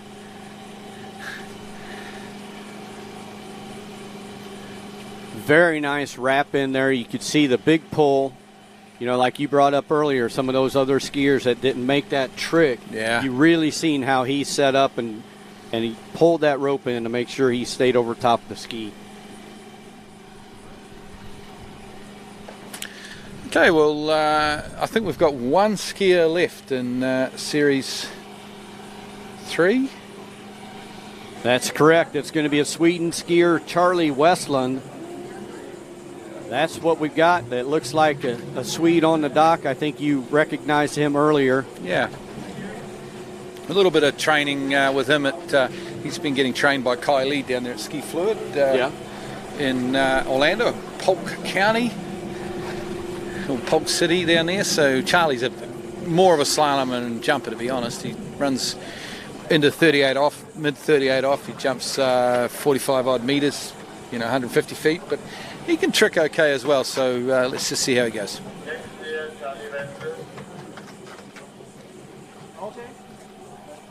So Charlie getting up with the foot in the toe strap.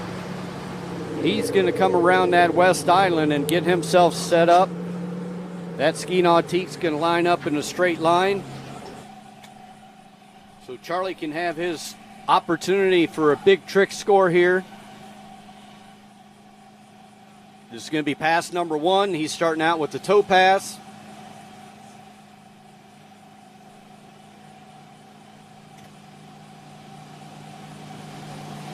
All right, here we go. Little hitch and a toe 5 back, toe back to back.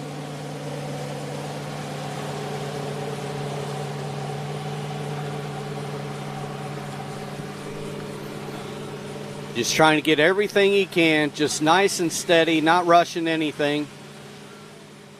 Toe wake back to back there, a little early. Okay, Troy, just while we wait for the replay for Charlie, I've got some scores through. Leading at the moment from France with 4,470 points is Benjamin Sauchi. Second spot, 4,300 points, is Vicente Tiza from Chile. Then with 4,140, we've got Ukrainian athlete Ivan Choyny. The Italian Florian Path has 41.10. Japanese competitor is coming in at the moment. I know you'll be happy with this. Where's he coming in at 5th spot? Because a bit of a drop down to 2,480 points. Yu Nagatomo. Christopher Harwood of Canada is 24.40. James Bryans of USA, 24.20. Carter East, 23.20. Then we've got 21.60 from Fashindi Amudu of Argentina. Sebastian Martinez from Colombia, 21.20. Samuel Acevedo of Colombia, 19.10. And Sebastian Calindo of Colombia, 13.10.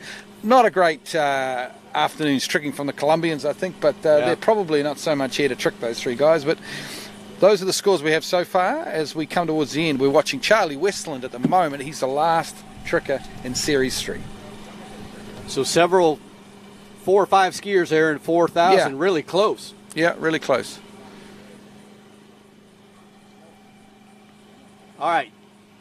Charlie is going to be our last skier for the day for us to call. Then we're going to bring Cole. Here we go. Doing some wake back-to-backs, back-to-back. Now he's wrapped for a Waco or wake 5. Wake 5 back, front. Wake front, wake back.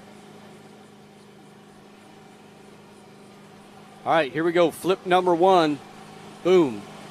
A little on the tail, and then he gets a side slide, and he's excited. All right, Charlie Westland. He's happy. We love to see him happy. Looks like some sort of a PB possibly for Charlie Westland, because he has just flown out there, hasn't he? He's got the Waco, wake back-to-backs. This is a guy that doesn't trick a lot, to be fair. And for all those kids out there that work for hours and hours on tricks and never get it together, this guy has just blown them out of the water. Someone who hardly ever tricks. Look at that wake 5 back. It's an absolute ripper. What's he got going on here? He's got some wake 180s. I wonder if he threw the wake back out there. Wake 5 front. We're going to have a flip coming up to finish. I hope this is in time because it's 500 points this flip. He needs it in time. And there we go. Sweden has a trick skier. Obviously, the only other trick skier I can ever think of from Sweden is Mike Shaylander. And I mean, he was world class, of course, but that's great stuff from Charlie Weston. All right, that wraps up Series 3. So we got left Series 2 and Series 1. We're stepping out, Glenn. I appreciate it. And maybe see you back here tomorrow, bud. Yeah, awesome.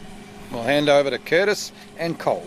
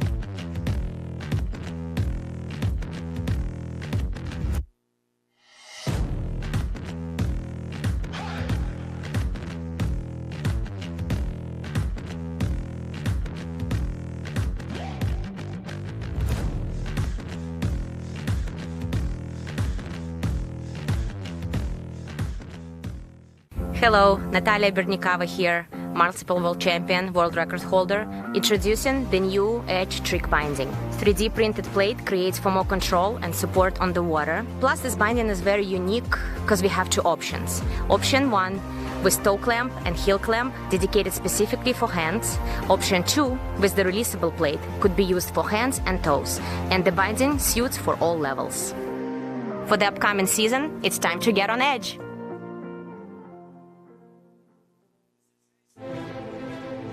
Denali. No hype, just science.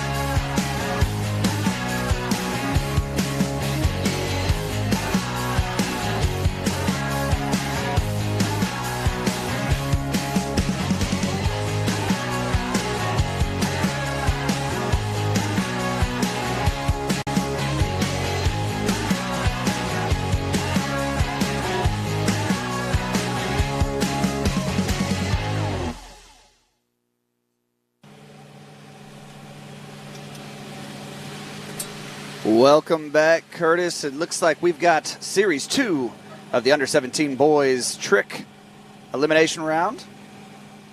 Giving the older folk a little bit of a break there.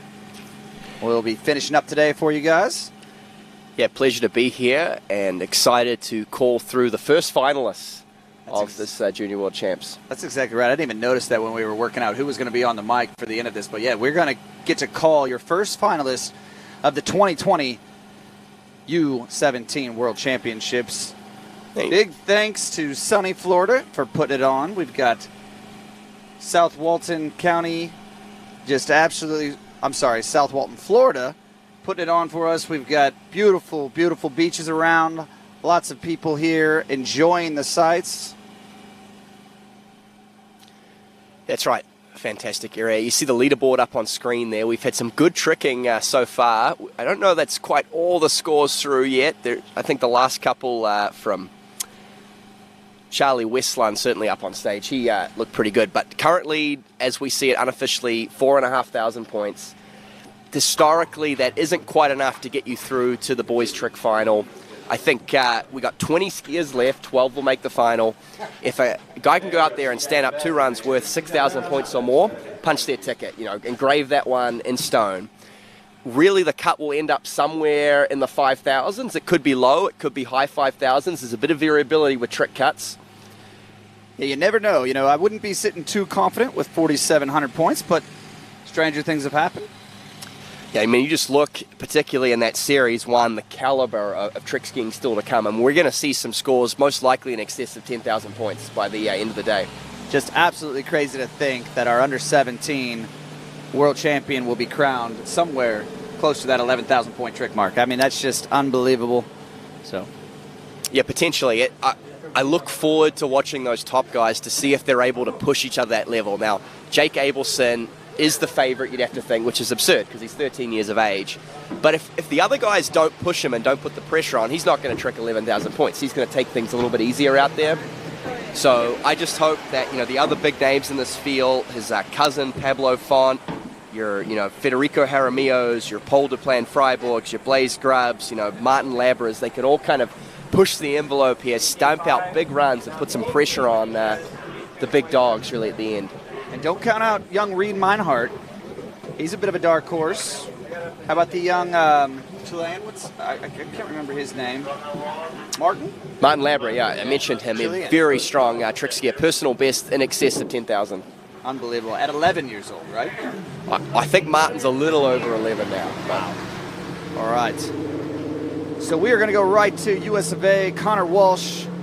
He is coming at you for his first of 2 20-second passes.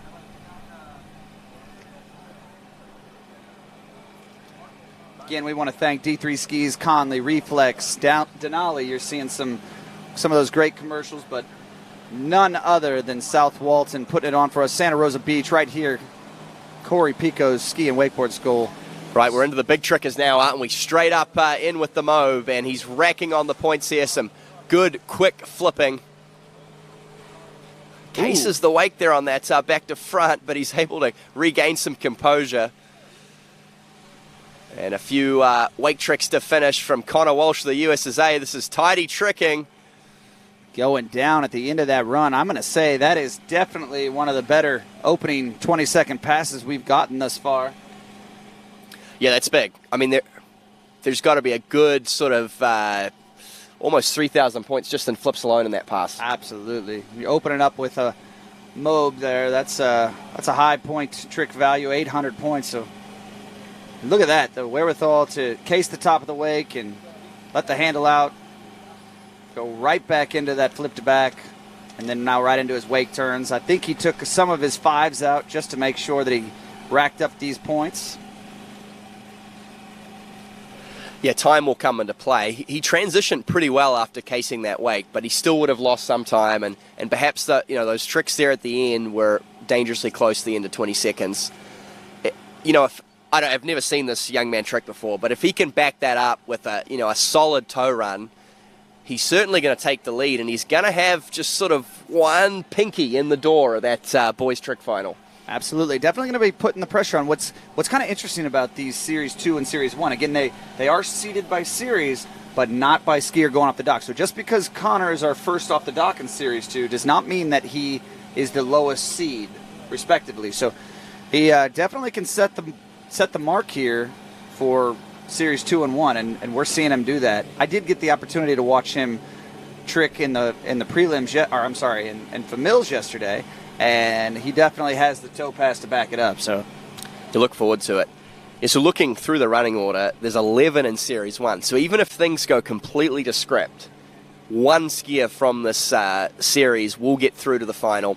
Of course, anyone who's followed trick skiing for any of the time knows that things never go to script in the trick event. That's exactly right. But could it be young Connor Walsh of the US of A?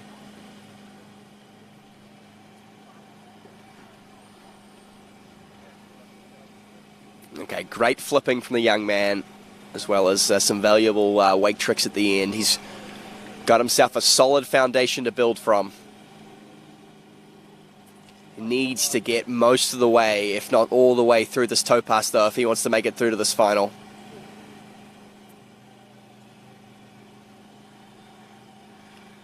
Connor Walsh coming in, rope on toe. Looks like we're going to start with the toe 5 back, move it into his back-to-backs here. Couple wake tricks. Wonder if he opted to pull out of that reverse toe wake back-to-back. Piling on the points. This is going to be your leader for sure. With that reverse toe wake back, you think, oh, and just unfortunately going down on that toe step, but I think it's going to be enough to challenge our leaderboard for sure. Is it going to be enough to make the finals? Curtis, I'll let you make that call. I think it's going to be a nervous weight. This to me looks like a score that's going to come in at sort of 5.5, maybe low 5,000s. A little bit choppy, a little bit slow on that toe run. Certainly doesn't match the caliber of those flips we sort of start. So I'd say it's going to be, he's going to be sitting there hitting refresh on the old live scoring all afternoon. The nervous weight for sure. Out of Orlando, Florida, I believe, or I'd asked him yesterday, somewhere middle of Florida, so not too far from home. As we watch the replay right there, I'm assuming maybe he watered down that run just a little bit. This would have been a big trick to get, but unfortunately just going down at the end of that 20 seconds. But I'm wondering, Curtis, if he maybe just watered it down just a bit too much. Yeah, maybe too early to tell.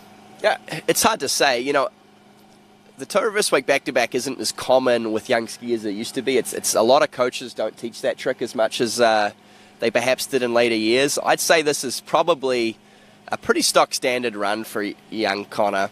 It's all pretty good. He's got that toe line back at the end, which is probably pushing the envelope of time anyway. And some good toe wrappings there. I mean, that toe run there is still worth, 2,400 points. You maybe mentioned 5,500. I'm going to say it's more than that. I'm thinking it's upwards of 6,000. So you had mentioned earlier 6,000 was going to be what it needed to get through. Well, if it's 6,000, I think he's through, but we'll wait and see on the score. We move now to Argentina. The young competitor is Bautista Ahumada. Nicely done on that last name. You are bolder than I, but all right, just like that, we're into fives. Well, this is a thing of beauty. Look at the crisp height he gets on these wake tricks. That's a fantastic ski line back. And into the flips now is the young Argentinian. Wow, what a future this young man has. He goes down there towards the end, but you just love to see someone executing, wake tricks so perfectly. Yeah, I saw a lot of Javier Julio's fingerprints all over that. Not sure if he's getting much coaching from him, but nonetheless, this kid is looking the goods. You're going to be seeing this young man in the trick event for years to come. I mean, look at the way he was able to go from ski line back, land, without even really taking a hit, and immediately be on edge out for that first flip. I mean, that takes real talent. Yeah, Curtis, I'm going to go out on a limb here and say that with that flip to back right there, I think something went a little bit awry, and if that might have been a Mobe, he might have left a lot of points on the table there. So we will see. Going down on his fourth flip. It's enough, though. I think, that was probably his last flip in time. He's going to lose, that back-to-front flip. That's 550 points. But he strikes me as the kind of guy that can trick sort of 6,500 if he throws it together, which means that if he gets every last drop a point out of this toe pass, he'll still punch his ticket to this final. According to my guesses, of course. At this stage, we're pretty far away from knowing anything definitively. But historically, 6,000 points makes the final. Well, you did see Javier Julio in the boat, so of course, a world champion, you wouldn't want anybody else giving your son the tips and tricks that is going to take to get him to the finals. And like I said, he's a young man, probably one of our younger competitors in this under-17 World Championship. So really cool to see him going out there and getting a good start to his first of his two 20-second passes. Yeah, interesting. We saw this from a lot of the boys in Series 3 and Series 4, but starting with the hand trick still with that tail breeze, it is a pretty significant win, and we saw a lot of skiers struggle with their toe tricks coming into that breeze. Yeah, I noticed you were watching down there some of the first series, or the fourth and third series there, and you were mentioning that I think maybe it's a little bit deceptive down in the hole, and they can't really feel that stronger head breeze that they're going to be tricking into. So maybe that's a bit of it. I'm not sure. Yeah, a lot of skiers have a preference. You know, if all else equal, they'd start with either hands or toes, and I think that's what we're seeing. There's not really any breeze. It's well protected the start dock. Well, we're wrapped up for a 7 here, so we're about to see what young Georges has for us. Beautiful 7. Keep moving into that 5. 5 front. Flying through the chicks.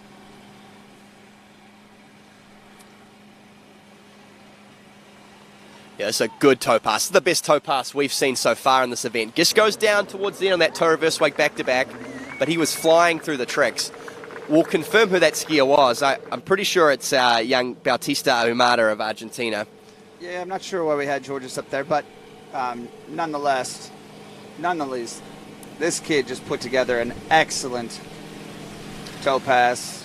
A toe clinic, really. I mean, the toe 7 front, he's moving through the toe 5 front. That's a lot of points in just surface turns. I mean, he's, almost to 2,000 points before he even throws a wake trick out. And then, we get the toe steps. And I would say that toe reverse wake back-to-back, probably the last trick in his run in time, at least. You were right there. But young Bautista throws the fist at the end there, so hopefully it's enough. It's going to be close, though, isn't it? Because he's lost, that last flip, that's 500 odd points. That last toe reverse wake back-to-back, that's up 800. He's going to, again, I think, probably our new leader. I think he's going to be sitting around 5,500. And, it's going to be a nervous wait. I think we're going to see a lot of these next sort of 5 or 6 guys trick in that same sort of ballpark.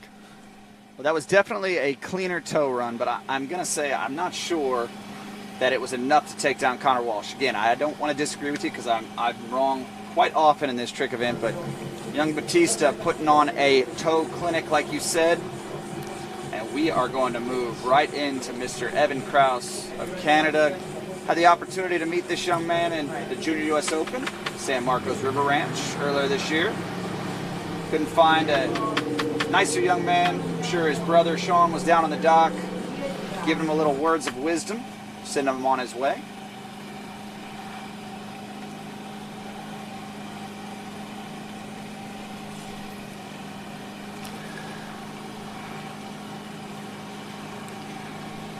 Yeah, of course, had the pleasure to go to their home site up there in Alberta, Canada for the last Under-21 World Champs. As he moves through this opening hand pass. High scoring flips, but he's eaten up a lot of time. See, those first 2 flips alone took 5 seconds if you look at our sort of countdown, which is where I think you'll find the interesting dynamic as we move through this elimination round is you'll see some big tricks, but it's really about how fast you can do them out there. In the end, composed himself, recovered well. If that last ski line back was in time, which is going to come down to the wire, that's a pretty good opening pass. Very, very close. Again, that's an unofficial trick timer, but it does give us a bit of a frame of reference. You see, he starts with this very clean mo, but he just kind of hesitates before coming into the next trick, the back to front it ended up being. And lost quite a bit of time there through the start of that sequence. He picked things up well here, though. He kind of motored through the end of this run. And if he can get all of these last few tricks in time, pretty high-scoring stuff. The Wake 540 reverse, and then he goes over the rope. And if that trick's in time, it's going to be a pretty big opening pass. So that last sort of, that's a very small margin of error. You lose sort of a Wake 540 or a ski line back at the end of that run, and it's definitely tricking 6,000 points in 5.5. That's right.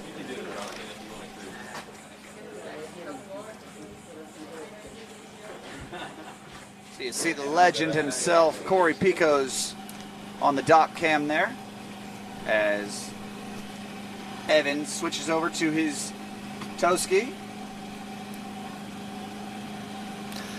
Yeah, if you want to talk about accumulating points quickly, look no further than Corey Picos. I mean, I could spend all day watching footage from him back in the 80s, tricking 10,000 points with no flips. How many tricks do you reckon he had in his run? Was it 18, 19, 21? So that, if you don't count the little positional tricks in between, most top-level trick skiers can fit 10.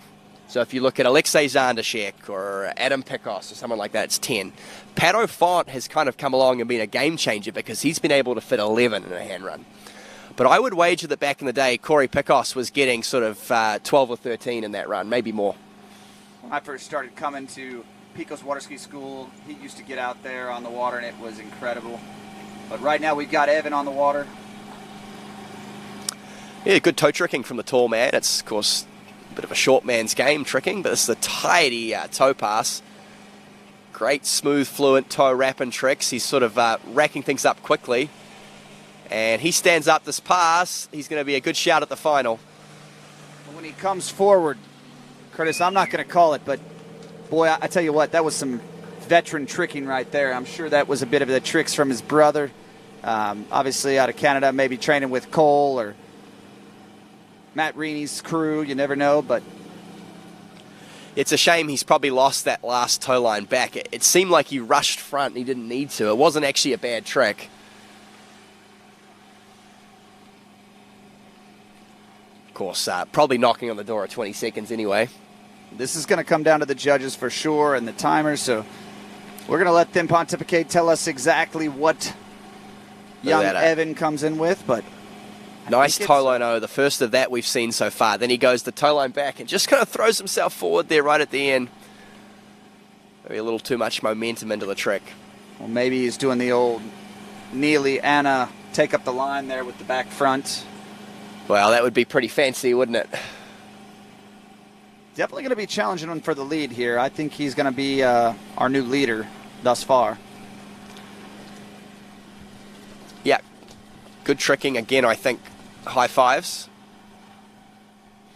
I'm probably shortchanging these kids a little bit, but you are. Well, it's to me, I guess it's all a wonder of what the judges are going to be, how difficult they're going to be on these guys as we work our way into the finals. Yeah, there's not a lot, I think, in these runs to take. I mean, particularly the Argentinian before, Bautista, there was some very crisp, clean tricking. It's really just a matter of time. Yeah, I would agree with what you're saying there.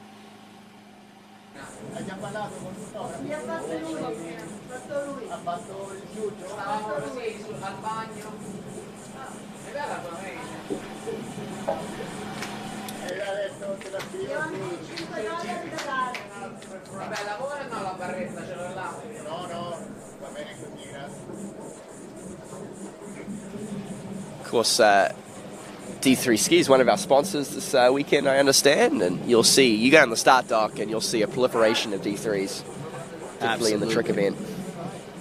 Creed and the whole Kidder family have been after it for decades, but I want to thank them for their continued support.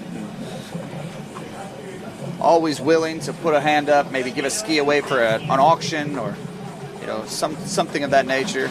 But just love to see them continuing on, making excellent skis for all these competitors out here. Well, there's something kind of special. They are the only company left that makes skis for all three events. I understand that's actually the name behind the logo is Dedicated 3 Event. I always assumed it was Denny's third company, but someone had to correct me on that. Really? So yeah, I didn't know that. D3, Dedicated 3 Event water skis. I did. I thought it was maybe Kidder and then KD and then D3. Right, Denny's third, yeah. But it makes sense, but maybe not. So maybe there's a little bit of a homage there, an inside joke, but either way, they continue to pump out great skis. And right now, who do we have on the water? Yeah, we should be going to Spain. Danny Texador Jr.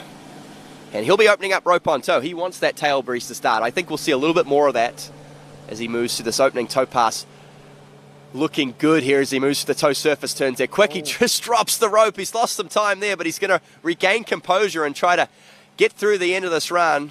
The toe step back is good. He goes over the line, the toe line back to back, and some gutsy releasing. It's going to be a wonder what they do with that last toe wake line back to back. I don't know. Oh, he's fallen on that toe line back to back. Curtis, I'm glad you're not my judge. Luckily, I'll never be doing that trick, so I won't have to worry about it. But young Danny I'm just glad this bloke's not my release person after that. But, you get here the elimination round of the Junior Worlds, and you hold on as long as you can. And a lot of skiers will pull those back. Nah, he's young and limber. He'll be fine. Look. Of course, the good news is when he slaloms tomorrow, he's going to be about 3 inches taller, at least in that one leg. Yeah, hopefully that's his front leg. Get him nice and tall. Here it is right here. And as the rope comes tight, he gets slingshotted in, and that ski came over the line. I'm just saying. Yeah, I think what you'll find is the judges will, in their opinion, say that he fell as a result of that toe line back-to-back. I think you're right. But one can only hope. See the crowd taking in the sights. Get a bit of coaching here. This may just be the largest stage that this young man has ever competed on. So here we are, the Under-17 World Championships. This is the elimination round. Don't forget to check out our YouTube channel. This is the Waterski Broadcasting Company. We archive all of these events. So parents or friends that maybe miss this action, come on back and check out our channel. Coast to coast, of course, we are today. Love to get a little bit of an update on how the Slalom finals have gone over there at Hilltop. Well, if nothing else, we'll bring all that action to you tomorrow. We'll be able to look at the final scores. And we do have a couple skiers who are, of course, not skiing in this Junior Worlds, but skiing the Under-21 Worlds later. I know Jamie Bull is over there at Hilltop, and then she'll be flying directly over here to ski the Under-21 Worlds later this week.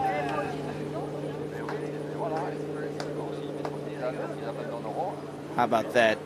Curtis, you want to let the viewers know what we just got in our ear there? Yeah, so for those of you who don't have both screens open, you're not watching both simultaneously, Jamie Bull, we're hearing, has just made it through to the Final Four bracket in the Women's Slalom Finals over there at Hilltop. Danny Texador Jr., he's been around the circuit for a while, this young man. He's probably getting up towards the end of his stint under 17s. I've seen his name pop up at a few tournaments. A good opening toe pass just going down towards the end. A big hand pass here, and he would be another shout at this final. Seeing some higher difficulty ski lines from him. The ski line back-to-back, ski line back combination are good. Into the flips now is young Danny.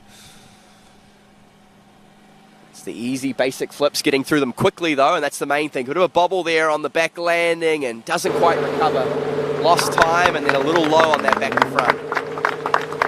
So, and I just don't think it's going to be enough. Nah, unfortunately for young Danny, I don't think that was what he was hoping for. Obviously, very capable young trick skier, but just not his day today. Had a bit of a miss of the rope right there that you're looking at on the replay, and that cost him quite a bit. And then going down on his fourth flip, which one would think he's been able to do for quite some time. So get a bit of a look there at the crowd.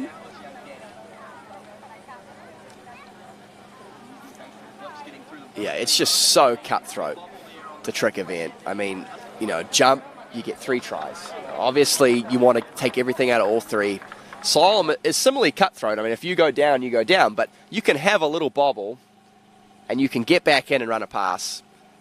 But trick skiing, as we just watched a quick replay of Danny Texador Jr. on the water, you have a bobble, and even if you go on to stand up that pass, that 1 or 2 seconds that you've lost can prove to be absolutely critical. And the reason why I said maybe it's just not his day, while he still is going to score in that 5,000 plus range, you just notice that he didn't move smoothly from flip to flip. He's a young man that I've seen move through 5 flips very, very quickly, nice and tight to both wakes. So just seemed to be a little bit out of sorts there. Not sure why, but that is the trick event. So.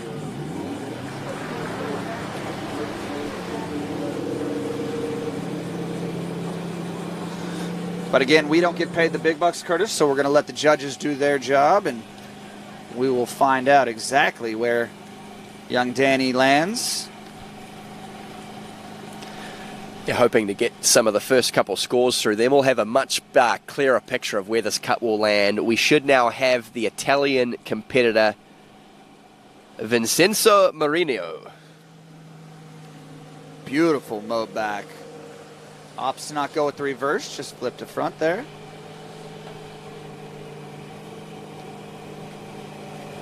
See how nice and tight he is, close to the wakes. He's going, I think, with a little bit of a watered down run here. He knows kind of as he gets to the end of these 20 seconds. Yeah, I'd say the judges are going to ask for a bit of a replay on the end of that run. That the flip started off well. He seemed to just lose his cadence, lose his rhythm a bit there towards the end. He was doing some wake crossings. He got a little out of sorts. And a couple of those tricks might be scrutinized by our judges. Yeah, and I think that comes basically when you change up what you're doing right there halfway through. Maybe he saw a couple guys go down maybe a little bit early in front of him, and he's maybe doing a bit of math. So I don't know. Curtis, that looked like that was just an inverted back there, getting over to the other side of the wakes. Maybe that is by design. Yeah, we'll see. I may be on the harsher spectrum of trick judges. Well, we're going to see right where these judges, how they come into line. Great, we got some new scores through. And kind of like you picked, Cole, big score from Connor Walsh. And I've been shortchanging some of these lads quite a bit. 6,500. Yeah, I thought we were going to be surprised by young Connor's score there. He had quite a few high scoring tricks there in that first hand pass. So just right where I thought he might come in. But he's definitely setting the bar. I think we've probably found two of our finalists for tomorrow, but we are going to watch it closely right now. You see it there, 65-40 for Connor Walsh, 63-60 for Mr. Kraus there.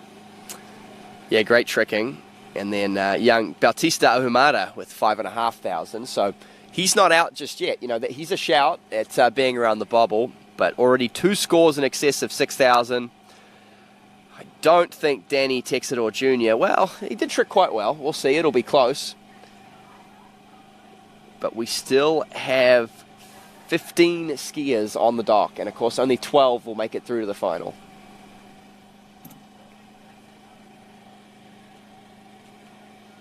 The coveted spots. We got to be making some calls as we get to the pointy end of this event. That's right. Vincenzo Marino now moves through his trick pass. Looks to be a pretty high-scoring toe pass. We're going to mack up a solid hand pass. He's whipping through these surface turns. These last few tricks will make him bake it, though. The first toe step is good. Does he have a toe line back-to-back?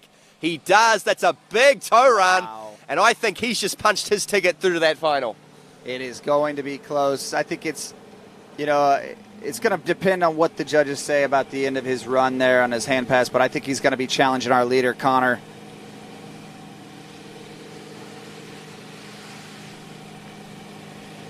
As we watch the replay here, I tell you what, it's a bit of a heart and mouth kind of a last trick there. That toe climb back-to-back, because it must really trust his pin puller as he slammed his ski down. Well, you saw that was the intent when Danny Texador Jr. was skiing, because a lot of times you can pull out these tricks with your head basically in the water. As long as you stay aligned to the boat and you're in a straight line, you can get quite far away from the boat in the toe position. Boom, but you see he does. that. You know, his head and hands are in the water. That pin person has the presence of mind to hold on. You know, they've trained together. They ride it out. He pops back to his feet. In the end, he scores that trick. And it was a pretty quick toe pass, so possibly in time as well. I think that might be our first 7,000-point tricker there. It's quite possible. Again, I think it's going to depend on how the judges see the end of that hand pass, but it was very strong tricking from young Vincenzo Marino.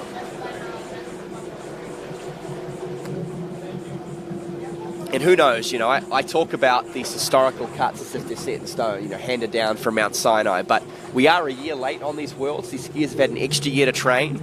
We could see history being written and some higher cuts. I would still bank on 6,000 making this final, though. Absolutely. Unprecedented times we've seen. You know, we gotta pay it mention. We are amongst a pandemic, worldwide pandemic, so that's why you're seeing the likes of these 03s, 18-year-old skiers competing against this is their 2020 World Championship. So we just put it on ice, didn't we, on mothballs, and rolled it out a year later. That's right. Okay, now to the water skiing powerhouse that is becoming the Ukraine, Alexander Husko. It's great looking wake fives there. Very clean, nice and tall. Now into his flips. Yeah, just a couple to finish, you'd think. He had a lot of pretty quick and high-scoring tricks there to start off with. Oh. Goes down on that back landing. Just goes massive out into the flats. It's something that you would see almost of a wakeboarder. When he landed, so far rotated, too. I mean, we'll see the replay, but it was an interesting landing. He was right on edge. Maybe turn that into a heel mob there. You don't see too many of those, but it's a great trick. But look at these, full credit, big in the air, wake 540 spins. And pretty quick, too. He gets through it without mucking around, wasting any time. And then into his last couple flips. Going to take a big toe run if he's going to challenge the lead. He just didn't quite have the high-scoring tricks a lot of the other guys before him have had. And you see this last one. Look at how far around in the back he is when he lands. He's almost over-rotated that. Yeah, it's a bit unfortunate because that's a big scoring trick there. That flip to back is 750 points. So that probably would have set him up to have a very good chance at making the finals. But we will see. He's very light and nimble on his ski. I mean, he looks to be a younger competitor. But, yeah, I think Alexander is going to need a big toe pass, to your point, to get up onto that, or into that finals. Yeah, well, hopefully the family are back watching in the Ukraine. I imagine this young man trains at Sentosa there in the Ukraine. I had the pleasure to visit there a few years back. Under 21 World Championship. Fantastic site. And fantastic atmosphere and people and culture, and I'd love to go back there one day. They have a great little setup there in the Ukraine. Yeah, I'm a bit jealous. My wife joined you there at the Under 21 Worlds there in Ukraine, and she had nothing but good things to say. I think stayed over and did a bit of an Argentinian tour. So, and they have a cable park there too, so I'm sure this young man is a pretty good cable skier too. That's right. Well, right now we've got his rope on toe pass coming at you. Second 20-second pass here for young Alexander. I'm sorry. Alexander Hrushko, I'm saying, but I'm sure I'm butchering that too myself. But he's moving through the rope on toe pass and looking the good so far. Kind of getting the upper body a little bit away from the boat there, having to whip himself around, but he's regained composure now. He's looking calm, cool, and collected as he moves through these last few tricks. The toe line O is good. He's over the rope again. Has he got a big toe line back-to-back to finish? Oh, what a toe pass. Fast. Wow. Yeah, like you said, a little bit unsettled at the beginning, but never saw the ski stop or hitch. He just continued to move right through, and here we go into his replay. Man, I tell you what, that was a big, big toe run. I'm going to say that's going to be upwards of 6,000 points, and he only had 2 flips in there. So what could it have been, we will never know, but let's see if we get an opportunity to watch him ski again. Yeah, a real loss of composure there in toe run. You watch the Eastern European trickers, and I don't know if it's something about the cable background they have, but they're like machines out there when they go through these tricks. I mean, there's not a bobble. It's nothing but focus. It's just sort of systematically piling on the points, and that's what he's done today in this toe pass.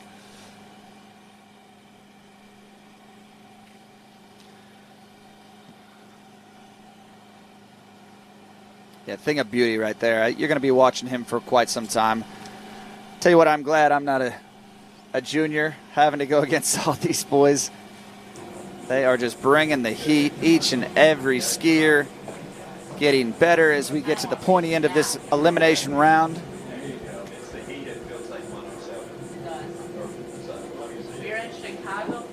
Yeah, we had a score come through, of course, for Danny Texador Jr., about 5,500 points. So he's going to join that log jam we have. Still in the lead. We've got several scores already in excess of 6,000. And, maybe history's about to be rewritten. I think prior to today, the highest cut to ever make it through to a under-17 World Men's Trick Final was about 5,800. Yeah, I'm thinking back to Spain, and I do believe that it was more than 5,700 points to get in. So, nonetheless, I think that was 5,130. I'm trying to see here what we got. Looks like Danny Texador, 5,130. So right now we've got 2 scores over 6,000 currently. Yeah, I'd like to get confirmation on the skier. This actually looks to me like young Francisco Georges on the water. And unfortunately going down quite early. Just losing the handle. Unfortunate, early, unprecedented fall. And you can hear the disgust as he screams as he watched the boat go away from him right here in this replay. Not really sure what happened. We'll get a good view of it right here. He just missed the hand. It looked like he was going to stay in the back, so there is a bit of a handle pass there, which is unusual for a ski line back, but you know, that's the risk reward of figuring out all these little things that get you those micro milliseconds to get every trick possible in. He just misses the handle pass as he sinks into the water. It's devastating for the young man. He's obviously trained, you know, for a long time for this event. He comes out here. He's a good shout at making the trick final. He's got a personal best right up around what it takes, and just goes down on a second trick. The ski line back with the handle pass, not able to execute it, and it's disappointing. But he's got to put on a brave face here. It's character building, and he's got one more pass to come for his team, for the Argentinian team, as well as for his own experience. Young man, I'd say he'll be back again in years to come. Did we get confirmation of who's on the water? I'm pretty confident. I'm willing to bet my lunch money on this being Francisco Georges.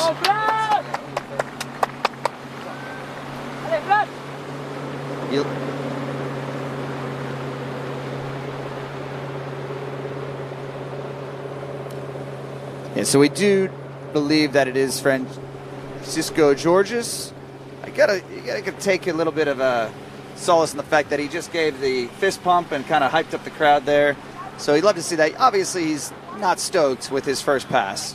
So just appreciate him putting on a good attitude, and he's going to bring the heat here for his hand pass.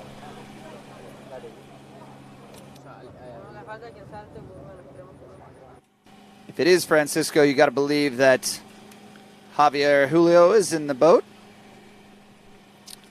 You see the legend Adam Pico's getting his skier ready on the dock.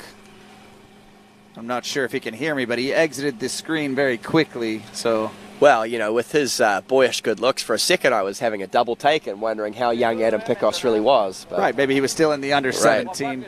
Yeah, absolutely. So we've got his. He did elect to go to the toe pass, so. Yep, young man, Francisco Georges of Argentina. Bit of an upset on pass number one. He's effectively sitting on a score just above zero, only a few hundred points. Needs to rack up some big toe tricks here just for his own confidence, if anything. But he goes down on the toe reverse back-to-back, and that is disappointing for the young man. That score will be very forgettable for him, and he can take solace at least in the fact that he looks to be young enough that he'll have another Junior Worlds to come.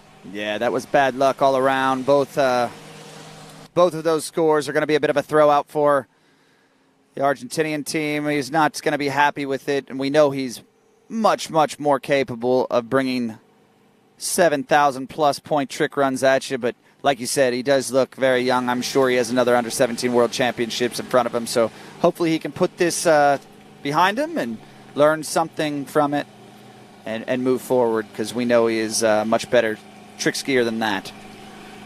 So one skier left in Series 2. There's 11 in Series 1. That means we are now have an official bobble. We don't really know what it is yet because we're lagging on the scores, but that top score we had on screen just moments ago, that probably is the cut now. These 12 skiers must exceed that mark to be guaranteed through to the final. That's right, and that was somewhere in the mid-sixes, right? That's correct. So Connor Walsh at 65.40, it looks like. Maybe Evan Kraus, 63.40. Yeah, so if you looked at a screen, right now, you know, assuming that we have a few scores still to come, but assuming they haven't got there, we certainly know Francisco Georges hasn't. 65.40 is not yet into the final.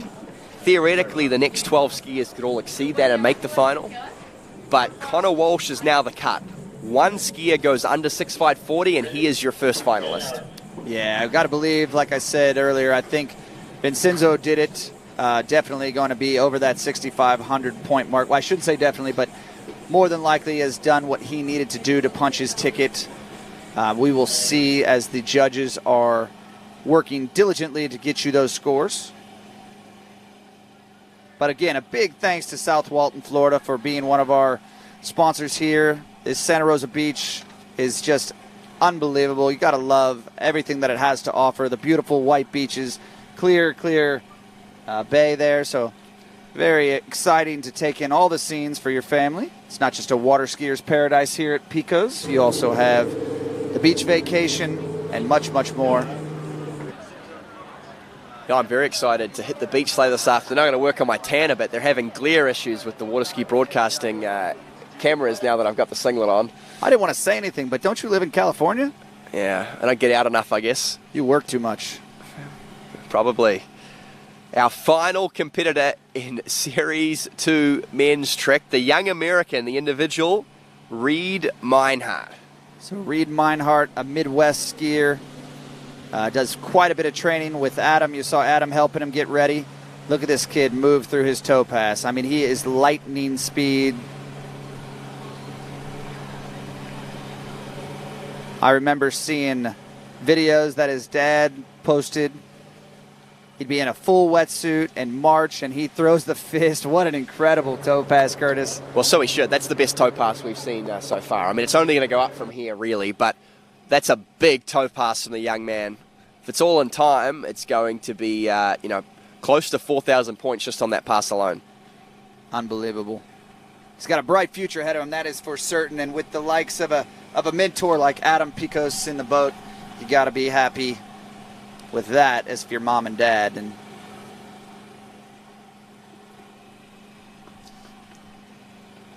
how old's this young man? He doesn't look to be very old. I want to say he's in boys 4, which would make him under 16. Under 16 for sure, but I might be wrong. He might be in boys 3. Should be even more impressive. No, I think he's boys 4 because I actually watched the boys 3 trick event pretty closely at the US Nationals last week because that's where Jake Abelson skied. Of course, he'll be coming up to in a few.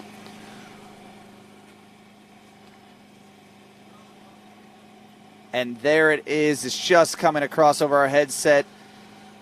Marino 7,200 and a new leader, and he has effectively punched his ticket. There is no way that he can't make it into the finals. So this is exciting stuff. We are getting to the pointy end of this elimination round for the under 17 boys division.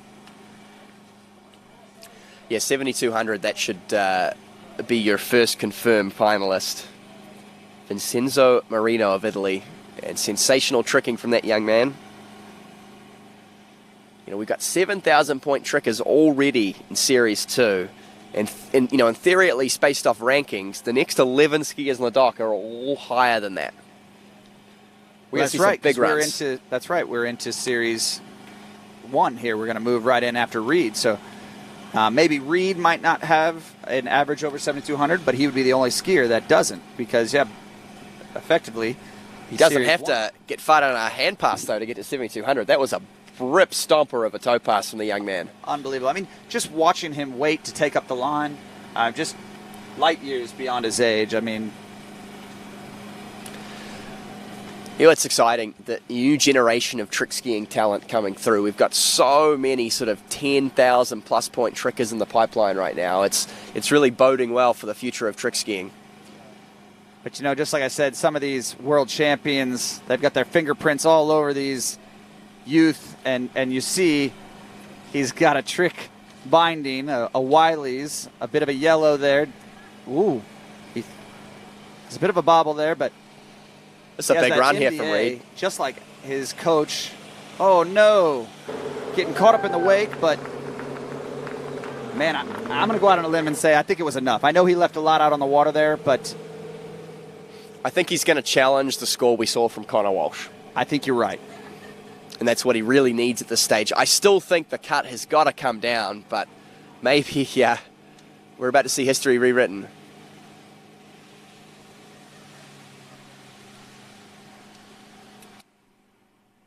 Right. One would think that like you said, the cut will come down. Obviously, Vincenzo Marino is the leader at 7,200, but we think it's going to be more around that 6,500, and I think that's right where Reed's going to come in. Right. Obviously, big point tricks here. I mean, he's very capable of that 7,200 mark anyways.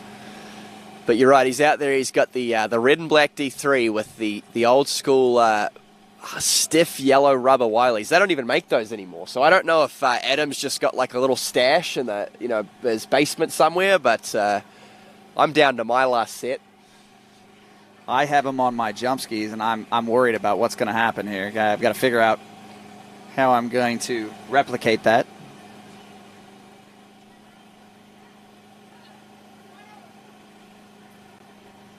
All right, well, we'll be right back. We're going to do a quick little commercial break as we switch into Series 1.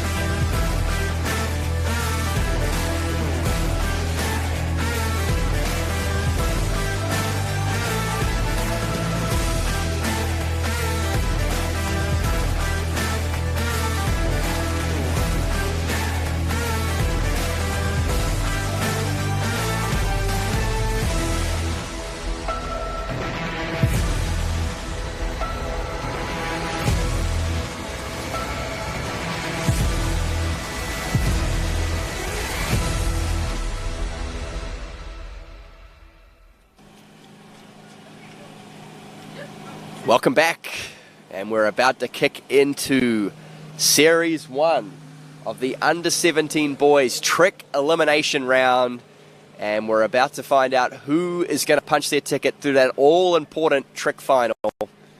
Yeah, it is really exciting. We are getting to the pointy end here. Like you said, we have given away the golden ticket, at least one already.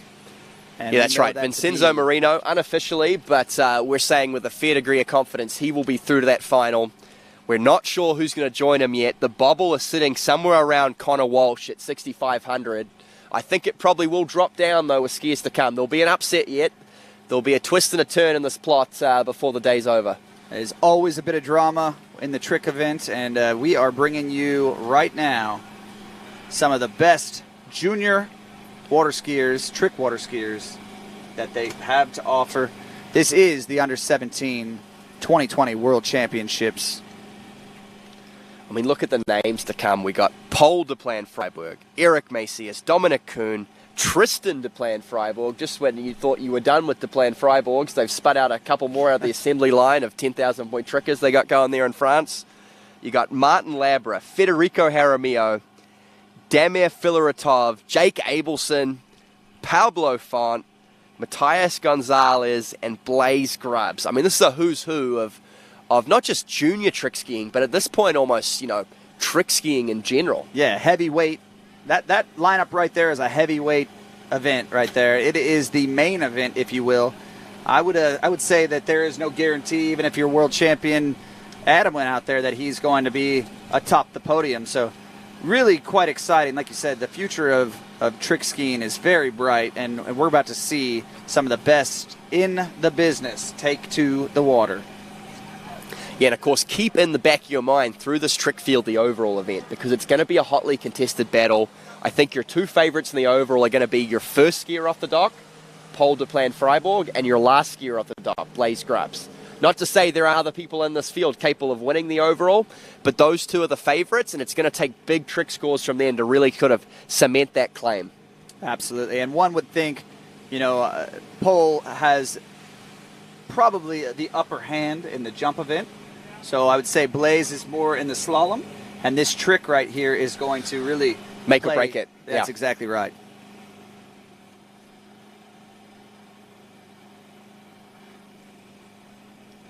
Drama, drama, drama. Right here, Santa Rosa Beach, Florida, at Pico's Waterski School. You are seeing the leaderboard right there. Right now, at the moment, we know that the cut is at 7,200. That would be the highest cut that we've seen in an Under-17 World Championship. It's sure to come down a little bit, but, again, with these names right here on this the next 11 skiers, I mean, I don't know. I don't know if it will. Yeah, so I don't think we have a score for Reed Meinhardt yet, but it's probably not going to be quite that 7,200. So Vincenzo is in. We can sort of punch that ticket. Holy smokes. Well, I spoke too soon, didn't I? Man, That's a huge score. A cat among the pigeons. Reed Meinhardt has thrown out 79.30. So there is your cut at the moment. Well, no, that's in. That's in. That's in, but that's the bubble. No, so so sorry. I understand. You got to exceed Vincenzo Marino 7,200 to make this final. That is absurd. It is looking more like that might be the cut. Here is Paul de Plan Freiburg right now, opening up with some mobs, and look at the level of trick skiing you guys are getting to watch right now. Well, he's given the 6.2 litre Nortec engine a run for its money. He's a big, strong lad, as Paul de Plan Freiburg. Great flipping. He's into the high-scoring ski lines to finish up. These are the make-or-break tricks for him. The ski line 5 is good, and that's a great opening pass from Paul. And what a way to open up his campaign here at the Under-17 Worlds. That was unbelievable. I mean, honestly, that last ski line 5 was higher than than probably I stand on the water. So unbelievable skiing. Paul is putting on a clinic right here in Series 1 of the U-17 2020 World Championships. That's right, I did say 2020. This was put on ice due to unforeseen reasons. Obviously, you all are aware of what our world is going through at the moment with the COVID. You see the masks in the boat, probably a scene we're not used to seeing, but it is just an unbelievable sight to see everybody back together, taking the necessary precautions, obviously, but it is just great that we are getting to experience these juniors and celebrate these juniors right here at Pico's Waterski School. Yeah, it is. I mean, for many athletes, they only get the one Junior Worlds, and you really only get the one where you're at sort of full strength, because it's difficult as, say, a 14, 15-year-old to be that competitive against a 16, 17-year-old. You know, you sort of, the way kids are growing at these ages, and just that extra time to train is huge. So I'm glad we got to run this event, albeit a year later. It just gives these kids that opportunity that otherwise they would have been robbed of. Yeah, and to your point, I mean, look at Pole. I mean, he is, like we spoke of, I'd love to see his stats, but, 6 foot, 200 pounds versus an 11-year-old, who was it? Was it Batista? I mean, that's pretty tough, not a very fair fight. A little bit of a David and Goliath. Not to say that in this trick event it can't be overcame, and you're going to see that with Jake Abelson, obviously. Right, I'm laughing, picturing the podium for the US Open last weekend where you had Jake Abelson standing next to Alexei Jandashek. And that's kind of what it is with Pole versus, right. Jake. So here we go. Rope on toe pass. His second of two 20-second passes. Right, he, with the cut at currently 7,200, he has to get a fair whack of the way down this pass to get himself through the final, which is huge in the overall battle. Oh, a little bit of a bobble here. Let's see if he takes the time. He does. Yeah, he pulled out of that toe reverse wake back-to-back, didn't he? But he's playing the long game here. He knows a full pass should be enough for him. It's looking good so far. He goes down the toe line. I think it's going to be enough, but it's going to be a nervous wait. Has Pole Duplan Freiburg just blown the overall? Well, if he doesn't get another opportunity in the finals, honestly, this is some heart and mouth kind of stuff right here. I'm telling you, that is a very tough one to call. I mean, that hand run was so good that this is still going to be a score, I think, in the mid to high sixes. Well, it was definitely close to a 5,000-point hand pass, which is unheard of. But he went down very early, came out of that reverse toe wake back-to-back. So what did he leave on the table? And, boy, I don't know. I think he's going to sneak in. I think he's going to sneak in still, but it's going to be a very nervous wait because it's more than just the tricks. I don't think Pole came here to win the tricks. He came here to win the jump, and he came here to win the overall. He wants to be the #1 junior skier in the world, and he is unfolding the drama for us on the water. He's got that first toe wake back-to-back, which is going to be questionable on credit because he kind of already crossed the wake. He pulled out of the reverse. He gets through these surface turns, which sure are worth a lot of points, but we're talking in the hundreds, and then the business end of that run where he gets the ski lines, he just doesn't get it. Curtis, I got to be honest, I think the first trick is a little bit questionable, that toe 5 back. So, I mean, this could be Heartbreak Hotel right here. I'm telling you, I don't think it's enough. I don't think it's over 7,200 points, and if it's not, well, you're right. He has left the door open for Mr. Blaze Grubbs or anyone else that is buying for that overall. So, all right, that's exciting stuff. A little bit drama, but we are going to move right on to Eric Macias of the US of A. Was fortunate enough to ride for his Famil set, and it was impressive, to say the least. Yep, opening up rope on toe. What a good transition from toe 5 back and a toe wake back-to-backs. He's wasting no time at all, and he whips himself around on these toe surface turns now. He's motoring through this toe pass as Eric Macias, and it's going to be a big one, too, if he can stand it up. He's got the Neely Ross Anagay trademark toe back, toe front there. Well, he waits for the line to come tight. Look at the speed. Look at that. He knows. At what point, as your father in the boat, pulling your pin saying, okay, slow down. You've done enough. Son, I don't want you going down early. But just incredible trick skiing right there. I mean, the speed, he had to be through 75% of his run there with 5 seconds left to go. It's not the toe run that we saw from Reed Meinhardt that was, which has really thrown him into the contention here. But he was so fast. He got so many little tricks in time, the little flick. You watch him there after the toe line back. He comes front. He goes back again while he's waiting for the line to come tight. That's an extra 200 points where most skiers would have just sat there and waited out the line. Well, that's true. We need to pay Reed the respect he's due. I mean, 7,900 points, and he went down early. What could that have been? High eights? Well, Reed didn't go down early, really. He fell on that very last flip, right? That would have been questionable for time anyway. I think he just had a lower scoring, lower difficulty hand run than a lot of the skiers we've seen before, but he was quick enough on those sort of wake tricks to get them in time. See, I think there's some ski lines at the end there. You think he transitions back to ski lines? I do. after flips. Interesting. So I don't know that for sure. I'm sure Dad's watching intently, but nonetheless, incredible skiing. Shy of 8,000 points at a very young age. Last trick he fell on, 750 points. That would have been 86, 8,700. Right. Did he open with ski lines?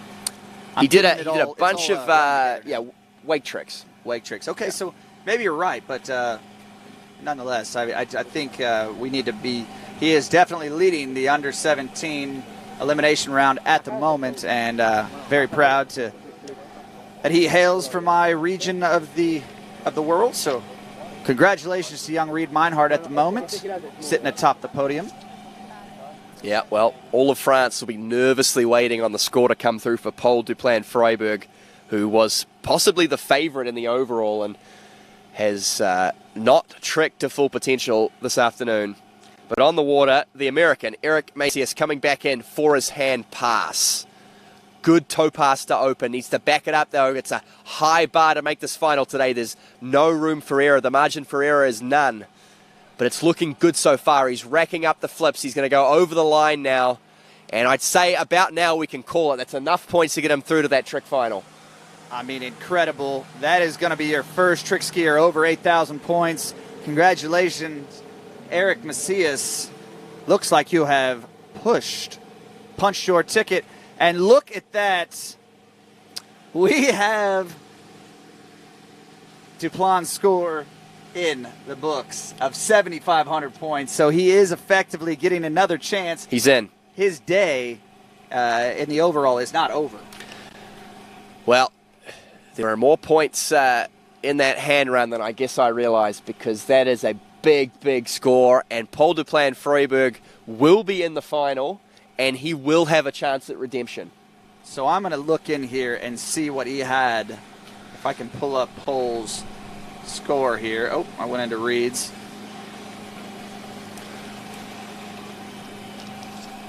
Well, you can go back to bed, France. It's not all over just yet. That's right. Incredible. I mean, that was an unbelievable hand pass. So maybe it was closer to 6,000, and that's why he got that. Well, there couldn't have been more than 1,500 in that toe run. Yeah, I agree. So this, again, we're in unprecedented times. We know that these skiers had another year to train, but it effectively, right now, the cut is 7,200 points. Yeah, that's the bubble score. That's 1,400 points more than what it's ever been before. Incredible. Well, that just speaks to the level of our juniors and what they're doing out on the water right now. So, of course, it could come down yet. There'll be another twist, another turn in this journey, with 9 skiers left on the dock. Well, I tell you, Eric Macias really just tore it up out there. That was incredible skiing. Both stand-up passes. Didn't look to be any bobbles. Very clean, tidy tricking all the way through. I'm going to go out on a limb and say it was our first skier over the 8,000 point mark.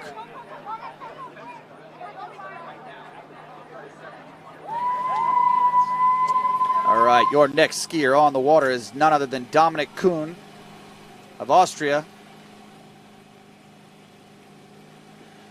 Yeah, he'll be opening up rope on toe, wrap for the toe 540.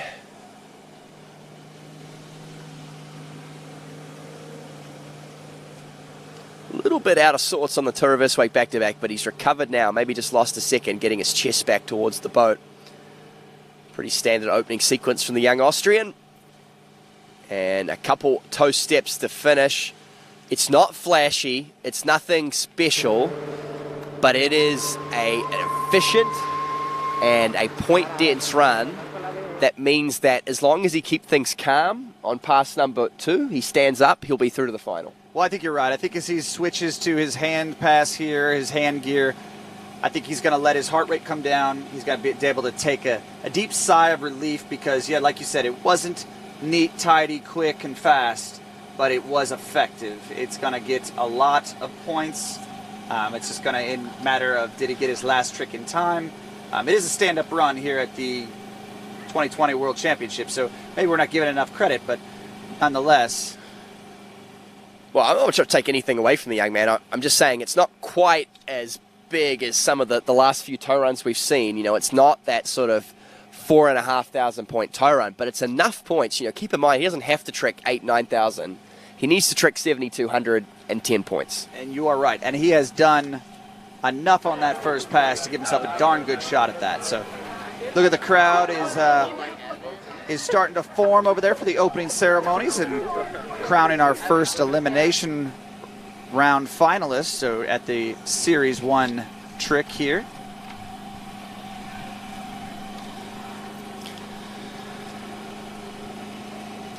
I want to thank all the judges and officials, everybody that made this happen. I know we've talked about the TCs coming together and giving us this replay. The Waterski Broadcasting Company, Nautique, the official towboats. You've got Summit Orthopedics, the Barkwells, thank you. To you, Snacks, D3 Skis, Conley Skis, of course, Reflex, named synonymous in the binding department there. Denali Skis, Lightning Jump Controls, and South Walton County Beach here in beautiful Santa Rosa Beach, Florida. Yeah, great to see a long list of sponsors for this event. I might have a sneaky word with Summit Orthopedics and see if they have any kind of bulk discounts, because I could be a new customer of theirs soon.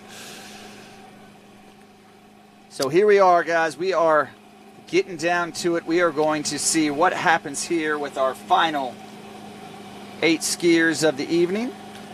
Yep, the Austrian, Dominic Kuhn, coming back in for his hand pass, opening up with some nice ski lines into the flips now. A nice crisp transition between the two. He's getting plenty of points. He's only 1 or 2 tricks away from making this final as the young Austrian. It's looking the good so far.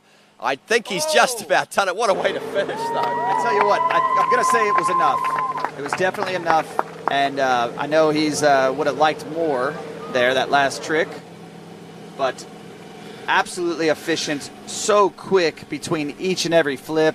Didn't get out of sorts once. Here as he transitions into his flips. Starting with flip and reverse, which then he has this reverse back landing, which is a 750 point trick. Now Mo back to back. And the reverses, he just gets eaten up by the wake. But again, I'm going to say that was well over the 7,200 point mark. I think he'll do it. That's last Mo looked like it might have hurt a bit. He just landed the last one. The chest fell in towards the boat, and you'll see the ski caught on the wake on the way up. Look how smooth he is transitioning to all of his flips. Barely even gets out of the dish. On a reverse back landing there. That is not an easy trick. You see his chest come in, the line comes up, and his old back foot comes flying out of the kicker, and he never had any show on that one, really. Yeah, unfortunately, you know, that's interesting because I'm assuming that he has some sort of a snowboard contraption to keep his back foot in, so that just shows you how much he wants it. He's pulling and pushing hard to finish that 20 seconds. There it is, our sponsor, the Reflex. You hear it clipping young Tristan in there.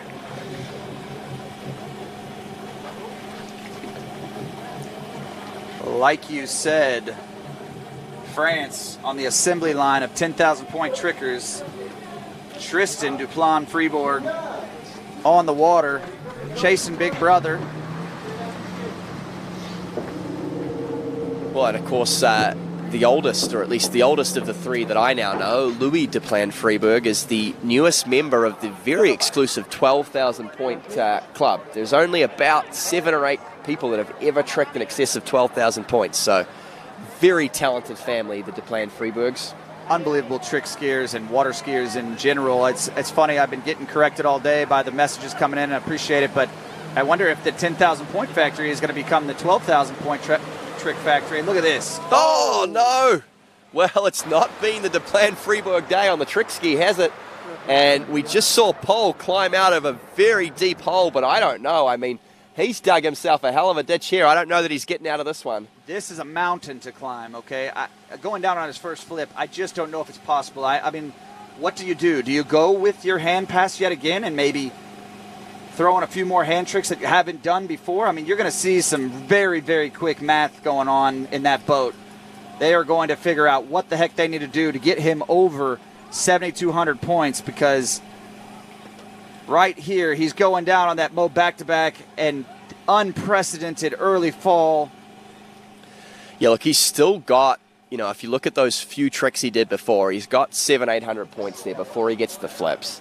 You can see if you look behind us or on the webcast, he's switching over to the toe ski, so it's going to be toe pass on the second. So that's interesting. I'm kind of confused on as to why. He must be thinking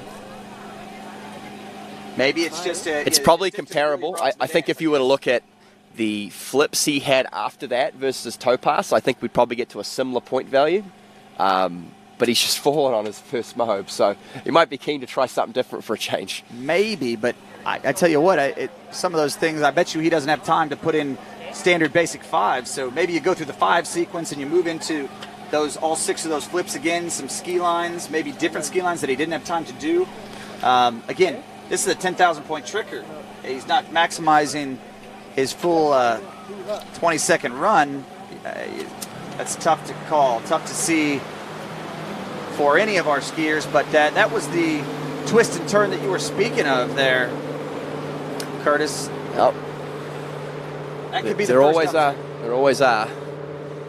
And in fairness to Tristan, I want to set unrealistic expectations. I don't know that he's actually ever tricked 10,000 points. He's obviously the youngest of the 3 to plan Freiburgs. I think he might be more of, judging by the way that run started, more of an 8,000 to maybe even early 9,000 point tricker. So interesting. I'm going to say with the way that started in that sequence that I would have expected, Mo back-to-back reverse, moving into both the flip-to-backs. Flips are good, but you really need to have the height. You watch the 10,000 point trickers, and they're doing more sort of ski line. Ski line back-to-back, some higher scoring ski lines as their non-flip tricks and on hands. How did that start? That started with the ski line back-to-back, ski line back there. Yeah, he went through some sort of more basic hand tricks, which certainly worth a lot of points. He did them quickly, but I don't know that we're going to see a 10,000 point from the young man. Give him a year or two, though. I'm sure we will. Kidding. Well, regardless, he's got the rope on toe going. Let's see if he just floors it. What happens here? He's going to start with that 7.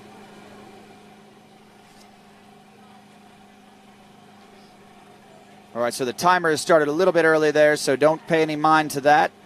But look at this 7 and the 5 back. Move it into the wake tricks here. A little bit shaky here. See if he calms down in the end here. Just having a bit of trouble.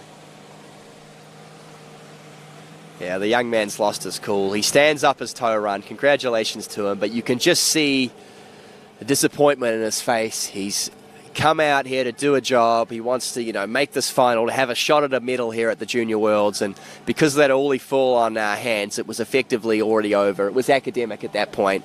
A shaky toe pass, he'll score some points, but you just don't see it being enough. Yeah, I'm going to say somewhere in that 5,000 point mark. Obviously, we know that he is much more capable of a trick skier than that, but you're not done seeing that young man on the water this weekend, or for that matter, atop the podium at other world championships. So our heart goes out to him, but that is part of the game, and he still has 2 other events to take to the water and hopefully get himself a medal there with his brother. I know that'd be a great photo op.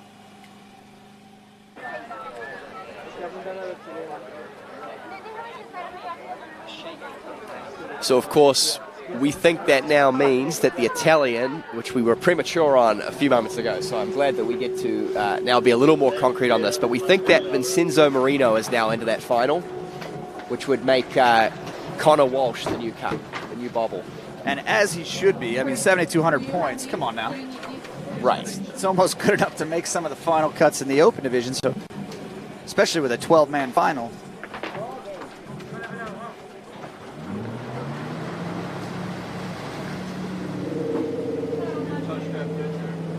All right, so young Martin Labra on the water. He is a Chilean skier.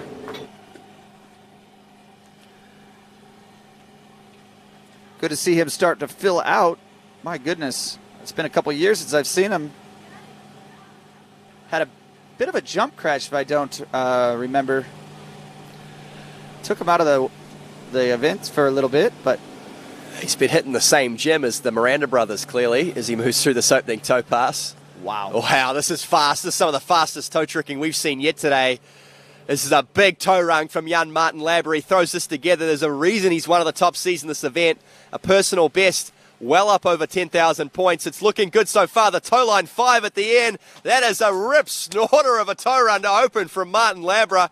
And he's got, you know, half a foot in the door before he's even strapped on the hand ski. How good is that? Did you see the fist pump at the end after that toe wake line 5 back? Just incredible bit of trick skiing there, toe trick skiing there for Martin. Love to see him coming back with vengeance. You know, he's going to be a force to be reckoned with, obviously, with the Miranda's coaching and watching over this young man. So he would be, I would think at this stage, potentially South America's greatest ever tricker. I think he might have a personal best in excess of Felipe Miranda at this point. Well, that's pretty cool, considering when you can... Yeah, Javier Julio. But I want to say Martin Labra has tricked 11,000. That's incredible, especially taking a year off after that jump crash, and then unbelievable. I don't know, and you know, this is... Yeah, we'd have to confirm that, but I'm pretty sure Martin Labra has tricked over 11. South America's had skiers over 10. You know, you've had your Javier Julios, your Felipe Mirandas have tricked out a much, but I think Martin Labra is perhaps South America's greatest ever trick skier, at least in terms of scores. I mean, he's a young man. Yeah, he'll obviously get there with titles, we hope, but... Well, nonetheless, that was a display, putting on a clinic there with the rope on toe pass. See what he has in store for us for this hand pass, but I'm excited. You guys, we're getting down to the pointy end here. We've already given away a few finals spots, and we've got quite a few more to go. Hopefully we get some scores soon through for Eric Macias and Dominic Kuhn. Looks like we've got 7 trickers left. I'm going to pull up the IWWF and see if they've got any for us.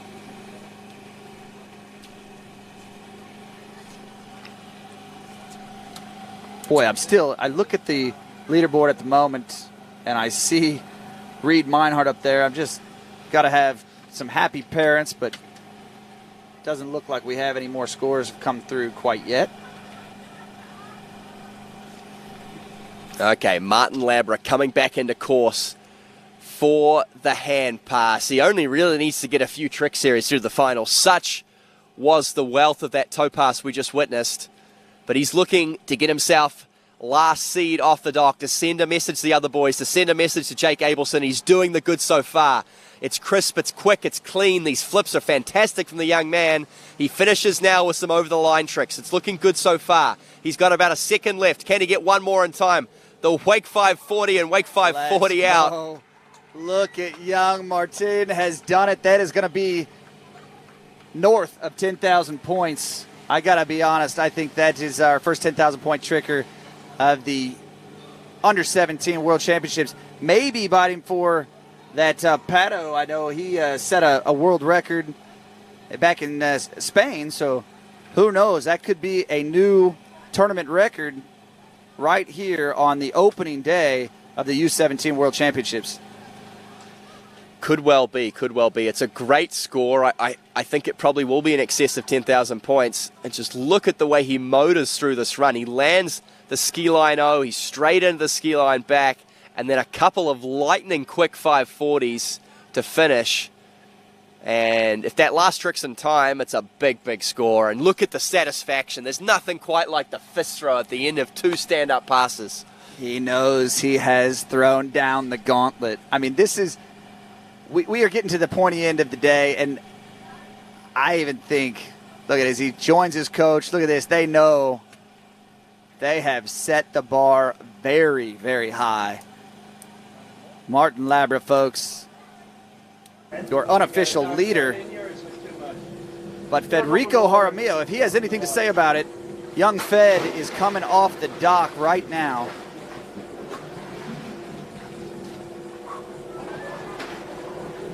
Took out the slalom event in 2017. Or what is that, 2018? in Spain, but had an early unprecedented fall in the trick event. So I know he is looking for a little bit of revenge here. This is his home site. I'm sure he's got his coach, Adam Picos, or Corey Picos in the boat, I would say. I think it might have been his twin sister. Really? Louisa, yeah, I think Louisa in the boat. They use a bit of twin telepathy and to communicate out there. And yeah, gotta love that. It's a family event. Why not? Personal best up in about 9,500, just shy of 10,000 points, I think, for Federico Jaramillo. He opens up rope on toe. A bit shaky here, but he's still racking through these tricks fairly quickly as Federico. Of course, nothing looks fast after watching Martin Labra's toe pass. This is a good toe run here from Federico. He's getting towards the end. It's good stuff. It's going to be right on the buzz of that last toe line back-to-back, but I think he's gotten that all in time. You looked at our unofficial timer. It looked like he snuck it in. I tell you what, he is a personality. Look at him blowing kisses to the camera. He knows he has set the scene for a big, big score. Oh, a bit of a crowd favorite, isn't he, young Federico? He's definitely the people's champion for sure before he even goes off the dock. So just love to see his personality grow. He's just a fine young man, and I'm sure his sister is cheering him on from the boat. They're as cool as a cucumber always. It just seems to nothing phases this tandem, this dynamic duo. Just finishing up his toe line back-to-backs here. And reverse. Look at that. Puts his hands in the water and throws the fist as he comes front. It's a big toe run, and it was quick too. You know, he started bobbling a little bit at the start. His head and shoulders are moving around, but he was able to kind of push through that. You know, sometimes when that happens, you have to take a second to compose yourself. And Federico had the presence of mind. He was going through relatively easy tricks, so toe back-to-backs, to just kind of regain composure while still tricking. He'll switch now to hands, and again, he set the foundation so well here, it's not going to take a full hand pass. He just needs to get a little bit through this run, and he'll make that final. Yeah, I think he gets through his third flip, and it's going to be enough. But I don't know if you need to get your eyes checked there, sir, but I did see none other than Corey Picos in the boat. And I thought that was a little strange that Luisa would be in the boat, but, man, you can't ask for a better coach, mentor, somebody that has been there many of times before, world champion, world record holder, Corey Picos, a local here. Lucky to have him in the Santa Rosa Beach area, South Walton Beach, Florida, famous Corey Picos. And now we are watching Federico Jaramillo become a local celebrity himself. Yeah, of course, splits his time between here at Shortline Lakes and, of course, his home of Columbia. Although I think he's getting on a plane as soon as this tournament's over to Arizona. He's incoming freshman at Arizona State University, making his way through these flips. Looking good so far. A little bit of bobble there as he gets halfway through this pass. Heart in the mouth stuff. I think he's probably done enough now to munch his ticket to this final. It's just fighting for seeding now for Federico. Not his best effort on hands, but it should be enough. It's definitely enough, and I tell you what, when he pulled out of that reverse back-to-back mode, I was a bit nervous because he started to rush. He started to get a little bit frantic, and, you know, that's the having Corey in the boat there to maybe just give him that bit of an eye look and tell him to calm down. Look at that. I cannot believe he almost went to a back there and landed almost in a side slide, Curtis. I mean, you are seeing why right, but he is one look of the best how skiers in the he world. had the presence of mind to repeat that trick. So Yeah, he's right. adjusting that run on the fly. At his very high ski IQ, he's wise beyond his years for sure. Look, and even here, having issues at the end of the run, but then to have a presence of mind to throw in a 5 as opposed to what I would imagine, one would imagine a wake line 5 bag. Caveat the wise beyond his years, maybe in trick skiing IQ, but I wouldn't peg Federico as the wisest kid around. Ouch, throwing haymakers Obviously, you know him better than I wouldn't be. No, I'm just kidding. Obviously, Fed would take it in stride. Like I said, one of the biggest personalities in junior water skiing at the moment. Oh, he's a fun young man. Okay, into the final 5 of the day. And to wrap up a fantastic opening day to these 2020 Under-17 World Waterski Championships. We will move to the Ukraine. Young Damir Filaretov. So, I don't know about you, Curtis. I know you said you didn't have a phone on you, but looks like the Southern Hemisphere is waking up. I'm getting lots of messages, so big hello to all my old friends back there. We miss you guys. We're looking forward to getting, as things open up, getting back down to that neck of the woods. Probably some good lockdown watching for the folks locked down in New South Wales and New Zealand right now. Boy, I tell you what, it's a bit crazy at the moment, isn't it? Yeah, but hopefully they get under control. Damir Filaretov going through his opening tricks now. A little bit 1980s with the old school wrap-in wake 5s, a couple over the line tricks. He goes down on what I think was going to be a ski line 5. And the drama continues. You know, I hate to bring out the one-liners from your father there at Moomba, but drama we have. You said it was going to happen. I didn't know that it was. I kind of thought these guys were just kind of on autopilot all the time, but you know, this is the largest stage that some of these guys have ever skied on, and this is the largest stage in junior water skiing.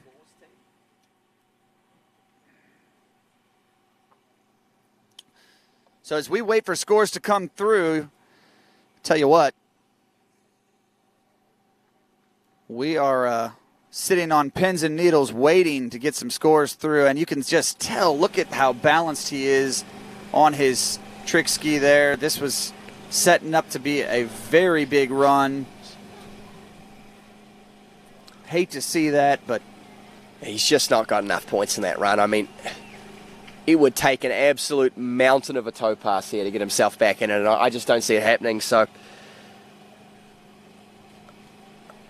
you're seeing some of the old scores come through, but like you said, here again, I don't know if Tristan did the right thing by going into his toes. It looks like young Damir has as well. We're thinking Tristan and Damir are going to struggle, which would push Connor Walsh and potentially Evan Kraus. Yeah, I think you're right. I think if I'm making the call right now, I'm thinking Evan Kraus is going to be your bubble score get the last one in at 63.40. But again, I've been wrong all day long. You and me both. Yeah, how about the Reed Meinhardt score? Still blowing my mind, 79.40. It was such a good toe pass. Unbelievable. And you would expect that. You know, he's training with one of the fastest toe trickers in the world, Adam Picos, so I could be wrong on this, but my understanding is that Corey Picos still holds the record for the highest scoring toe pass. I think that's another one we need to write down and get clarification on, because well, the problem is that Corey Picos has forgotten more about trick skiing than most of us will ever know. It's true. Toe pass now for the young Ukrainian. Can it be redemption out here on the water? Or will it be all over for him? Tricks is his event, and he's failed to fire on hands. It's looking good on toes. He's motoring through these tricks. It's fast, it's crisp, it's clean. Toe line 5, a toe line back-to-back. A toe line back-to-back reverse. It's probably going to be out of time, but what a toe pass from the young man. I mean, talk about coming back. You take a gut punch like that in the first 20 seconds, and then to have the composure and wherewithal to put together a toe pass of that magnitude, you know, I just don't know if it's going to be enough. But honestly, when I'm looking at what I called just a minute ago, 63.30 being the it's going to be bubble score, that could be pretty close. I mean, this is excellent. Look, he goes over the line here. He pops to the front, and look at how clean this toe line 5 is. I mean, you can't do him better than that. Now, here's where we get a little bit out of sorts. He goes a little bit wide here. If he wouldn't have gone as wide and he would have got this in time, I think he would have dug himself out of a hole. But I mean, think that's about that 500 close. points he's lost there. So he did lose 500 points, which is going to put him down in the 56 5,800 point range.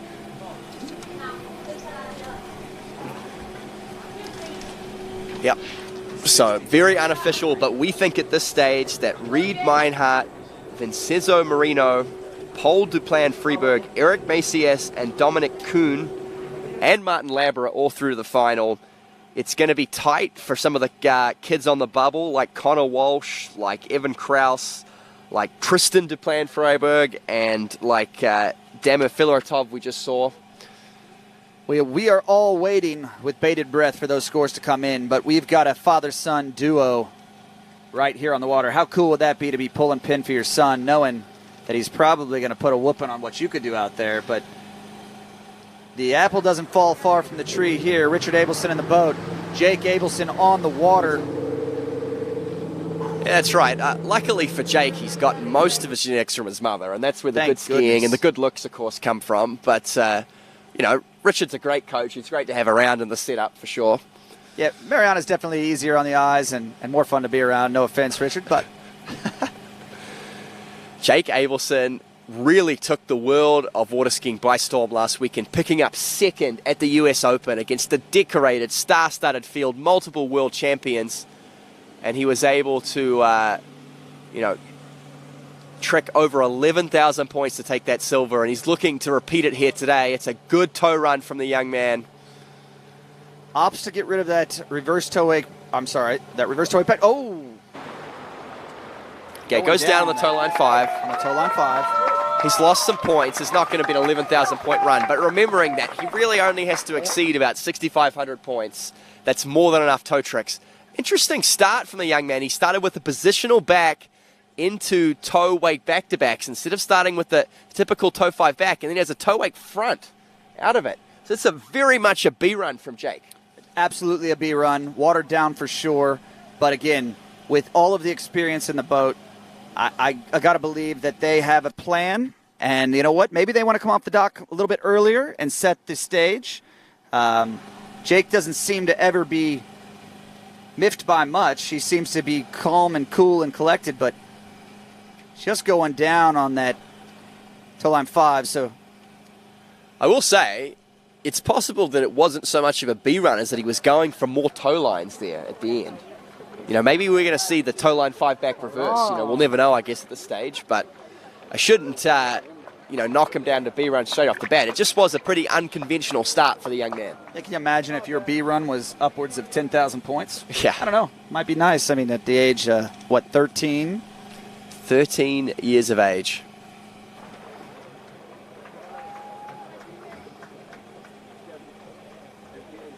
You know, you look around and you see the talent walking around this site. It's quite incredible. Decades of decorated skiers.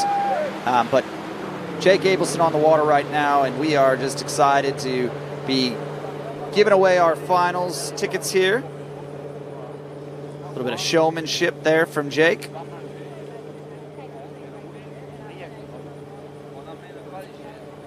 I keep refreshing my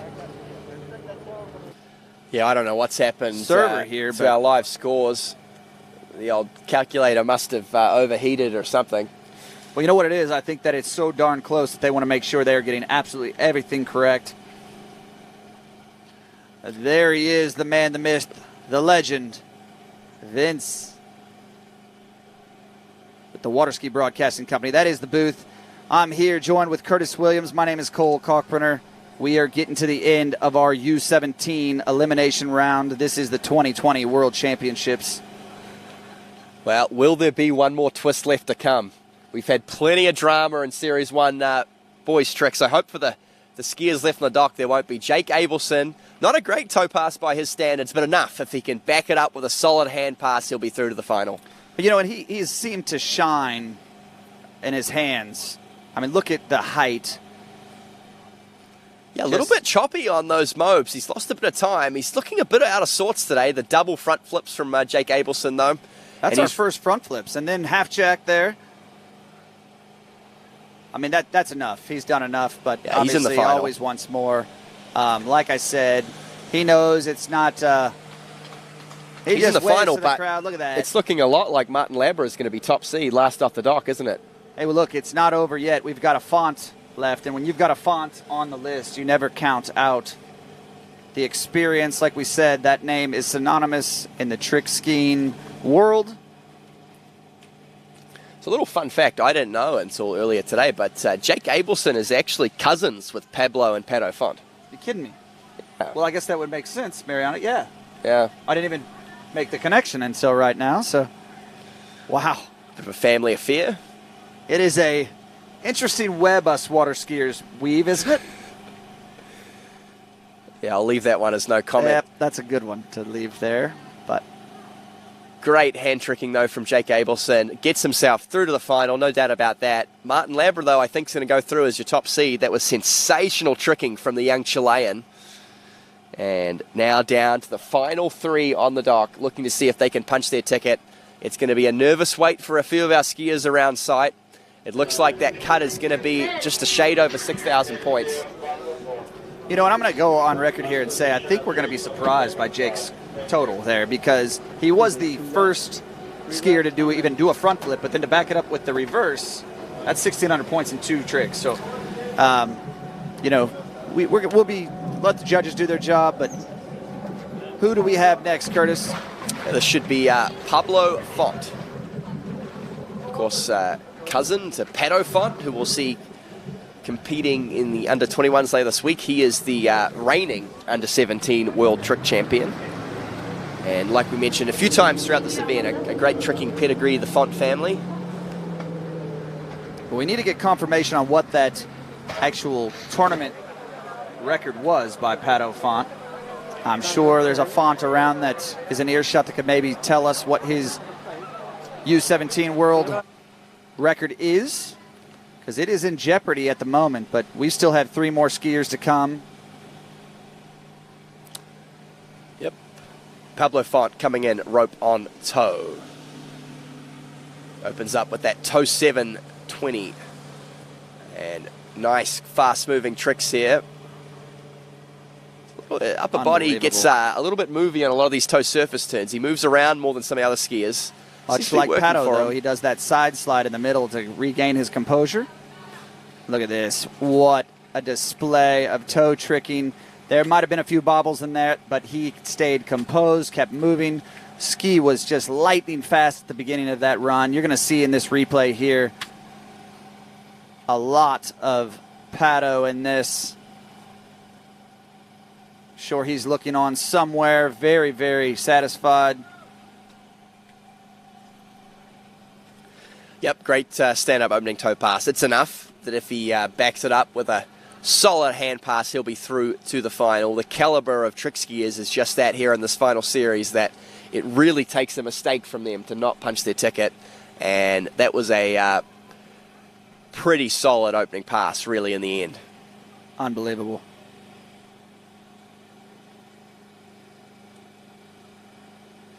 So the local time here is 6:23 in beautiful Santa Rosa Beach, Florida. We are at Pico's Waterski School, and we are at the IWWF 2020 World Championships. Getting down to our final 3 skiers. Pretty exciting stuff. What a way to open up the U-17, U-21 World Championships. Nothing short of amazing skiing already. Sure to be more of that to come with the names that we see on the running order here. Good. Ready? Yeah. New run. Yeah, the standard of skiing is just so high. I mean, I've been trying to schedule out a couple blocks this week where maybe I could do some work, maybe hang out at the hotel, and I'm just not sure where I'm going to pick a moment where I'm going to want to look away from the lake. I'll tell you what, it's going to be difficult to leave on Wednesday. Might have to reschedule some flights here because, you know, we just heard the great Corey Pico's on the dock just having a conversation with one of the skiers, and that skier being none other than Matias Gonzalez, and you know, just keeping it lighthearted and calm. He just has a way about him. I mean, it's just incredible how he brings everybody's heart rate down. He's just easy to be around, just such a great guy, and obviously decorated to boot.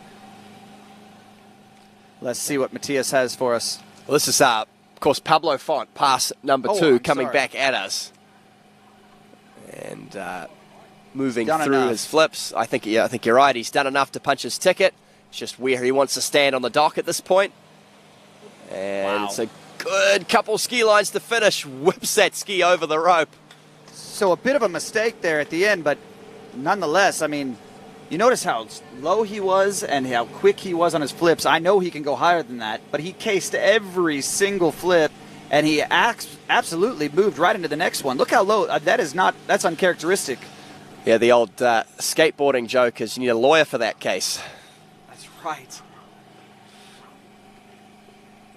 I mean, that was some incredible skiing. I think this might be the first time I've seen Pablo on the water. And, as I just before that said, it was uncharacteristic of him. But a skier of this magnitude, to be that low and quick and unusual, to say the least. I mean, that was a big point values there. I think we're going to be surprised with that run as well. Yeah, it's going to be a lot of points. Will certainly be enough to get him through that final. It's going to be a nervous wait for that sort of cluster we have in the high 5s, low 6,000s to see if they punch their ticket.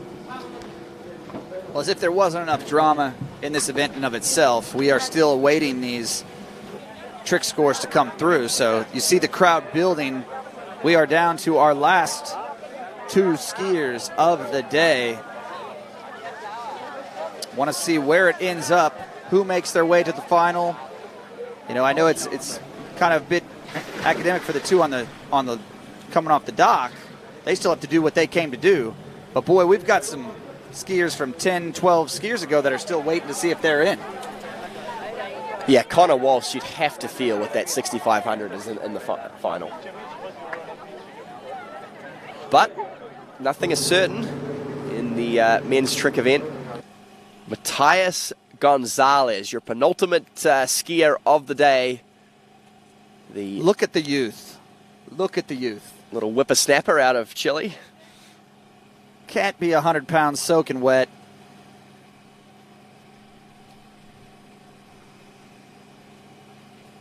Got an opportunity to watch him ski at the Junior U.S. Open, where he took out the title.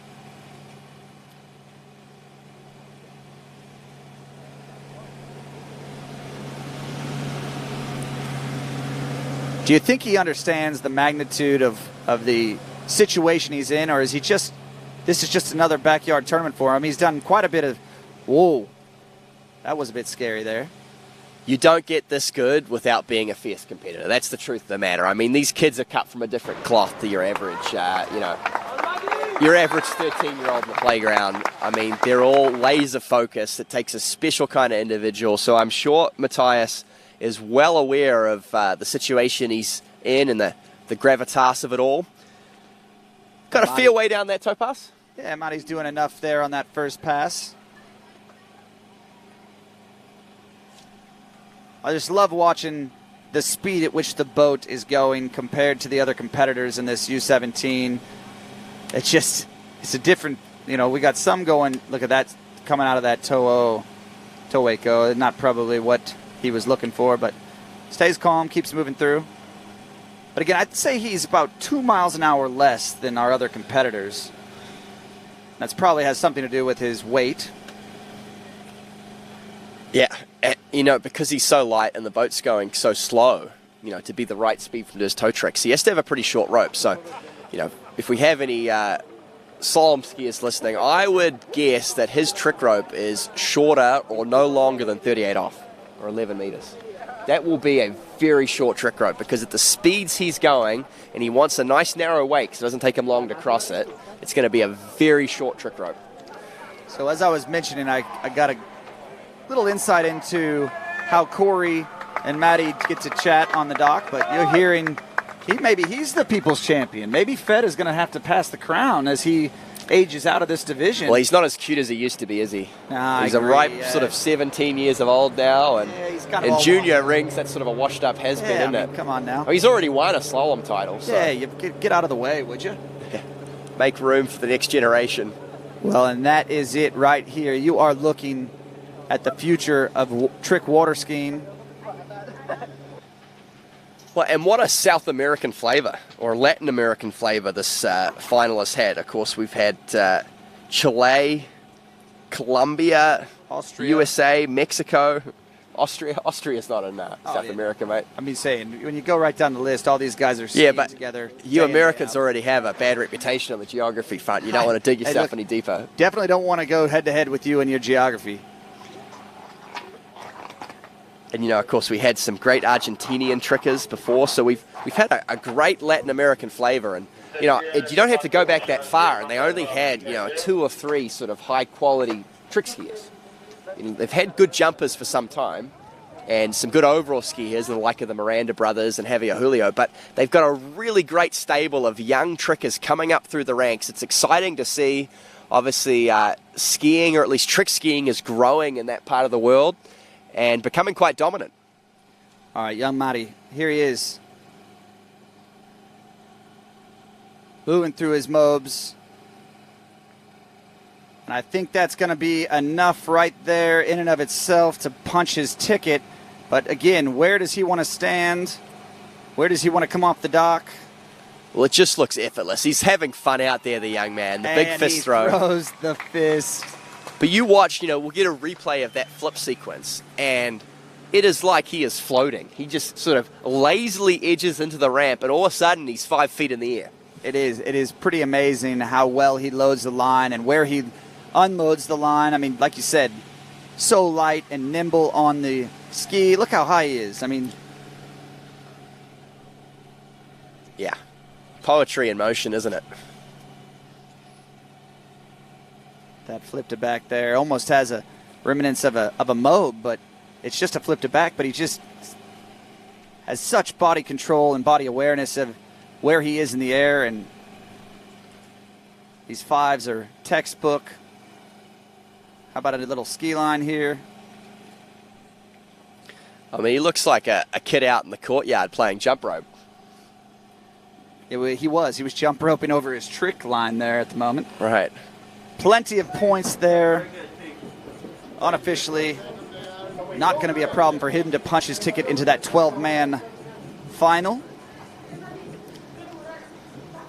Well, big moment for the US of A. And big moment for young Blaze Grubbs. I think probably the favorite in the overall going into this, but Paul Duplan Freiberg has scraped his way into the trick final by the barest of margins. Somehow, some way, he lives to fight another day. That's right. You're right. But again, Blaze still, he's a very, very smart young man.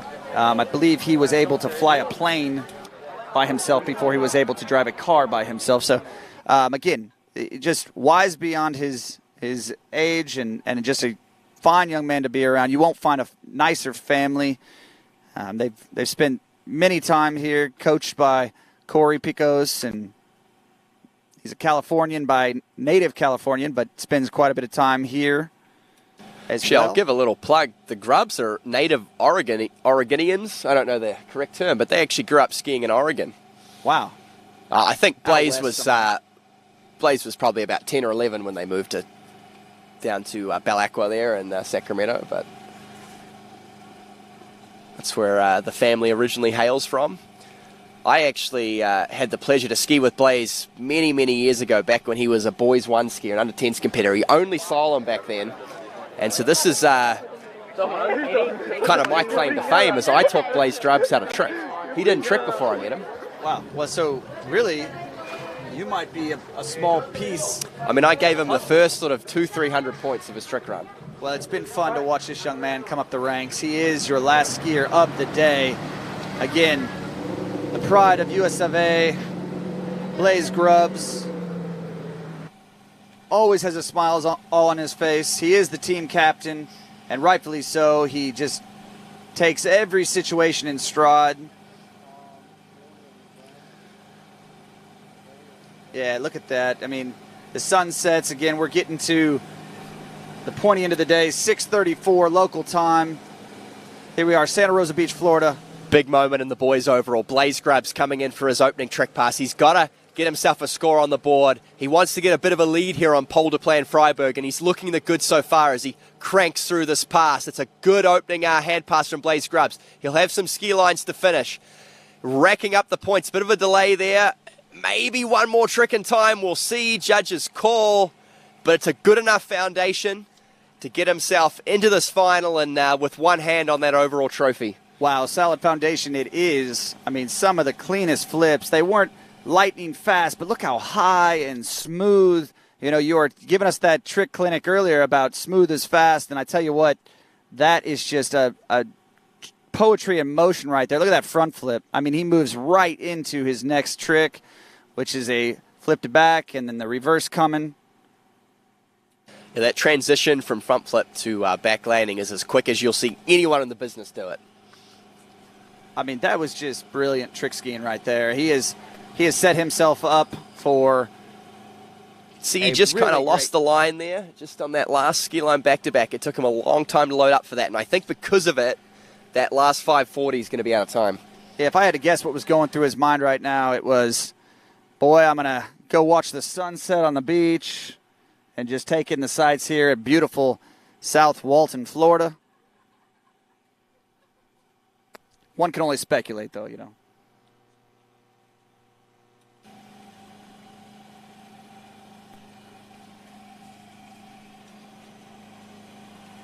All right, so Blaze Grubb switching out his gear. This is the last 20 seconds of our opening day of the U-17 2020 IWWF World Waterski Championships.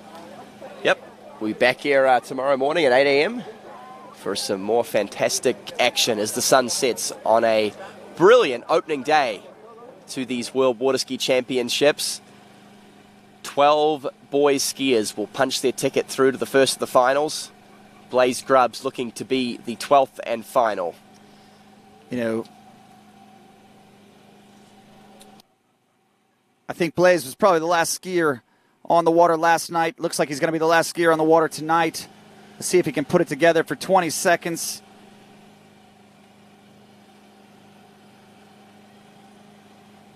Not the cleanest toe run I've ever seen on a Blaze, but again, it's going to be enough already. It's just where is he going to be? Yeah, it's a good run. Oh, he says. It should be enough. He loves it. He loves it. Being a bit of a showman there. I will say, though,